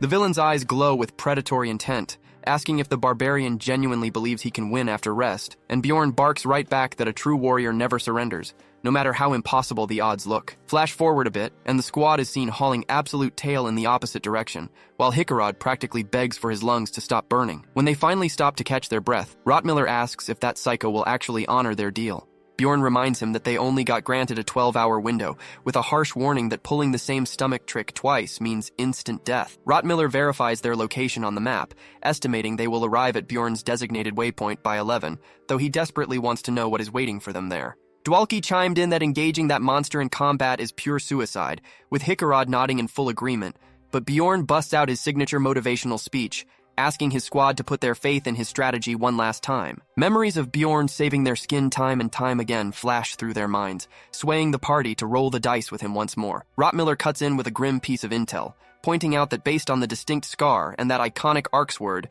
their pursuer is undeniably the notorious Dragon Slayer. The entire group loses their sanity on the spot, recognizing that title as belonging to an infamous officer of the radical Orculus group. Bjorn's heart skips a beat as he remembers that the Orculus are fanatic terrorists whose entire life goal is assassinating the king. To make matters 10 times worse, out of all the members ever hunted down, only 7 have been captured, and every single one was a walking calamity. Rotmiller breaks down the lore, explaining that Ligar Vagos is a dragon-human hybrid cursed for regicide who joined the Orculus to become a legendary menace. That curse locked away his signature draconic ability, leading people to brand his terrifying arc sword as the Dragon Slayer. Rumors also circulate that while his essence lineup contains top-tier powers, they were slotted without any synergy or proper build planning. Bjorn's gamer brain clicks into high gear, realizing Ligar invaded this maze specifically to reset and fix his messy essence loadout. That confirms Bjorn must reach the essence-swapping shrine first, so he orders Rotmiller to pick the pace up and open the secret passageway without delay. Refusing to back down like a coward, Bjorn triggers another summon circle and prepares his team to smash the demon boss Argos. Remembering that running away never leads to salvation in a world like this, he resolves to stand his ground and fight to the death. Moments later, Argos gets wiped out by their ruthless assault, and after plowing through 2 additional mini-bosses, They unlock a secret chamber and claim the Flames of Greed scroll. Bjorn vows to utilize every dirty trick in the book to survive, commanding Rottmiller to track down the true hidden sanctuary. The scout steps up like a champion, sniffing out concealed doors every 2 hours with unmatched precision. The clock is ticking down to 0 dangerously fast, but right as hope begins to fade, Rottmiller notices a subtle irregularity along the stone wall. He pulls a hidden wall torch, and just as predicted, a secret stone doorway grinds open, revealing the exact sanctuary Bjorn needed. They seal the entrance behind them, and Bjorn instructs everyone to crash and rest up, leaving the squad completely bewildered until he promises to explain everything if they make it out alive. Once his companions fall fast asleep, Bjorn lets out a breath of relief that no one interrogated him further, though he inwardly groans at the wild excuses he will have to fabricate later. Shrugging off future problems, he pulls out the mana crystal he swallowed earlier and crushes it in his palm, instantly teleporting straight into the legendary Chamber of Balance. Standing before the ancient gates, the system prompts him to carefully select which essence he wishes to sacrifice. Since the restrained hope mechanic lets players swap out essences of 4th rank or lower, he steps up to execute the swap. He strides down the hall and passes right by the Orc Hero door since it is mandatory for his tank build, while also walking past the Corpse Golem room, ultimately choosing to discard his Vampire Essence. Even though Vampire Essence offers insane sustain, he surrenders it to trigger a hidden system mechanic tied to Guardian-type essences. The system suddenly flashes a rare prompt, announcing that no active player holds this specific essence, and presenting him with a wildly unique list of replacements. First on the list is the 4th rank Lich Essence, a caster nightmare. Next up is the mythical Soul Colossus, making Bjorn rub his eyes in disbelief, wondering if he is dreaming because these options are astronomically rare. But the ultimate shocker comes when the menu displays the 3rd rank Ogre Essence, an absolute brute force power option, leading him to instantly step through the door and claim it without a single second thought. He walks straight through the threshold and binds the Ogre Essence to his soul. He reflects on how he never considered an Ogre build back in his gamer days, despite its utterly absurd stat modifiers. Sure, the 4th rank Steel Giant offers higher raw armor values, but it ultimately boils down to choosing between an unkillable turtle or a tank that hits like a runaway freight train. Bjorn usually favored pure defensive builds because they were easier to pilot, which was how he originally beat the game solo, but in this reality, the Ogre Essence is straight up superior. He calculates that their survival rate just shot up significantly, right until Rottmiller suddenly screams that an enemy is approaching. The whole party draws their weapons in a panic as Ligar casually saunters into the room, genuinely astonished to find everyone breathing. He admits he felt his stat boost dip and assumed someone bit the dust, while Bjorn breathes a silent sigh of relief that the old priest is nowhere in sight. Ligar narrows his eyes, realizing that if everyone survived, someone in the room must have absorbed the special essence to reset the field. Bjorn keeps his poker face tight, knowing full well he swallowed the 3rd rank essence and is now on trial for his life. Ligar unsheathes his arc sword and demands Bjorn surrender the mana stone as promised. Bjorn puts on his best innocent face to stall for time, pretending the fragile crystal accidentally shattered while he was playing with it and actively trolling the deadly swordsman. That disrespect backfires instantly as Ligar's eyes turn ice cold, realizing he was played for a fool from the very start. He blitzes forward with a lethal sword strike, but Bjorn catches the blow on his heavy shield and leaps backward right as Dwalki unleashes a rapid-fire ice spell. Ligar instantly counters with high-tier fire magic to incinerate the ice spell, totally unaware that Bjorn is springing a trap of his own. Bjorn triggers the Flames of Greed scroll, completely locking down Ligar's powerful Lava Giant essence for 48 hours, catching the killer completely off guard. Dwalki's follow-up ice spell slams directly into the villain, but Ligar merely smirks through the frost,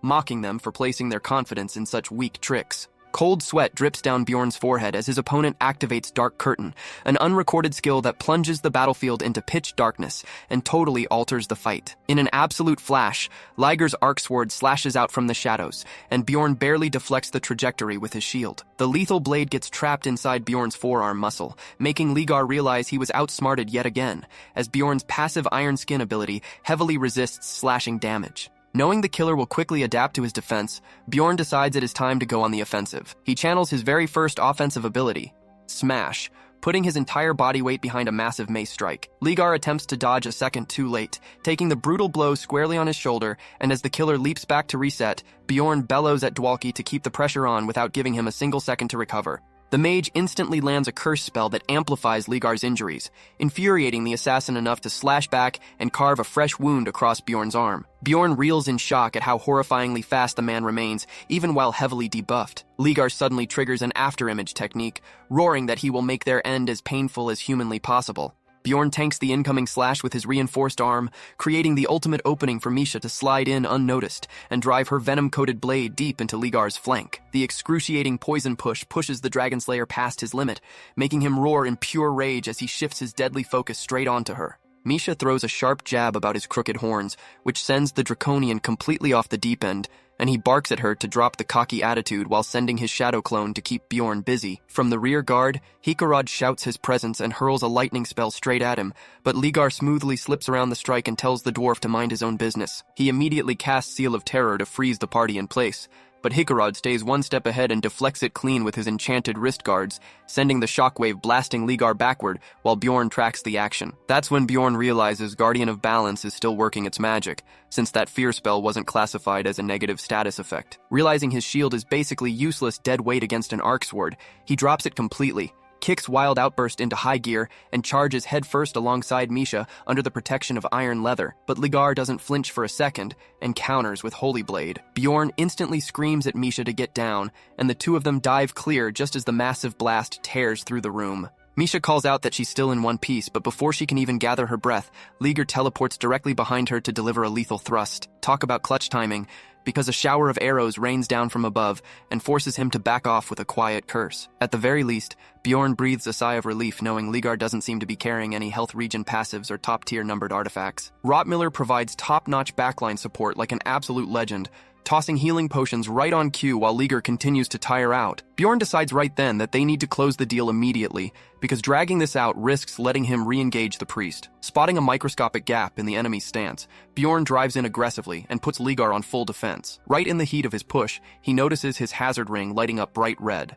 Without wasting a single millisecond, he lets out a battle cry and triggers gigantification straight into both arms. Fueled by absurd giant strength, he grabs hold of Ligar and yells that the fight ends now. He brings his weapon down in a terrifying overhead swing to finish it, but right before impact, a suffocating aura spreads across the entire chamber. Everyone's magic reserves instantly hit absolute zero, causing Bjorn's arm growth to vanish right in mid-strike. What in the world just happened? It doesn't take long for him to figure out that Ligar somehow triggered Silence of the Soul, that legendary draconic skill. Misha gasps out loud as her strength vanishes in a split second. Bjorn had carefully mapped out this entire confrontation, using Guardian of Balance to equalize stats and bringing a direct counter to the arc sword. With that hidden strategy ready to deploy, he genuinely believed they had what it took to bring down an 8th-rank powerhouse. Now he feels like a complete fool as his own physical stats plunge through the floor. Ligar gasps for air, while Bjorn watches his master plan completely crumble to pieces. Out of nowhere, the arc sword begins vibrating wildly against Ligar's palm,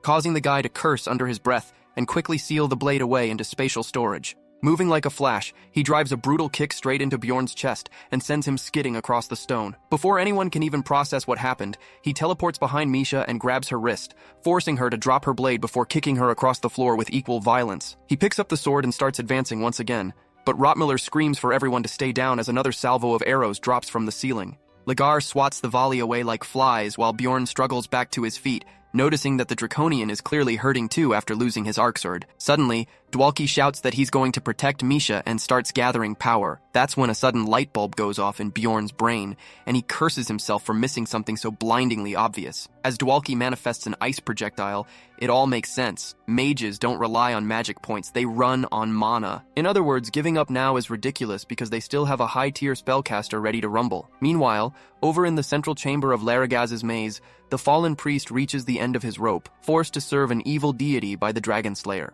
That dark spirit whispers mockingly in his ear, asking if he still believes in foolish hopes, but the old man mutters that heavenly stars will guide them, his mind drifting back to the horrific day Ligar held his grandson hostage. Back in the battle, Bjorn's thunderous voice echoes as he commands the squad to form up and shield Dwalki. Dwalki had noticed the shift earlier, seeing everyone around him drowning in a wave of despair. While Rotmiller tends to Misha, Dwalki realizes that standing idle means total party wipe, making it his turn to shield the team. The mage fires off a shower of ice spears, instantly drawing Ligar's murderous focus straight toward him. The Draconian rushes in while the others dive to intercept, though Dwalki still feels humbled by how fiercely they guard him. His mind flashes back to an old barbarian at the orphanage who warned him against ever becoming an adventurer. Bjorn's sharp voice forcefully snaps him out of his trance, yelling at him to stop slacking and launch the next attack. Dwalki sends another ice spike flying, and even though Ligar dodges it without sweating, he fails to notice the magic weapon turning around in midair, though the crazy lizard somehow dodges it a second time anyway.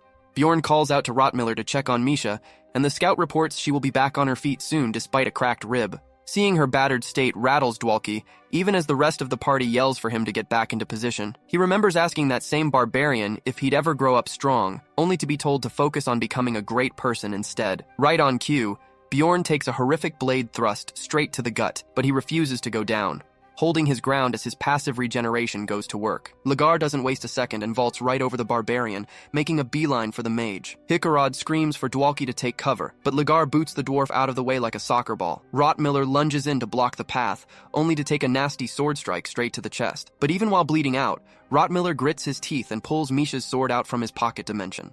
Dwalki finally understands that all he ever wanted was to be someone meaningful, and with that clarity, he releases a massive blast that shoves Ligar back. Misha dives back into the fight, yelling that nobody lays a finger on their mage, but the Draconian swats her away like a nuisance. Not wanting to be left out, Bjorn joins the brawl and brings his heavy mace swinging back down. Ligar leaps back and mocks them, calling Dwalki a trash-tier wizard who can only throw basic ice spears and low-level hexes. That insult pierces deep, dredging up years of being laughed at as toxic doubt starts to creep back in. Ligar catches the shift in his eyes and laughs out loud, declaring that the weakling mage has already given up and telling Bjorn it's game over, though the Barbarian simply glares back unfazed. Right then, a flood of warm memories fills Dwalki's mind, reflecting on all the incredible moments spent with his party, realizing those 20 miserable years were just preparation for finding these companions. The Draconian slams hard against Bjorn's shield and admits he's never met a stubborn tank like him, but Bjorn plants his boots into the floor and refuses to yield an inch. Seeing him stand tall,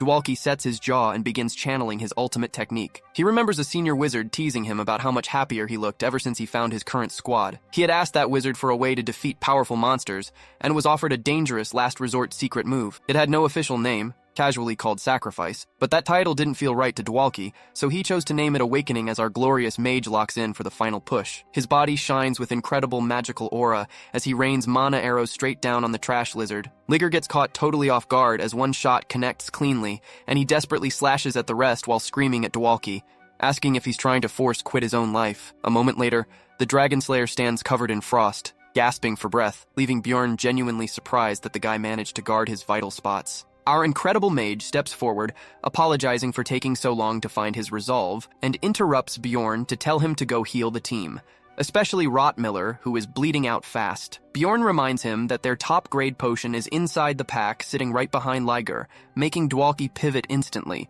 saying they'll beat down the lizard first and talk later. Ligar flashes a twisted grin and asks if Bjorn understands the suicidal spell the kid just cast, but Dwalki cuts him off, stating he won't let him buy time when his own timer is running out. The glorious mage launches another massive wave of frost, forcing Ligar to draw the arc sword back out despite the curse resisting his hands. Struggling against the blade's heavy weight, he delivers a wide slash that splits the spell in two. Ligar charges forward again, but Dwalki grits his teeth and unleashes another huge ice barrier to shove him right back. Bjorn realizes this guy is going to be a nightmare until his very last breath, though dealing with absurd bad luck is standard routine at this point. He grabs his mace firmly and charges headfirst at the Dragon Slayer.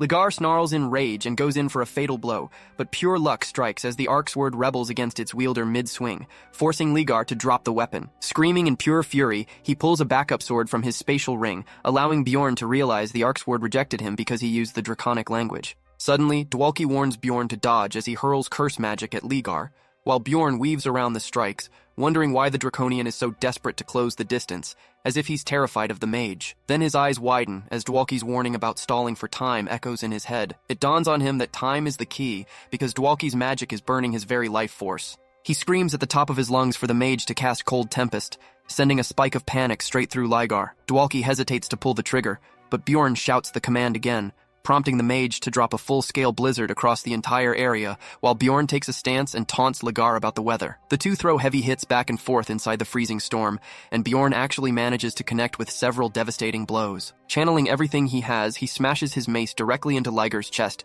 and blasts the Draconian back. But just when victory seems locked in, the unthinkable happens. Ligar's second heart ability triggers, forming a thick protective shell around his body. Bjorn pants in heavy frustration, shouting slurs at the Draconian for relying on such a ridiculous numbered item. But when he turns his head back, his blood runs ice cold as Dwalki struggles to stay upright, bleeding heavily from every part of his body. Bjorn hits a brutal dilemma over who should receive their last top-tier potion. Logic dictates giving it to Rotmiller so he can open his inventory, but the mage is literally fading away right before his eyes. So he splits the potion down the middle and prays to whatever god is watching that it saves them both. A second later, everyone's magic points return, giving him a huge wave of relief as his physical power floods back in. Dwalki rasps out weakly, asking what happened to the Dragon Slayer. Bjorn explains that Ligar isn't dead, but he's in terrible shape inside that shell. Misha and Hikarad scream for Dwalki to stay with them, though Bjorn knows deep down that no health potion can fix life burn magic, even as the squad desperately tries feeding him more.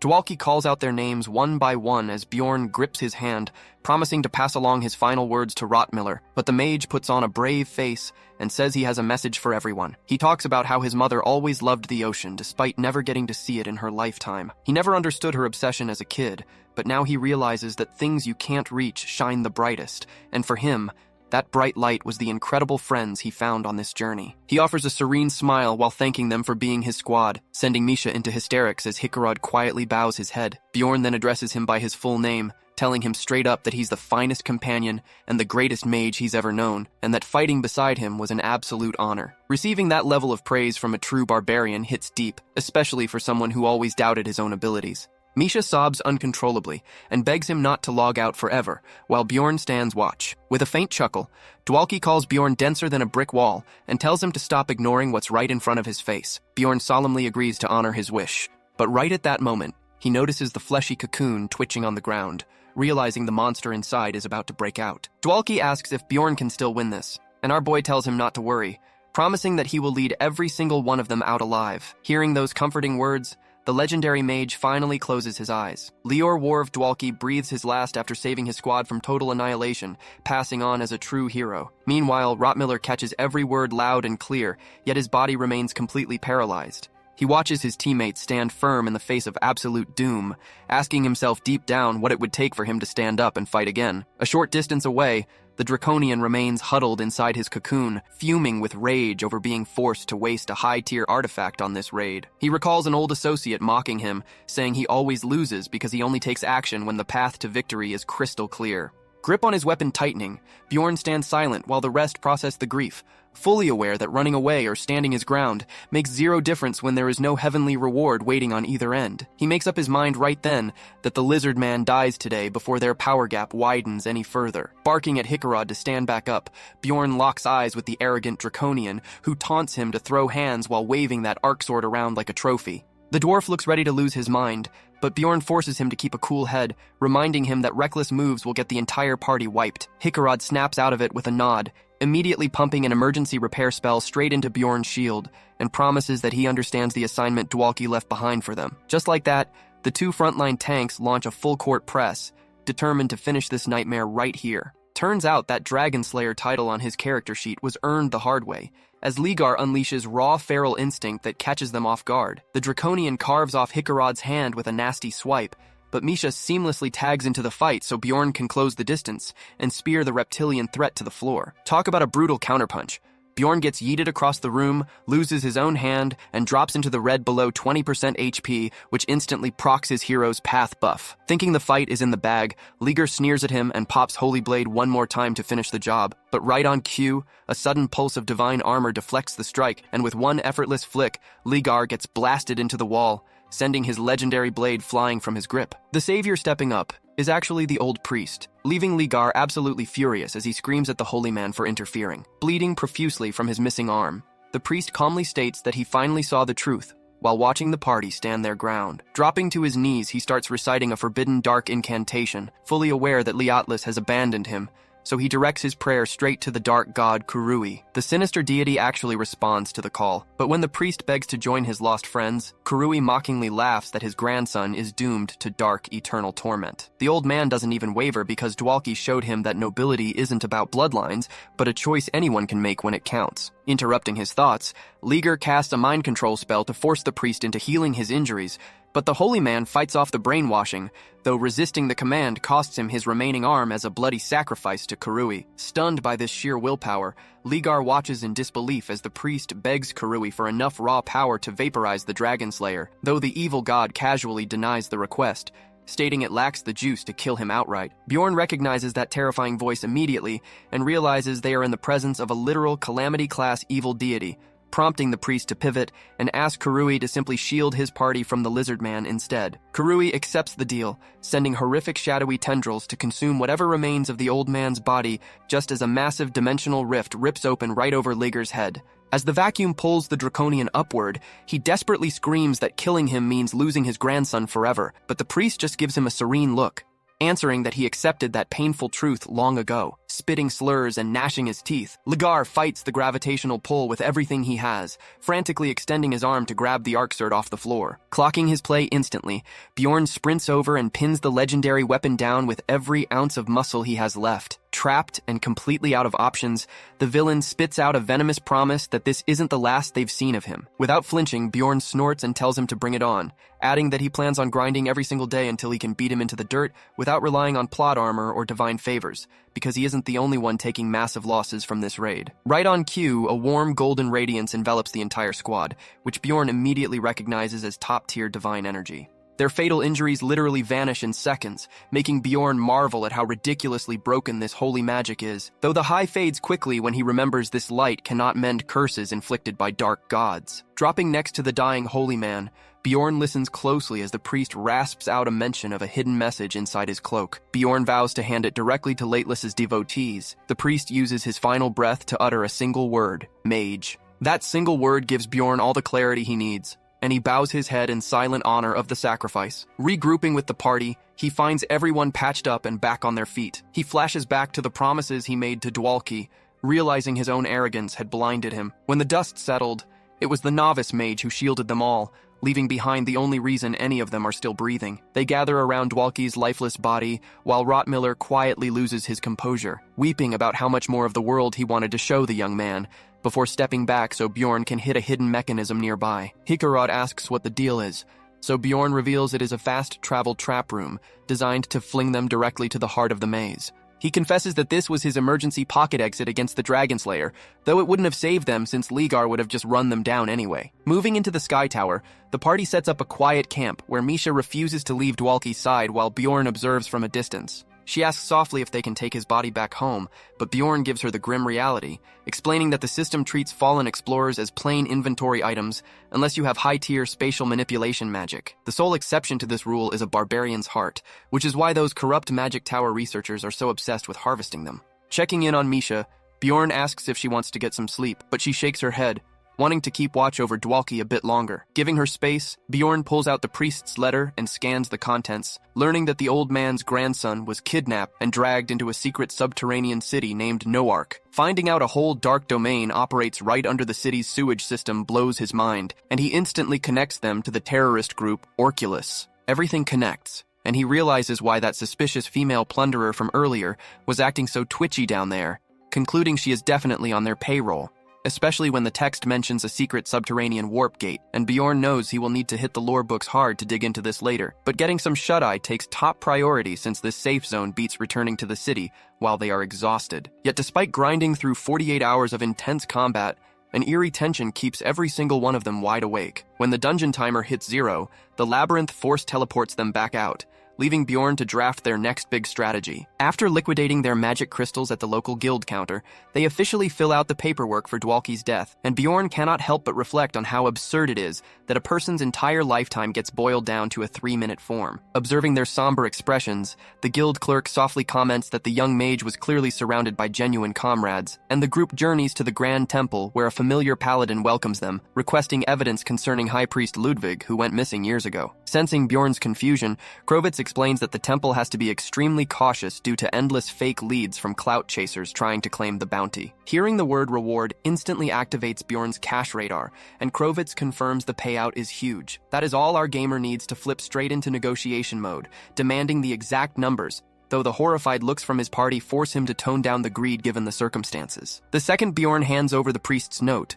Krovitz's demeanor turns dead serious as he realizes this isn't a hoax. They are escorted directly into the High Council chamber on the second floor, face to face with the temple's top brass. Rotmiller instantly drops to one knee upon spotting the Archbishop, sending shockwaves through the room while Bjorn's heart skips a beat as he realizes he is standing right in front of the Holy Faction's supreme leader. He still finds it hilarious that some random kid is sitting in on a top-secret meeting like it's Take Your Child to Work Day. The Archbishop gives them a gentle greeting, and Bjorn stammers out a casual reply, earning himself a razor-sharp side-eye from Rotmiller. The Holy Leader asks how they acquired Ludwig's last words, explaining that the missing priest held immense significance to their order. Bjorn gives them a condensed rundown of the battle and hands over the keepsake Ludwig left in their care. Examining the object, the Archbishop admits it isn't the lost artifact they hope to recover, but confirms it is more than enough to put Ludwig's memory to rest. Turning to the Cardinal, the Archbishop inquires about their payout, and the Cardinal confirms that delivering Ludwig's final testament entitles them to the entire 70 million stone bounty,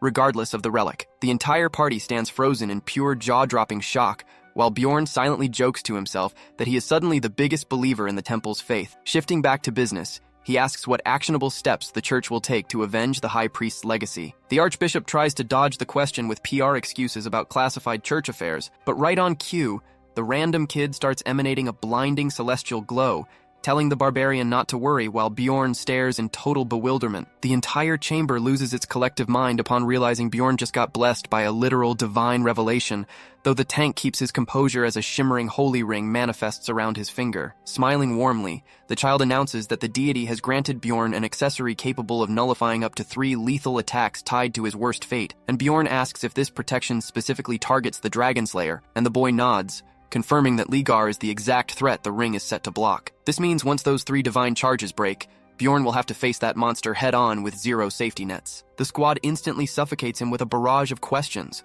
overloading his brain until he spots the kid suddenly passing out right into the arms of an attending priest. With the meeting wrapped up, they relocate to the temple's private quarters, where the team presses for answers, though even Krovitz is baffled as to why a human deity would bestow a divine oracle upon a barbarian, noting this is only the 3rd time in recorded history such an event has occurred. Naturally smelling a trap, Bjorn asks what ended up happening to the other 2 historical figures. Turns out both unfortunate souls got labeled as dirty traitors and got kicked out of their tribes forever. Since a barbarian's level progression relies entirely on tribal spirit seals, exile is a game-over sentence that permanently hard-caps your stats. Krovitz puts his reputation on the line and swears to take this secret to the grave, with the rest of the party quickly following suit, until Bjorn locks eyes on Isekai'd, who is acting as suspicious as humanly possible. The dwarf grumbles under his breath, promising to cut back on the booze to prove his lips are sealed. Palming his face, Bjorn plans out contingencies for worst-case scenarios, while Isekai'd begs for a shred of faith, leading Bjorn to assume he has at least 6 months of buffer time, until Misha nervously announces that one of the glowing ring's threads just snapped in half. Down in the dark alleys of Noark, Amelia stumbles across a completely broken Ligar and demands to know why he is crawling around in the dirt. She instantly assumes he sacrificed his squad to save his own skin, wondering what kind of absolute monster turned him into scrap metal. She cannot help but grin, having wanted this guy 6 feet under for ages, and decides to grab front row seats to watch him bleed out. Ligar stirs awake and rasps for a healing potion, but she gives him a cold refusal. He tries playing the contract card, but while their pact stops her from personally ending a life in Nork, it definitely doesn't force her to save one, so she begins casually rifling through his pockets like a proper dungeon scavenger. Pulling up a chair, she plans to watch him take his last breath so no loose ends come back to haunt her, but right on cue, the sound of approaching patrol guards ruins her quiet moment. Cursing the Dragon Slayer's insane luck, she glares as the dying man attempts one last weak threat. Amelia just scoffs, mockingly asking if his scrambled brain even remembers who he is supposed to report her to. Taking no chances, she whips out a memory-wiping drug that wipes an entire week's worth of thoughts, forcing the concoction straight down Ligar's throat while he spews curses, knocking him out cold and leaving him looking like a common mugging victim. Meanwhile at the temple, Bjorn tries to rationalize that he still has a window before the final thread snaps, right when someone knocks on his door, revealing Irvin asking for permission to enter. He lets her in out of mild curiosity, only to instantly regret it as she talks his ear off with a non-stop story about her recent grinding sessions. Losing patience, Bjorn blunt force cuts her off, telling her he is dead tired and needs her to clear out. The atmosphere plummets to absolute zero, and the elf girl holds back tears as she slips out the door. Returning to the guild the next morning, the squad learns that Dwalki officially listed them as beneficiaries in his last will and testament, hitting everyone right in the heart. It catches Bjorn completely off guard, since the young mage was always such a beacon of optimism, but in reality, he had quietly made preparations for the absolute worst outcome. Inheriting the deed to his former home leaves the party weighed down with guilt, wondering how they could ever settle a debt with someone who is gone. Once the massive temple payout is secured, Bjorn stays behind to handle one last personal inquiry. Pulling Krovitz off to the side, he demands an oath of absolute secrecy, which the paladin grants provided it does not violate his holy vows. Bjorn pulls out the Arcsword and asks for an appraisal, causing Krovitz to instantly recognize it as the Dragon Slayer's signature blade. Bjorn details how the weapon actively resists anyone trying to wield it and asks if the curse can be dispelled, but Krovitz corrects his misunderstanding, revealing that the true name of the weapon is the Dragon Sword, crafted specifically for draconian hands. Liger only picked up his title after using the blade to slay an ancient dragon and surviving to boast about it, though that dying dragon laid a horrific curse on Ligar, locking away the majority of his power. Liger sacrificed his own stats just to claim the sword, and ended up unable to even equip it, allowing Bjorn to put 2 and 2 together and realize Liger was the cursed party all along. Krovitz suggests returning the weapon to the Draconian tribe for a massive reward, and as Bjorn turns to leave, the paladin addresses him as their savior, which sparks a lightbulb moment for the barbarian to immediately ask for complimentary divine buffs. Krovitz drops another bombshell, revealing a second divine oracle arrived that morning, warning that events will unfold as ordained. Bjorn takes that subtle shot personally, knowing the god is warning him not to exploit the church, though Krovitz still kindly offers an ear whenever the warrior needs to vent. Heading over to the local tavern, Bjorn finds his crew well deep into their cups trying to drown their grief. When the party finally disbands for the evening, a wasted Misha keeps stumbling into Bjorn as she struggles to walk a straight line. He slings her arm over his shoulder and basically carries her all the way back to her apartment. Reaching her door, she slurs out a quiet farewell and turns to head inside, but Bjorn reaches out and stops her by the wrist. Maintaining a deadpan expression, he drops her full government name and hits her with the ultimate blunt question, asking if she sees him as something more than just a party member, leaving Misha completely paralyzed while in his head. Bjorn can practically hear Dwalki roasting him from beyond the grave for being denser than a brick wall. Averting her gaze, Misha softly confesses that she does indeed harbor romantic feelings for him, and miles away, Erwin's romantic radar starts violently pinging like a broken siren, a sudden twitch that her sister spots instantly. Squinting suspicious eyes, Teresia notes that Erwin has been acting incredibly strange ever since her chance meeting with Bjorn. Erwin suddenly gets way too defensive and hyperactive, prompting her sister to forcefully shove an apple straight into her mouth to shut her up. Returning to the conversation outside the apartment, Bjorn admits he was never entirely certain of her feelings and hid behind that ambiguity, prompting an unsatisfied Misha to demand what he actually thinks of her deep down. Pausing for a heavy moment, he finally answers that she is deeply important to him as an irreplaceable teammate. That response hits Misha like a truck, and she tearfully asks if she simply isn't good enough to be seen as a woman in his eyes. But Bjorn bluntly explains that he draws that line for everyone, because catching feelings in a world where everyone dies around the corner is a death sentence. Frustrated, Misha asks if his entire existence is really nothing more than cold survival calculations. Bjorn holds his ground, telling her one last time to keep things strictly professional as teammates. Unable to take it anymore, Misha snaps and starts furiously raining punches on his chest, screaming why on earth she should ever accept such cold logic. She admits she never intended to drop this emotional bomb today, but once she opened her mouth, the floodgates completely shattered, kept hammering him with light frost magic until she breaks down crying and confesses she does not want anything special from him. She just wants things to remain exactly as they are. She pleads with him not to strip away the one piece of peace she has left. With that, she storms inside her place and warns him that breakfast is officially canceled for tomorrow. Bright and early the next morning, Bjorn finds himself staring straight into a bubbling pot of chopped carrots, silently wondering if this is her petty way of getting even. Misha glares at him with narrow eyes while he eats, sternly telling him to chew every single bite. He downs the entire meal without a word of protest, as a subtle way of apologizing, even dropping a compliment on her cooking and asking what they should do next. She hits him with a cold shoulder, saying she only does whatever she wants and his opinion does not mean a thing to her. Bjorn just takes it on the chin, admitting to himself that she is way more emotionally mature than he will ever be, so he nods along to everything she says. Misha then lays down a strict rule that they are never, ever bringing up her feelings again. After that ridiculously awkward start to the day, they meet up with Hickarod and Rottmiller,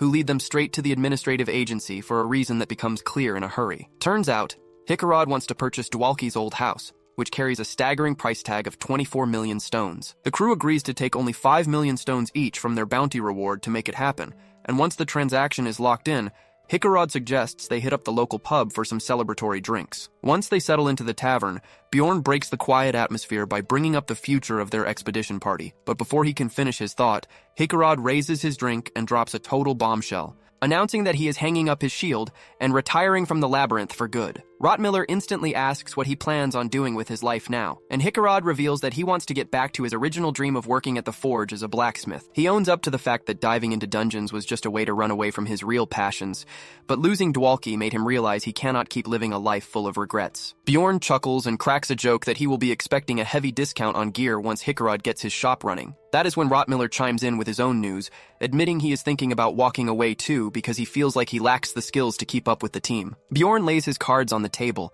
declaring that he and Misha are going to form a brand new squad to push into the deepest floors imaginable, teasing Misha that she is going to suffer trying to match his pace. But Misha simply gives a little shrug and replies that this must be her cosmic punishment. Rotmiller takes the lead on filling the glasses, raising a drink to toast the official retirement of the Outcast team. Fast forward a few rounds, and both Misha and Isekai'd are completely knocked out cold over the tabletop, leaving Bjorn sitting back feeling genuinely content, until Rotmiller cuts through the peaceful vibe with an out-of-nowhere question. Without an ounce of hesitation, the scout looks Bjorn dead in the eye and asks if he is an evil spirit. Bjorn demands to know if he is trying to be funny or actually making an accusation. Rotmiller just smirks, saying that exact defensive reaction completely gave him away. Rotmiller elaborates, pointing out how Bjorn has never acted like any normal barbarian since day one. He had zero obsession with reckless warrior honor, paid no mind to sacred oaths, and somehow possessed the kind of calm patience no bloodthirsty brawler should ever have. That is the exact moment Bjorn realizes he needs to pivot his strategy if he wants to handle this situation safely. He closes his eyes and tells the scout that he really dislikes being doubted by someone he considers a comrade, but Rotmiller just shakes his head and says Bjorn is simply way too abnormal to hide it. He calls him out for being a book-reading barbarian, someone who stays cold and calculated in life-or-death fights, chooses practical profit over pride, and clearly runs on a high intelligence stat. Bjorn stays completely quiet while the scout keeps talking, admitting he felt skeptical when Bjorn claimed he received a divine message from an ancestral god, especially since evil spirits usually treat the locals like NPC fodder. Right as those words leave Rotmiller's mouth, a flash of memory involving Gentia pops into Bjorn's head. Rotmiller explains that the spirit of the stars sent him an oracle, clearing up every single doubt in his mind and making him offer a sincere apology. He adds that some individuals are simply blessed by the heavens, and history usually ends up calling those people legendary heroes, but Bjorn shrugs the whole thing off. When Rotmiller doubles down on calling him a true hero, Bjorn fires back and asks why he brought up the whole evil spirit thing in the first place. Rotmiller stands up and explains he wanted to give him a friendly word of advice, saying that as clever as Bjorn is, he is still relatively new to how this realm operates and needs to play his cards close to his chest. While hoisting Isekai'd over his shoulder, he warns that standing out too much puts a massive target on your back, so it is best to keep that inner spark hidden and never mention divine revelations again. His parting words express hope that Bjorn's future path remains bright, speaking as a guy who lived a totally average life. Staring at a nearby statue, Bjorn gets hit with a sobering thought, wondering how he is supposed to survive if even a teammate could figure out his player identity using basic clues. He tells himself he will do whatever it takes to stay alive regardless of the cost, but Misha suddenly breaks his line of thought by asking what is on his mind. Bjorn dodges her concern with a playful comment and tells her they need to locate Krovitz to head toward Camelby, leaving her standing there completely bewildered. They track down the paladin and ask him to set up a meeting with the dragonfolk, because Bjorn figures returning the legendary blade for a fat reward is the smartest play here. A short while later in the city of Camelby, he blows his entire fortune buying the rare materials needed for his 6th seal, feeling a sharp pain in his soul as his wallet hits rock bottom. Next, they go equipment hunting for Misha, who gets major sticker shock seeing a sword priced at 12 million stones and hesitates on making the purchase, but Bjorn steps in and urges her to prioritize buying beast blood before saving anything, since buffing her spirit beast's raw power is the ultimate long-term investment. By the time they finish their shopping spree, both of them are completely broke and limping back to their block like a couple of penniless vagrants. Right as they arrive in front of Bjorn's apartment building, Misha bids him goodnight, but he holds her back and asks if she has any specific preferences for their future party members. She pauses to consider it and replies that she will take literally anyone as long as they are not a fairy, which completely catches Bjorn off guard. Afterwards, he makes his way over to Bearman's cafe, still utterly bewildered by the fact that Misha holds such strong prejudice against fairies. Mama Bear's face brightens the moment she notices a prospective customer, whereas Avman looks downright terrified when he sees who just walked through the entrance. Bjorn pokes fun at Avman, teasing that he looks surprisingly natural working behind the counter of a restaurant, which clearly rubs the guy the wrong way. But our boy does not stop there, adding that there is no shame in settling down as a dedicated family man, prompting Avman to quickly change the topic by asking if Bjorn came to talk about party business. Bjorn explains that his original group went their separate ways, causing Mr. Bear to assume he lost comrades and comment on how brutal this world can be. Avman inquires who else is going to join the squad alongside Misha,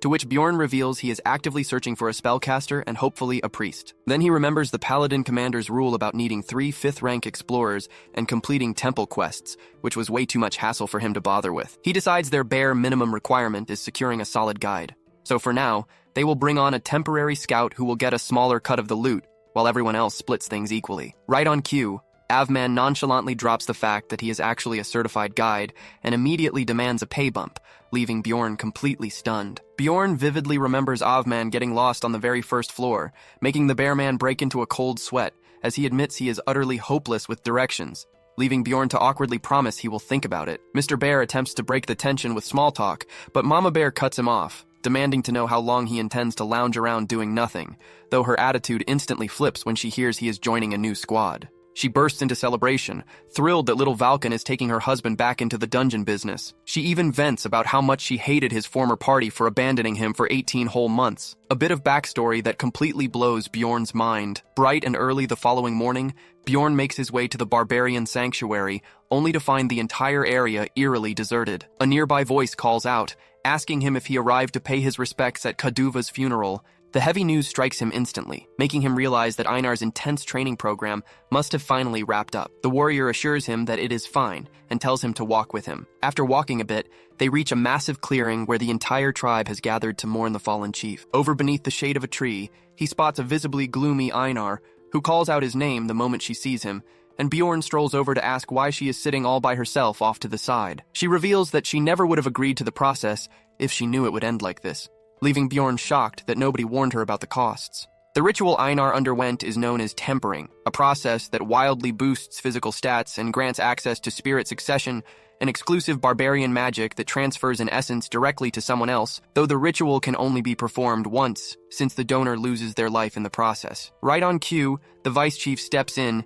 and publicly labels Kaduva a coward, which instantly triggers Einar's temper. She shouts at him to keep the chief's name out of his mouth, but the vice chief coldly counters that if anyone is a coward, it is her, since Kaduva intentionally hid the truth of spirit succession from her. Einar tries to bark back, but he instantly shuts her down with a brutal headbutt, commanding her to stop dishonoring the chief's sacrifice. Pain is something every warrior suffers through, but what truly matters is facing that agony with your chin up, because that is the essence of walking the warrior's path. The shaman steps forward and announces that Kaduva's spirit has officially returned to the forest, calling on anyone who wants to be remembered by the woods to speak up. A bit later, Bjorn enters the shaman's tent, where the old man seems quite amused that our boy actually managed to acquire every single required ingredient, asking how much it set him back. Bjorn finds the question pretty suspicious, while the shaman just chuckles, remarking that money naturally follows him anyway, before grabbing the rare items. The shaman correctly guesses that Bjorn must have traded off something immensely precious to get his hands on those goods. Skipping the personal chatter,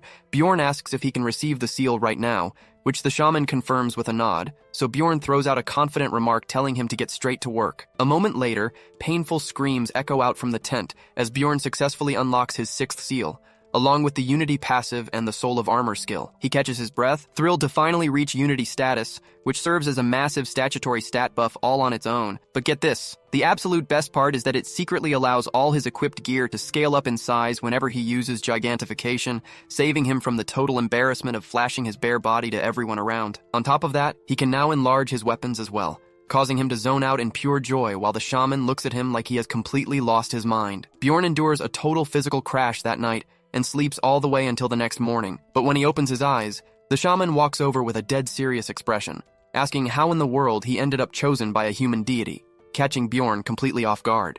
The shaman points straight to the ring soul-bound to his fate, but tells him to relax, assuring him that no average person would ever notice it and that he has zero intention of snitching. He then flips into storyteller mode, reminiscing about how their tribe abandoned their ancient homeland generations ago, following the guidance of their ancestors' souls until they finally settled in this territory and discovered the existence of civilization and higher spiritual entities. The shaman simply chuckles, Noting that since their ancestors' spirits brought them straight to Rafdonia, there is no logical reason to deny the existence of Rafdonia's spirit. Bjorn asks what the chief would do if he found out about this, to which the shaman responds that the chief would either exile him on the spot or worse, end his existence right then and there. The old man then turns the question around, asking why Bjorn is so fixated on those old traditions when every other race in the world has already abandoned their outdated ways. The shaman pushes further, asking if Bjorn is genuinely terrified of getting banished from the tribe, and that is when Bjorn realizes that despite being a mystical shaman, the guy is still a hard-headed barbarian to his core. The shaman offers an absurdly direct solution,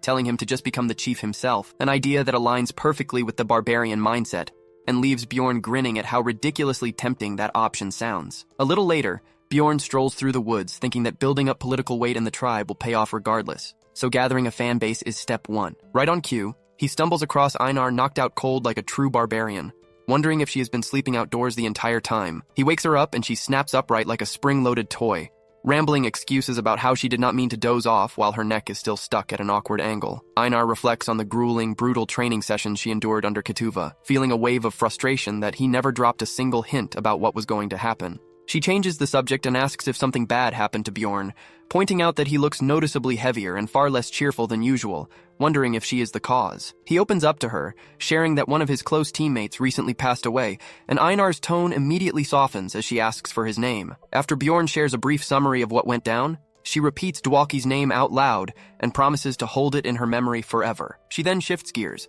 asking Bjorn if he wants to spar right now since she is dying to test out her upgraded stats, prompting Bjorn to ask if this means she is trying to audition for his expedition team. She responds that if her current power meets his standards, she is all in. So far, Bjorn's team composition is pretty balanced, but with Avman handling scout duties, he still has an open slot to fill, making him ponder whether to pick up a mage, a ranged unit, or another frontline bruiser.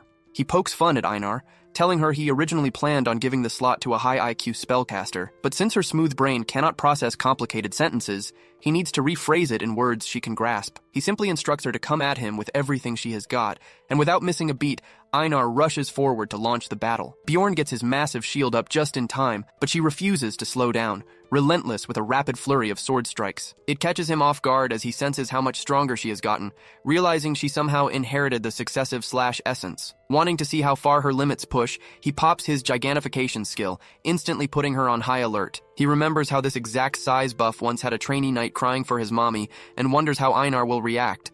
But before he can even finish the thought, she is already right in his face without a second of hesitation, landing a clean, heavy strike on him. Thank goodness he activated Iron Leather, or that blow would have stung bad, but he quickly calls a timeout, which causes Einar to instantly pout, assuming she failed the test. He sets the record straight, reassuring her that she did great, and praising how impressive it is that she scored a hit even against his giant form. Her face lights up, and she eagerly asks if she made the squad, though Bjorn tells her he needs a minute to process his decision. She generously offers him 1 full minute, but he bargains for 3 instead. She boasts about her elite patience and claims she can easily wait that long, immediately holding her breath as if that somehow proves her point. Meanwhile, Bjorn puts on his tactical thinking cap, reasoning that even if she is another frontline brawler, her raw stat potential is simply too insane to pass up. As he starts to speak, he notices she is still foolishly holding her breath, so he officially welcomes her to the team just in time to watch her pass out cold on the grass, muttering absolute gibberish from oxygen deprivation. Bjorn walks off, concluding that all he needs now is a proper magic user, and then he can focus on grinding both girls up to higher ranks. A while later, he runs into Karen, who looks genuinely hyped to see him, and asks what brings him around this area. Bjorn mentions that he came by to consult with the shaman, and Karen asks if he has a moment to spare, since he was just about to run a training session for the tribe's young warriors. Bjorn usually would pass on this kind of thing, but considering his new ambition to become chief, this feels like the perfect opportunity to build clout. A few moments later, Karen stands before a crowd of pumped-up rookie barbarians, preaching about how humans are the enemy, and how they must protect their barbarian hearts at all costs. Karen's tone flips to pure aggression as he preaches that if a human ever turns out to be a plunderer, their skull should be smashed into paint on the floor, a sentiment that even Bjorn has to mentally applaud. After wrapping up his speech, Karen calls Bjorn up to the front, and the entire crowd goes wild, chanting his name in unison. Feeling the adrenaline surging through his veins, Bjorn lets out a thunderous war cry that instantly silences the entire crowd. He goes full chaotic mentor mode, throwing out unhinged combat advice right on the spot, shouting that the only reliable plunderer is an erased one, and warning every rookie never to trust the Explorer Guild or anyone who goes by the name Hans. Right in the middle of his epic motivational speech, a cold shiver runs down his spine, and he spins around just as the current chief comes flying at him like an incoming missile loaded with pure bloodlust. Our boy barely manages to sidestep the destructive crash landing and demands to know what in the world is going on. The chief points a finger at him, blaming him for the official letters sent by the guild and demanding a full explanation. He angrily barks whether deleting human explorers instead of dungeon monsters is suddenly considered the barbarian standard. Right then and there, all the high-energy hype Bjorn was feeling completely evaporates into thin air. Glaring straight at the chief, Bjorn throws it right back, shouting that this survival knowledge should have been taught to every rookie day one. He demands to know how many of their people got buried in that maze, but the leader just scoffs that true fighters never fear the grave. Kadava insists that only those who make it through the fire become true monsters, pointing at Bjorn as living evidence. Bjorn can't help but picture his own rookie run, where almost half their squad got slaughtered right off the bat, leaving barely a handful standing 6 months down the line. He asks the old man if warriors were dropping like flies back in his day too, or if this generation is just soft, which the chief immediately shuts down. Bjorn drops the filter, pointing out that human scumbags treat barbarians like free loot, though the chief counters that it is really just greedy mages hunting their hearts. Bjorn cuts right through the excuse, blaming Kaduva's soft leadership for letting open season begin on their tribe, which leaves the old leader completely speechless. The least he could have done was prep the young bloods so they knew what kind of snakes were waiting for them in Rafdonia. Kaduva keeps hiding behind ancient customs, insisting warriors must figure things out on their own, but Bjorn screams at him to wake up to reality. He hollers that they aren't respected gladiators in anyone's eyes anymore, just helpless prey waiting to be farmed, asking if this slaughter is what the clan's ancestors really envisioned. The chief orders him to zip it, but Bjorn is so worked up that he accidentally blurts out that he would run this tribe 10 times better. That instantly hits a nerve, causing Kaduva to slam his foot down and demand he repeat that. Balling his fists, Bjorn lays it on the line, declaring that if the old man can't protect their people, he'll happily take the chief crown and fix this mess himself. A while later, Bjorn blinks his eyes open and slowly registers that he is lying flat on his back inside the chief's personal quarters. He remembers how after he dropped that bold challenge, Kaduva just stood there in total silence for a split second, before unleashing a brutal axe swing that practically grazed the skin right off his skull. Bjorn had popped his gigantification skill to match the pressure, but still ended up taking a nap on the dirt floor. Not before landing one beautiful fist directly to the chief's face, though. Kaduva steps inside and acts surprised to see him sitting up, while Bjorn wincingly checks out the chief's completely busted snout. The chief snorts that Bjorn has no room to talk with his own swollen face, sitting down to explain he wasn't mad, just severely annoyed by the kid's mouth. He asks if Bjorn truly craves the chief position, noting that most guys just chase it for ego and bragging rights. Bjorn, however, actually seems driven by keeping the tribe alive, just like the previous leader. Kaduva asks if he knows how the last chief met his end, and Bjorn correctly guesses it had everything to do with the Holy War. Decades ago, a barbarian explorer stumbled upon a sacred fairy artifact deep inside the maze. Assuming it was stolen, the fairies kidnapped the finder and accidentally force-quit him during questioning, sparking a bitter year-long war with the former chief that cost countless barbarian lives before the royals stepped in. Right around that period, the Magic Tower realized barbarian hearts made prime magical components. When Kaduva went to demand answers, the arrogant mages basically told him to kick rocks. Bjorn starts to object, but the chief interrupts, admitting that while warning the tribe might have saved lives, it would have caused the barbarians to despise humanity as a whole. Bjorn points out that it's only the plunderers who are evil, but Kaduva counters that their reckless warriors wouldn't make that distinction. If the tribe declared open hatred against humans, Rafdonia would turn into a death trap for every single barbarian alive. Bjorn realizes the chief is simply terrified of poking the royal throne, and Kaduva owns up to it without hesitation, admitting anyone with a brain would be shaking in their boots. He promises that the day Bjorn comes face to face with the king, he'll finally grasp why that terror is totally justified. But Bjorn sees right through it, knowing the old man isn't afraid of the golden seed itself, but the terrifying power of the ruler sitting on it. The chief compromise is simple. Bjorn can warn the rookies about dungeon predators, but he must never breed systemic hatred against all humans. On his way out, Kaduva warns him to hit the grind extra hard if he actually wants to inherit the chief title, leaving our guy with the distinct impression that the seat is genuinely up for grabs. Before exiting, the chief wipes a trickle of red from his nostrils and tosses Bjorn an approving nod, complimenting the heavy weight behind his fist. The moment Bjorn steps into the open, a massive crowd of barbarians instantly breaks out in loud muttering, absolutely blown away that the guy is still breathing after going toe-to-toe with Kaduva. Einar rushes over asking if he's intact after hearing about the brawl, while the rest of the crowd crowds in, buzzing with rumors that Bjorn is officially next in line for the crown. Bjorn clarifies that he still has to dethrone the chief fair and square, causing the spectators to immediately doubt him and question how a rookie could ever take down the chief. Our hero drops the coldest grin and reassures everyone that they won't have to wait very long, leaving the entire crowd stunned into silence while Kaduva just smirks like a badass in the background. On his way out of the village, Bjorn tracks down Karen and tells him to make sure the young barbarians aren't taught to blindly hate humans. Karen starts to push back, but Einar steps in, reminding him that genuine human heroes exist, and throwing out Dwalki's sacrifice as proof. 5 minutes later, Karen is bawling his eyes out over Dwalki's legendary story, asking if he can pass the tale down to the tribe's youth. Bjorn gets hit with a brief wave of awkwardness,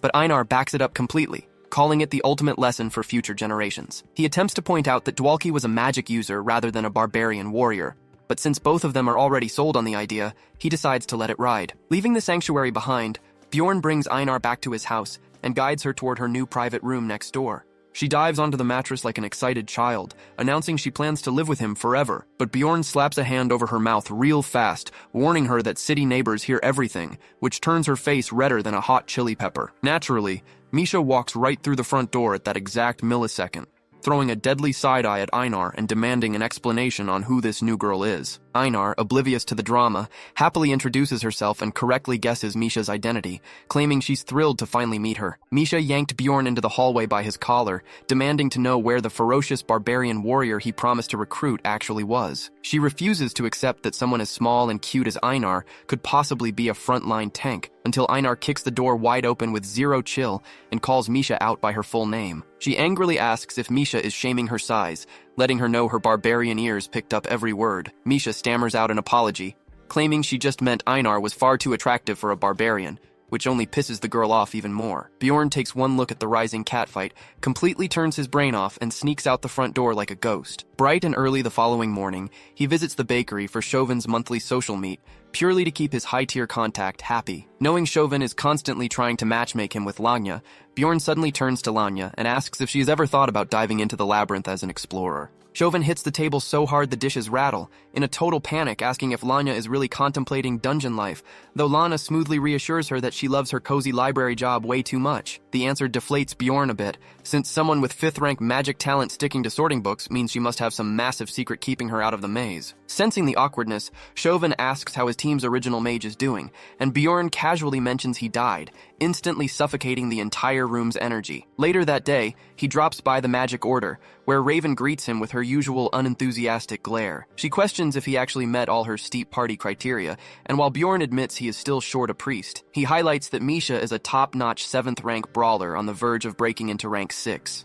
Next, he flexes Einar's stats, explaining she absorbed a 4th-rank essence, and packs 6th-rank combat power right out of the gate. He tops it off with Avman, a seasoned 5th-rank veteran hailing from the Black Bear tribe. He pitches him as a hybrid ranged dealer capable of summoning a frontline tank, which instantly raises Raven's suspicion, since a player with that build could pick any top guild in Rafdonia. Bjorn reassures her that Avman is solid and wouldn't double-cross the squad, leading Raven to give him the benefit of the doubt. When she questions where their dedicated scout is, Bjorn casually reveals Avman fills that role too, leaving her completely flabbergasted before asking if she wants him to sign a blood pledge or what. He adds extra sweetener by pointing out that pushing down to the 6th floor will flood her pockets with research funding.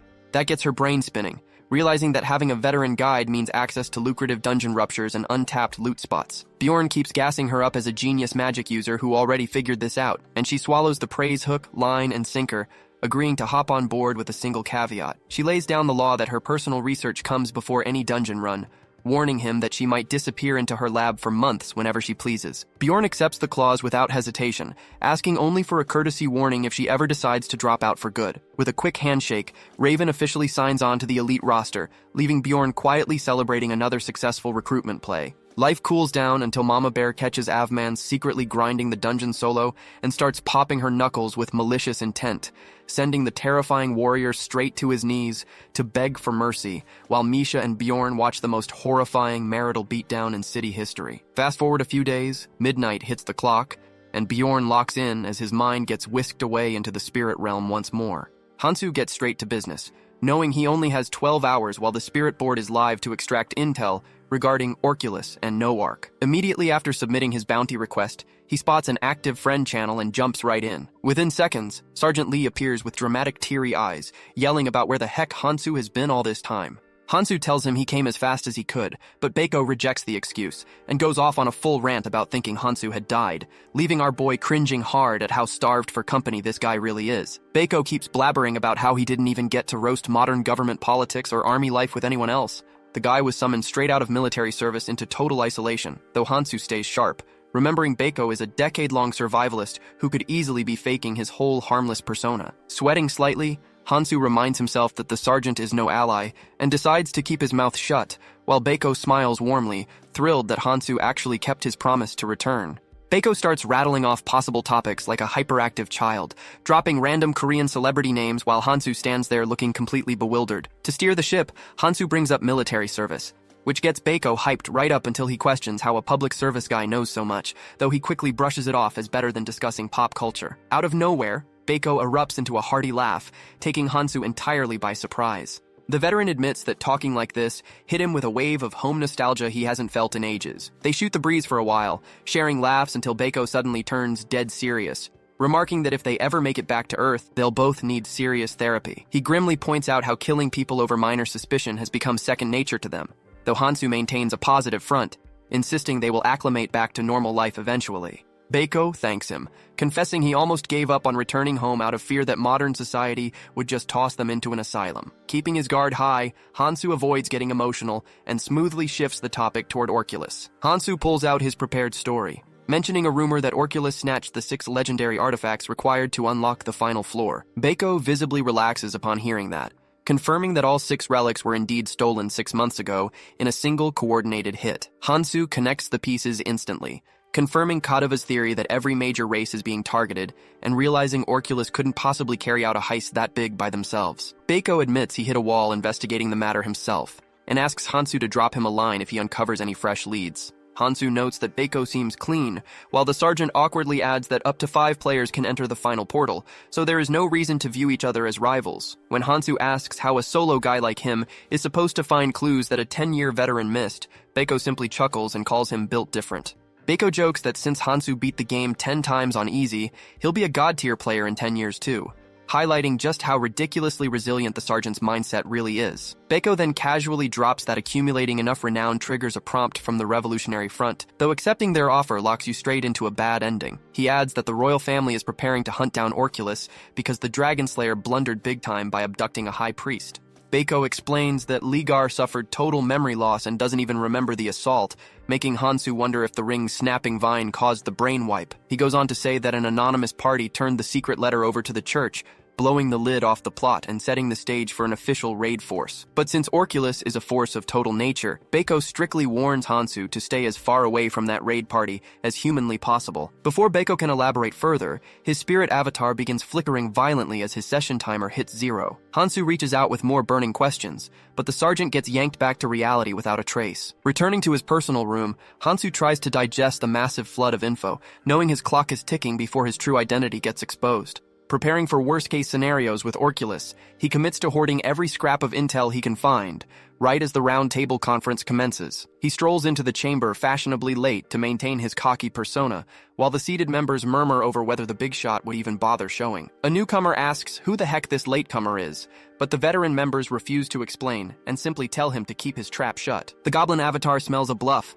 convinced the regulars are playing mind games since physical attacks are disabled in this space, but the jester warns him about raw aura pressure, which the rookie completely scoffs at. A heavy silence falls across the room as Hansu marches forward, exuding pure boss aura, while the goblin attempts to act tough. Without skipping a beat, Hansu flings a wave of suffocating bloodlust directly at him, causing the loudmouth to instantly choke on his own spit. The goblin frantically gags and begs for mercy, while Hansu internally analyzes the situation. Snapping off the aura pressure, he casually claims he was just testing the new guy's backbone, writing him off as another uninteresting amateur, while the jester chimed in, hyping up a brand new piece of news he promises will blow Hansu's mind. The deer and fox avatars tell the shaken newcomer to compose himself because the real meeting is kicking off. The hooded figure and the fox observe that Hansu's pressure was pretty tame compared to last time, though Hansu secretly intentionally held back to maintain perfect control, using a mental discipline trick he picked up from Kaduva. The jester perks up to start the order, suggesting that Hansu's lion avatar should present last,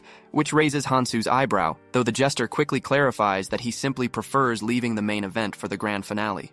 Round 1 begins, and the goblin smugly leaks what he thinks is a massive scoop: Orculus's role in the High Priest's kidnapping. But the central crystal instantly glows bright red, signaling that the majority of the room already knew that old news. The hooded member admits he was in the dark too, leading Hansu to deduce that the deer and jester were the ones holding that high-level intel. Hansu clicks his tongue in mock annoyance while the jester calls out Miss Fox for violating their cardinal rule against exposing who held what information. He sternly warns everyone to keep a tight leash on their tongues, though Hansu remembers the jester slipped up himself during the previous meet, proving the guy isn't nearly as slick as he pretends to be. Hansu remains hyper-vigilant, suspecting this specific breach links directly to the jester's real-world persona, meaning the guy is likely connected to either the High Temple Network or the Underground City Syndicate. The goblin takes his seat and reveals that the god delivered a divine oracle, causing the verification crystal to shine bright green.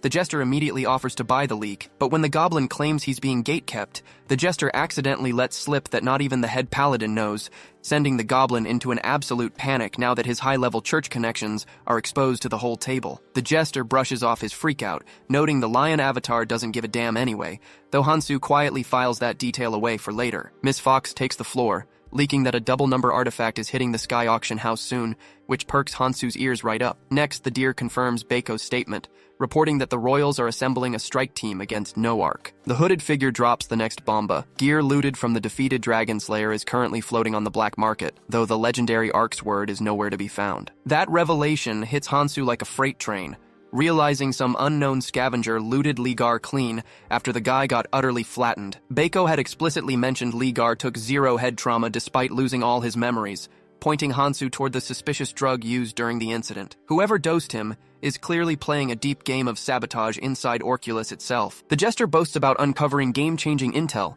and Hansu dismissively tells him to quit stalling and drop the bomb. The jester proudly announces that within 3 years, unified magic capable of linking 6 party members will be fully developed, sending shockwaves through every single member at the table. The verification crystal flashes green, indicating the claim is either absolute fact or something the jester wholeheartedly believes to be real. The deer leaps to his feet in disbelief, while Miss Fox spirals into panic, blabbering about how a 6-man spell system rewrites all established rules. Hansu understands this single change completely breaks Dungeon in Stone, as 6-man squads unlock insane party comps that could make beating the entire game actually doable. Smirking with pride, the jester looks over to demand Hansu's take on the news, and our boy gives the clout chaser a tiny slice of praise to feed his ego. With the spotlight finally shifting to his turn, Hansu begins calculating what explosive secret he should drop, now that the bar has been set ridiculously high. To reward their contributions, he drops a massive bomb on the room, announcing that the Oracle just birthed a brand new divine relic. Hearing that makes the goblin completely lose his mind, screaming at Hansu for holding out on him,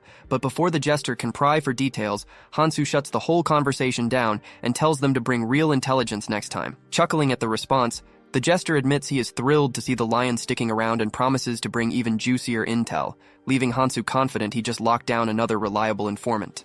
Miss Fox speaks up to ask if he knows the master's location, but Hansu simply gives a non-committal gesture, signaling that any real answer depends entirely on what she brings to the table. That leaves her noticeably annoyed, especially since her current intel lacks the punch of everyone else's. Hansu then asks the room if they are ready for another round, and before long, the floor opens back up. Naturally, the goblin jumps back into the ring after his previous attempt flopped so hard. After the hooded man tells him to step up his game, the goblin reluctantly blurts out a rumor tied directly to the temple. Miss Fox finally explains the secret behind the double number item, yet the deer remains totally unimpressed and counters with updates on the royal family, right before Crescent chimes in that the fairy's chosen successor committed a major crime and lost her title. Once the spotlight lands back on the jester, he takes the floor. He explains to everyone that their masks are not assigned by chance, but actually reflect the true destiny of whoever wears them. Hearing that, the deer finally puts 2 and 2 together on why the guy got stuck with a clown mask. Since nobody agrees that explanation deserves a magic crystal, the jester wraps up his turn by dropping a brief rumor about the Explorer Guild. When Hansu's turn comes around again,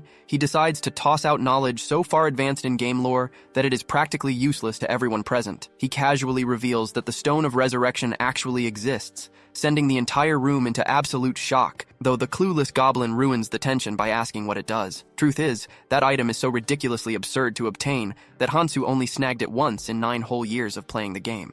The goblin calls total cap on the story, insisting that a second chance item has no business existing in a permadeath game like this. Crescent stands straight up to ask if reviving a dead player is truly possible, and Hansu confirms it can be done, provided you meet several insanely complicated conditions. The hooded man tries to dig deeper, but Hansu cuts him off mid-sentence, declaring he has shared plenty for today. Refusing to let it go, the guy desperately asks what kind of intelligence Hansu wants in return, clearly dying to get his hands on that item. To stay completely in character, he hits him with the coldest response possible, claiming he doesn't even know what interests him anymore. It sounds wildly edgy in his own head, but he hopes the move forces them to throw top-tier secrets at his feet. That way, he can shoot down average reports while looking impossible to satisfy, leaving the hooded man sitting back in awe of what it takes to impress someone of that caliber. The moment Hansu pushes himself up to head out, he notices the room. Every single member has their eyes glued onto him, as if expecting another grand revelation, which gets on his nerves just a little. Even so, he maintains his cool posture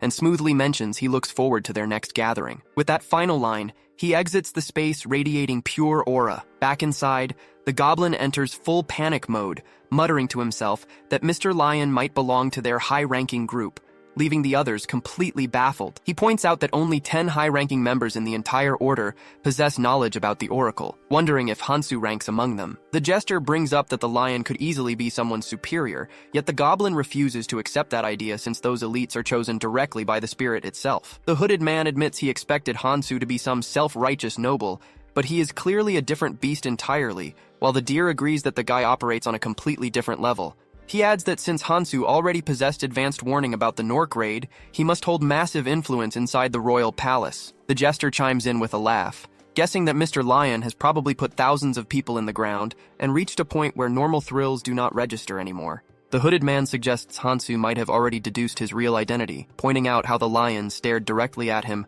right before dropping the bomb about the resurrection stone. Out of nowhere, Miss Fox gets a brain blast and asks if it is possible to track a member using their mask. The deer agrees that could work if the jester's claim holds up, sending Miss Fox straight into a massive breakdown of ancient lore. Someone brings up the legendary tale of lions shoving their young down steep cliffs to build real strength, though the deer notes that Hansu has likely survived trials far more terrifying than that. The jester theorizes that the lion imagery signifies he is destined to wear a crown, and Crescent agrees, adding that the guy clearly lacks the mindset of a follower. As the rest of the circle continues throwing wild theories around, the goblin experiences a sudden epiphany. He openly ponders whether the lion mask simply means Hansu runs around maintaining a massive harem like a wild alpha in nature. 2 days after those spirit realm shenanigans, the newly minted squad gathered for their initial meeting, and while Bjorn had his doubts going in, things went surprisingly smooth. Raven dives straight into business by opening the debate on loot distribution, and Einar instantly nominates Bjorn to manage all the money. Raven pushes back on the idea immediately,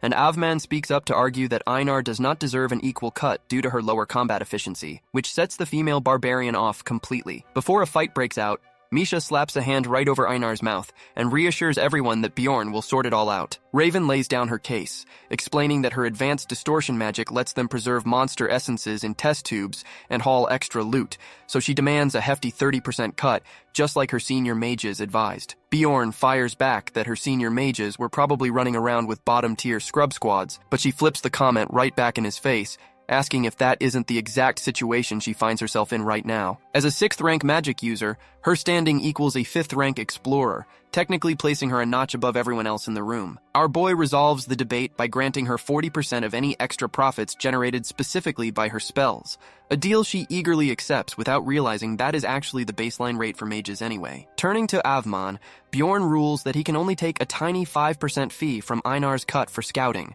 which visibly irks the archer until Bjorn drops a subtle threat that shuts him up. Just like that, the biggest potential disaster gets smoothed over, proving to Bjorn how much easier party management is when you investigate everyone's secrets in advance. Yet the moment he thinks they are free to leave, Raven opens her mouth again, launching into endless questions about official registration, squad funding, and rupture division rules. She drones on while the rest of the party desperately pretends to be occupied elsewhere, leaving Bjorn fighting to keep his eyes open until he finally asks how much longer this lecture will go on. The tiny mage bluntly answers that they have only worked through half of 35 total agenda points. Right then and there, Bjorn thanks every god in existence that he was born a simple barbarian rather than an overthinking mage. By the next morning, they wrap up their official squad filing and head back early, allowing Bjorn to order the girls to catch up on rest. Stepping into his apartment, he spots an official letter waiting for him from the followers of Liatlas. He wonders if the meeting with the Draconic clan is finally taking place, knowing they must be desperate to get their legendary Arcsword back. The moment he breaks the seal on the parchment, which merely states that a summon is underway, a blinding flash of light erupts around his body. Instantly, his entire surroundings distort and pull him into an unfamiliar realm. Scanning the high-ceilinged hall, Bjorn realizes the letter served as a single-use teleportation scroll to drag him right into the Dragon Temple. Out of the shadows, a booming voice echoes, asking if he realizes he is not the first barbarian to set foot inside those grand walls. A suffocating weight crashes over him, far more intense than basic bloodlust, which our guy immediately identifies as genuine dragon fear. The figure seated upon the high throne declares that if Bjorn manages to walk out on his own 2 feet, he will be the first of his kind to ever accomplish that feat. Bjorn sees right through the display, recognizing that this high-level entity is flexing his passive aura strictly to intimidate him. Because draconic pride prevents them from taking the blade back without offering a fair return, they still feel compelled to stage a whole dramatic power play before holding a normal discussion. That reaction visibly unsettles the draconian leader, who has clearly never witnessed anyone handle his terrifying aura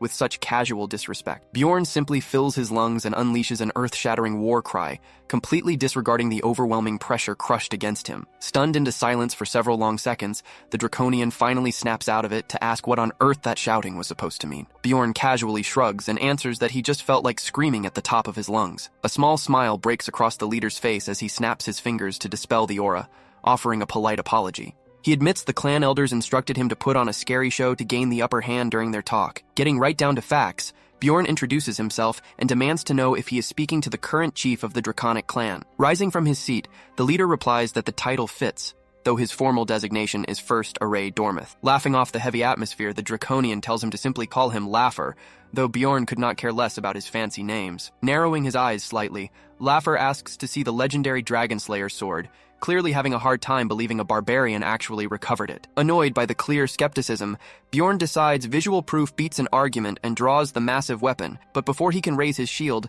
Laugher moves at terrifying flash step speeds to snatch the Arcsword straight from his hand, holding the blade up to carefully inspect every line. Demanding to know what became of Ligar, Laugher listens as Bjorn gives a condensed summary of the battle, while strategically omitting a few sensitive details. The Draconian chief seems deeply shaken by his brother's dark actions, yet agrees to keep the whole ugly affair suppressed, just as Bjorn requested. He then reveals that Ligar was actually his own younger brother, recalling the painful day he discovered the ancient dragon's corpse stripped of its sacred blade and realized he was too late to stop him. Shaking off the heavy memory, Laugher bows his head slightly to thank Bjorn for bringing the weapon back, calling him a true savior to their entire lineage. Laugher asks what payment he desires for the service, but Bjorn flips the table by asking what rewards are currently available. The chief begins by offering mountain loads of treasure, enough to fund top-end armor sets and gear upgrades, yet Bjorn casually turns it down. Next, Laugher offers to assign an elite draconic warrior to serve in his party for 2 years, which sounds solid, but Bjorn passes on that deal as well. The chief then proposes customized arc armor that won't even be finished until next year,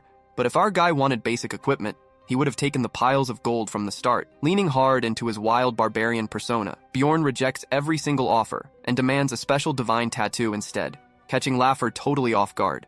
The prize he wants is the Dragon's Blessing, the absolute pinnacle cheat skill that makes the Draconian race ridiculously overpowered. The temperature in the room instantly drops as Laugher growls his name, demanding to know where a simple barbarian heard about their most sacred ritual. Thoroughly shaken by the wild demand, Laugher wonders out loud if every barbarian is this completely unhinged, warning that receiving such a mark would get Bjorn exiled from his own tribe. Shifting to a deadly serious tone, Bjorn explains that the Spirit of Light revealed Ligar will return soon, claiming their destinies are permanently intertwined. Seeing the chief hesitate, Bjorn presses his advantage, arguing he must grow far stronger so no more of his comrades end up 6 feet under because of that monster. He hits him with the ultimate guilt trip, pointing out that since Laugher lacks the heart to put down his own flesh and blood, he had better invest in the one warrior willing to finish the job. He boldly swears that he will personally destroy the rogue Draconian once and for all. Laugher concedes that he will consult with the Oracle before deciding, allowing Bjorn to exit the realm in one piece. His calm moment does not last long, however,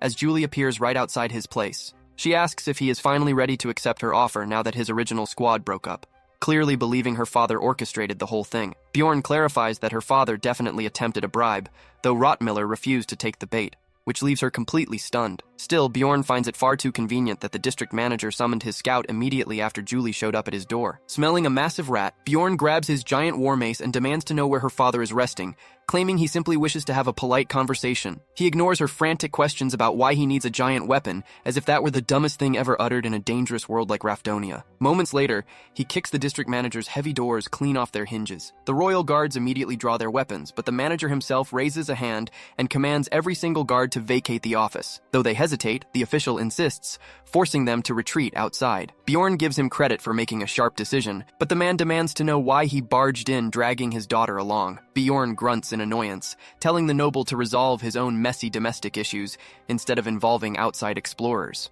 That leaves the manager thoroughly confused, asking if Bjorn is suddenly turning his back on Julie. Bjorn answers that he was never in her corner to begin with, and has zero plans to join her cause, prompting the manager to question why she was dragged into the room at all. He bluntly explains that she kept trailing behind him, like a persistent fly buzzing around his apartment, leaving Julie red-faced and utterly flustered.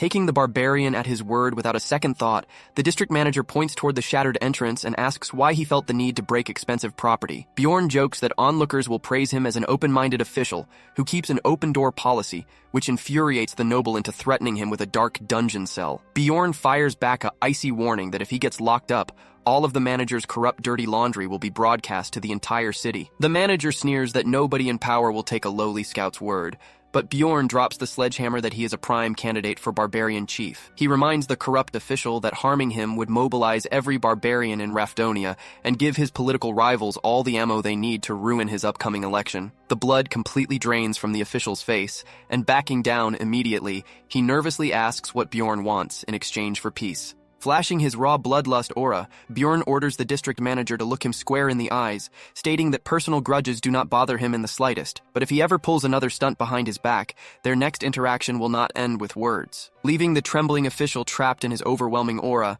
Bjorn decides he might as well go grab a decent meal after what was supposed to be a peaceful negotiation. He returns to setting up their upcoming expedition, though he first has to endure 30 brand new logistical questions Raven pulled together out of nowhere. That evening, the party downs drinks while arguing over an official group name, with Einar enthusiastically backing apple pie while Raven demands something dark like Narak, meaning those who walk in darkness. Refusing to waste energy arguing, Bjorn simply merges the two into Apple Narak, sending Einar into pure euphoria, while Raven looks ready to vanish off the face of the earth out of embarrassment. Following the celebration, Bjorn visits the local training grounds to oversee Misha and Einar's physical prep, watching closely as they work on their synergy. The two female fighters surge forward in total unison, utterly shredding a row of heavy straw dummies to pieces. At one point, Hickarod stops by to say hello, but our boy gives the retired dwarf a quick brush off so he can focus on grinding. The remaining days pass in a flash until the morning arrives for the new team to step into the dark labyrinth. Deep inside the glittering crystal cave of the first floor, Raven loses her patience, shouting at Avman to ask what on earth he is doing, after he stops dead in his tracks, looking thoroughly confused. Bjorn steps in to soothe her temper, admitting he had no idea the archer possessed such an atrocious internal compass, privately thinking the bare beast folk could get lost inside an empty room. Raven snarls that she should have known he had zero sense of navigation after he showed up late for their meeting, even though he literally lives right down the street from Rafdonia Square, demanding he pay her a tardiness fine on the spot. Bjorn realizes he needs to start heavily gaslighting the mage into believing it is totally normal for a guide to be directionally challenged before the group dynamic completely collapses. Taking charge, he informs Avman that he will navigate the tunnels himself, as long as the scout points toward the general sector of the portal. Setting off into the dark, Bjorn chooses to stick to broad main caverns, applying everything he learned from past dungeon runs. Despite taking point for the very first time, he remembers Rottmiller's key rules, bypassing steep climbs and favoring darker paths where crystal density stays low. Thanks to those veteran instincts, they reach the second floor entrance in a mere 12 hours, earning a rare nod of approval from Raven. Fortunately, Floor 2 offers easier pathfinding due to its 8 separate gate locations, though once a single team activates one, every other gate turns back into inert rock. Bjorn turns to Avman for the next bearing, and the bare beast folk sniffs the air and points straight toward their destination with absolute confidence. Bjorn asks Raven to spawn additional light spheres, which he executes without sweating due to her massive mana pool, prompting Avman to comment that the previous mage he hired was nowhere near her level. Predictably, the brilliant magic illumination draws swarms of hungry goblins out from the shadows, but Bjorn swags out and bats them into the cavern walls like he is smashing home runs at a baseball stadium. By their second full day, the squad arrives on floor 3 and steps into the dense witch's forest, where the environment's weird magic debuff hits them immediately. By day 8, Einar randomly lets out an almighty roar that scares Misha completely out of her skin, but the female barbarian is simply hyped up after catching sight of the ancient castle looming among the trees. Bjorn observes the structure silently, amazed that their travel pace matched what he achieved alongside Rotmiller. Raven interrupts his thoughts to complain about the oppressive mana pressure, but Bjorn instructs her to wait until the ambient light shifts. Einar asks if another party is currently clearing the interior, which Bjorn confirms, and right on cue, the castle entrance glows bright green, allowing them to march inside. Dropping onto the 4th floor, an endless horde of mixed beasts swarms their position, which Bjorn treats as the ultimate stress test to measure how much his new teammates have improved. Activating his gigantification skill, a towering Bjorn flattens a massive half-troll with one swing of his mace, while the rest of the monstrous pack rushes into the fray. Avman provides fire support with lethal corrosive arrows that dissolve the front line, while Raven unleashes top-tier fire spells that incinerate incoming beasts into crisp barbecue. Watching the total destruction, Bjorn smirks to himself, loving how smooth combat feels when you actually run with 3 competent heavy hitters. The real bottleneck turns out to be the navigation, since they must climb through the Sky Tower's Stairs of Wisdom, a section that took Rotmiller a single hour to clear, whereas navigating with Bjorn eats up over 5 times as long. Checking his pocket watch at 10 at night, he comes to terms with the reality that they will not reach the top of the tower before deadline. He orders the squad to set up camp and rest for the night, leaving Raven looking noticeably dejected about their slow progress. Einar remains in high spirits, celebrating the fact that an empty tower zone means no night watch duty is required. Misha notices Bjorn quietly observing the group, and defensively demands to know what he is looking at. Bjorn dryly clarifies that he was not looking at her at all, which ticks her off so much that she storms away to her bedroll. While Bjorn stands there confused by her sudden mood swing, Raven chimes in with her calculations, pointing out that clearing the 5th floor before the portal closes is mathematically impossible, though Bjorn reminds her that this is merely their very first run together. Although Raven squints back in doubt, Bjorn promises her speed will come with practice, which is good enough to send her shuffling right back to her bedroll. Barely a couple minutes go by before Raven nudges him awake to whisper that an uninvited guest is standing right next to them, sending a sudden chill down his spine. His hand instantly twitches toward his gear, but Raven warns him not to move because the intruder is hovering right behind her shoulder while she plays it totally cool. Honestly, it is downright impressive how their mage stays this calm with a blade practically at her throat, though he gets completely blindsided when he realizes she is listening in on his mental monologue, which throws her off too before she snaps that her survival is entirely on him right now. Remember, Raven ran a full magical scan the second they passed the first area and picked up 0 signals, making this whole breach beyond shady. The guy clearly used a top-tier stealth item to bypass her radar, but the moment he draws a small dagger, Bjorn instantly knows this assassin has 0 confidence in an actual head-on fight. Bjorn quickly locks in his plan and tells Raven to drop low on his cue, ignoring her anxious plea for him to watch out. He completely cuts her off with a roaring battle cry, slinging his heavy shield across the room like a budget bin Captain America. Raven instantly hits the floor just as the heavy metal slams directly into the uninvited visitor, forcibly shattering his cloaking spell, knocking a sharp groan out of the guy as he tumbles back into plain sight. Activating his giant form, Bjorn lunges ahead, scooping Raven up in one arm while swinging his massive free hand to swat the stealthy target out of the air. The assassin barely dodges the blow, immediately reactivating his camouflage ability to disappear back into thin air, which pisses Bjorn off big time, while Raven whines for him to take it easy on her before his aggressive rescue turns her inside out. Einar yells out about how awesome it is that Bjorn can sniff out rats, forcing Bjorn to clarify he means a literal human enemy, before gently setting Raven back on her feet. He orders Raven to keep her radar running, and even though she complains she cannot locate the guy, he tells her to hold the spell, while Avman chimes in asking how many hostiles they are up against. Bjorn figures it is just a solo player for now, warning the group to maintain high alert. A few tense minutes pass with the team moving in tight lockstep, while Einar screams into the dark for the hidden coward to face them, even swearing to give him a quick end,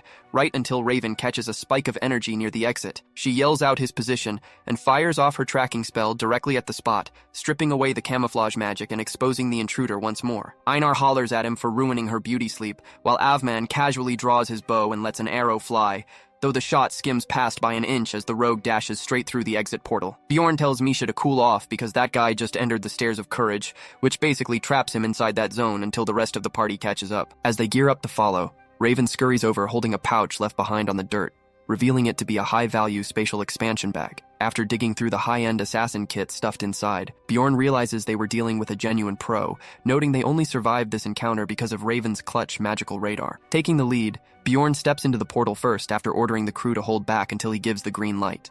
He instructs Raven to keep her search magic running non-stop and check if she can extinguish the strange rainbow flames ahead. Hostile mobs are standing guard right next to the flame caster, so Bjorn instructs the party to clear out the trash monsters first, while keeping an eye out for another ambush. When the dust finally settles, the whole group gathers around a charred body, all sharing the exact same feeling of confusion. Bjorn asks if this is actually real, and Raven verifies that it is indeed the assassin, and definitely not a dummy decoy, as the mana signature matches perfectly. Avmen points out the crazy reality that the guy chose to hit the early exit button, leaving Bjorn feeling slightly unsettled by how fast the target logged out permanently. The Left Behind pouch contained no adventurer tag, and Raven notes the corpse lacked one too, assuming it didn't just turn to ash in the fire. Turning back, Bjorn checks up on Raven, who is wearing an utterly baffled expression, but she quickly gets defensive and shouts that the stench was the only thing bothering her, claiming she handles grim scenes like this all the time. Misha points toward Einar, who is already fast asleep, and suggests they pitch camp for the night, so Bjorn volunteers for first watch while sitting by the fire trying to figure out who sent the hitman. He distills the list down to two primary suspects,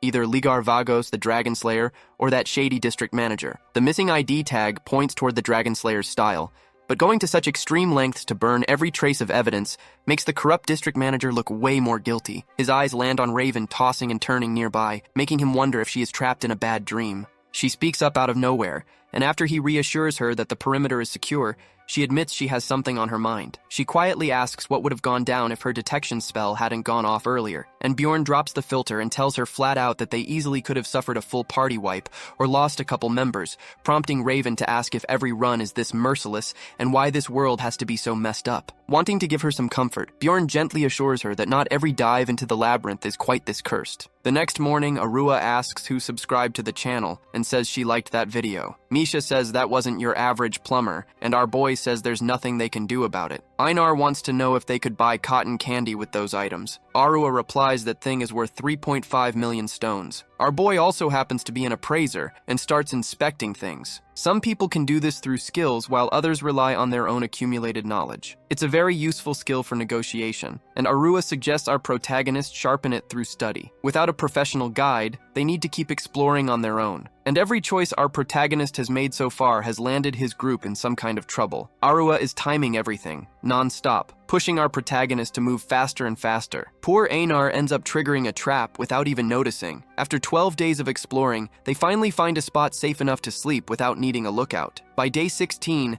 they've reached the 100th floor. Bjorn is obviously thrilled about that. Their pace is picking up. Our boy says he's picked up a few tricks. It's a lot easier to just destroy traps than to try dodging them. With a guide, reaching that point would have taken 12 days. They only took 4 extra. Arua is extremely demanding. She can't even bring herself to compliment our boy. Misha, on the other hand, knows exactly how to keep our protagonist's ego fed. Time for Mr. Bear to do his part too. Find a portal. That room has the stairs of courage and the stairs of wisdom. After a full night, Mr. Bear seems to have found what he was looking for, a portal leading to the 5th floor. Bjorn says they should rest a bit, since they're about to face a monster on the other side. Even though it's a strong creature, half the team doesn't even care. They're way too confident. The death rate in that place is insanely high, but that doesn't apply to this group. They decide to head into combat, running into a powerful troll. Arua wants to use a distortion spell to distract the creature. The first time they faced something like this, everyone was terrified, but now the situation is different. Our protagonist is a killing machine. The creature strikes, forcing our boy to block with his shield. His skills have incredible synergy. The first hit lands right on the head. The giant size effect wears off, nearly getting our boy hit.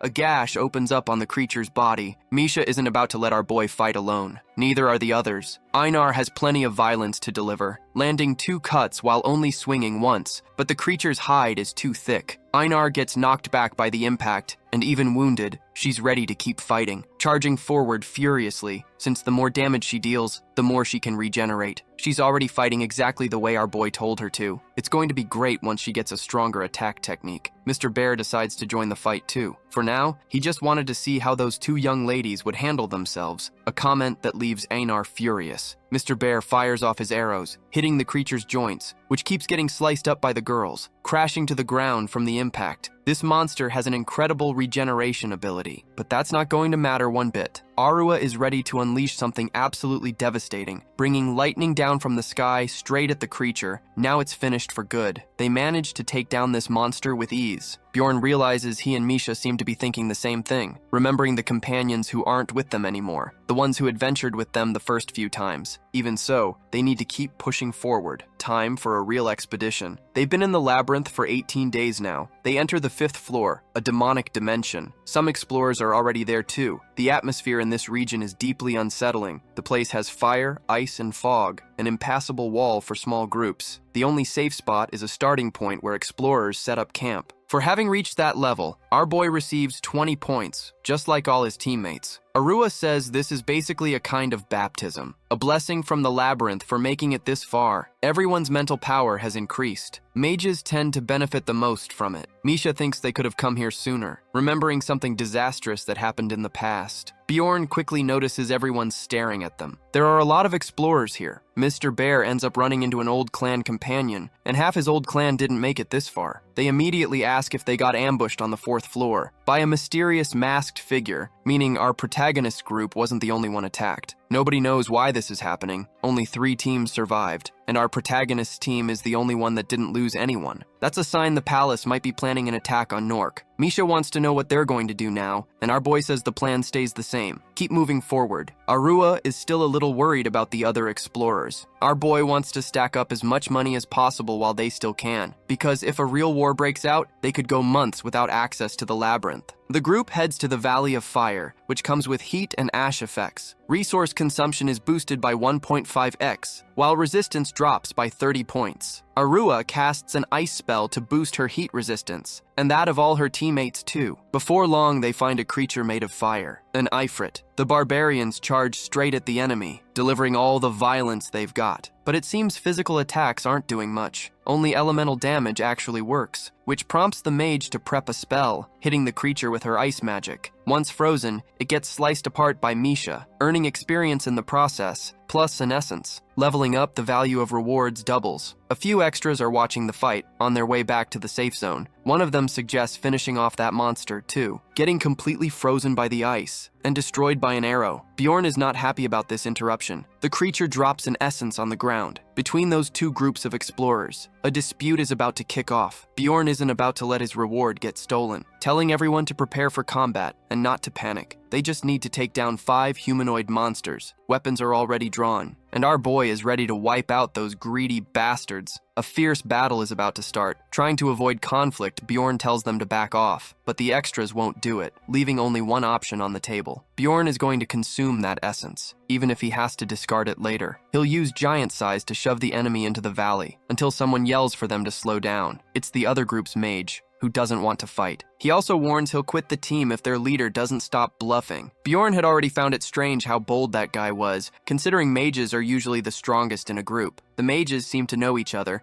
and now they're chatting about where they studied. Arua claims they have rights to that essence. The other mage admits that's fair, but makes it very clear they were the ones who killed the creature. Even so, it was Bjorn's group that broke the rules first. It would be a shame to have to file a formal dispute over something like this. Arua manages to talk the other mage out of the idea, much to his own group's frustration. She tells them they're not bandits. The only question left is what our boy will do with that essence. With everything settled, it's time to keep traveling. Bjorn stays suspicious of that archer, the one who caused this whole mess. Misha has to yell at our boy to get him moving again. They've been on this floor for 4 days now. Everything's been going fine, until that run-in with the other explorers, which left our protagonist absolutely furious. Arua suggests he try to calm down a bit, since he's now scribbling stuff on the map that's impossible to read. And right now, they've got a ton of work to do. Bjorn feels like he's improving over time, and since he's leading the team, everything's getting easier. After resting up a bit, it's time to go exploring again, but they're not finding many monsters. The best spots have all been claimed by the big clans. This is super common behavior in this game. They're charging a fee to hunt in these fields. And you can only hunt one single creature, no picking up whatever drops from it. Our protagonist is absolutely furious, and he decides he's going to reach the top, no matter what it takes. Time to use Arua's talking skills since she's really good at giving speeches. It's hard to sleep in this place. Even hygiene is a challenge. The higher they climb, the more complicated everything gets. On the 8th day, they decide to rest a bit. The girls are already a little tired of being out here. They'd like some quality time for once. A pretty reasonable request for our protagonist. but making anything tasty here could end up attracting monsters. Arua figured our boy would say no, so she offers to mask the smell with her magic. In no time, they cook up something really good. Misha really is an unmatched cook. So good, other girls want to marry her for it, except she was hoping to catch someone else's attention. Mr. Bear is amazed by that spell. He can't smell a thing. Having a decent meal on the 5th floor is basically unheard of. Time for the guys to eat too. Bjorn does, but stays fully alert the whole time. He compliments the meal, finally understanding why the girls want to marry Misha. He just wasn't expecting the cook to take that a different way. Bjorn quickly notices a small bush that just vanished. A sign something's approaching. Arua uses her detection spell, mapping out the whole area, and she picks up on something out there. Slowly, a creature reveals itself. A tiny, chubby rat. Insanely cute, and apparently very tasty looking to Einar. Mr. Bear says they got lucky to run into that rodent on their very first expedition. This creature seems to be extremely valuable. Its magic resistance is tiny, and it dies almost instantly, which isn't exactly bad for the group since it's a rare rodent. They only found it because our boy has insider knowledge. The rat's tendons are used as magical ingredients, but the real prize is the mirror it's carrying, which grants access to a hidden location. Bjorn is beyond relieved. He used to have to explain these coincidences. Now nobody even asks anymore. Playing dumb, he asks what that mirror does. Arua notices the artifact absorbs mana and starts interacting with it. Bjorn gives her a few pointers to keep her from messing it up. That's how they manage to enter another dimension. And inside, there are monsters everywhere. Now they can hunt way more efficiently. Creatures keep spawning on this floor, all through these mirrors. And that's exactly the kind of region the big clans have been monopolizing. The real question is, where are these mirror monsters actually coming from? The team starts fighting the creatures inside that hidden field, while our boy keeps hunting for more essences. Einar's practically going through battle withdrawal. She's genuinely gotten way better, cutting through everything without getting hit, like she's got 3 grams of steroids running through her system. Arua isn't slacking off either. Her ice magic is wrecking everything, except her mana is already below half. Bjorn tells her to fall back to support, to save her own energy. The fight keeps going for a few more minutes. Every single one of them is pushed to their limit, until finally, it's over, netting them several handstones. That double reward is genuinely huge. Once everything's packed up, Bjorn asks Arua how long she needs to recover her energy. A full day if she can't sleep, half that with proper rest. While they're talking, Misha finds something. An essence dropped on the ground from a 2-headed creature. Bjorn tells them to just leave it alone,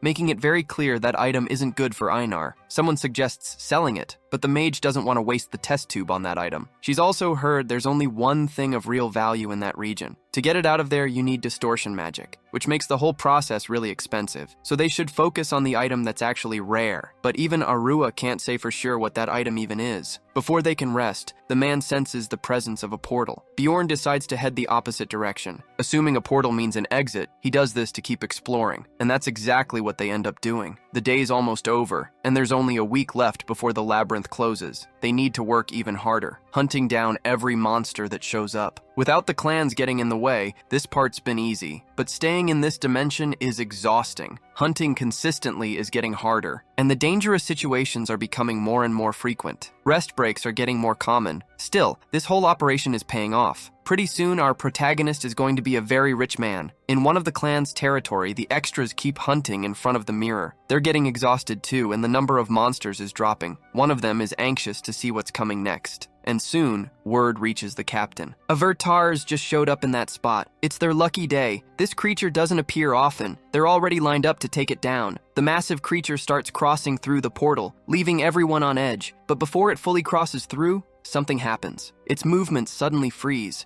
Earlier that same day, our boys' group was out patrolling, until they came across that huge creature standing in front of a portal. They can't let this golden opportunity slip away. Our protagonist is already ready to brutally destroy it. The monster realizes the danger too late. Verters is so rare here, it only shows up once. Our protagonist is thrilled to finally run into one. He's way weaker than a troll despite his looks, and defeating him always drops an essence. The whole group is already jumping into the fight. Bjorn blocks a few hits with his shield, while Arua tells everyone to stay back. She needs to figure out the enemy's ability. Bjorn's going to have to hold on a little longer since she doesn't want to give away insider info. The observation continues, and the creature is finally analyzed. It has extremely destructive abilities, one of them being an explosion after landing 2 hits on a target. Bjorn's already annoyed, just waiting for the rest of the team to join in. So what's the move now? Before long, the monster is wiped out. dropping its essence behind. This is the item they were after. Bjorn had a bad feeling about it, but he kept quiet. Time to absorb it. The girls want to know who's going to do it. For our boy, Einar would benefit from it the most. That decision makes her thrilled, and its value is only 16 million stones. Arua has doubts about that, given how extremely rare that monster is. Knowing it's expensive, Einar hopes her essence doesn't get sold. Our protagonist knows they can find more valuable things down the line. And according to Mr. Bear, everyone's already been paid extremely well, so it makes sense to strengthen the team instead. So Einar finally absorbs the essence. Time to test out her new abilities. Except she has no idea how to actually use them. She tries summoning demons. Doesn't work. Tries a beam of destruction.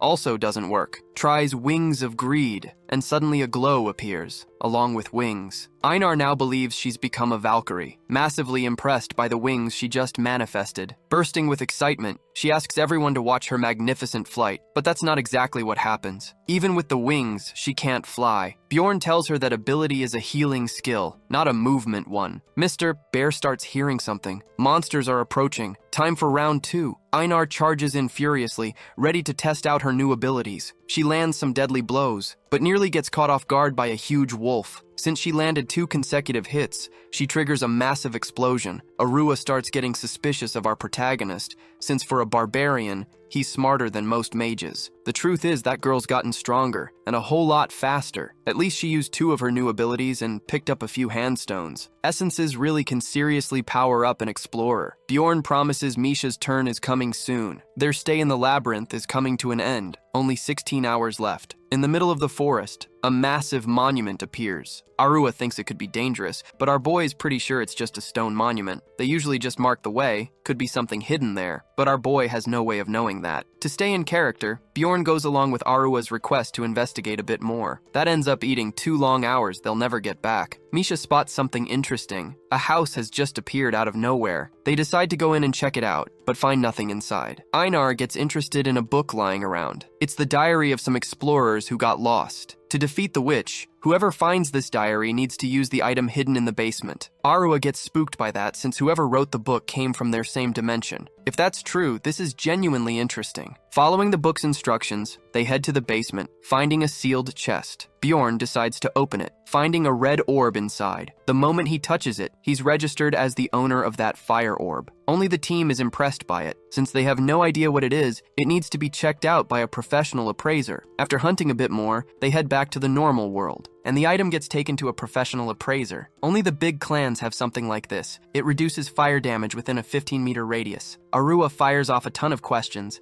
making our boy nervous, until she finally asks how much it's worth. The appraiser says the item can only be used by whoever found it. In other words, it can't be sold. Arua is absolutely furious. Positive our boy already knew that. Bjorn starts sweating hard, thinking he's about to get caught, but somehow it all works out. The appraiser agrees to teach him the activation word for the item, saying they can come back if they have any questions. Bjorn tries to smooth things over, insisting he'd only use it for the good of his team. Not to mention, the girl kept some information from that appraiser too, about the book they found. Nobody can know about that. And despite everything that happened, she'd still like to keep working with our protagonist. To learn more about that mystery, she'll need to stay on our boy's team. With that little expedition, they walk away with almost 38 million stones. The money needs to be properly split between everyone. Einar thinks she's rich now, but she's quickly reminded she was given a very valuable essence, which means she doesn't get any cash, although our boy decides to give her a little money anyway. Misha chips in too, figuring she'll get paid on the next expedition. Even so, Einar doesn't get anything that day, which leaves her completely heartbroken. Thanks to the items she received, plus the loan, she now owes 11 million stones. Working hard just isn't paying off for her right now. Still, that essence made her incredibly stronger, so they decide to bump her cut up by 20%, which leaves our protagonist a little unsatisfied, since he's the one juggling like 5 different roles on this team. A few days later, while resting, our boy is thinking about how to keep exploring the labyrinth. It's a race against time. Combat skills are becoming less and less relevant. Explorers are dying constantly, and a war could break out any day now outside. Misha comes to our boy's room with urgent news about the royal family. Explorers are being invited to join the attack in exchange for 3 years of tax exemption, plus rewards and essences. It's a genuinely tempting offer, and a lot of explorers are going to take it, but our protagonist will never do something like that. He's not about to take unnecessary risks. That war isn't his business, and it's not going to be his companion's business either. Misha's relieved. She didn't want to join either. Einar's the one who actually likes that news, thinking it's a chance to become famous. Arua, on the other hand, wants nothing to do with that war, and so does Mr. Bear, who'd only join if he were still alone. That night, some explorers from the 5th floor are meeting up, and Mr. Bear invites our protagonist to come along. Bjorn is the team leader, so making new connections is a good idea. It's happening that night in the 10th district. It doesn't take long before everyone's drinking heavily, and our boy doesn't get any insider information out of it. But he does get a better read on how other explorers think. Word of our boy's reputation is spreading, and one guy, already pretty drunk, makes a tasteless comment. Says the only thing of value in a barbarian is the market price of their heart, which makes our protagonist go a little more serious. A bar fight is about to break out. Bjorn challenges that extra to a duel, who at first gets a little scared, since our protagonist looks ready to lop his head off at any second. The duel never even happens. The intimidation alone was more than enough to settle it. On the walk home, Bjorn remembers a conversation. Ragna wanted to know if he'd join that attack. She was relieved to hear he wasn't getting involved with royal business, even asking our boy not to mention that conversation to anyone. Seems like she genuinely cares about him. Bjorn realizes he needs to keep gathering intel until he spots some candy being sold. When he gets home, he finds Misha, who apparently sleeps light. She already knew he was out socializing. It doesn't take her long to spot all that candy. Bjorn doesn't like this. He brought it for the girls, even getting compared to a super attentive father, which forces Misha to explain herself. She just wanted to point out how caring he is, but since her compliment got shot down, she ends up a little upset. Still, she's very grateful for the apple. Einar's going to have to wake up the next day to enjoy hers. Outside the labyrinth, their life is pretty normal. Bjorn gives Einar some money to get a seal at the sanctuary. 3 days later, she reaches the 3rd level of the seal. Now she recovers mana whenever she defeats creatures. Misha spends a chunk of her money on monster blood, managing to hit her first awakening, gaining an ability that reduces the energy cost of ice skills. Genuinely great, after everything they've been through. As for our boy, he goes to meet someone at the plaza. He's learning to be a better guide, training under Rottmiller, who's decided from now on to dedicate himself to teaching. The days keep passing, and this time the elf girl joins them. She has no trouble finding our boy at all, which makes the other girls incredibly jealous. It'd be nice if they all got along,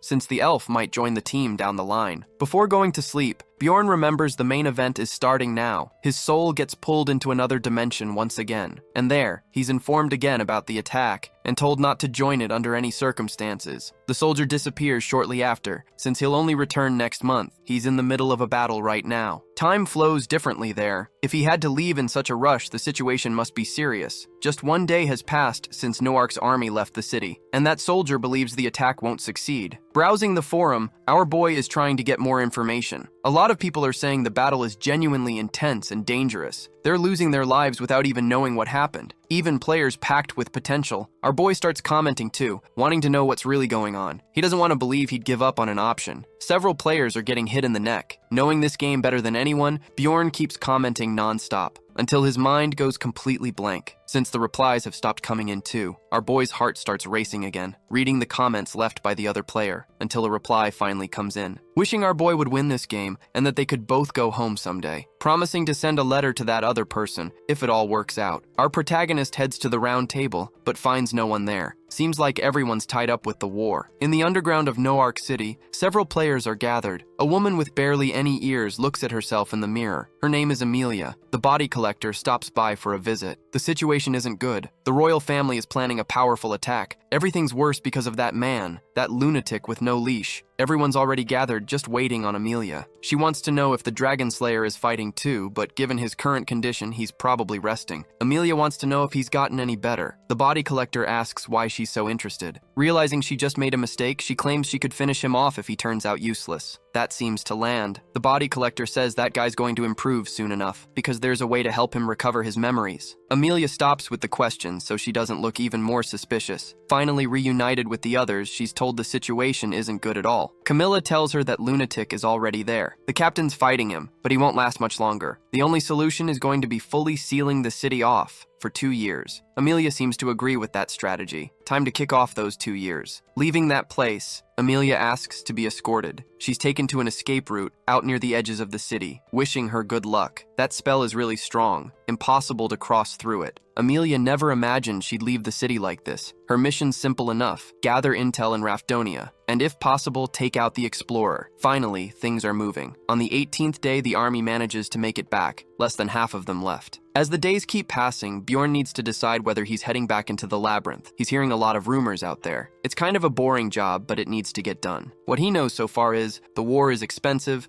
the royal family has its secret weapon, the Explorer, and 3 of the 10 great clans have already been wiped out. Pretty soon, this war could turn into a massive player extermination event. Our boy needs to think this through carefully. The only real solution is his own group getting even stronger until his protective ring finally runs out. That's why his group is heading back into the labyrinth. While walking through the city thinking about all this, our boy walks right past that woman, who wasn't expecting to run into someone she knew. Amelia reveals herself, dagger drawn, ready to fight, ready to erase our boy's memory after beating him senseless. Think before you act. That's the advice our boy once gave Einar on her very first day, and it's the same advice that saved him multiple times. What he knows is, Amelia isn't there for him. Another thing he knows, she didn't want to be discovered. And lastly, she's not planning to end his life. But she can't find out that the memory-erasing pill doesn't actually work on him. Bjorn tries to talk his way out of it, saying he's kept his promise. The same thing he said last time, except now he seems way more relaxed. Looks like his strategy is working. Bjorn suggests pretending nothing happened. Amelia hands him a pill that erases memories, to make sure this information doesn't spread. If he loses consciousness now, he's going to be in a very vulnerable spot. According to Amelia, he doesn't have another choice but to cooperate, but he's being way too cocky about this. The energy in the area starts shifting immediately. Amelia starts using her abilities, attacking our boy, except he's way stronger now. That kick barely registers. Could have shattered his arm under different circumstances, but not this time. The area goes completely silent. Bjorn insists he won't tell anyone anything, and Amelia wants to know how she's supposed to trust him. Our boy asks if the human has another option, revealing he doesn't expect to see her again. Trusting our boy, she says she's not human. She's Amelia. That's her real name. Finally, the long-awaited day arrives, and there are fewer people than usual. Insignias are being handed out so everyone can be identified. Whoever doesn't have one becomes a target, meaning whoever loses that necklace can die pretty fast. Arua says the rumors about a portal in the underground must be true. That could be dangerous, but they're trusting the army's protection. The portal finally opens, and the army goes in first. The explorers are waiting outside, but time keeps passing, and they still haven't gone in. Bjorn figures they can exploit the design flaw again to farm more experience. Except the guards start blocking access to the gate. Refusing to stay outside, Bjorn uses giant size, carrying his whole group in his hands. That's a crime to pull in the city, but he doesn't care. The guards order him to stop, but our boy decides not to listen. Everyone crosses into the portal once again, and in the process they gain a bit of fame. They appear inside somewhere very dark, and Bjorn's definitely getting a fine for this. Arua's a little uneasy about it. That's when our boy spots a stone monument. Sometimes the portal can send you to a not-so-great location. Misha's already been through this with our boy, and he asked her not to say anything. As for Einar, no need to worry. She definitely doesn't remember any of it. Mr. Bear thinks this happened because they went through at the last second. The truth is, not much about the portal is actually understood. Sometimes people just end up in different places. Playing dumb, Bjorn asks questions, and Arua says they need to study this more, suggesting they keep it secret. The poor girl has no idea this is already old news to them. Either way, she's ready to run some experiments. Touching the monument, she manages to open a portal, thanks to her magical power. She also manages to sense the flow of mana, which nets them experience, courtesy of the game's design flaw. Time to keep exploring. They head to the Goblin Forest. On the way, they run into some soldiers and learn people are stealing identification necklaces, that different colored collar, and there's no way to prove it was stolen. The knight remembers a student of his who tried to run. Our protagonist was there at the time. That's why he's not doubting these explorers. Word of our boy's fame keeps spreading. He's recognized easily now, except they still need to keep moving forward. Bjorn tells Einar to carry Arua for this stretch, and if she's too slow, Arua would rather be carried by our boy, since he's much stronger. Misha immediately notices what's happening, getting visibly upset by that unexpected proposal. Our boy's solution is to carry Einar's backpack instead. Now the group can move on peacefully. During the expedition, they hunt quite a lot, and since they'll have to wait a few more hours to advance, they decide to rest at the Sky Tower. No enemies nearby, so they can eat in peace. The girls are already excited to try what Misha's cooking. Bjorn eats like a starving animal, Something that, honestly, everyone's doing in their own way. Arua never imagined our boy carried so many interesting items in his pocket dimension. He even brought a table and chairs for everyone. After the meal, they decide who's taking watch that night. Bjorn doesn't think it's necessary. Arua agrees, since she's already cast her detection spell multiple times and found nothing, so everyone can sleep peacefully, which doesn't take long to happen. Until a noise wakes everyone up instantly. A rupture just occurred on that floor. It's a rare phenomenon with very distinct traits. Essences become way more common, and a monster called a guardian shows up too. The portal's about to open. Time for everyone to get ready. Mr. Bear needs to pinpoint where the portal will appear, and he says they're not far from the source. It's the Stairs of Patience, and they're hoping there aren't any hallucinations waiting there. Arua says it shouldn't do much damage if your mental resistance is strong enough. Bjorn's curious to see how the girls will handle it. One extremely logical mage and one barbarian who doesn't know fear. This could give him some good answers. Entering the stairs, Bjorn gets hit with hallucinations. Events from his past life start surfacing, words that hurt him once. But that's not going to stop Bjorn from moving forward, even reminded of his loneliness and his moments of anguish. This time it's way easier. His pain tolerance just isn't what it used to be. But he ends up finding something different. The hallucinations just got updated. He's seeing companions who are no longer alive. It's a pretty predictable attack pattern. None of those accusations managed to touch him. By the end of the trial,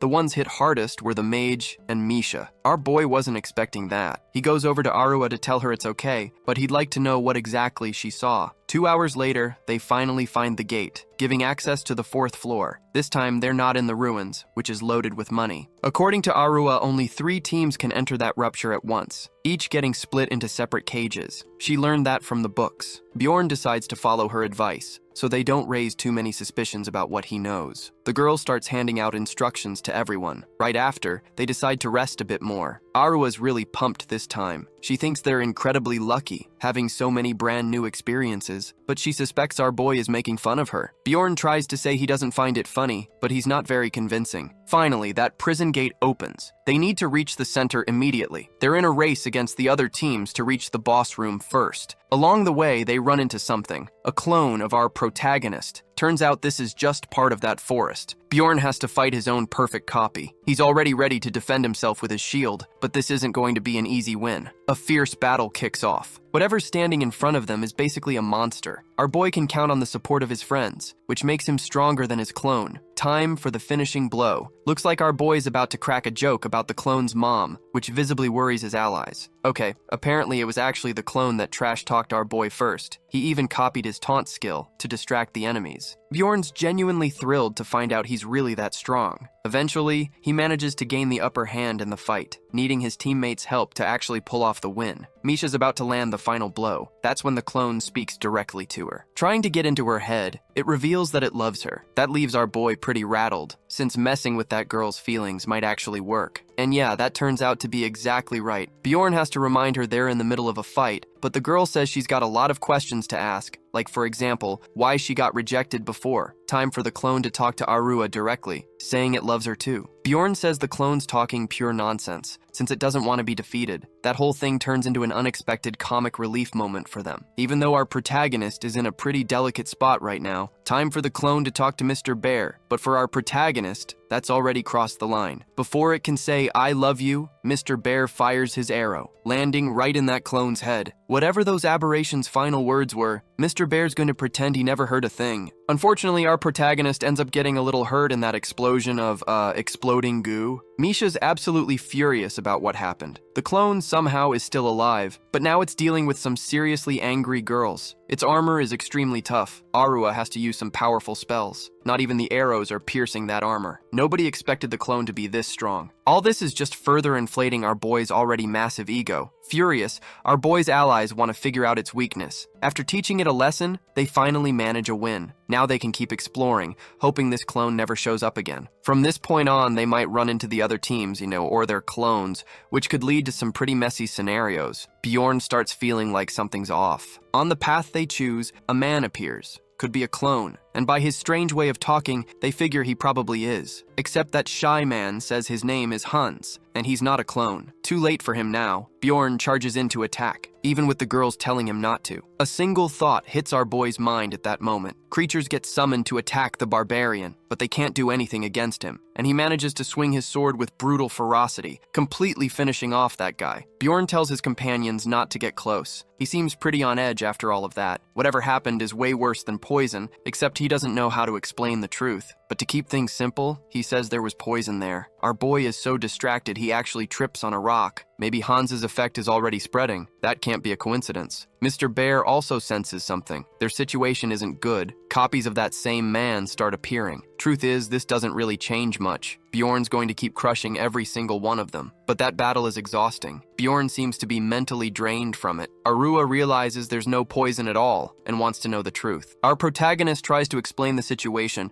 and why that man's name is Hans. The first Hans he met tried to rip out his heart. The second was involved with the followers of that cursed one, or the time he got robbed by a guy named Hans. Every single time he runs into someone with that name, something bad happens. For Mr. Bear, that's no coincidence. While Einar gets really worried, to calm her companions down, Arua offers to give them a blessing. That's a pretty common job for mages, almost like a superstition. Except our boy's so worried, he decides to accept that blessing immediately. First, he has to kneel down, finally receiving that good luck from the girl. She looks pretty surprised by it. Bjorn says he doesn't get luck all that much, but he's already feeling way better. When he met the Dragon Slayer, he found no Hans at all. But that blessing really is amazing. The other members of the team want to receive it too. Arua didn't think explorers would be superstitious too. Properly blessed, they go back to exploring. Our protagonist is already anxious to split up the enemy's loot. Misha's still pretty suspicious. Our protagonist was hoping to learn more about the enemies through the clones. But it looks like their paths won't cross again. They find tons of mana stones, the region's main reward. Except something's a little off. Arua mentioned earlier that scholars believe the labyrinth was built by someone. Bjorn has no idea what the game has to do with that alternate reality. The next day, they wake up earlier than usual and run into another team. Bjorn tells those extras not to get close, unless they show their amulets, showing that he still carries his own. Right away, the extras do the same. Finally, they find the real Hans, and this encounter leaves our boy visibly nervous. The people they've met aren't even from their city. There's something hidden in the amulets. Numbers in an ancient language revealing the explorer's level. If someone here knows that language, they need to be extra cautious. Checking the others' IDs, Bjorn sees number 1, which means beginner. But given the gear they're carrying, that can't be right, which can only mean they're spies from Noark. For now, they'll pretend not to know that, listening to what these extras have to say. For this rupture, it's really important that they read. That's how they manage to solve a few mysteries, like the altar in this room, which seems to lead into a forest. The two groups get to know each other a bit better. Among the extras is a summoner, a mage, a warrior, a guide, and an archer. In the other group is a dwarf warrior, a strange warrior, a sorceress, a priestess,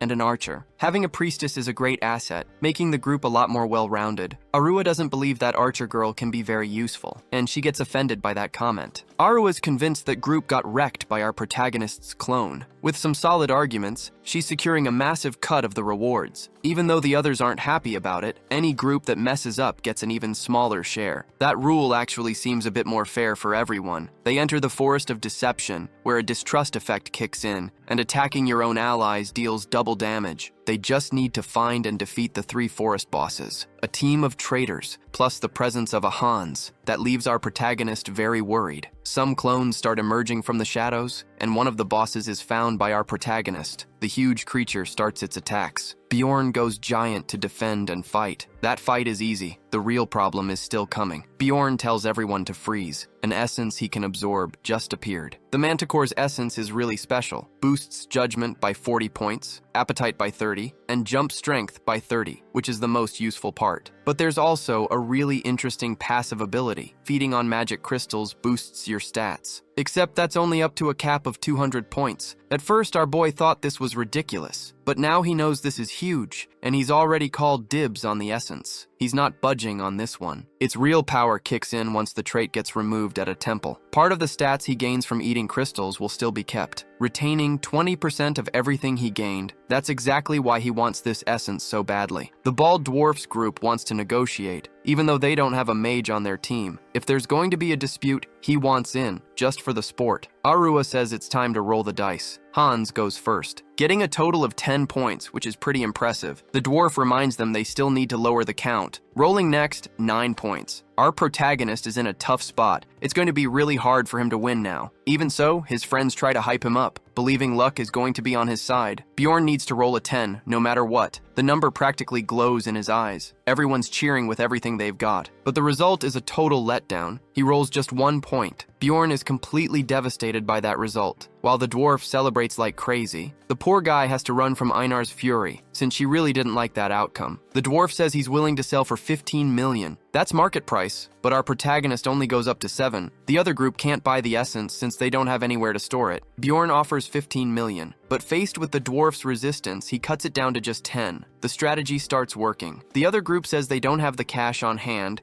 and would like to pay once they're back in the city, but the dwarf won't have it. In a pretty confusing move, our girl bumps the offer up to 20, getting what she wanted. The next day, they go back to hunting, taking down the 2 remaining bosses. Now they just need to reach the altar. The bandit that was sealed away has taken over one of their bodies. He needs to be identified and sacrificed. Those are the rules for the 3rd stage, but picking the wrong person could be extremely dangerous. And our protagonist is already suspicious of the dwarf, who's also very suspicious of our protagonist. Arua suggests using a verification spell. It just doesn't work on clones or on certain people, but that could still be a useful approach, narrowing down the pool of suspects. The spell works with a generic question asked to the target. They ask if the werewolf is human. He says yes, and that turns out to be true. So far, everyone questioned has passed. But there are still 9 people left to interview. The elf girl heard that clones don't have great memory. They might slip up in conversation. Bjorn's ready to put that into practice. His only targets are Hans, for obvious reasons, and the dwarf. He asks where he got so many items, but the little shadow guy doesn't want to answer. Bjorn wants to know where Hans learned so much about this place. He could reveal the name of the book, but he doesn't want to say either. Furious, the dwarf wants to know what essences our boy is carrying, but that's a really touchy subject. Little by little, suspicion is building. They're also unsettled by the fact that this barbarian is extremely logical. The archer girl wants to know what happened when they first met. Bjorn still remembers clearly, since he had to help them out, but he says he doesn't remember, to look a little more suspicious. People start eyeing him with distrust. That's when the Stone of Truth gets created at the altar, which forces even clones to speak the truth at least once. At this point, Bjorn is the one raising the most suspicion. When they ask if he's the clone, our boy says no, and the stone shatters, which means he just told the truth. That leaves our boy in a solid position, free to go back to acting like a dumb barbarian.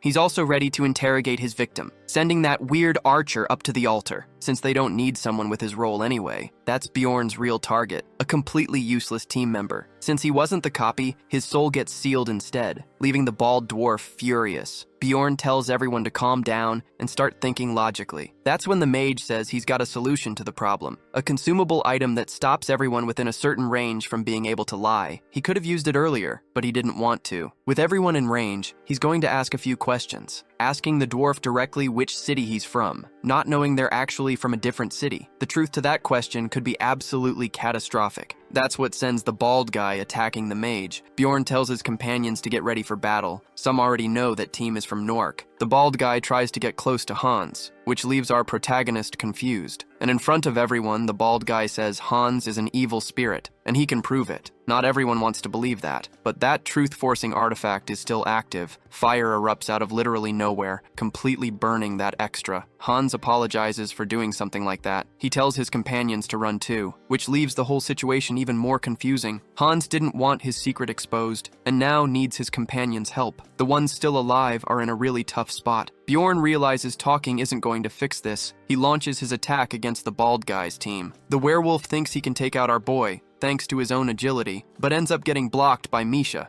who's just as fast. She's already pressuring that extra with her sword techniques. Time for Einar to attack the evil spirit, triggering explosions with her blade. She charges in with pure ferocity, only to get repelled by a summon. Hans is a formidable fighter, but while he's doing that, he ends up getting hit by something. The girl next to him fires off a few arrows, which gets stopped by a summon. Mr. Bear gets ready to attack too. While everyone's fighting, the bald guy asks if our boy already knew everything, also claiming he's not going to die anytime soon. He knows he's up against the core of that other team. Only the followers of Karui can use the technique the bald guy's using. They got sent to another dimension, and it only works when the two of them are enemies. To return, someone has to die, or the outside force needs to be affected. Bjorn is genuinely impressed by that guy's confidence, despite his, shall we say, economical height. The bald guy says he shouldn't be underestimated, since he genuinely believes he can pull off a win. The two of them are staring each other down, cold as ice. Bjorn starts his attack, ready to fully crush that little bacterium. Those short legs won't be running anywhere. The bald guy's confidence isn't unfounded either, but since he's strong, it's time to be punished even harder. It's basically a game at this point. Eventually, the bald guy starts falling apart. Bjorn manages to rip off one of the earrings he's wearing, and that's a really good item. Boosts impact absorption by 50%. Without it on his ear, the dwarf's an easy target. It doesn't take long before he loses his head. Bjorn can finally head back to the real world. Looks like everyone on his team is still alive. Since they're a bit spread out,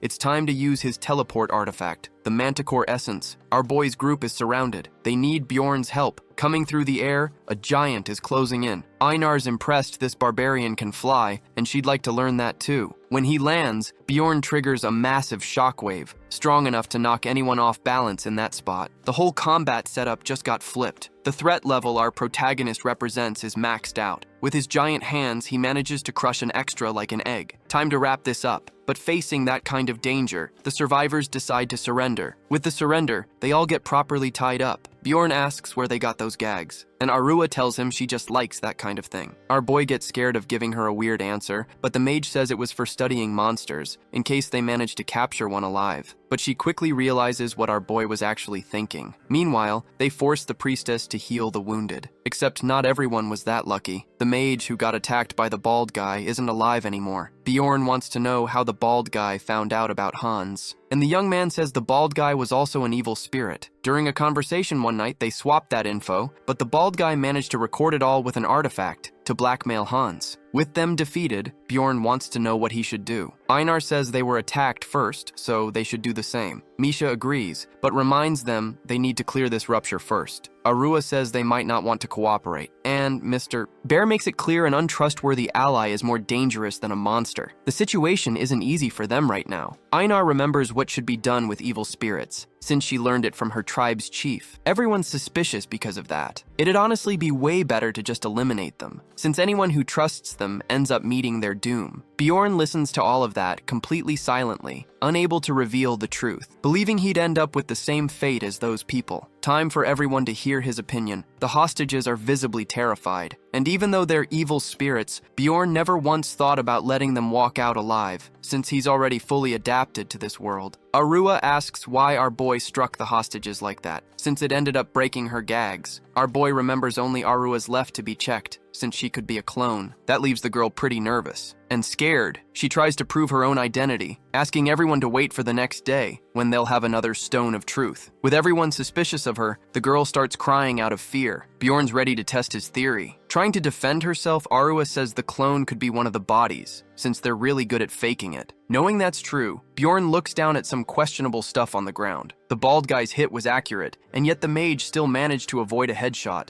Maybe they've been tricked. Our boy pours a healing potion onto the wound. Immediately, the mage starts screaming in pain. The clone has finally been found, and the third task is complete. With that, they're getting close to the end, and they've stopped the deceiver from fooling everyone. Arua's massively relieved, since she really was telling the truth. As for that mage, he'll be waking up soon, since his wounds have been treated. Einar says she never doubted her skinny friend, but it doesn't look like she quite believes that. She even asks not to be called Aruru, but for the Barbarian. That's a tough habit to break. She also says the mage is an extremely valuable ally. After that compliment, Arua puts up with her name being said wrong, which leaves Einar really happy. Time to reorganize the teams, so they can clear this rupture. Those two are pretty demoralized, but they still need to keep pitching in. Bjorn first needs to know what they're actually capable of. The young man seems to be cooperating a lot, and the girl says she's not very useful. She's only good at finding paths. The mage is already at level 5. He's the one who'll actually be useful for everyone. To prep for the battle, they collect the items the bald guy was carrying. Shortly after, the mage wakes up and gets filled in on everything that happened. He immediately thanks our protagonist. Being a mage, he casts an appraisal spell on one of the bald guy's items, which turns out to be really useful, since Arua couldn't do that herself. With all the info gathered,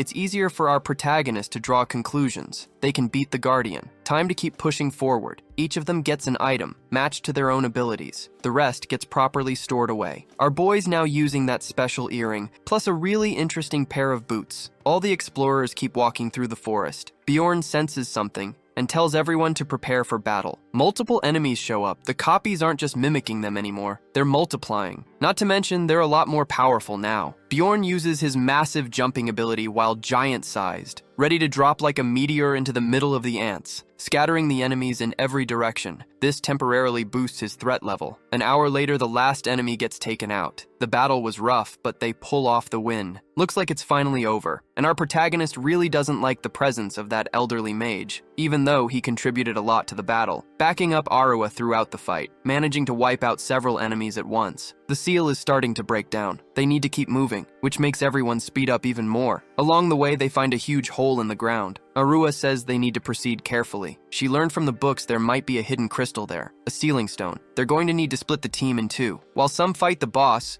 the others need to find that crystal. That would reinforce the seal again. The only problem is, they're too small a group to split up right now. This has just turned into a race against time. Our protagonist finally enters the room where the boss might be hiding. Our boy has already seen this boss's intro sequence multiple times. He's already ready to move. The initial phase is about to begin. The creature shifts shape, mimicking our protagonist. Unlike the other clones, this one's a bit stronger, proving to be an even more formidable enemy. Bjorn immediately calls for Arua's help, who steps in to defend our boy, making that fight a little bit easier. Now, the real first phase can begin. That clone will randomly mimic someone, creating more clones. They need a fire mage for this part of the fight, to stop the other clones from multiplying, letting our boy stay focused on the main fight. A few clones manage to appear, but all of them are in Hans's form. That small detail is enough to freeze our protagonist's heart. Arua directs the others to eliminate the clones before they multiply further. Our boy can barely process what's happening. They need to keep the enemies from multiplying with ease. Not to mention, he still needs to defeat a version of himself. Even though it was rough, the first phase gets cleared without major problems. The seal is being compromised exactly as our boy expected. The creature is changing shape again. The second phase of the battle has begun. The monster fixates on Arua, who starts feeling uncomfortable, seeing herself copied. It perfectly mimics her behavior and tone of voice. To handle this safely, it's better to use the Stone of Truth, until an arrow cuts through the air, hitting Arua right in the head. That was extremely reckless. But clones can't copy numbered items. That's a really important detail. Now they're in the third and final phase, where the creature loses all control, producing clones at an insane speed. And to the explorer's horror, they're surrounded by these creatures. Except this time, they're not nearly as powerful as before. The problem is, at this rate, the seal is going to end up compromised anyway. Time for our protagonist to unleash all the violence he's got. His damage scales with the number of enemies around him. This ability is what brings the victory into his hands. A few hours earlier, this strategy had already been discussed, and considered extremely dangerous, since it requires taking down every single clone. But for Arua, the bigger risk is what our protagonist is taking on himself, since he could become the target of every single creature there with no way to help him. But our protagonist stays completely confident. The only thing he needs to do is stay alive. And as for that, he's overflowing with confidence. Knowing our boy well, Arua doesn't doubt it for a second, and that other mage has already seen enough not to doubt it either. Back in the present, the seal is nearly fully compromised. The place is overflowing with clones. Our boy uses giant size again, attacking mercilessly whatever's in his path. His hits land on the ground so hard it's devastating. This is his strongest form. The enemies take damage that's basically unmeasurable. What's left of the creature is trying to flee, but our protagonist isn't going to let that happen. He keeps hitting that crystallized structure, striking over and over to stop it from producing more clones. The damage needs to be delivered continuously. Arua starts worrying about our boy, and decides to build a mana barrier to protect against the clones, keeping our boy from getting hit. He still needs to push some enemies back, since he's gotten all their attention. That protection is also draining a ton of Arua's energy. Misha's getting a little scared, wondering if this is the only way out of here, until finally, the enemy's structure starts cracking, before they can even celebrate it. Bjorn feels an attack pierce right through his skin. Now he's more vulnerable than he expected, getting hit multiple times in a really short window. Misha panics, but our protagonist tells her not to get close, since it's all basically over anyway. Even badly wounded, our boy manages to jump into the air, pulling away from the enemies and dropping back down like a meteor. His threat level shoots back up.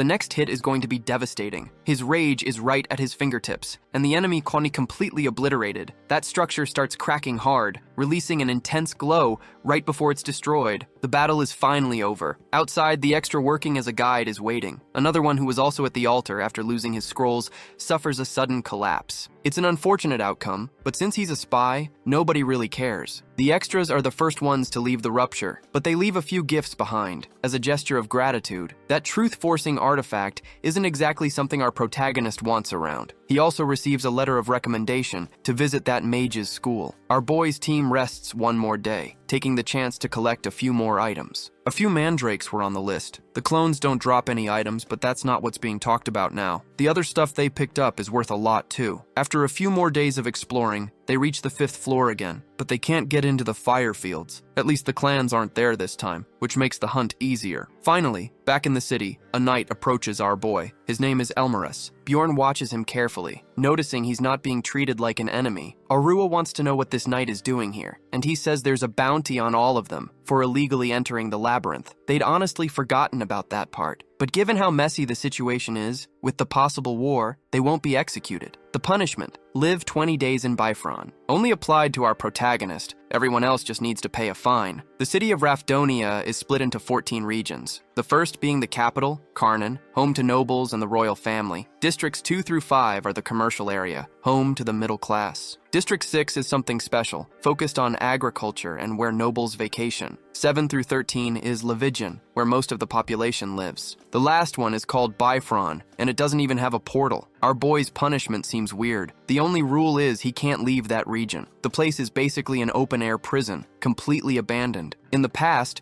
our protagonist would have been terrified of getting bullied, but right now, he's the one who inspires all the fear. His presence alone strikes terror into the criminals there, who have no interest in getting anywhere near him. Bjorn senses the next few days might be more peaceful than he thinks. Our boy says everything's fine, even though he screamed just to scare everyone, promising he won't do anything crazy. Making everyone fear him is exactly what Bjorn wants. It'll cut down on future problems. Misha had already warned him this place is lawless and he should stay cautious. The strongest people here are the ones who set the rules, so Bjorn quickly realizes he's about to have a pretty comfortable life. What he doesn't know is that he's already being watched. 2 days later, the rest of the team gathers at a bar, but they still can't split their earnings since our boy's missing. This time, they pulled in 150 million stones. A genuinely staggering number, all from the items they collected and cataloged. Mr. Bear can hardly believe that number. He wasn't expecting anything that huge. But there's someone who's disappointed about it. Arua's missing our protagonist. Things get pretty boring without him around. He's the one responsible for protecting everyone in the labyrinth, and he's also the one who usually proposes how to split percentages. Their discussions about it are always pretty intense. At least that's how she imagines it would have gone. Arua's already picturing the whole scene. She's so distracted, Misha notices, and asks what's going on. Until they can split the money,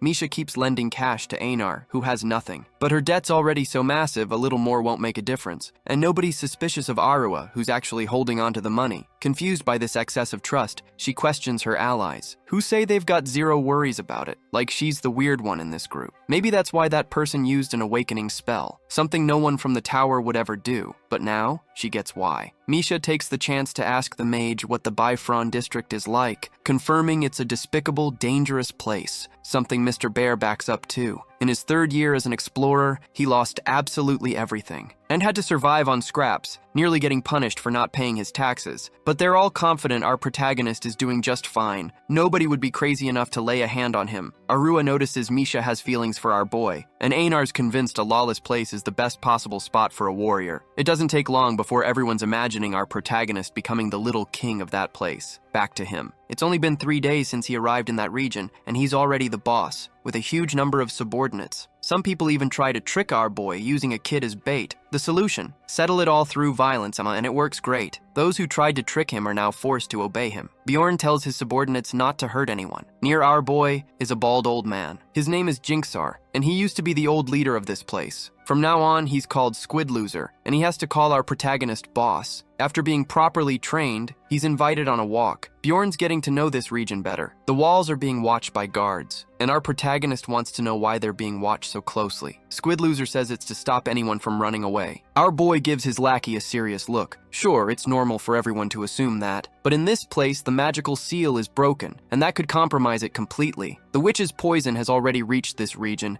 and anyone exposed to it is doomed. But those effects don't show up until age 15, and depending on the exposure, the symptoms can get severe. Our boy's only going to be here for a short time, so he received some medicine. The same is probably happening with the soldiers. Only exiles and their kids live here. It doesn't make sense to spend resources just to make sure people don't run away. There must be another reason for this. That's what our boy's instincts are telling him. Squid Loser calls out to his boss. The Eastern Federation just arrived. Bjorn wants to know if he should beat all of them up. And in the middle of that crowd, our boy spots Amelia. This is already the 4th time they've run into each other. Feels almost like fate. Time for him to change how he acts around her, even though he tries to avoid her. Except now, they actually know each other's real names. Bjorn stretches and says the squid could actually die if he tries to keep up. Our boy takes a devastating leap, landing right in front of Amelia's group. She recognizes our boy instantly, and everyone wants to know what a barbarian's doing in this region, and our protagonist asks Amelia the exact same thing back, since now he's genuinely curious. His interest in this other woman ends up bothering a few people,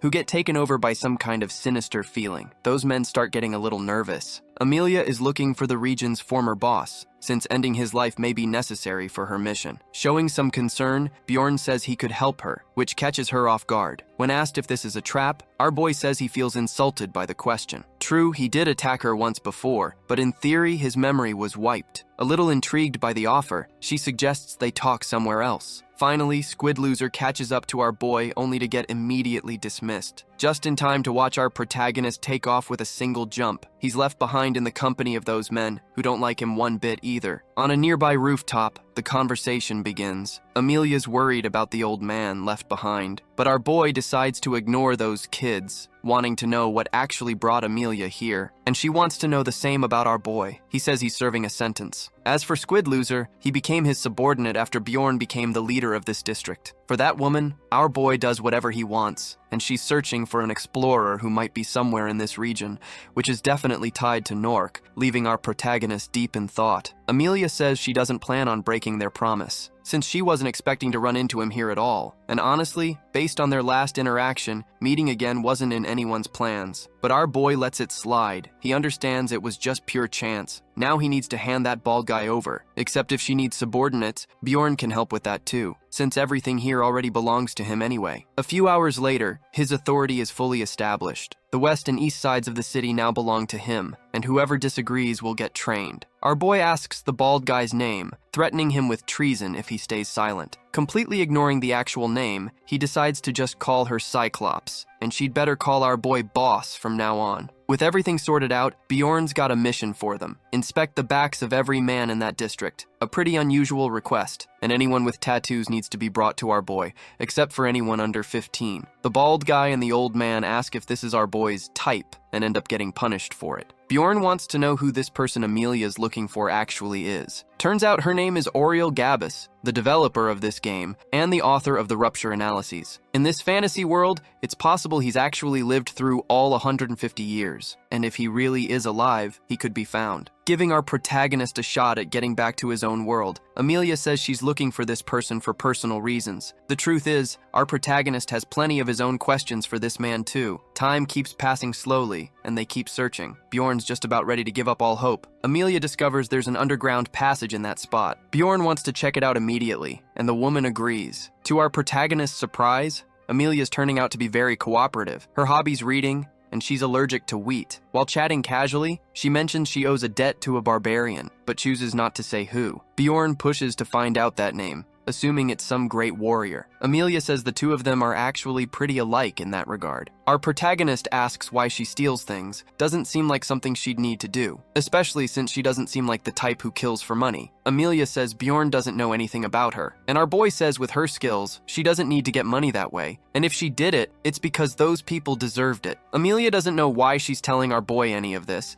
but she's opening up a lot more than expected. It's already time for them to sleep, and maybe they can pick this conversation back up the next day. As they say goodbye, Bjorn sees her smile for the first time. Lying in his bed, our boy realizes it's almost time for the community forum. The second he closes his eyes, his soul gets pulled into another dimension. Our boy usually runs into Beiko in that place, but this time it's different. He sees a hairy guy with glasses who heard about our boy through Beiko. It was him who sold intel about the rupture. This isn't the first time they've crossed paths. Our boy wanted to ask a ton of questions, but sensed something off and decides to stay quiet. The guy with glasses apologizes for taking Beiko's spot. That leaves our protagonist confused, and the glasses guy says they won't be meeting again. He thought Beiko was the key, but made a huge mistake. As he fades away, he tells our boy not to waste time waiting for someone who won't show up. That leaves our boy really thoughtful, and he starts remembering a conversation he had with Beiko about who could actually be in charge of that place. Could be one of those really famous mages. That theory starts making our protagonist anxious, since he might have actually met a moderator, who could end up figuring out who our boy really is. That day, he doesn't show up late to the meeting, since he wants to get more information. Arriving at the round table, he's told he got there early, which is a good thing. The fox says the goblin still hasn't arrived. Maybe he's not alive anymore. Another player is surprised so many people are still alive since times are rough. The battle's costing everyone dearly, the clown says. Our boy says he doesn't care about that, but now he understands the fighting really was fierce. They cover several relevant topics in this meeting, like the Black Mages and Karui's disciples. A little late, the goblin joins them, saying he got lucky to make it. The clown says he probably hid out during the war since he's really weak. Our boy watches this player closely, since everyone knows he's a paladin. Someone asks our protagonist if the promise of the resurrection stone still stands, and he says yes. That masked guy is desperate about it and asks who's going to start. For a brief moment, silence falls over everyone, wondering who's going to volunteer, until they hear the door open once more. That's never happened before. An old masked man walks in, saying nothing's changed. The fox calls that man Master, and he says he doesn't recognize any of these players. Our boy realizes he's standing in front of whoever built this room. They're shocked to hear the lion wasn't invited, and he's the protagonist. The truth is, our boy has always dodged giving a solid answer about that, and now the old man looks thoughtful. Time to figure out how the protagonist got access to that place. Definitely wasn't through an invitation. While they float theories,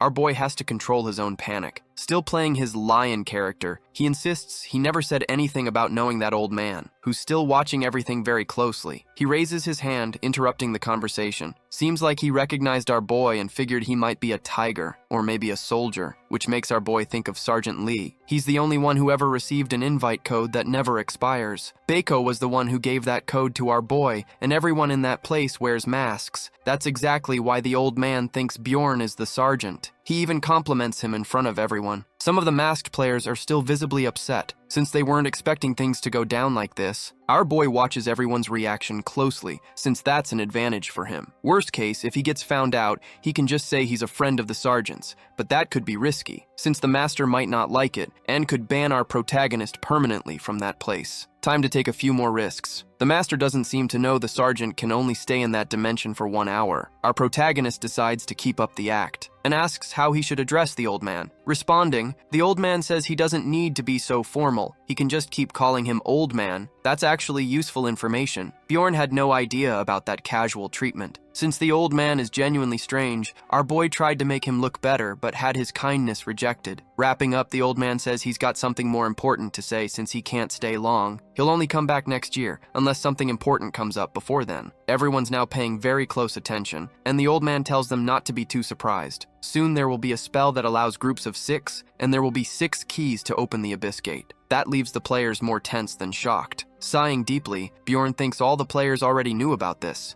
That info had already been revealed by the clown. The old man wasn't expecting him to spill it. Feels like he's actually grown fond of these people. And the clown reveals there's someone here he wanted to shock. The old man immediately assumed it might be the lion. That's when his image starts distorting. Time for the old man to leave. But before that, he approaches our boy, who asks if he wants to say anything else. A voice appears inside our protagonist's head, saying he's not called old man, but old timer. That's what the sergeant used to call him. But he reveals our boy played it so naturally, he was almost fooled. He also says he won't interrupt whatever's already happening. They can talk about his identity next time they meet. Pretty rattled, Bjorn realizes not much in this life ever comes easy. Afterward, the players discuss what brought the master to that place. It might be connected to the GM who's gone missing. Since the old man is skilled, he may have found a way to show up even while blocked. Our boy doesn't really disagree with those theories. But since he can't stay quiet, he says he's got a hypothesis. The fox gets excited, and the clown asks her to calm down. Our boy says he's bored, and they should drop this boring topic. The goblin says the magic tower is trying to find a way to destroy the barrier protecting Noark. Our boy had heard from Arua it would take 2 years,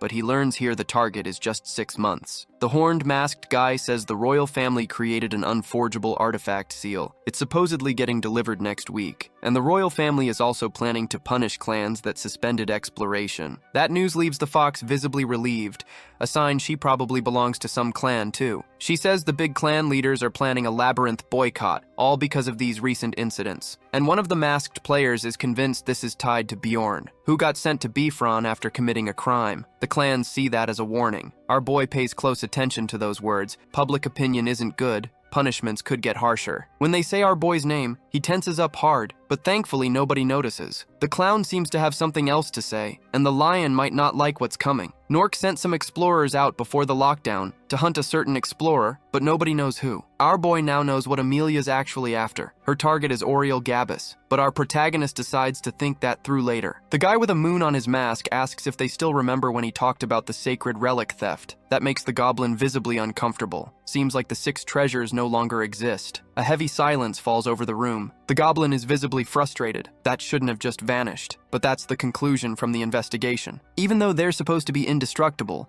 opening the final floor's gate won't be possible. The horned masked guy is worried about it too, while the clown believes they simply disappeared. That's why he wants to know how it happened. This is so shocking. Our protagonist can barely process the information, so he asks how that player found out, since very few should even know that treasure disappeared. That's an extremely sensitive question. Cornered, the moon-masked guy realizes the lion already knew about this. His panic is visible to everyone. That's when our boy says they could just grab the resurrection stone from the 9th floor instead, which makes them ask why he's being so generous. And the lion answers that he wants things to get more interesting, immediately earning him the nickname Scary Man. That's when the moon guy says he doesn't care about anything, but he'd sell his own soul for that stone. But our boy has no idea what happened to him. Sounds like this guy's about to start venting, but it's our protagonist's turn to speak now. He asks the goblin a question, who says something about the old man, that he might be an extremely skilled mage, way more than the GM. Our protagonist adds a small clarification. That place already existed. It was just remodeled. The other players don't seem to get that, since supposedly the GM didn't build that place. Getting everyone's attention, the lion says he hopes to get more interesting information at the next meeting. The truth is, after a bit more chatting, our boy doesn't learn anything special. The royal family still has the upper hand in the war. The rumors really can't be fully trusted. The lion says there's nothing left for him to hear here, leaving the players' meeting. The fox gets worried, thinking he's upset. Remembering what the old man said, he invited the lion there, but there's nothing he can gain from it. He's definitely heard mentioned in the game at least once. Even the body collector was treated like a kid by him. The reveal about that room's origin is genuinely significant, and the way he talked to the master, there must be a lot they don't know. The clown finds it strange how the goblin is cooperating in this meeting, while the horned masked guy notices something different. He sensed a telepathic exchange right before the old man left,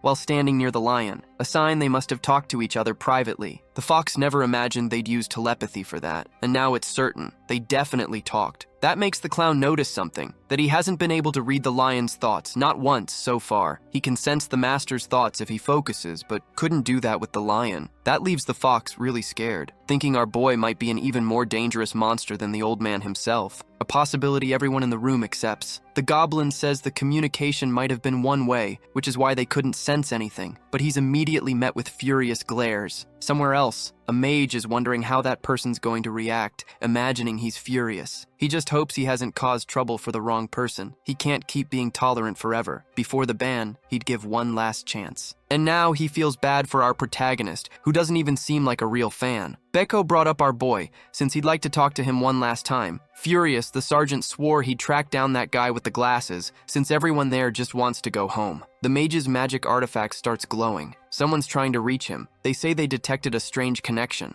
but have no idea who did it. They only know the time. It happened in the middle of the night. Someone managed to get into the meeting, which is extremely strange. The mage casts a meditation spell to think it over. It was that person, banned a year ago, user 720. They've already analyzed his data. He wasn't guided by anyone. They couldn't read his thoughts either because of that huge mental barrier he has. Now, the glasses mage is even more suspicious, even though the chat room still looks normal, even though it's private. Maybe they're gathering there specifically to avoid any kind of oversight. He asks the other person to look into it more, except GMs can't interfere in private rooms. That's when he asks if the woman remembers Elfuna. She still does. She also couldn't see inside that man's inner space, since he has a solid mental barrier. So he must be above the 5th floor. But back then, invites only went out to newcomers. Maybe that person is Bjorn. It's already strange that a barbarian would choose to use a shield. They sent him an invite, but got no response. The user Elfuna now needs to be investigated to see what kind of posts he's been making. Back in the game, Amelia tells our boy to wake up. Bjorn slowly opens his eyes, asking what brings the girl there so early, and she says it's already noon. Before she leaves, she wants to tell him one thing. Our boy doesn't need to keep searching for anything else. Bjorn figures she must have something important to do, but if she ever needed to come back, he'd be willing to help her, and Amelia says that method isn't efficient. The two say their goodbyes, and Bjorn says, "See you later," believing they'll meet again soon. Amelia thinks our boy is a pretty weird guy. Watching her leave, Bjorn realizes he should tell his subordinates to stop the search. Later, he heads over to the supply center, where people get their daily food. Things are a lot more organized now,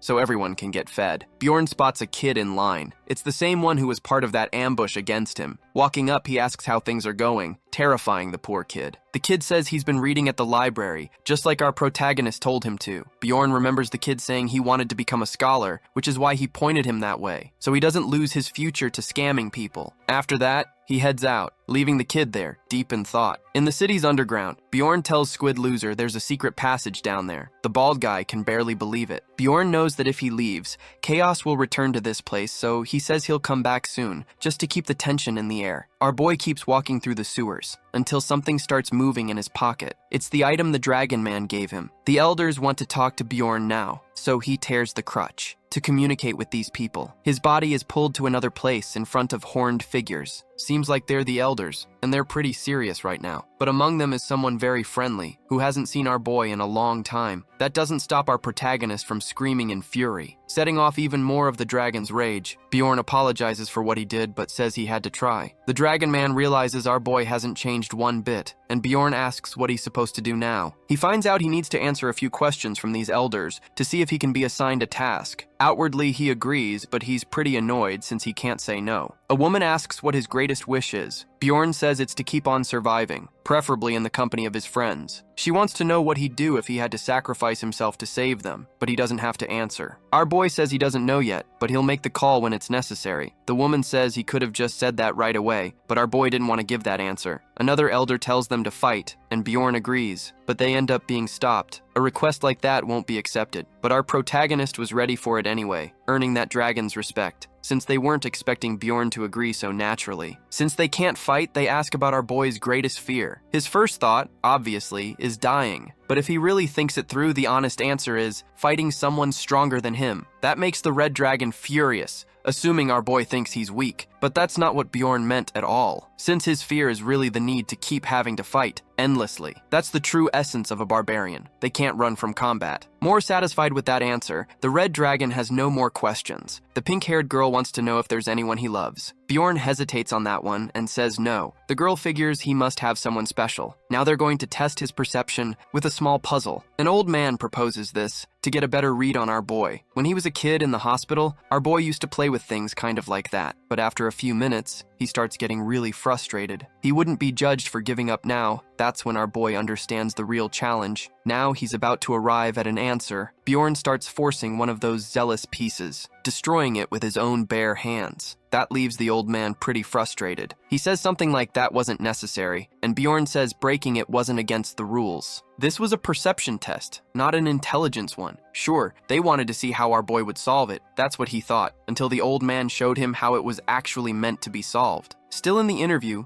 Bjorn asks who's next, and they ask him how many people he's finished off so far. Our protagonist thinks about that a lot, claiming he's only done that to people who tried to kill him. Time for the next question. They ask if he only speaks the truth. Bjorn says yes, wondering if anyone here has the ability to detect lies. The questions finally wrap up. Now they're going to discuss things among themselves, while our boy rests. Taken to another room, he runs into another dragon, who says our protagonist is genuinely really ugly. Bjorn's shocked by that lack of manners, claiming if the girl had actual parents to raise her, she wouldn't say things like that. The two of them are now arguing. She says she doesn't have a mother, but she does have a father. Bjorn's sure that father must be absent. And the girl escorting our boy says nobody's ever managed to irritate Lady Fenatar Soros like this before. Only then does Bjorn realize this girl might be important. And she realizes now Bjorn wants to apologize. But since he's a barbarian, he's not going to do that, even if he wants that blessing. Except that can only come from the elder dragon, her father, who happens to be absent, which puts our protagonist in an awkward spot, since he actually knows her father. This girl is a shaman, and daughter of the elder dragon, practically royalty, except our boy can't apologize right now, or he'd basically be admitting he's ugly. The girl says she wasn't looking anywhere in particular. The older woman asks them both to stop, since they're being rude, saying it's really important to know when to stay quiet, even when you're right. An hour later, the girl's father arrives and finds out about the little argument they had. He also says the two seem closer now, even though they're just sitting near each other. The dragon says they'll grant our boy's request on one condition. He has to find the dragon hunter one day and bring back his heart for them. Bjorn asks why they need that heart, and turns out it's for the girl, who has the same curse as her uncle. The moment he finds out, our boy starts wondering how old this girl actually is. In truth, she's just got side effects. Her time stopped moving forward, and she can't leave this era. Once they get the heart, she'll go back to normal. That's what they believe anyway. Bjorn's already ready to hunt the dragon hunter, just to get that heart. The elder dragon says goodbye now, telling them to enjoy their time together, and the two of them talk for hours. First about the 3 types of dragon blessings, which can strengthen essences, abilities, or boost magic. Our boy also talks about the expeditions he's already been on, and the girl says she needs to sense his aura to be able to give her blessing. Until finally, she decides she's heard enough. Time to grant her blessing now. Our boy picks the blessing that strengthens essence effects. Since his tribe can't know about this, the mark has to go somewhere out of sight. The girl instantly gets embarrassed by that, thinking only of absurd locations. When she suggests putting it on his backside, our boy says that's ridiculous, claiming he could just get the mark on his own foot. Time to start the procedure, which is a little painful. Bjorn says he's not afraid of pain, but the moment he's touched, our boy starts screaming in complete desperation. Fen, the girl's nickname, finally finishes. The next day, back in that completely abandoned district, our boy hands the bald guy some snacks, telling him to enjoy them. That's a secret between the two of them from now on. Finally, the exile is over. Bjorn's ready to leave that land behind, but he says he'll still visit often to make sure everything stays in line with his rule. When he gets to the lodging, Einar hears our boy's footsteps immediately, and she tells him some of Misha's family showed up and dragged her off by force. But she left a message behind that Einar should greet our boy for her. It's entirely possible this warrior is exaggerating the story. Our protagonist, to avoid trouble, decides he needs more information, except disagreeing with Einar right now isn't going to help anything, so he says he'll go check on her tomorrow. But someone quickly tells them to shut up. There are people trying to sleep. Einar's gonna guard the place, while our boy visits his other companions. He plans to see Arua first. Everything's fine with her, and once they're all together, they need to split the money. Mr. Bear's calm, too. Actually, he's the one who wants to know if our boy's okay. When he visits Ragna, she looks relieved that our boy's safe. She even thought about helping him, but the butler told her there was nothing she could do. The truth is, everyone really missed him. The next night, they wait for Misha to return, since she's really late, but just as she promised, she comes back safely. Bjorn even has to fend off Einar's overly enthusiastic hugs, since she missed her a lot. Since everything's fine, Bjorn tells the warrior to go to sleep. Digging a little more into it, Misha reveals it was one of her brothers who did that. Sounds like something serious happened. And our protagonist wants to know what. Misha heads into her room, saying she'll never go back like that time, which leaves our protagonist a lot more relaxed. Finally, everyone's together again, ready to split up the 159 million stones. Einar's ready to have money again, and the others are thrilled too. Bjorn even finds it strange how reasonable Arua's being. She's already drafted up a document, splitting all the earnings. Bjorn tells the girls not to spend too much, since they'll need new gear for the next expedition. Still, they have plenty of cash now. They can splurge a little on non-essentials. Misha asks if they could move now, somewhere more practical, where they could all live together so she can cook for everyone. Somewhere far away, someone asks if Amelia found her target. She says no, but the royal family's about to start handing out identification seals to explorers this month. Her boss wants to know more about that, since he's sure she's been investigating. Amelia hands over some confidential intel. It'll take them months to make something similar. That's going to be a lot of work. He also tells her to stay focused on her mission. But what's hard to figure out is how long they can hold out without entering the labyrinth. Only 3 months, which makes everything even more challenging, since they'd only stretch to 7 months if they ration everything. They've got some tough calls to make, and this man tells them to shut down the labyrinth until he changes that order. The servant says the population isn't gonna like that, but the man doesn't care. They need to produce those identification artifacts. Otherwise, the explorers are going to end up dying. Back with our protagonist's friends, Einar's really excited about the idea of living together, already thinking about what she could eat if that becomes real. The suggestion's great, but Arua makes it clear they still need to finish those calculations. Bjorn realizes things might not have worked out quite right. The value of the personal items each of them collected varied a lot. Einar got less than she expected. Arua hopes our protagonist saved up enough money, since the gear he earned on this expedition is pretty pricey. Our boy's ready to start collecting the debt Einar owes him. The house isn't happening that soon, but our boy sets a 4-month deadline. At this pace, they'll manage to get one. Just need a little more patience. Fast forward 6 months into the future, and they finally pull it off. They've been living in the same house for 2 months now, in a really good location. The first and second floors are connected, almost like a shared common area. Everyone's quality of life has gone way up. Bjorn's enjoying life in this mysterious world a lot more now, appreciating even the little things. A better bed, more expensive soap. In the past, he would have ignored all of that. Now that the 6 treasures are gone, he doesn't know if he can go back home, let alone if he even wants to. At the end of that expedition, they agree to meet up at the tavern. Bjorn and Arua are the first to arrive. That part of the work usually takes forever. And our boy thanks his friend, who always handles the paperwork for them. She says she only does it because nobody else can, and she'll take payment if that's what he wants. Bjorn thinks that's completely reasonable, and asks how much she wants, but Arua turns it down. Before long, the others arrive too, each getting 8.5 million stones. Bjorn's got an announcement for his friends that night. Before making it, he downs the entire contents of his cup, saying he doesn't want to go back to the fire fields anymore. Over the last 6 months, they've gone there 3 times. They've already maxed it out. They can't stay on the 5th floor forever. It's time to keep progressing, which means they're heading to the Frozen Valley, where they can find essences that could be useful for Misha. Once they've got that, the job's done and they can move to the next floor. It'll take about a year for that to happen. While he's thinking, our protagonist's ring starts glowing intensely. The star blessing condition has been fully met. That's what was keeping the dragon hunter from approaching him. Somewhere else, Amelia's talking to someone. She's talking to the old man, who wants to hand her something to help with her alchemy. The girl gets pretty thoughtful about it, and the old man reminds her that her sister would want vengeance. Cutting the topic off, Amelia tells him to get to the point and say what he wants. The lights go out, and something secret gets shared. The old man needs the pollen from the sleeping flowers. Amelia already has some of that. It's the only ingredient that can force someone to sleep, even if they've got resistance to poison. But it's not a common alchemy ingredient. The old man says he's going to use it on the dragon hunter. Amelia wants to recover his memories. There's still something they can try, but for that, they need to recover his body. Knowing this, Amelia's ready to fulfill her purpose. Our boy is really anxious. They need to reach the 6th floor immediately, since that's the only shot they'll get at finding him. Erwin wants to know what our protagonist is so focused on. She says she's still got a lot to learn from her own sister. Our boy already offered her a spot on the team, but she turned it down. She says she needs a few more months to get better, and once that happens, she'll join him. Bjorn even considers that she might have changed her mind, but the girl makes it clear that's impossible. They're companions. Even so, she needs more time, since she doesn't feel strong enough yet. To make it worse,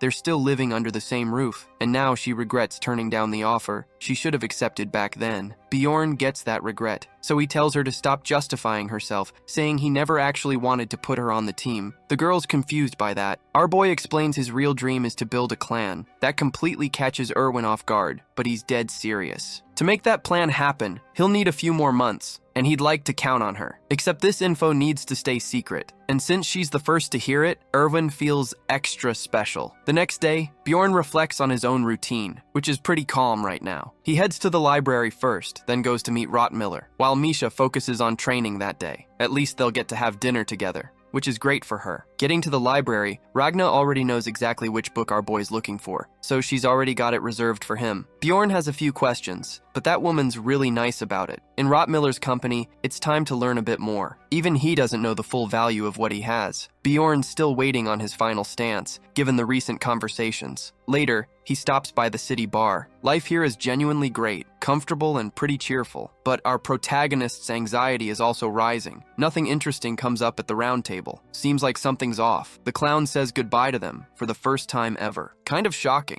And maybe it doesn't even mean anything. Getting home, he finds the girls in the middle of an argument. Einar's still messing some things up. Bjorn needs to get ready. The next day, they're heading back into the labyrinth. They're all in there once more. It's already a habit to exploit the system's design flaws to farm more experience. Except this time, they end up in a really complicated spot. They need to move faster and faster. It's already been 2 hours since they went in. Arua asks everyone to stop, since she's starting to sense something strange. A mana storm at the center. Like dozens of people are casting the exact same spell. Could be Noark's doing, so they need to stay cautious. The group's still waiting for direction. Bjorn says nothing's changing. They need to keep the pace and get off that floor. But 5 minutes later, everything shifts again. Some kind of dark energy passes through all of them. Nobody can tell what that was, but it felt like mana. If even Arua couldn't identify it, our protagonist starts getting a lot more anxious. Everything's getting more and more uncertain. The peaceful days have officially come to an end. Arua decides to save her energy for now, but lights the path for everyone so they can walk more safely. That fog must be caused by black magic. That's extremely real. They're right in the middle of the war, so they need to stay on high alert. Arua calls out to our boy, who ends up getting startled by her shout. She wants to know if it's the best call to keep heading to the next floor. This time, half the big clans didn't even enter the labyrinth. Sticking to the plan, they end up running into other people. They've also got identification seals, and a man named Hansen tells them not to waste time, since they want to know what's going on. Our boy doesn't know either, but suspects Nork's behind it. The moment he says his name, he's instantly recognized by those extras, since our protagonist is a pretty famous guy. And honestly, this isn't the best situation to explore in anyway, so they invite our boy to join their team too. That would definitely boost everyone's survival odds, but Bjorn's not sure they can be trusted. Using magic to muffle sound, Bjorn goes to talk to his companions. Mr. Bear says they should figure out who these people actually are. Could be bandits. Arua checks their IDs and leans toward trusting them. And our boy reminds them they should focus more on the people than the IDs. They could be tricked, and those IDs might be fake. Arua's pretty nervous. Our boy tries to reassure her, but she's scared, since this could put everyone at risk. That's a totally understandable feeling. The risk is real. But at the end of the day, our boy's the one who makes the final call. Going over to the other group, he says he has to decline that offer. Caution is what keeps people alive, and that man hopes to run into our protagonist again in the future. 5 minutes into walking, Bjorn finds bodies scattered on the ground. By the uniforms, they're knights. In this world, even these men's lives don't mean anything. No signs of combat. They were struck down silently, left to die. And this happened just 20 minutes ago. The attackers can't be far. Nork really must be trying to start a war. For our protagonist, that's not even the question anymore. They need to accept the war's already started. In the direction they're heading,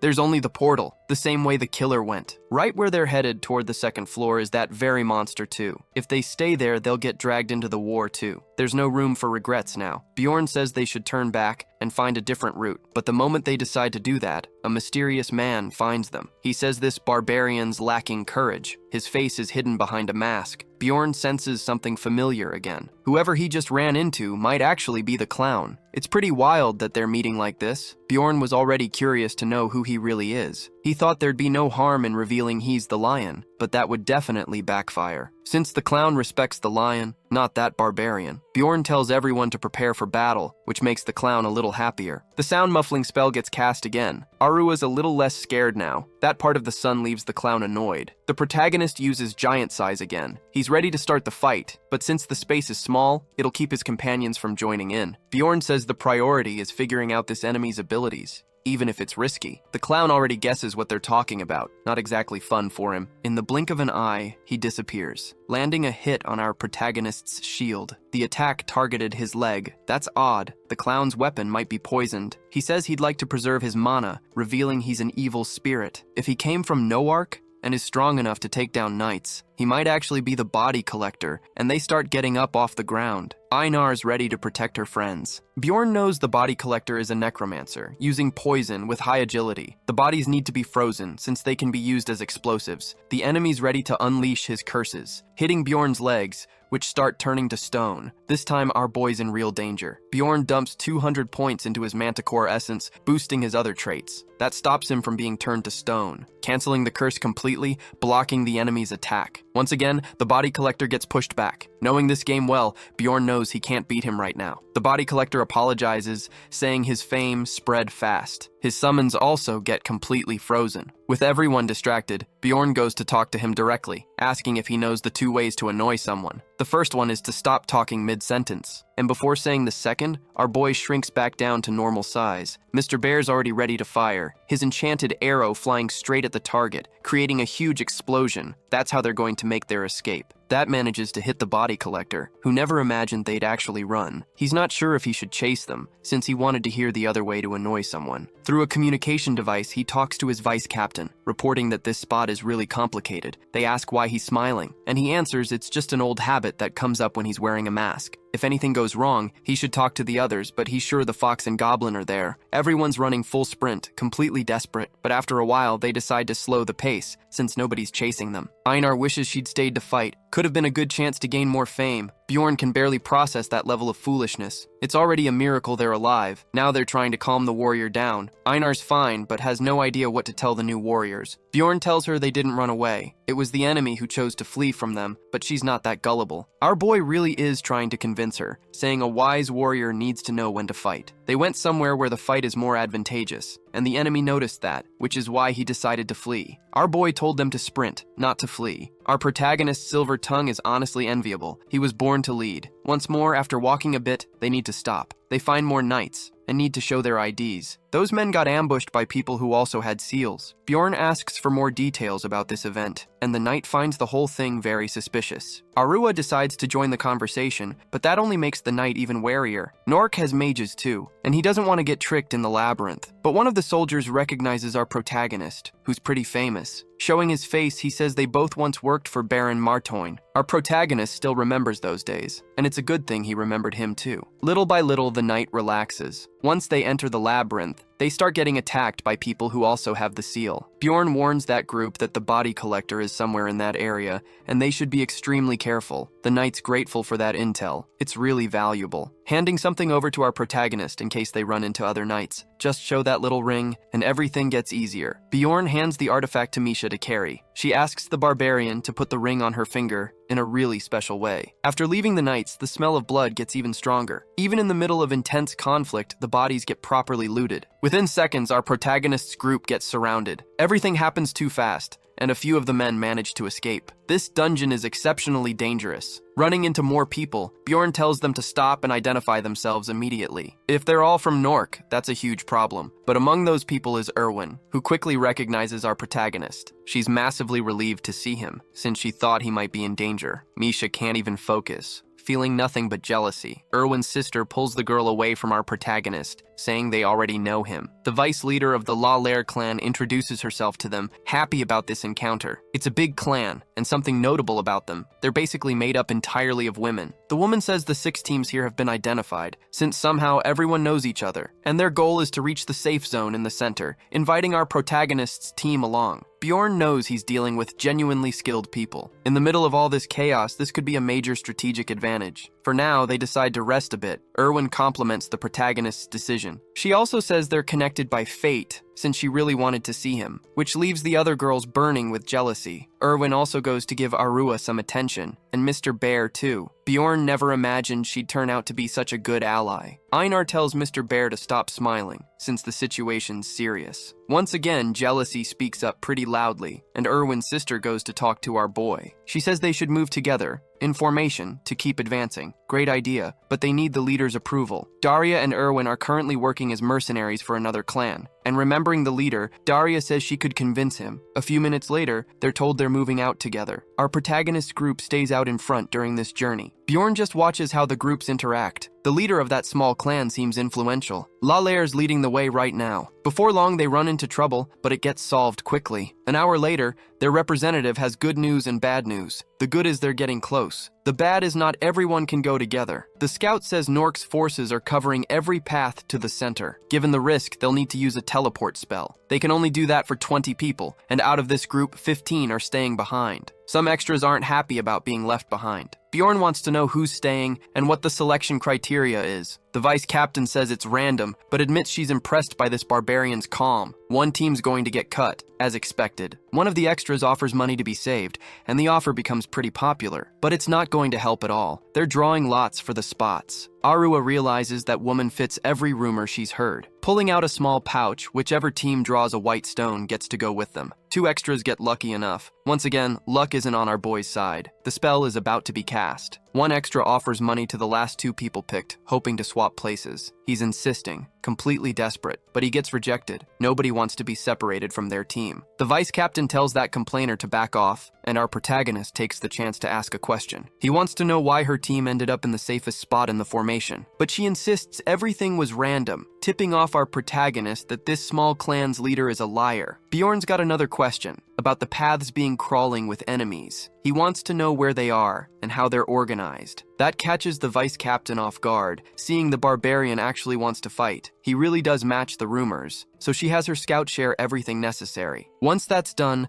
the teleport spell finishes. From now on, our protagonist is on his own again. All those people just vanished. The first option is to head to the center and fight the enemies. The second is to run and hide near the edges of the area, which are emptier now. The only problem is, if they hide, they won't get any intel. Not to mention there's that floor's boss, who's already dangerous. Bjorn calls the extras together, announcing they'll share their levels, specialties, and essences. They need to work together now. That one really loose guy isn't happy about seeing our boy take charge. Bjorn tells that idiot to worry about more important things, but if he wants, they can just hold a vote. The other extra says that's unnecessary. His team would absolutely vote for our boy. Even though he's a barbarian, he wouldn't necessarily be the best leader for such a huge team. He also doesn't want to vote for that coward, who only seems interested in saving himself. Besides, in the middle of all this difficulty, Bjorn was the only one who faced the problem head-on, asking for info about the place. This extra's name is Tekellen, and he says it's great to meet our protagonist. As for the coward, if he's mad about it, he's free to be on his own. If he keeps disrespecting our boy, he'll be invited to leave. The introductions get wrapped up. At least there's not a single Hans in this bunch. Full of confidence, Bjorn says they're heading to the center of the floor. Even without knowing the odds, they need to try. Very likely, half that team isn't going to survive. Without the teleport, they're going to have to risk their own lives. Somewhere else, several explorers are safe. They haven't run into anyone in the last 2 hours. But out of the fog, a giant comes sprinting through. Bjorn's overflowing with rage,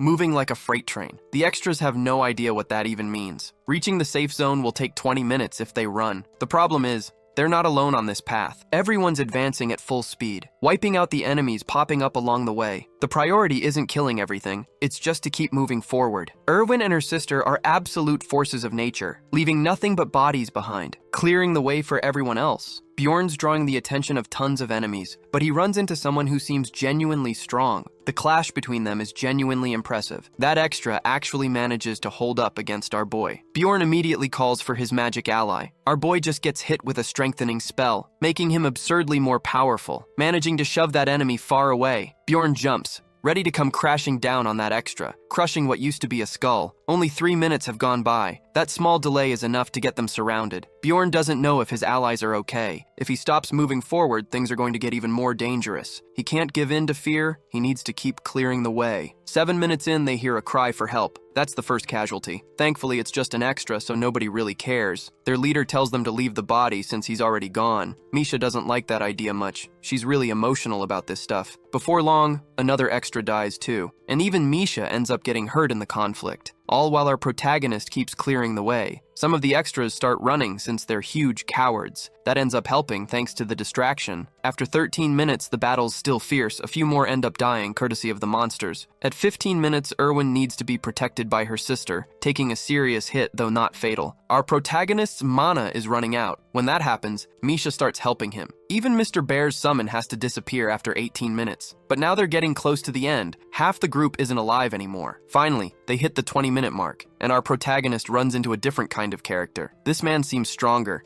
and ready to finish everyone off. He's an aura user. His sword's also made from an extremely tough metal. Bjorn knows there's no other option. He's ready to keep fighting. The line between life and death has just been drawn. Our boy ends up losing an arm in the blink of an eye. That enemy is genuinely dangerous. And even without an arm, Bjorn smears his wound across that guy's face. The most gore-filled attack ever. That arm's not going to be missed. Bjorn tells Raven, the mage, to attack now. Even if Bjorn gets caught, that doesn't matter anymore. The enemy's still being held in place, and if it's up to our protagonist, he's not walking out alive. Raven needs to attack immediately. Time's running out. Just as our boy asked, a huge explosion goes off, unleashing intense flames. That extra falls into total despair since he's trapped. His flesh starts getting consumed instantly. Thanks to our protagonist's traits, he manages to hold on a bit longer. When the fire dies down, our boy's body is completely still. He got a little burned, but he's still alive. All of that leaves him extremely weakened, and that enemy is still alive. He's ready to grab his sword. Without one of his arms, it's going to be tough to keep fighting. Bjorn realizes that might be the last day of his life, but that enemy never picks up his sword. He chose to run instead, to save his own life. If he'd grabbed the sword, everything would have gone differently, and thanks to that, the whole situation flips completely, since our boy grabs the sword. After just 3 minutes, knights arrive at that spot. They don't see our protagonist's team as allies, still suspicious. Bjorn can't show his own seal, since it was on the arm he lost. The knights are getting more and more suspicious. That's when Misha remembers the ring they got. That's the message ring of Knight Garfazel, and it's instantly recognized. The situation calms down. That wasn't kindness on his part. He made our protagonist deliver a message, saying the body collector's near the portal. That was that knight's real plan. Could have been a little more honest about it. Now everyone's identities are confirmed. They can enter that safe zone. Bjorn needs a priest to get his wounds treated quickly. The knight says they'll be treated, except for the Barbarian, who still needs to be investigated a bit more. Bjorn tells his friends to keep going. He's also worried about Daria, who's still unconscious. Raven is now the group's leader. She's the one making decisions now. And there's still that other extra to Kellen. He ended up losing a companion in that push. Those minutes cost everyone dearly, and that man looks completely devastated. Inside the camp, there's no fog, since they're protected by a magic barrier. That fog is toxic. If they'd hidden anywhere else, they'd have died within hours. Our boy gets taken to the main tent, and inside, he's instantly recognized by the vice captain. Barely believing our boy actually made it there. Genuinely surprised, she asks how he managed it. But the conversation gets interrupted by one of the knights, who wants to know who this Barbarian is. Bjorn gets introduced to them, since he was carrying an army message ring. The artifact gets handed to this knight. He's Commander Marco,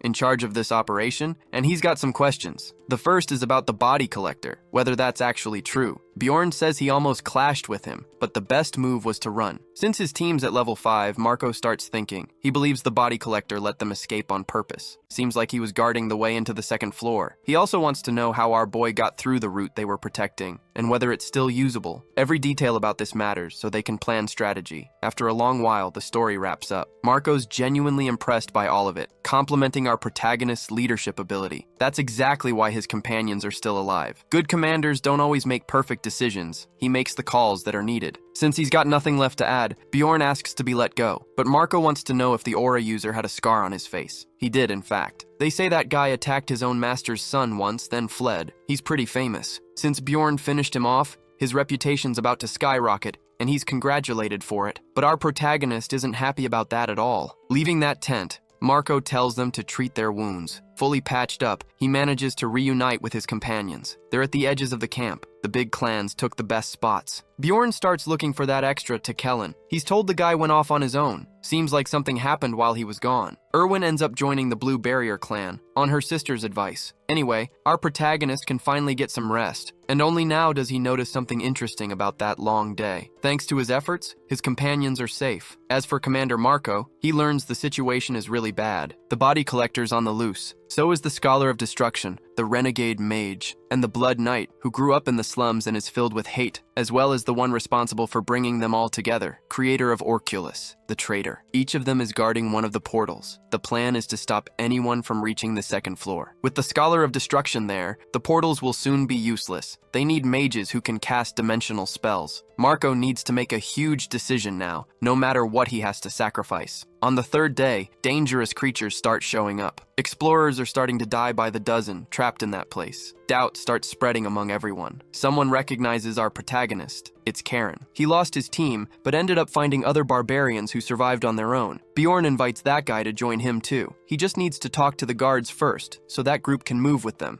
Kellen's there too, but he's way darker now. He criticizes our boy for being absent since he lost all his companions. When they arrived at the camp, he seems to have had a stress breakdown. Bjorn feels even more thoughtful about it, even though he gets defended by his own people. That man's rage is completely justified. Bjorn puts his companions in the safest positions. Kellen's a leader too, and he must have noticed that right away. Going up to that man, our boy asks if he hates him. The answer's no, but he's still deep in mourning, and because of it, he hasn't arrived at any conclusion about blame. Since our boy got hurt the most and fought the hardest out of everyone, they shouldn't have followed him if they'd known this would happen, but it was his own decision to make. Turning back to our protagonist, telling him to keep leading them. That's why he can't bring himself to hate our boy, but he says not to pity him since soon enough, Bjorn will feel the exact same way. With that conversation over, Bjorn hears news reach the knights about mages who are arriving, and where they come from, they learn how to open dimensional portals, a spell that could get them out of that place. Marco wouldn't hesitate twice to abandon the whole situation, and he just runs into our protagonist, complimenting that barbarian's good memory, who recognizes him instantly. Marco wants to know what brought our protagonist here. Bjorn learns they're looking for mages who use dimensional magic, meaning they're planning to flee. Furious, Marco asks where our boy heard that. This escape spell lets them return to the city before the labyrinth closes, but it can only be used once in the caster's entire lifetime. In the game, it required the mage to be sacrificed, but they're 150 years into the future. Some things might have changed. Marco isn't happy that more people know about this. Bjorn overheard some knights talking. A decision like this would put 10,000 explorers at risk. The commander says our protagonist really is a barbarian, since no one else in his position would have even asked that. Marco says he'd like to talk to our boy privately, claiming he could take him, along with the mage, as long as he volunteers for the army for just 1 year. As for the rest, nothing can be done. He needs an answer soon. Our boy remembers everything he's already lost in this life. After that conversation, he gets really distracted. Raven already knows the rumors, that the army's planning to flee. Our boy tells her not to worry, since everything's going to be fine. When asked about his optimism, our boy says that's just his explorer way of being. Meanwhile, creatures keep showing up constantly. The knights are gathering to take down the floor's boss. Everyone's going to be left behind. It doesn't make sense for these knights to keep fighting the monsters. It's probably just for show. Bjorn should be feeling more anxious, but he can only think about one thing: finding a way to bring everyone back alive. That same day, his companions find out the truth. Time to start acting. Bjorn says they're heading to the center, and they need a lot of people to pull this off. Those who'll be left behind are going to run into problems. That's why they'll need everyone. The barbarians are super hyped about this, already thinking about how they'll survive. At the center of that floor, things are getting more and more dangerous. The army's attacking explorers who get too close. The portal production has taken forever, thanks to the mana concentration. They need to hurry up and escape. Talking to the commander, it seems like he really did want to take our boy along. Feeling guilty, there's no looking back now. The soldiers are guarding the portal, and their superior orders his men to surrender. That was the last portal. Even the soldiers got left behind. The moment he hears this, an extra strikes him, filled with rage. Unable to believe he was left behind inside the labyrinth, but someone had to stay behind. Those men's anger is justified, but there's nothing that can be done. Now the soldiers are starting to have a breakdown too. They drop their swords. Their loyalty to the kingdom is huge, so they're surrendering. That extra's ready to finish them off. Since everyone here has already been condemned, the situation is spiraling completely out of control, but there are still some soldiers fighting who don't plan to surrender. Desperation is taking over everything. Little do they know, they're all fellow prisoners in the same cell. Time for the protagonist to step in. He leaps into the middle of all that chaos. The shock of his legs hitting the ground affects everyone, an overwhelming shockwave. Bjorn gets everyone's attention and tells them to follow if they want to survive. Thanks to his fame, that actually works. Some warriors are motivated, since that guy's the future chief of the barbarians. Bjorn tells them to stop fighting each other. This needs to end now. The order spreads incredibly fast, but some are still pulled toward violence, which forces our protagonist to repeat the order. The knights who were getting beaten up couldn't even believe it, and a few rebels decide to attack our boy, but end up having their attacks completely blocked. While the protagonist keeps repeating the order to end the conflict, little by little the rebels start holding back. A mysterious man in the crowd finds all of this really impressive, since the barbarian just brought peace to that place. His name is Kyle, the Steel Mage. What's happening feels almost like a fairy tale. Other explorers notice this too. Nartel, a clan leader, says he's willing to hear our protagonist out, exist. A priestess does the same. Until Kyle introduces himself to Bjorn, he wasn't abandoned. He stayed behind on purpose. An angry dwarf also wants to hear this solution, since he believes our boy didn't save the soldiers out of pity. Bjorn wasn't expecting such a fast reaction. He shouts once more to grab everyone's attention, which ends up amusing our boy.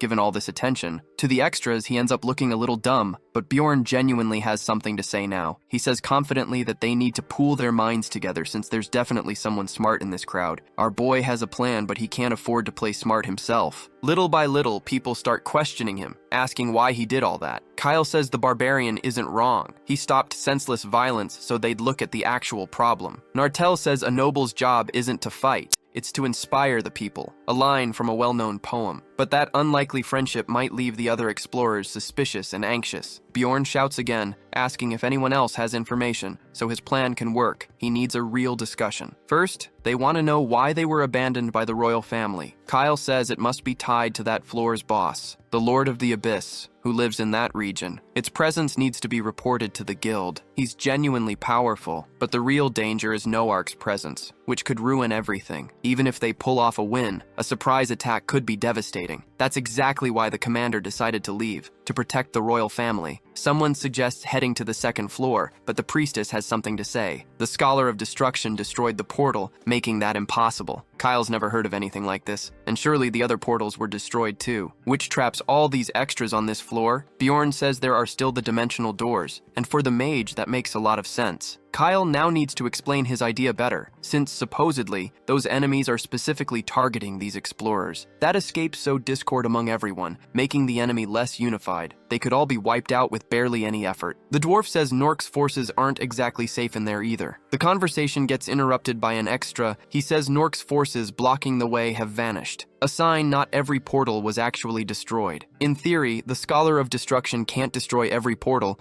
unless he's on the second floor. It's possible the enemies are waiting somewhere else. Bjorn says they should form groups of 300 to fight more effectively. A lot of people are going to die, but they need to try something. The extras start forming their own groups, gathering everyone who's strong. Even the ones who helped with the strategy need to find a group, and our protagonist isn't going to be left out. Kyle wants to stay with him, since that's what his intuition tells him to do. This could be crazy, but Kyle says everyone inside this labyrinth is already crazy. Now the two of them will be working together. Nartel doesn't seem too thrilled about that, but he just wants to know which direction our protagonist's group is heading. Bjorn doesn't plan on following anyone else's plan, and the barbarians with him are ready to obey Bjorn no matter what. Erwin and her sister decide to join our protagonist too, as well as some of the soldiers who got left behind. And that's not all. More people keep approaching. Even that priestess and the angry dwarf. More and more are joining our boy, like he's some kind of people magnet. Kyle had already felt this coming, being a mage himself. Our protagonist's responsibility just kept growing with Tekellen's arrival. After losing his companions, he looks like a zombie. Bjorn asks him to join his group too. He needs to do this if he wants to live, but after losing his own wife, Tekellen's thinking about giving up. Bjorn doesn't think that Extra actually wants that. Every living thing has a burning desire to keep living, and that applies to humans too. We want to keep living. Tekellen lost everything, but he kept going anyway. He just needs a reason to keep standing. Bjorn tells him he needs to carry this news to the outside world. That seems to give him purpose, even though he still doesn't understand why he's being helped now. Bjorn says keeping him alive would make him feel better. Using others just to feel less guilty is exactly what that commander did. Even without knowing Tekellen's thoughts, he ends up joining. Misha and Einar find our boy and are thrilled. They were looking for him and heard the news. Raven's also a little uncomfortable next to our boy. Maybe it's because of what he did after becoming everyone's leader. From now on, they need to count how many people are there. Time's running out. There's something that needs to be done first, no matter how important, in the middle of all this danger. Our boy goes to ask those extras their names. Kyle approaches one of them, curious, since they turned down the captain's offer to flee. He also has a feeling about our boy, that it's safer to stay close to him. That's why they're watching so closely, waiting to see their expectations come true. The angry dwarf's name is Taterud, and he's a lot friendlier now. The next extra is named Darbarus,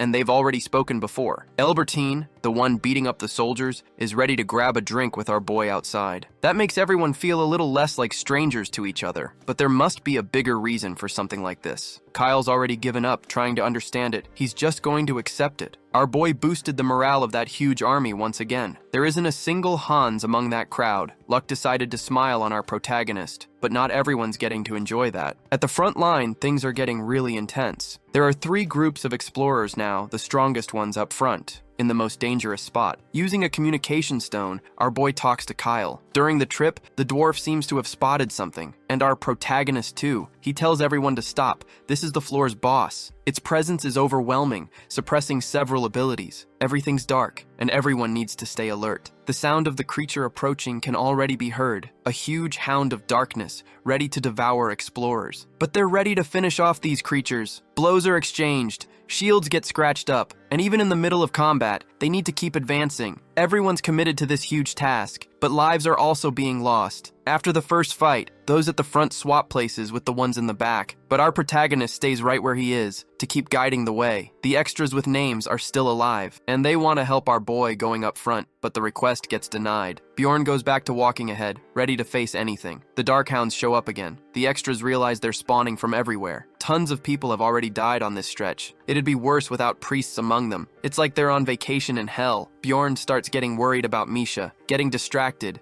nearly getting hit in a dangerous way. Our protagonist absolutely cannot lose focus. That makes his rage flare up again. Misha just took down an enemy, and here's our favorite Barbarian's shout. That leaves her really worried, and she rushes to our boy. At the front of the group, Bjorn notices Elbertine's missing, thinking he'd turn back, but finds out he's already dead, mourned even by the soldiers he used to beat up. Poor guy. Unfortunately, he got caught along the way. That drink between them isn't happening now. For some, our boy was disposable too. He learned that recently, and doesn't even think it's unfair. Except now his chest is filled with a horrifying feeling. He doesn't need a reason anymore. His chest is filled with an unprecedented desire, created by the companions he made on this journey. His desire now is to keep them alive, even if it costs him everything he has. It's been 9 hours since they left the center, moving at an exhausting pace. Finally, they reach one of the portals, but the stone's completely destroyed. Tons of people died for nothing. They've got 2 attempts left. Time to decide where to go. An extra says warriors decide with their heart, not their head. And whatever Bjorn decides, they'll follow him. That trust leaves our boy a lot calmer. Time to think about the best possible option. Where would Noark's forces be most likely to strike? First, he thinks about the north, the Goblin Forest. Those are extremely tricky creatures, capable of dealing tons of damage with ease. The portal there sits in an open area, perfect for ambushes. Plus, it's the closest spot to the 3rd floor. With little food, they'd need to mine in the dungeon, and should stay on the upper floors. Knowing this, Bjorn announces they're heading north. The order spreads fast through everyone. Nobody questions it. Bjorn just wishes he'd realized this sooner. Everyone needs to prep again, since they're marching once more. The walk is brutal. One of the extras ends up triggering a trap. That explodes right under his feet. The impact is fatal. Nothing can be done. These creatures are dangerous precisely because of traps like this, and their path is going to be full of them. There's no way to sense the traps, unless someone uses magic. The only option is to keep taking the risk, moving forward. One extra falls into total despair, unable to keep walking. Bjorn understands that fear well, and says he'll go first, so the extra can follow him. Someone needs to do this for the group, taking on everyone's fear. It's not just a sacrifice, it's an act of courage. Bjorn steps into a magic circle. Several arrows fly straight at him, but they get blocked by the shield. His body gets hit with fire, but it doesn't take him down. Every 20 steps, a trap goes off, and Bjorn keeps taking hits. His courage inspires that small group even more. There's no way they're staying behind now. They decide to follow his lead of courage. For some, he's just crazy, and copying his actions is hard. But someone has to do it eventually. Other extras start getting hit and wiped out by the traps. But this is the only path they've got, as dangerous as it is. Traps get triggered every time creatures attack. Our boy collapses on the ground. When he opens his eyes again, he's being carried by Einar. He doesn't ask what happened, just accepts it. He also asks her how much time has passed since it happened, leaving his other friends really relieved. Mr. Bear says he needs to keep resting, since at this rate, things could get really dangerous. Bjorn says he needs to keep moving forward. Grabbing his shield, he ends up running into Kyle, hoping to hear something from him. Our protagonist wants to know how much time has passed. Kyle tells him they'll arrive in the next 2 hours. Doing some math, Bjorn figures he was out for 30 minutes. He has no idea how many people might have died in that time.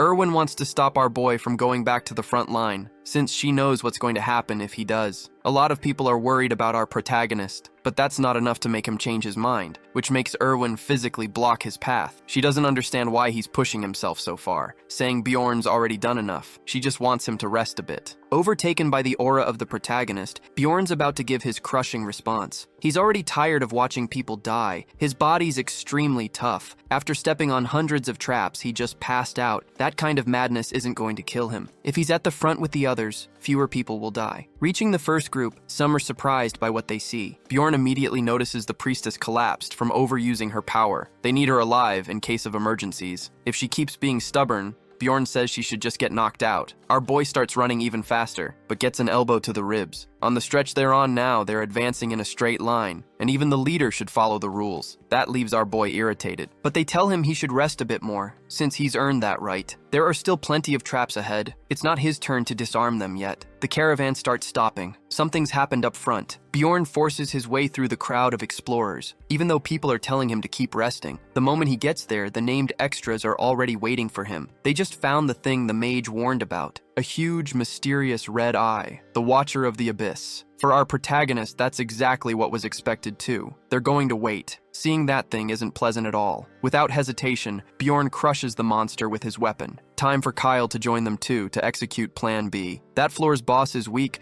but hard to actually defeat, thanks to the toxic fog that suppresses abilities. Once the battle starts, all the monsters begin gathering. The strategy is to use time, but they're short on people. Many died in those hours. Needing volunteers, Bjorn asks who wants to help. There's still a bit of hope, even if it's small, but volunteering right now is a tough ask. A warrior named Alexandra, who was left behind, decides to help. Tion volunteers too, a barbarian sick of stepping on traps. So does the dwarf, though he makes it clear he wants a drink afterward. They're all ready to take down the floor's boss. Bjorn says everyone here is losing their minds, and honestly, that's an extremely fair statement. The mage group's just waiting to have enough people. Our protagonist gathers his 6 extras, and he's going to trust them fully. The dwarf ends up left out, and gets furious about it. Bjorn says they need a leader for the rest of the team, and he's got what it takes for that. He'll be in charge of things while our protagonist is away. Kyle can already sense the monster's presence. It's not far off. The group starts advancing carefully. Those heading into battle are pretty confident. Kyle says the communication stone never went off. Everyone heard what happened up front, especially the part where he vents, saying he doesn't want to see anyone else die. Our boy's friends wanted to join that effort, but got stopped immediately. Misha doesn't want to see our protagonist come back hurt again, and he doesn't want that either. He decided to trust his companions more, who are now advancing too. Not much left before they get through this. The longest day in each of these explorers' lives. Finally, everyone follows the path, only the mages testing along with our protagonist, as well as those volunteers. Among them, someone who always stayed at the back, different from the others,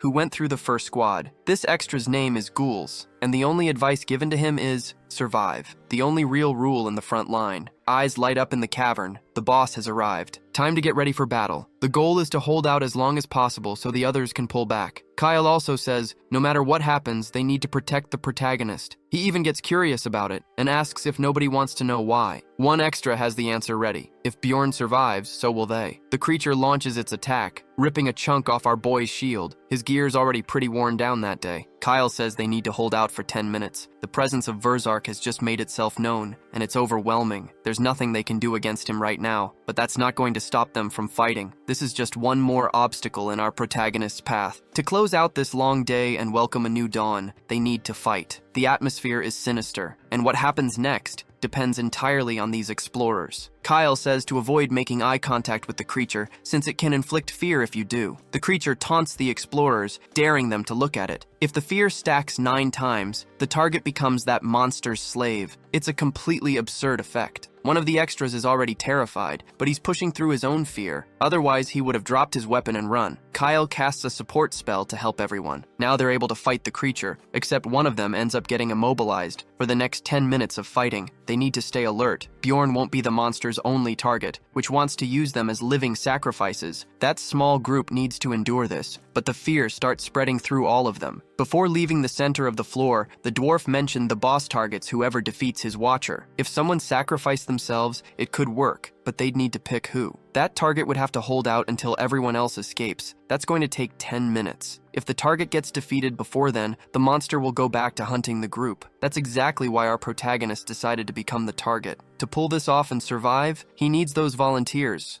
who'll fight by his side. They're swapping positions to change up the fight. One of them gives a healing potion to our boy, trying to recover him. The healing process kicks in fast, and one extra just gets captured. His life snuffed out in seconds. That's not going to be a great story to tell. Bjorn has to hold back one of his companions to stop them from becoming a victim too. The creature keeps taunting everyone, trying to get them to look at it. The monsters on that floor are being summoned. Goblins start casting spells against the explorers. Before long, the group's completely surrounded by every kind of creature on that floor. What followed was an extremely fierce and violent battle. The barbarian accompanying our boy ends up wounded. Another brave explorer loses his life. A massive troll tries to break their formation, ripping the head off one extra. A mage, a huge loss. A knight of the kingdom manages to take down the creature. With mana running low, Bjorn's starting to worry. They still need to hold out 5 more minutes. Time doesn't seem to be moving in this place. The mages can't cast anymore, only maintain their elemental attributes. With less than 3 minutes left, they need to hold on a little longer. The only option is to keep fighting, even with fewer numbers. Another extra ends up getting wiped out. At this rate, there's not going to be anyone left to tell the story. Yet another extra gets dismembered before dying, his body dragged into the darkness. Bjorn feels the weight of every single one of those lives. Kyle uses his final burst of energy, calling everyone into the magic circle. An intense light floods that cavern. Bjorn needs to get back immediately. The creatures are paralyzed by the light. Our boy starts moving, but ends up being spotted by one of the monsters, which nearly manages to hit him with its weapon. Bjorn finally makes it back with the others, and he seems to have a plan. The teleport finally activates in that place. Only the creatures are left in the darkness, but the boss says he saw everything, and he's still watching. After the battle, completely exhausted, Bjorn hears the creature's voice. Hoping his enemies understand, he's not going to run forever. Somehow, everything works out, and some manage to return alive. First aid's already being administered, and they've put a good distance between them and the creature, out of its range. It's a genuinely satisfying result given this region. Someone mentions our protagonist's gear is completely destroyed, but that's the price he had to pay. Some knights say their deaths need to be reported to the army, while others want to leave their gear to their companions, or to their loved ones. Carrying all that grief, Bjorn is ready to keep marching. He's not going to rest, he's just going to drink a healing potion. There'll be time to rest once they're out of this hellish place. Bjorn goes to hand over that extra shield to the companions who went ahead. They accept the sword, but ask our boy to keep the shield, since he's going to need it right now. Bjorn thanks them for the gift. Not long after, he runs into his own companions, who get scared by his condition. Everyone falls silent because of it. Bjorn knows the situation is stressful and says he's fine, but they're so worried about him they'd really like him to rest a bit, to lower the odds of anything else going wrong. Irvin also sees his state and gets desperate. After a short rest, the dwarf says over the communicator they should stop. It's about the portal. That sound leaves everyone a little on edge. To the relief of those still alive, it's open. Bjorn goes first and asks Raven to look after the others. The girls also ask him to be careful, since once again, he's on the front line. Everyone's getting ready to cross the portal. There's no guarantee what's waiting on the other side, but our protagonist has already been through terrible moments in this life, always pushing forward. Finally, they reach the second floor, the Goblin Forest. They immediately run into 3 mysterious people, those bandits. The Scholar of Destruction, the Body Collector, and another jerk. The situation just got a lot more complicated. Other explorers are crossing the portal too. Those jerks are well rested and ready to do whatever they want. The reason they stayed in that spot is simple: pure entertainment, wiping out explorers who are already running low on hope. The Scholar of Destruction says the Body Collector is way too much of a caricature. These enemies are going to be a massive problem. Feels like even the clown wants to be recognized by someone from the round table. It's just 3 against 300, and even so, it doesn't feel fair. The Body Collector snaps his fingers, making several creatures sprout from the ground. From now on, the explorers can use their abilities again. Fighting just got a little easier, and they're filled with new motivation. If the enemies really are just those 3, they're feeling extremely confident. The dwarf is ready to deliver plenty of violence. Seeing that hope only motivates the Body Collector further. The summoned creatures head straight toward the explorers. Our protagonist is also way more powerful now, crushing the first enemy's skull. Those summons are getting annihilated. Attacks are coming from every direction. Even so,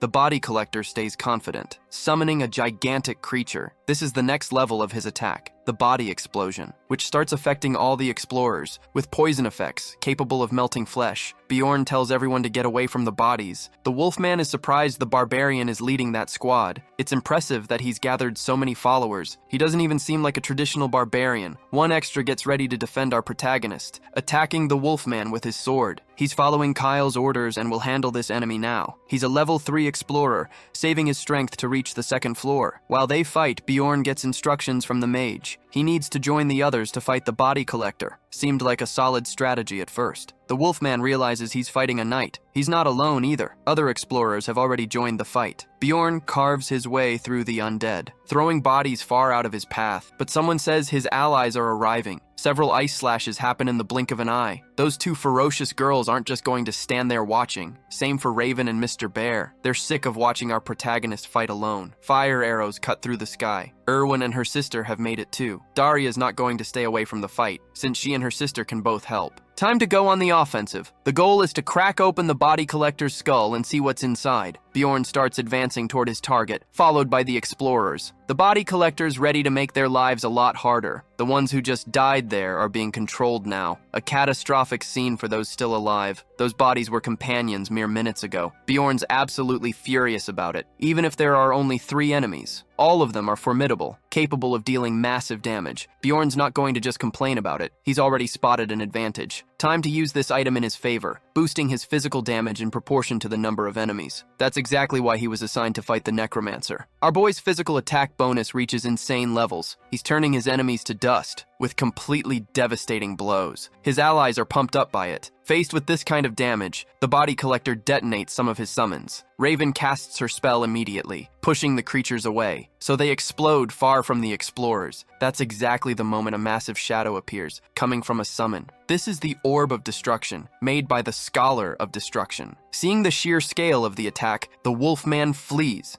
since he could get wiped out. Even the Necromancer does the same, since that attack is destruction in its purest form. Someone says they'll block that, telling the others to keep marching. There's no need to panic. They need to fight. The attack starts descending on them. Kyle and the other mages start preparing too, ready to do everything they can against this enemy. An intense magical energy gets summoned, heading straight toward that orb of destruction. The blinding light overwhelms everyone. Chunks of destruction start falling from the sky. Kyle keeps pushing himself to the limit to prevent the worst. A magic barrier gets raised to protect the explorers on the ground. Bjorn is impressed by his allies' skill. They need to predict the trajectory of every single piece of debris, blocking each one individually. That's not an easy thing to pull off, until one of those chunks manages to slip through, hitting the ground with absurd force. Bjorn realizes these aren't ordinary boulders. Those rocks are giant-sized level 5 stuff. Raven's shaken by that skill level. That mage is terrifying. Over the communicator, they tell our boy to do something, since the next spell is being cast. The explorers go back into a disadvantage. Kyle's really struggling now. So is our protagonist. If either leader loses their fight, it's game over for all the explorers. Fire starts raining from the sky. Kyle's trying to block the attack, but he doesn't have enough strength for it. Some explorers end up catching fire, fueling the body collector's army even more. Our protagonist starts thinking they might actually lose this, since they're surrounded by those stone summons, as well as by Noark's explorers. In the middle of the battle, Tekellen keeps fighting, even after losing everything he had inside this labyrinth. His only motivation is to carry this news to the outside world. There's nothing left inside him anymore. Our protagonist thinks there's another reason driving this guy. Like he wants to watch our protagonist lose something valuable too. Wants to witness his suffering and despair. Maybe that would make him feel a little better. It's the only thing that makes sense right now. Tekellen imagines what he'd see from all his companions, but what he actually hears is a thank you from another explorer. The kid's not talking much,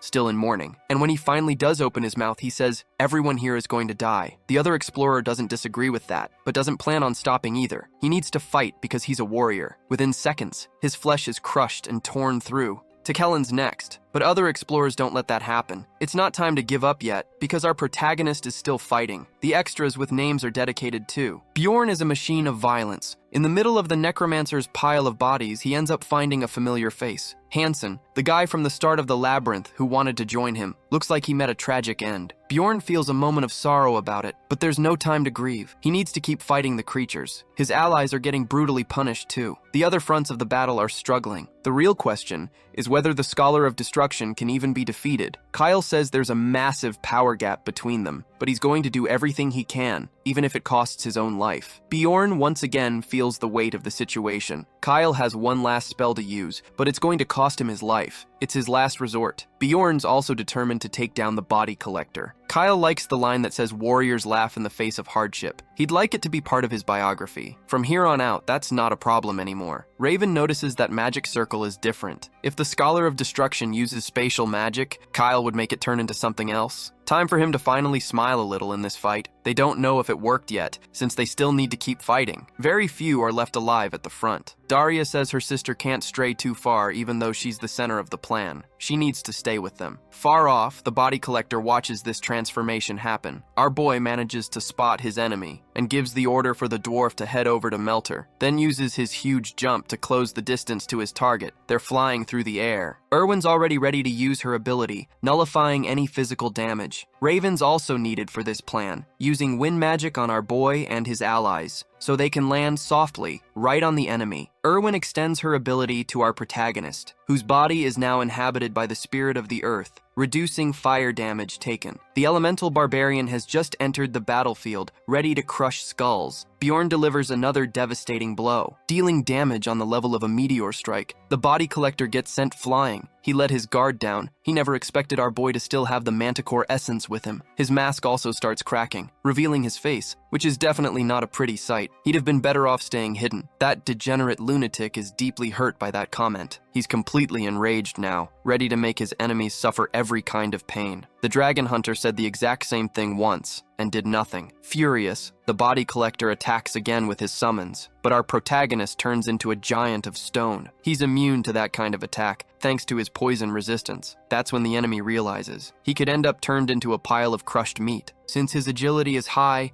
he manages to get away, except this is all part of our boy's plan. He can still close the distance with his jumps. If he were still in giant form, that wouldn't be possible. The impact on the ground throws that weirdo off balance again. Time for him to smile for the camera and lose a few teeth. The worm tries to defend himself, summoning bone armor, which gets crushed immediately by our protagonist. Another direct hit lands on that guy, who can't stop our boy's attack combo. Erwin immediately readies her arrows. Firing straight at the worm, fleeing, he throws his poison dagger, but it doesn't do anything. If it had actually landed damage, it could have ruined our boy's strategy since he'd lose his stone form. Even more powerful bodies just got summoned, some using elemental magic. A pattern quickly emerges. They deal damage but can't actually finish the enemy off. Raven's in this fight too, contributing a lot. After Kyle's sacrifice, she doesn't hold back with her spells, protecting Erwin. The body collector keeps cursing, while our protagonist's allies keep providing support. Since he's still alive, the body collector believes he's going to survive. And that starts making our protagonist really anxious, since his stone form has a time limit. The summoned bodies start dwindling. The body collector finally understands. Our protagonist has an ability that increases his strength in proportion to the number of enemies. That's the item he tried to hide on his waist. That advantage is gone now, and the body collector's ready to rip out our boy's tongue. Using an immortality technique on his own body, for 1 minute he can't die, and he believes the fight is finally over. This time the worm lands a direct attack. That was strong. If he hits the others with that, it could be fatal. Bjorn can't let that happen, but he ends up getting outpaced by that weirdo's agility, who slips away from him easily. His new target is the mages, who need protecting now. Einar manages to block the first hit, but doesn't have the strength to keep doing that. Misha's next to try taking him down, but she also gets thrown far away. From behind, Daria tries a surprise attack, but gets neutralized fast. Time to finish off Raven. He's ready to hit her, while Mr. Bear tries to stop him. At the last second, our protagonist arrives too. Raven gets saved by Mr. Bear, while our boy transforms into a giant again, managing to pin that enemy down with his hands. Time's running out against them. Without enough energy left,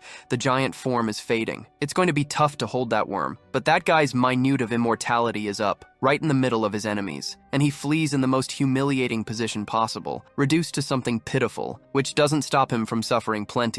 Time to pay for his sins. Bjorn's ready to crush his enemy with a single blow. Even with the advantage now, Bjorn's at his limit. He's going to keep swinging until his strength runs out. Destroying that armor has become a necessity. Erwin's ready to fire more shots, managing to wound the body collector's body. Looks like his life's about to end. But before getting hit again, he manages to summon his bone armor again. It's like his mana points never run out. On another front of the battle, they manage to defeat the Wolfman, and now they're joining our protagonist. Meanwhile, it's possible Kyle's been completely defeated. News that shakes our boy. The spatial magic he cast starts disappearing, and the Scholar of Destruction is heading that way. Lightning strikes down from the sky, hitting an ally. Erwin takes massive damage, forcing her back into her physical form. The destructive mage finally arrives, impressed by the body collector's state. Tons of questions flood our boy's mind, but he has no room for doubt right now. He needs to live in the present, destroying that armor completely, since he might not get another chance. Like a true coward, the body collector tries to defend himself. Our protagonist's ready to finish him off, except before he can land the hit, he gets caught by a destructive spell. One of his arms gets disabled. The destructive mage isn't going to make this easy. The danger is imminent. Our protagonist is going to use everything he's got left. His hand is barely hanging on, blood flying everywhere, nearly wiping out his opponent. His body gets completely restrained. The mage wants to know who he's fighting, admiring our protagonist's feats. He also hears through the communicator that reinforcements are approaching. Even so, he wants his answer. Our boy reveals his name, and the mage wants to know if he has a title. Bjorn is Little Valken, someone he's never heard of. He's impressed the guys already at level 5. To see what happened here, he casts an earth spell that replays events from that spot. So many exclusive spells, and he casts them with total ease. And after watching the battle, he's even more impressed with our protagonist, who finally asks what happened to Kyle, finding out he's still alive. It'd be a shame to finish him off since he's accomplished so much. Driven by vengeance, if he lets go of his emotions, he could go even further. Bjorn makes it clear Kyle might just end up killing this enemy, and the mage reveals that when Kyle can actually do that, there won't be a shred of human emotion left in his heart. Since he still needs the body collector, he's going to take him out of there. Our protagonist can't do anything. He just has to watch, completely powerless. Thinking it was all over, he sees a destructive orb ready to strike. Our boy goes giant again. He can only do that for a few more seconds. He needs to close the distance on that clown no matter the cost. The destructive mage praises our boy's intelligence, which is why he switches the target of his attack, looking straight at Erwin. The attack gets launched. A blue glow lights up the sky. Raven tries to prevent the worst from happening, creating a protective barrier. The destructive mage isn't impressed by that at all. His attack is far more powerful than that barrier. Those girls are about to get blown away. At least that's what happened in that clearing. And the mage says that woman's fate was already written. Our boy freezes in terror, unable to understand what just happened. Bjorn feels the crushing weight of not being able to protect someone important. With his hand, he grabs the necromancer's leg, making him feel an absurd amount of pain, slamming his body into the ground. His life needs to end today. He's practically turning into a pool of blood. And our boy notices something strange. Something's dripping. His body returns to normal size. That worm's blood is poisonous. But nothing matters right now. He can't let the worm escape. Barely feeling anything, unsure whether to grab an ear, he decides to just rip it off instead. One more attack lands. The destructive mage says our boy really is like a savage. Bjorn screams furiously, only to get repelled by a magical impulse. His body refuses to fall, leaving the mage even more impressed, since standing before him is someone with genuinely enormous willpower. And just like at the start of this whole story, Bjorn starts crawling forward toward his goal. Looks like he really wants to end that jerk's life, the mage realizes. Our boy says he's not a savage, he's a warrior. A blue glow lights up the sky,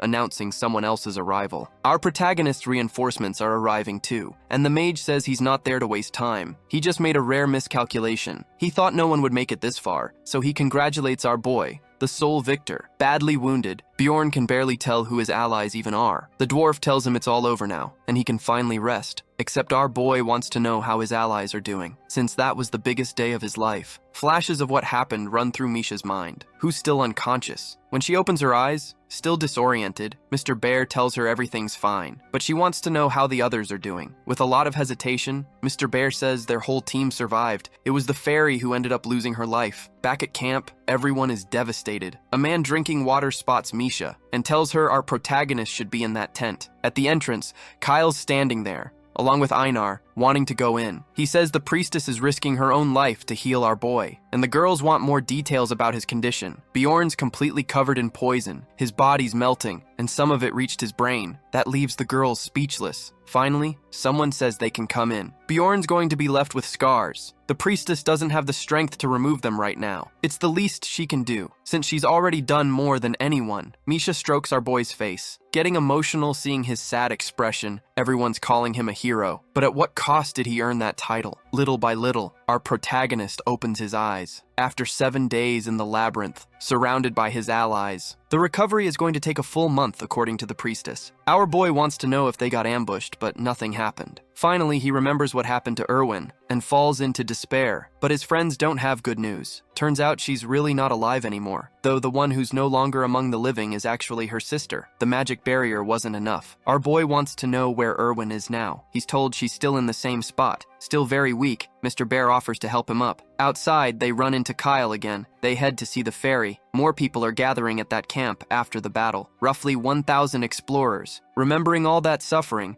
Bjorn realizes they should have arrived sooner. When the other barbarians spot him, they start celebrating. Bjorn genuinely became a hero to all those men. In the middle of the clearing, Erwin's still grieving her sister. Her gaze is completely broken. Doesn't look like the girl's gotten any rest. Our protagonist doesn't know what to say to her. Erwin seems to be dealing with something like PTSD, unable to pull away from her sister. Bjorn walks up to her and says he's going to be her guardian from now on. Daria seemed to have some kind of instinct, since she'd already asked our boy to look after her sister. Erwin's completely shattered, saying her sister isn't moving. She doesn't know what to say now to her younger sister. They lost their mother, and now they've lost a sister too. Our boy listens to that grief in complete silence, surrounded by his friends. The last thing Daria ever saw in her life was her own sister. Despite the grief, they need to keep traveling. Time to head home. Those who survived finally managed to make it back to the city. The plaza is almost completely empty, but little by little, several explorers start showing up. The population starts criticizing the knights who appeared, and in the middle of the plaza, a magic circle suddenly explodes. Our protagonist felt like a witness to the end of the world. He remembers the destructive mage's voice, claiming he's the sole victor, watching the entire plaza now go up in flames.